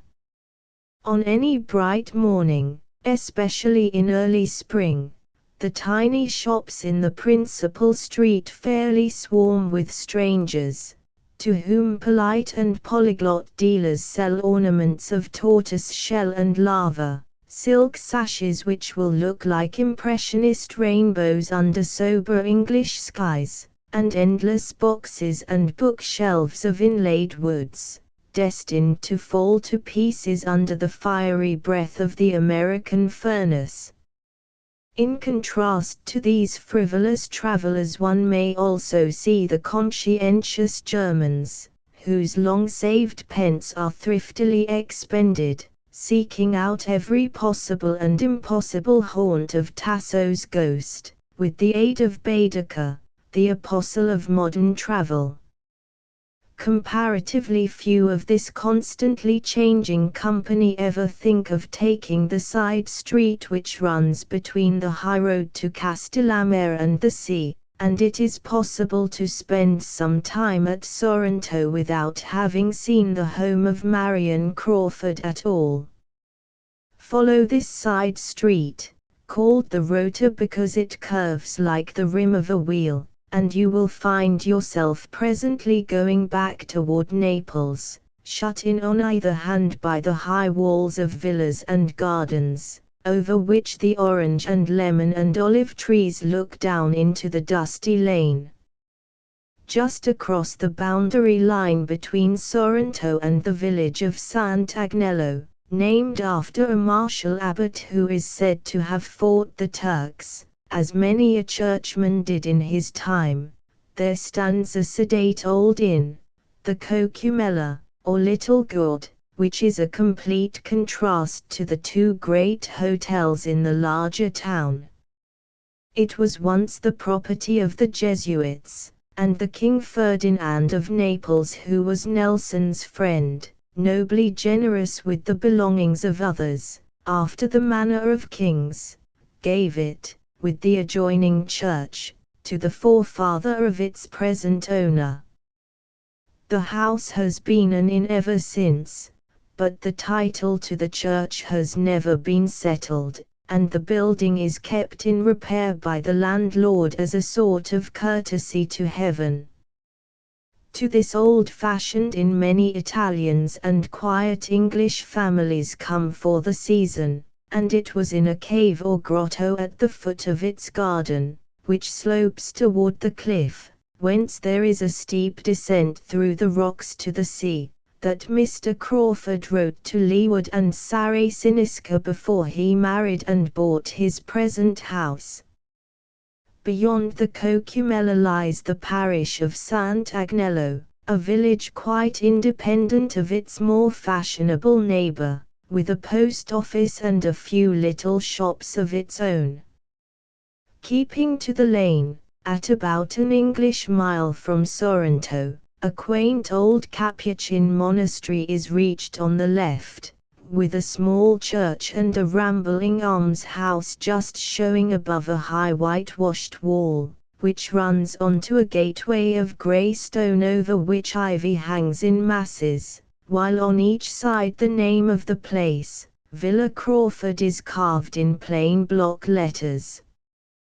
The heavy dark green doors of the gate stand hospitably open, and show the straight, narrow drive, bordered with roses, geraniums, and jasmine, and leading down to a square garden court, not large but full of flowers and crooked old olive trees, over which wisteria has been trained from one to the other, so that in spring they are a mass of delicate bloom and fragrance.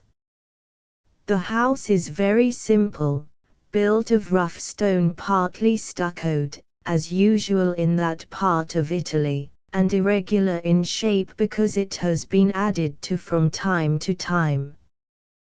When Mr. Crawford took it for a season, soon after his marriage to a daughter of General Burden, it was in such a very tumble-down condition that when the fierce winter gales swept over snow-clad Vesuvius from the northeast, the teeth of every lock chattered and the carpets rose in billows along the tiled floors. But the site is one of the most beautiful on the whole bay, for the house stands on the edge of a cliff which falls abruptly nearly 200 feet to the water, and since Mr. Crawford bought it he has strengthened it with a solid tower which can be seen for some distance out at sea. The front door opens directly upon a simple hall where there are plants in tubs, and a tall old monastery clock stands near the door leading to the stone staircase. The long drawing room opens upon a tiled terrace, and is almost always full of sunshine, the scent of flowers, and the voices of children. It cannot be said to be furnished in the modern style, but it contains many objects which could only have been collected by people having both taste and opportunity. When in Constantinople, many years ago, Mr. Crawford was so fortunate as to find an unusually large quantity of the beautiful Rhodes embroidery formerly worked by the women of the Greek islands for the Knights of Malta, of which none has been made for over 100 years. The pattern always consists of Maltese crosses, in every possible variety of design, embroidered in dark red silk on a coarse linen ground which is entirely covered.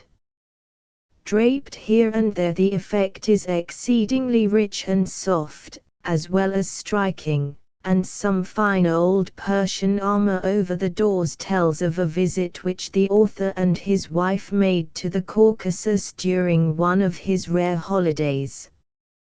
A magnificent portrait of Mrs. Crawford by Lenbach, a gift from the artist to her husband, was painted during a winter spent at Munich, and on the opposite wall hangs a brilliant watercolor drawing of a Moorish warrior, by Villegas, presented by him to Mrs. Crawford after a visit to his studio in Rome.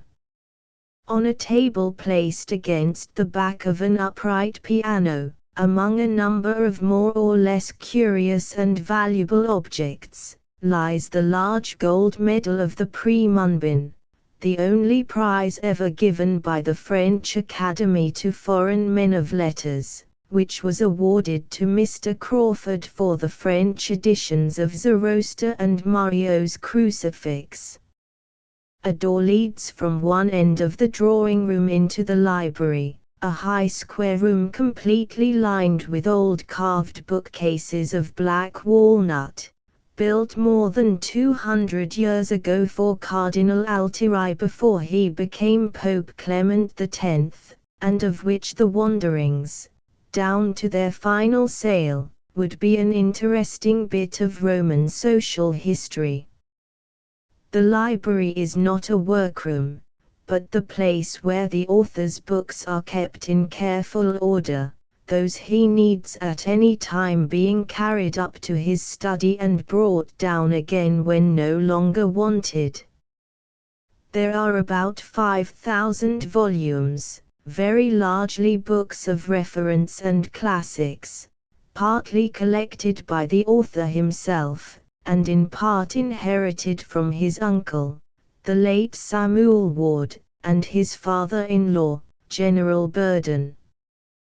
The room is so full that one large bookcase has been placed in the middle, so that both sides of it are used. Besides the books, the library contains only a writing table, 3 or 4 chairs, and a bronze bust of Mr. Ward. But it is hard to think of these rooms without their inmates.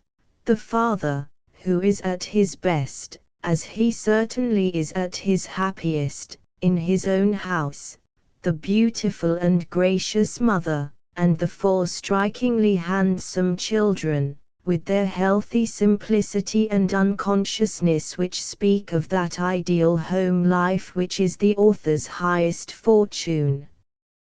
The eldest child is a girl of 12, as fair as wheat with thoughtful eyes. Next comes a boy 2 years younger, much darker in coloring, and with a face already full of expression, and last a pair of twins of 8, a boy and a girl, she with a nimbus of curly golden hair that makes her look like a saint by Fra Angelico, and he a singularly grave and sturdy little fellow, whose present energies are bent on being a sailorman, a disposition which he gains fairly, for Mr. Crawford's friends know that if he might have consulted only the natural bent of his mind, he would have followed the sea as his profession. From early boyhood he has passed the happiest hours of his leisure on board a boat, and he is as proficient in the management of the picturesque but dangerous felucca as any native skipper along the coast. When he bought an old New York pilot boat, in 1896, he was admitted to the examination of the Association of American Shipmasters in consideration of his long experience, and he holds a proper shipmaster's certificate authorizing him to navigate sailing vessels on the high seas. He proved his ability by navigating his little schooner across the Atlantic with entire success, and without the slightest assistance from the mate he took with him. This episode in a life which has had more variety than falls to the lot of most men shows clearly the predominant trait of Marion Crawford's character, which is determination to follow out anything he undertakes until he knows how it should be done, even if he has not the time to work at it much afterward. Readers of Casa Braccio may have noticed that the old cobbler who is Paul Griggs's friend is described with touches which show acquaintance with his trade, the fact being that while the author was preparing for college in the English village which he describes later in A Tale of a Lonely Parish, he made a pair of shoes to see how it was done, as he also joined the local bell ringers to become familiar with the somewhat complicated system of peals and chimes. Mere curiosity is like the clutch of a child's hand, which usually means nothing, and may break what it seizes, but the insatiable thirst for knowledge of all kinds is entirely different, and has always formed part of the true artistic temperament. The description of silver chiseling in Mario's crucifix is the result of actual experience, for Mr. Crawford once studied this branch of art, and produced several objects of considerable promise. In rebuilding and adding to his house he has never employed an architect, for he is a good practical builder and stonemason, as well as a creditable mathematician, and his foreman in all such work is a clever laborer who can neither read nor write. Like many left-handed men, he is skillful in the use of tools, and his mechanical capacity was tested recently when, having taken out a complete system of American plumbing, including a kitchen boiler, he could find no workman who understood such appliances, and so put them all in himself, with the help of 2 or 3 plumbers whose knowledge did not extend beyond soldering a joint. When the job was done, everything worked perfectly, to his justifiable satisfaction.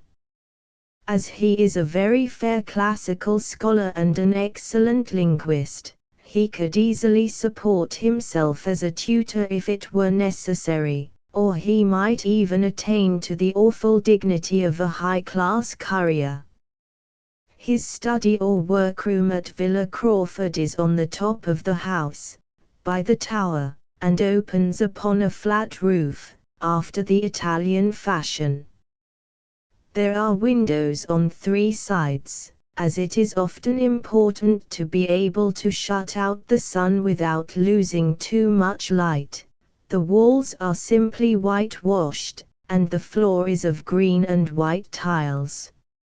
In the middle there is a very large table, with a shelf at the back on which stand in a row a number of engravings and etchings, most of which were given him by his wife, prominent among them being the Knight, Death, and the Devil by Giera, mentioned in the beginning of A Rose of Yesterday.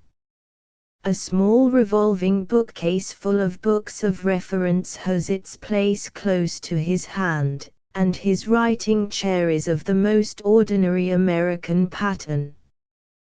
The large plain brick fireplace projects into the room, and on the broad mantel shelf stands a replica of his father Thomas Crawford's Peary, a winged figure, fully draped, gazing sadly toward the forfeited paradise.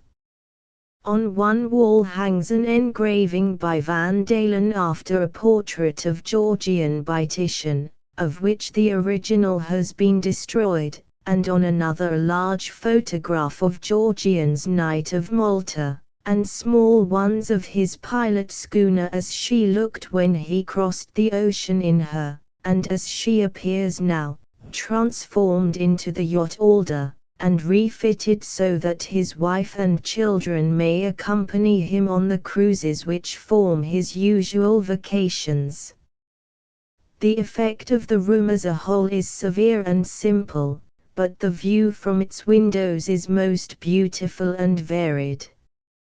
To the south lie olive-clad hills, with white houses dotted here and there among orange groves, and with the craggy mass of Monte Sant'Angelo, rising higher than Vesuvius itself, for a background. Westward one looks over Sant'Agnello and the neighboring townships, and to the northeast, across the shining bay, the curved white line of Naples stretches far along the shore, while Vesuvius broods fatefully over the villages at its feet.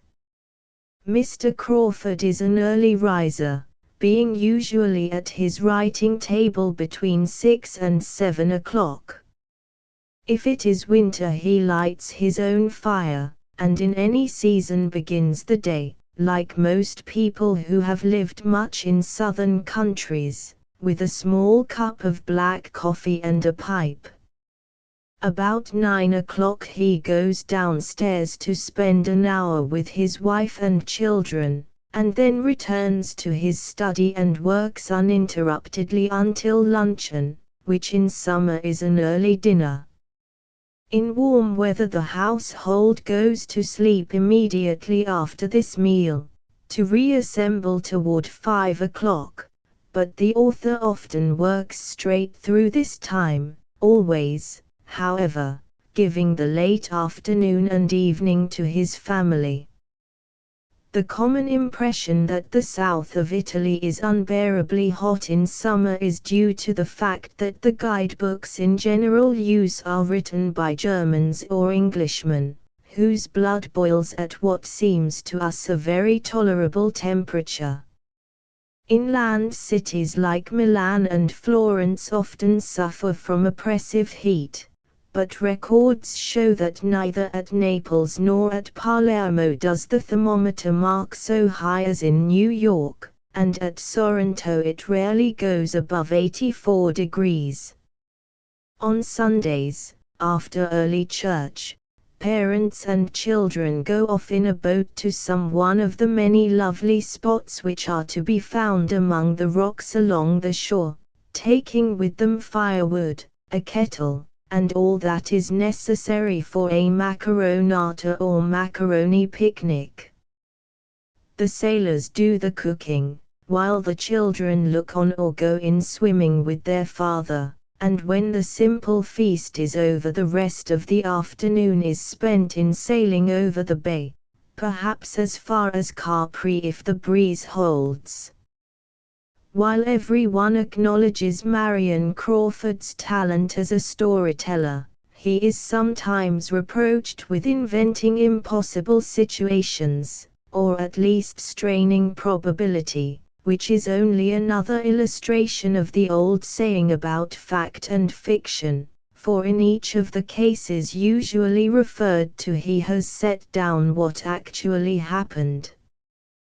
The triple tragedy in Grafenstein was a terrible fact in a noble German family before the middle of the present century, and the son of the house, the last of his race, entered the church and died a cardinal.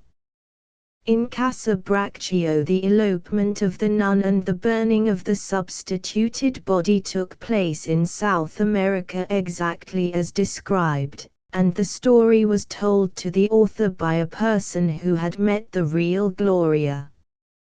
The incident of Don Teodoro in Tarquisara who, although not ordained, acted as a priest for many years, occurred in the neighborhood of Rome, and there have been two well-known cases in which priests kept the secret of the confessional as Don Ippolito does in Corleone, but with the difference that they were both convicted of crimes which they had not committed, one being sent to the mines of Siberia, the other to a French penal colony. The impression, quite generally entertained, that Mr. Crawford throws off one book after another as fast as he can write them down, is based upon a misapprehension of his method of working. For months, or even for several years, a subject is constantly in his mind, and he spares no study to improve his rendering of it. Travelers in Arabia, for instance, have commended the local color of his Khaled, which, however, is quite as much due to patient reading as to imagination, for he has never been there. The actual writing of his stories is done quickly, partly because few authors have had such large experience of all the mechanical work connected with literature. From early manhood he has been entirely dependent on his own resources, and during his 2 years' editorship of an Indian newspaper he practically wrote it all every day, correcting the proof into the bargain. After his return to America, and before writing Mr. Isaacs, he supported himself by any literary work that he could get, during which time, by the way, he was a frequent contributor to the Critic. The man so often called a born storyteller is also a careful student, especially reverent of the precious inheritance of our language, and some of his works are now used as class books for the study of modern English literature throughout this country, a fact which may easily escape the knowledge of the novel-reading public which owes him so much pleasure. Mr. Crawford has made a success at playwriting as well as at novel writing. His In the Palace of the King, which has been played so successfully by Miss Viola Allen, was a play before he turned it into a novel, and he has recently written a drama founded on a new version of the story of Francesca and Paola, which Madame Sarah Bernhardt has produced with great success. William Bond. Author Portrait. Paul Lester Ford, the man of affairs and the man of letters, long-suffering prominence, among its numerous woes, has at times to subject itself to snapshot portraiture, but occasionally a friendly and amateurish zeal, seeking honest results, brings the person of note to the advantage of a long exposure, and then perchance educes finenesses and personalities neglected by the swifter method. I should like, if I may, to use the slower and truer means in a sketch of Mr. Paul Lester Ford, who has of late, by reason of an unquestioned reputation, been compelled to stand from behind the vanguard of his books and show himself as a notability. In contrast therefore to various pen views which have presented Mr. Ford as all sorts and conditions of a man, it ought to be possible for a friendly candor to delineate his life and purposes without passing just limitations. Paraphrasing his own playfully bold title, I seek to portray the true Mr. Ford, entertaining the while that proportionate sense of demerit which I am sure restrained him as he limned the outlines of Washington. The accrediting of unusual ability to heredity and environment alone fails to satisfy, for what we most wish to understand is the actual and not the probable resultant. Nevertheless, it will never do to omit from the reckoning Mr. Ford's innate tendencies and the slowly formed impulses made upon him and upon his equally remarkable brother, Worthington Shauncey Ford, by their father's superb library, of which in a manner, but in a different degree, each is the incarnation. Puritan stock, absolutely pure, except where there is a crossing of the Huguenot on the paternal side, there is no choicer graft than that, a temperament stimulated by the nervous excitations of the cosmopolitan life of New York, and a scholarship sound yet unacademic and not held by the leash of college traditions. These, as I see them, are the factors, any of which taken from him would have made Mr. Ford quite other than he is. Yet the aggregate of such components most assuredly does not constitute his genius, for genius as distinguished from marked ability he undoubtedly possesses. It has before now been told that on his mother's side he is the grandson of Professor Fowler of Amherst, the great-grandson of Noah Webster, and the grandson 4 times removed of President Charles Shauncey of Harvard College, and of Governor Bradford, and from this last worthy ancestor he comes honestly by his fondness for a manuscript. This is good blood to run through one's veins, even in a remote generation.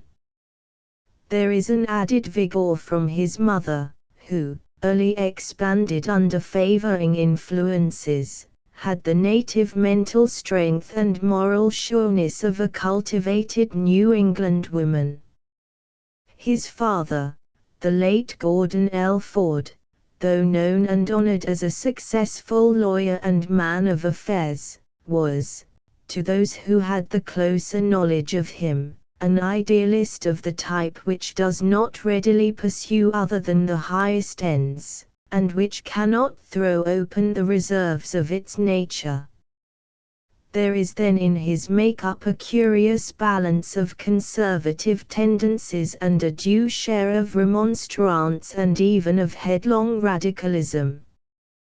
To a superb mental equipment is to be added a physical constitution strong enough to have pulled him through an infancy and childhood full of peril and no doubt of suffering, and to have landed him in manhood's estate with a vivacious and courageous disposition, a master of his fate. He is also endowed with an almost superhuman capacity for work. It may be that, conscious of hidden frailties of tenure, the impulse is within him to burn his candle of life fiercely, but I am disposed the rather to think that in his case this use of energy is mainly a question of superior horsepower. He is able to work more than most of us, and therefore he does. But great capacity does not always so express itself, and it would be unjust, unless one chose to regard Mr. Ford as precocious in youth and phenomenal at all times, not to recognize that the fate which distributes gifts to mortals gave him opportunity. Free, if he so wished, to follow his own devices and to take the joys of life without undue exertion, he was wise enough, at an age when most youth sows an unprofitable crop on stony ground, to plant in the fertile furrows which a far-seeing father had sedulously made ready for him. As for education and the discipline of school life, so wholesome for the most of us, there was for him literally none of it. His nursery, his primary school, and his college all may be found within the four walls of his father's library. The books held within the quiet residence in Clark Street, Brooklyn, must now be nearer 100,000 than 50,000 in number. They fill all parts of the large house fashioned in the manner of 50 years ago, but their headquarters are in the library proper, a room at the rear, over 50 feet square, and reached from the main floor by a short flight of steps. This room is well but not glaringly lighted by a lantern at the top, while the sides, with the exception of a few small windows of no great utility owing to the tallness of surrounding buildings, are fully taken up with books to the height of 8 feet. The floor is covered in part by large rugs. The walls and ceilings are of serious tint. A fireplace is opposite the entrance, while sofas of most dissimilar pattern and meant seemingly to hold any burden but a human one, are placed disposedly about. Chairs, easy but not seductive, are in plenty, but like the sofas give notice that here is a government not of men but of books. Here there is no library built for the lust of the flesh and pride of the eye, but for books and for those who use them. I cannot suppose that those smitten of bibliophily would thrill over the Ford Library, since it exists for the practical and virile, although it is, in parts, exceedingly choice.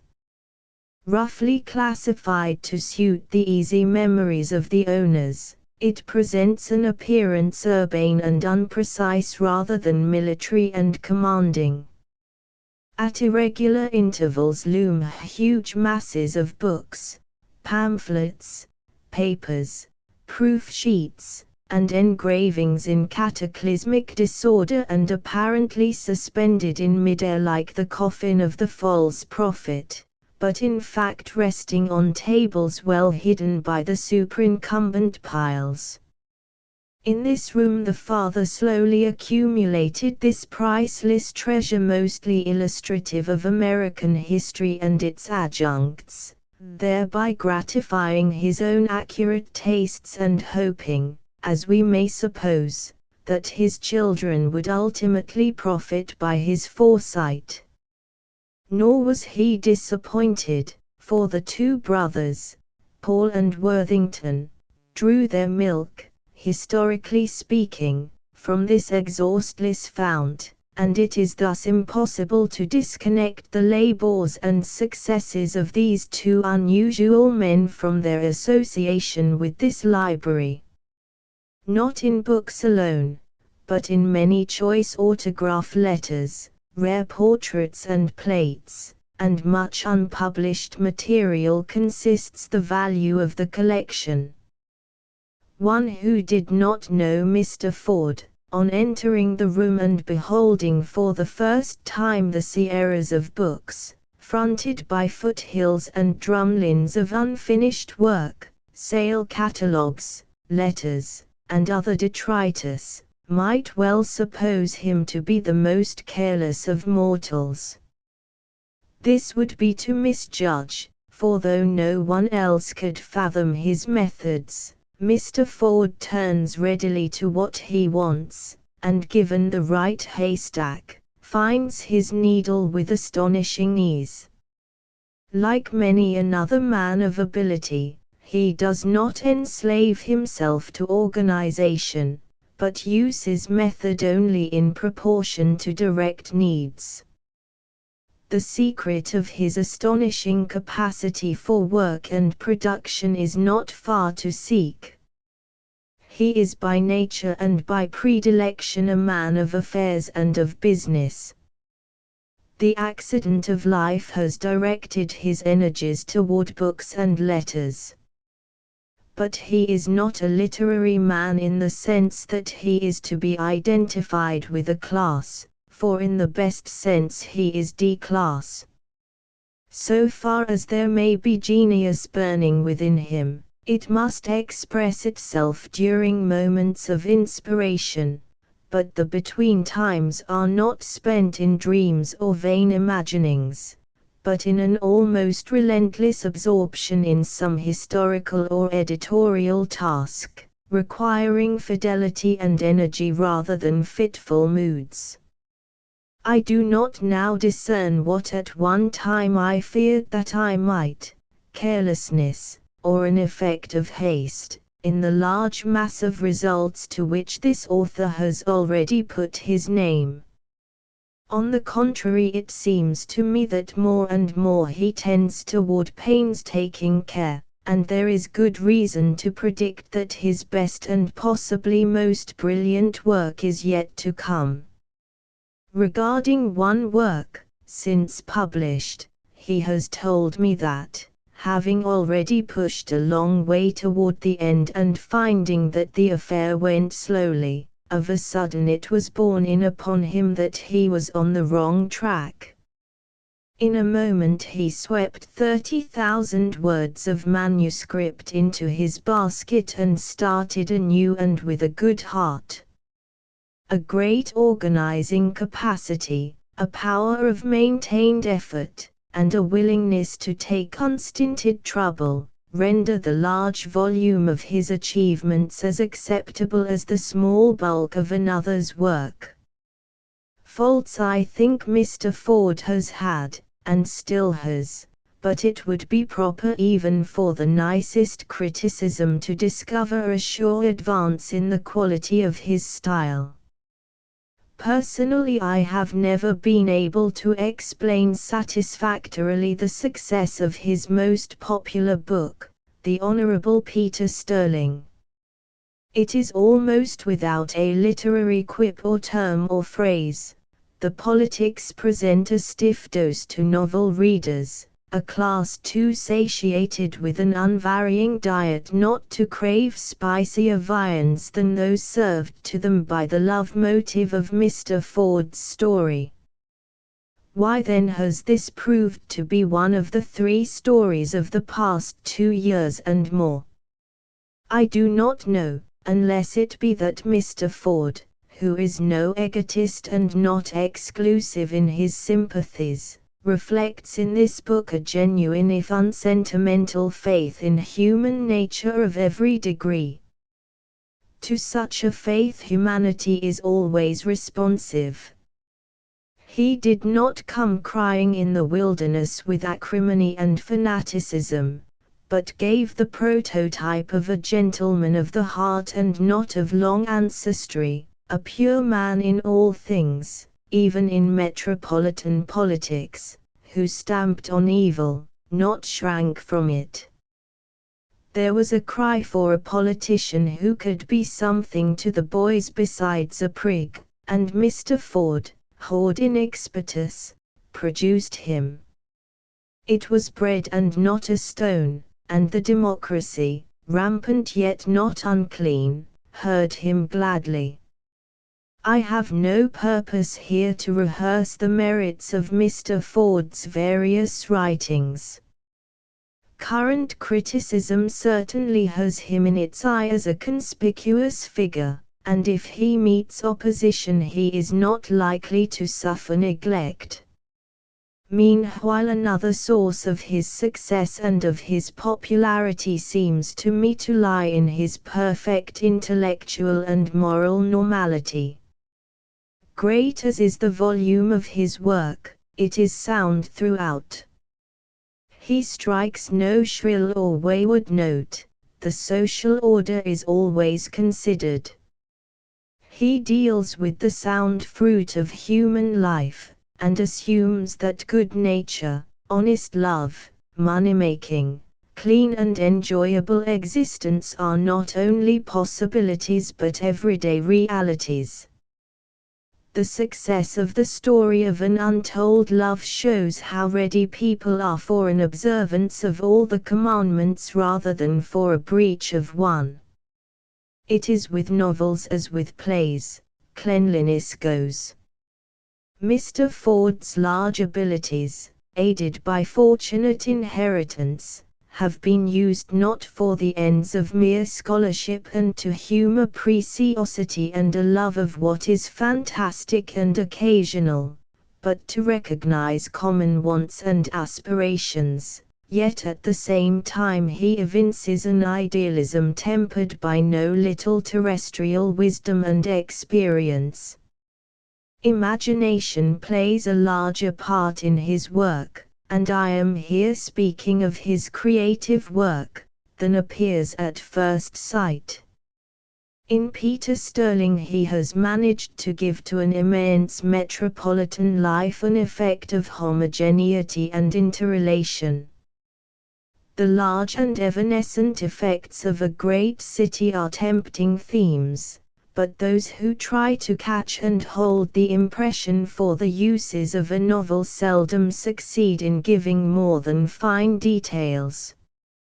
Our genre painters of fiction have been admirable in this matter, but to make one pattern of the huge confusion requires a knowledge vouchsafed only to him who has acquired by daily contact the largest and most vital experiences. The immensity of financial transactions, the intricate shrewdness of politicians, aside from their corruptions, the nice checks and balances of a higher social life must necessarily escape the eye of the literary artist mainly because they lie beyond his ken. Cerebrally Mr. Ford is multifarious. He can be busy with a play, a story, a biography, and with editing some historical work during the same interval of time, the real marvel of it all being that, when these come to publication, the world, which is said to know clearly what it wants, accepts the results with apparent satisfaction. The power of driving a quadriga of new books around the popular arena amid no little applause, is due, I think, to qualities not inherent in the literary mind as such, but implying a wider mental grasp. A spirit of restlessness takes hold upon Mr. Ford when he is hardest at work, and he shifts at pleasure from one to another of his several desks or tables. I should imagine that the curiosity hunter of the future, who might wish to possess the desk at which or the chair on which the author of Peter Sterling sat when he penned that book, might comfortably fill a storage warehouse van with his new-found joys. Like most good fellows who write, Mr. Ford knows the value of the night and often works to best advantage when honest folk have been long abed. It is a pleasure to think of the occasionally fortunate person who writes when he wants to, not when he must, though I do not think it would be difficult for so conscientious a worker as Mr. Ford to get up friction at shortest notice and as occasion might require.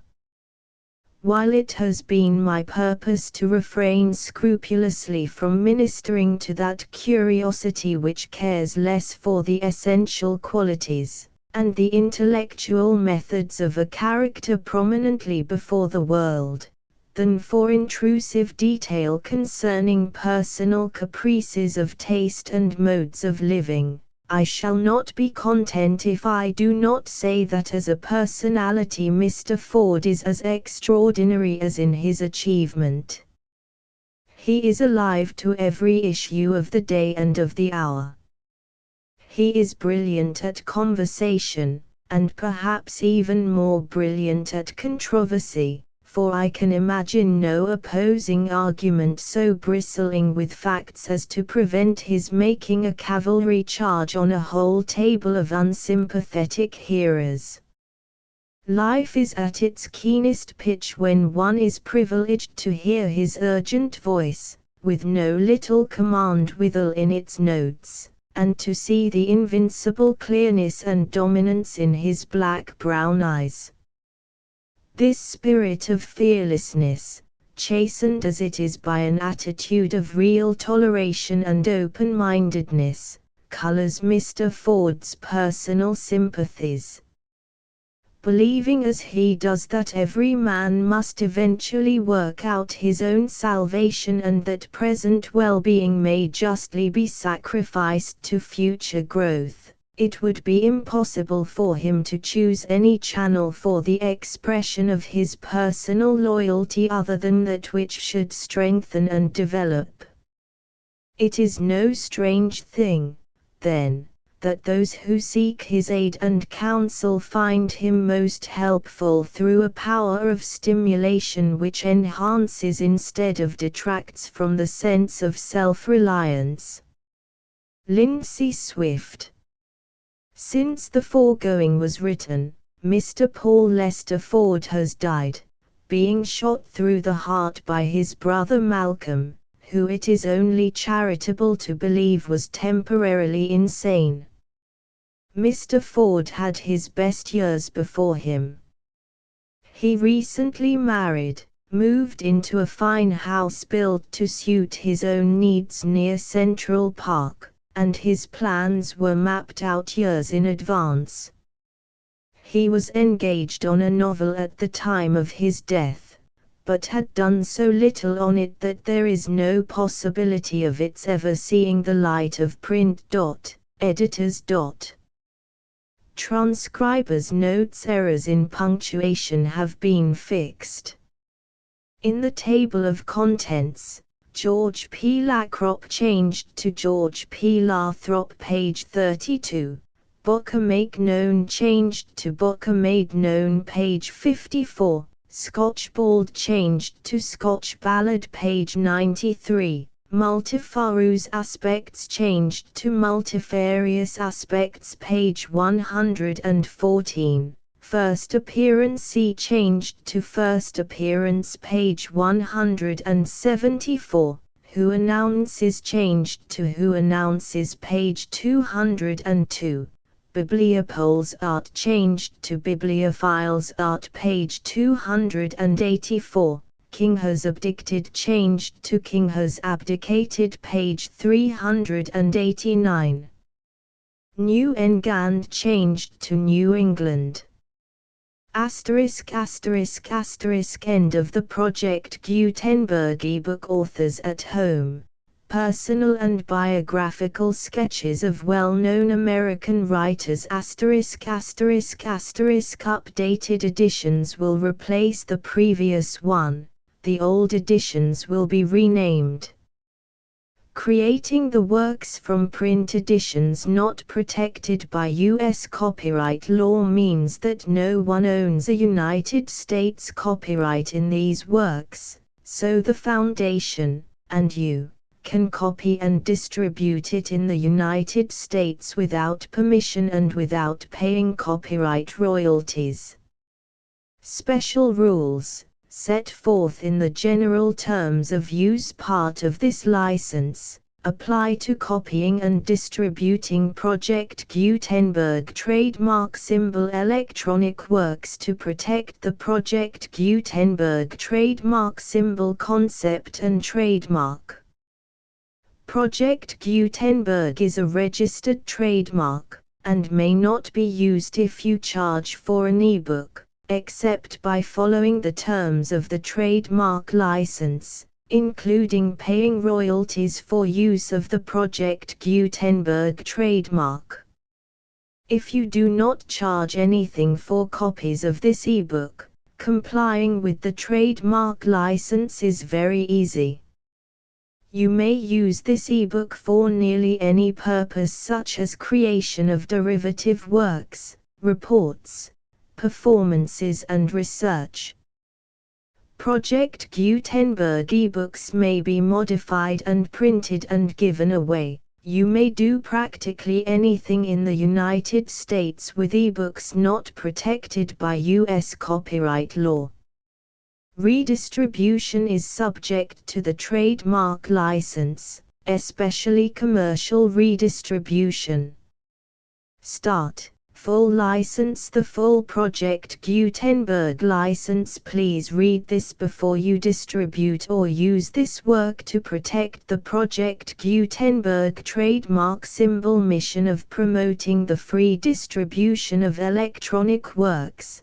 By using or distributing this work, or any other work associated in any way with the phrase Project Gutenberg, you agree to comply with all the terms of the full Project Gutenberg trademark symbol license available with this file or online at www.gutenberg.org/license.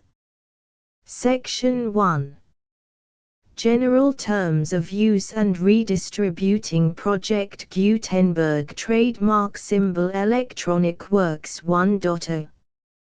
By reading or using any part of this Project Gutenberg trademark symbol electronic work, you indicate that you have read, understand, agree to and accept all the terms of this license and intellectual property, trademark/copyright, agreement. If you do not agree to abide by all the terms of this agreement, you must cease using and return or destroy all copies of Project Gutenberg trademark symbol electronic works in your possession. If you paid a fee for obtaining a copy of or access to a Project Gutenberg trademark symbol electronic work and you do not agree to be bound by the terms of this agreement, you may obtain a refund from the person or entity to whom you paid the fee as set forth in paragraph 1.e.8. 1.b Project Gutenberg is a registered trademark. It may only be used on or associated in any way with an electronic work by people who agree to be bound by the terms of this agreement. There are a few things that you can do with most Project Gutenberg trademark symbol electronic works even without complying with the full terms of this agreement. See paragraph 1.c below. There are a lot of things you can do with Project Gutenberg trademark symbol electronic works if you follow the terms of this agreement and help preserve free future access to Project Gutenberg trademark symbol electronic works. See paragraph 1.e below. 1.c. The Project Gutenberg Literary Archive Foundation, the foundation or PGLAF, owns a compilation copyright in the collection of Project Gutenberg trademark symbol electronic works. Nearly all the individual works in the collection are in the public domain in the United States. If an individual work is unprotected by copyright law in the United States and you are located in the United States, we do not claim a right to prevent you from copying, distributing, performing, displaying or creating derivative works based on the work as long as all references to Project Gutenberg are removed.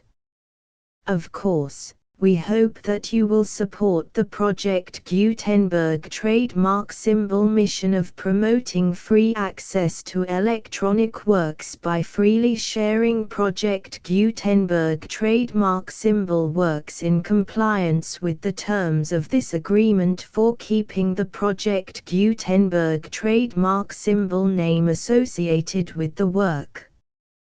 You can easily comply with the terms of this agreement by keeping this work in the same format with its attached full Project Gutenberg trademark symbol license when you share it without charge with others. 1.d.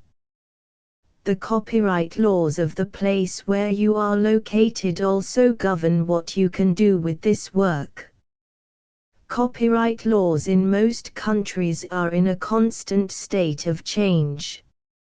If you are outside the United States, check the laws of your country in addition to the terms of this agreement before downloading, copying, displaying, performing, distributing or creating derivative works based on this work or any other Project Gutenberg trademark symbol work.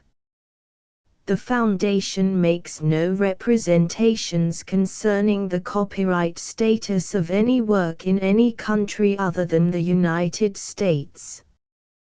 1.e Unless you have removed all references to Project Gutenberg. 1.e.1.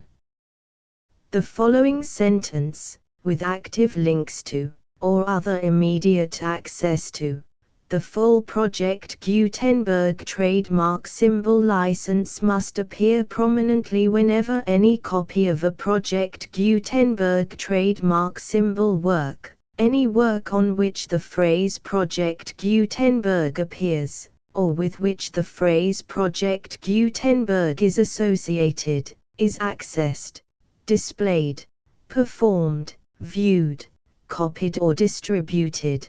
This ebook is for the use of anyone anywhere in the United States and most other parts of the world at no cost and with almost no restrictions whatsoever. You may copy it, give it away or reuse it under the terms of the Project Gutenberg license included with this ebook or online at www.gutenberg.org. If you are not located in the United States, you will have to check the laws of the country where you are located before using this ebook. 1.e.2. If an individual Project Gutenberg trademark symbol electronic work is derived from texts not protected by U.S. copyright law, does not contain a notice indicating that it is posted with permission of the copyright holder, the work can be copied and distributed to anyone in the United States without paying any fees or charges. If you are redistributing or providing access to a work with the phrase Project Gutenberg associated with or appearing on the work, You must comply either with the requirements of paragraphs 1.e.1 through 1.e.7 or obtain permission for the use of the work and the Project Gutenberg trademark symbol trademark as set forth in paragraphs 1.e.8 or 1.e.9. 1.e.3. If an individual Project Gutenberg trademark symbol electronic work is posted with the permission of the copyright holder, your use and distribution must comply with both paragraphs 1.e.1 through 1.e.7 and any additional terms imposed by the copyright holder. Additional terms will be linked to the Project Gutenberg trademark symbol license for all works posted with the permission of the copyright holder found at the beginning of this work. 1.e.4. Do not unlink or detach or remove the full Project Gutenberg trademark symbol license terms from this work, or any files containing a part of this work or any other work associated with Project Gutenberg trademark symbol. 1.e.5. Do not copy, display, perform, distribute or redistribute this electronic work, or any part of this electronic work, without prominently displaying the sentence set forth in paragraph 1.e.1 with active links or immediate access to the full terms of the Project Gutenberg trademark symbol license. 1.e.6. You may convert to and distribute this work in any binary, compressed, marked up, non-proprietary or proprietary form, including any word processing or hypertext form.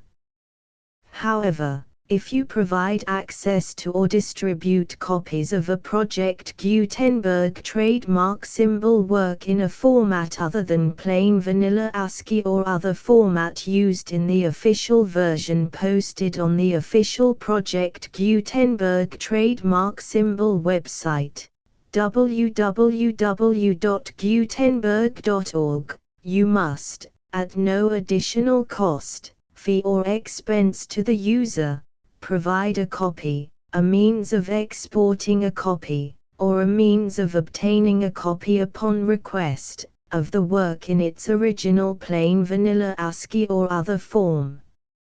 Any alternate format must include the full Project Gutenberg trademark symbol license as specified in paragraph 1.e.1. 1.e.7. Do not charge a fee for access to, viewing, displaying, performing, copying or distributing any Project Gutenberg trademark symbol works unless you comply with paragraph 1.e.8 or 1.e.9. 1.e.8.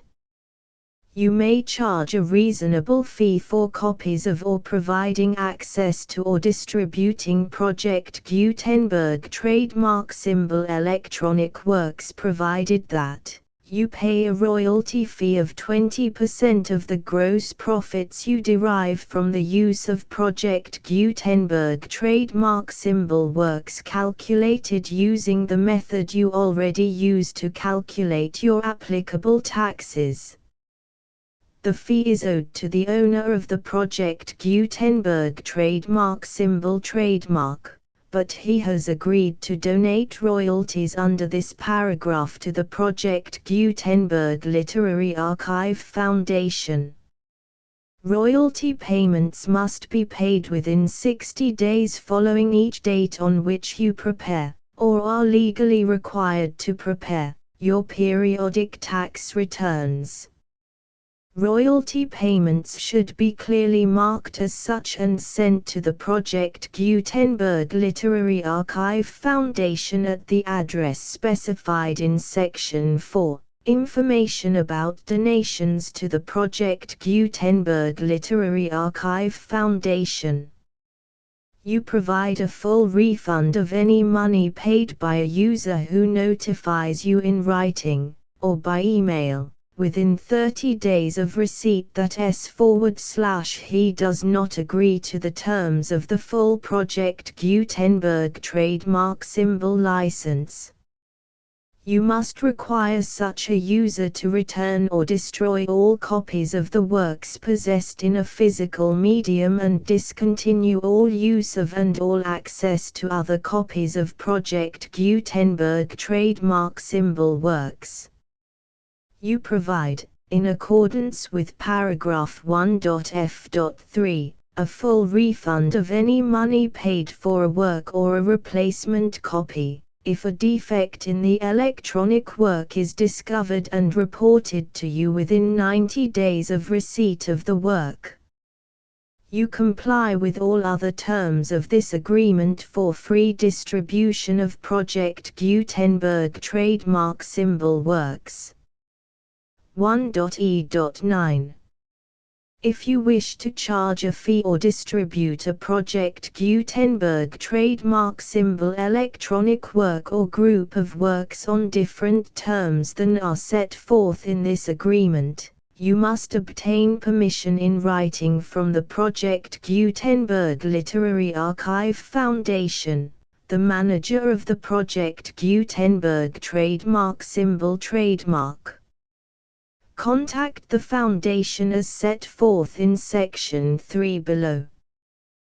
1.f1.f.1 Project Gutenberg volunteers and employees expend considerable effort to identify, do copyright research on, transcribe and proofread works not protected by U.S. copyright law in creating the Project Gutenberg trademark symbol collection. Despite these efforts, Project Gutenberg trademark symbol electronic works, and the medium on which they may be stored, may contain defects such as, but not limited to, incomplete, inaccurate or corrupt data, transcription errors, a copyright or other intellectual property infringement, a defective or damaged disk or other medium, a computer virus, or computer codes that damage or cannot be read by your equipment. 1.f.2 Limited warranty, disclaimer of damages, except for the right of replacement or refund described in paragraph 1.f.3, the Project Gutenberg Literary Archive Foundation, the owner of the Project Gutenberg trademark symbol trademark, and any other party distributing a Project Gutenberg trademark symbol electronic work under this agreement, disclaim all liability to you for damages, costs and expenses, including legal fees. You agree that you have no remedies for negligence, strict liability, breach of warranty or breach of contract except those provided in paragraph 1.f.3. You agree that the Foundation, the trademark owner, and any distributor under this agreement will not be liable to you for actual, direct, indirect, consequential, punitive or incidental damages even if you give notice of the possibility of such damage. 1.f.3 Limited right of replacement or refund. If you discover a defect in this electronic work within 90 days of receiving it, you can receive a refund of the money, if any, you paid for it by sending a written explanation to the person you received the work from. If you received the work on a physical medium, you must return the medium with your written explanation. The person or entity that provided you with the defective work may elect to provide a replacement copy in lieu of a refund. If you received the work electronically, the person or entity providing it to you may choose to give you a second opportunity to receive the work electronically in lieu of a refund. If the second copy is also defective, you may demand a refund in writing without further opportunities to fix the problem. 1.f.4 Except for the limited right of replacement or refund set forth in paragraph 1.f.3, this work is provided to you as is, with no other warranties of any kind, express or implied, including but not limited to warranties of merchantability or fitness for any purpose. 1.f.5 Some states do not allow disclaimers of certain implied warranties or the exclusion or limitation of certain types of damages. If any disclaimer or limitation set forth in this agreement violates the law of the state applicable to this agreement, the agreement shall be interpreted to make the maximum disclaimer or limitation permitted by the applicable state law. The invalidity or unenforceability of any provision of this agreement shall not void the remaining provisions. 1.f.6 Indemnity. You agree to indemnify and hold the foundation, the trademark owner, any agent or employee of the foundation, anyone providing copies of Project Gutenberg trademark symbol electronic works in accordance with this agreement, and any volunteers associated with the production, promotion and distribution of Project Gutenberg trademark symbol electronic works, harmless from all liability, costs and expenses, including legal fees, that arise directly or indirectly from any of the following which you do or cause to occur. A. Distribution of this or any Project Gutenberg trademark symbol work. B. Alteration, modification, or additions or deletions to any Project Gutenberg trademark symbol work, and C. Any defect you cause. Section 2. Information about the mission of Project Gutenberg trademark symbol. Project Gutenberg trademark symbol is synonymous with the free distribution of electronic works in formats readable by the widest variety of computers, including obsolete, old, middle-aged and new computers. It exists because of the efforts of hundreds of volunteers and donations from people in all walks of life.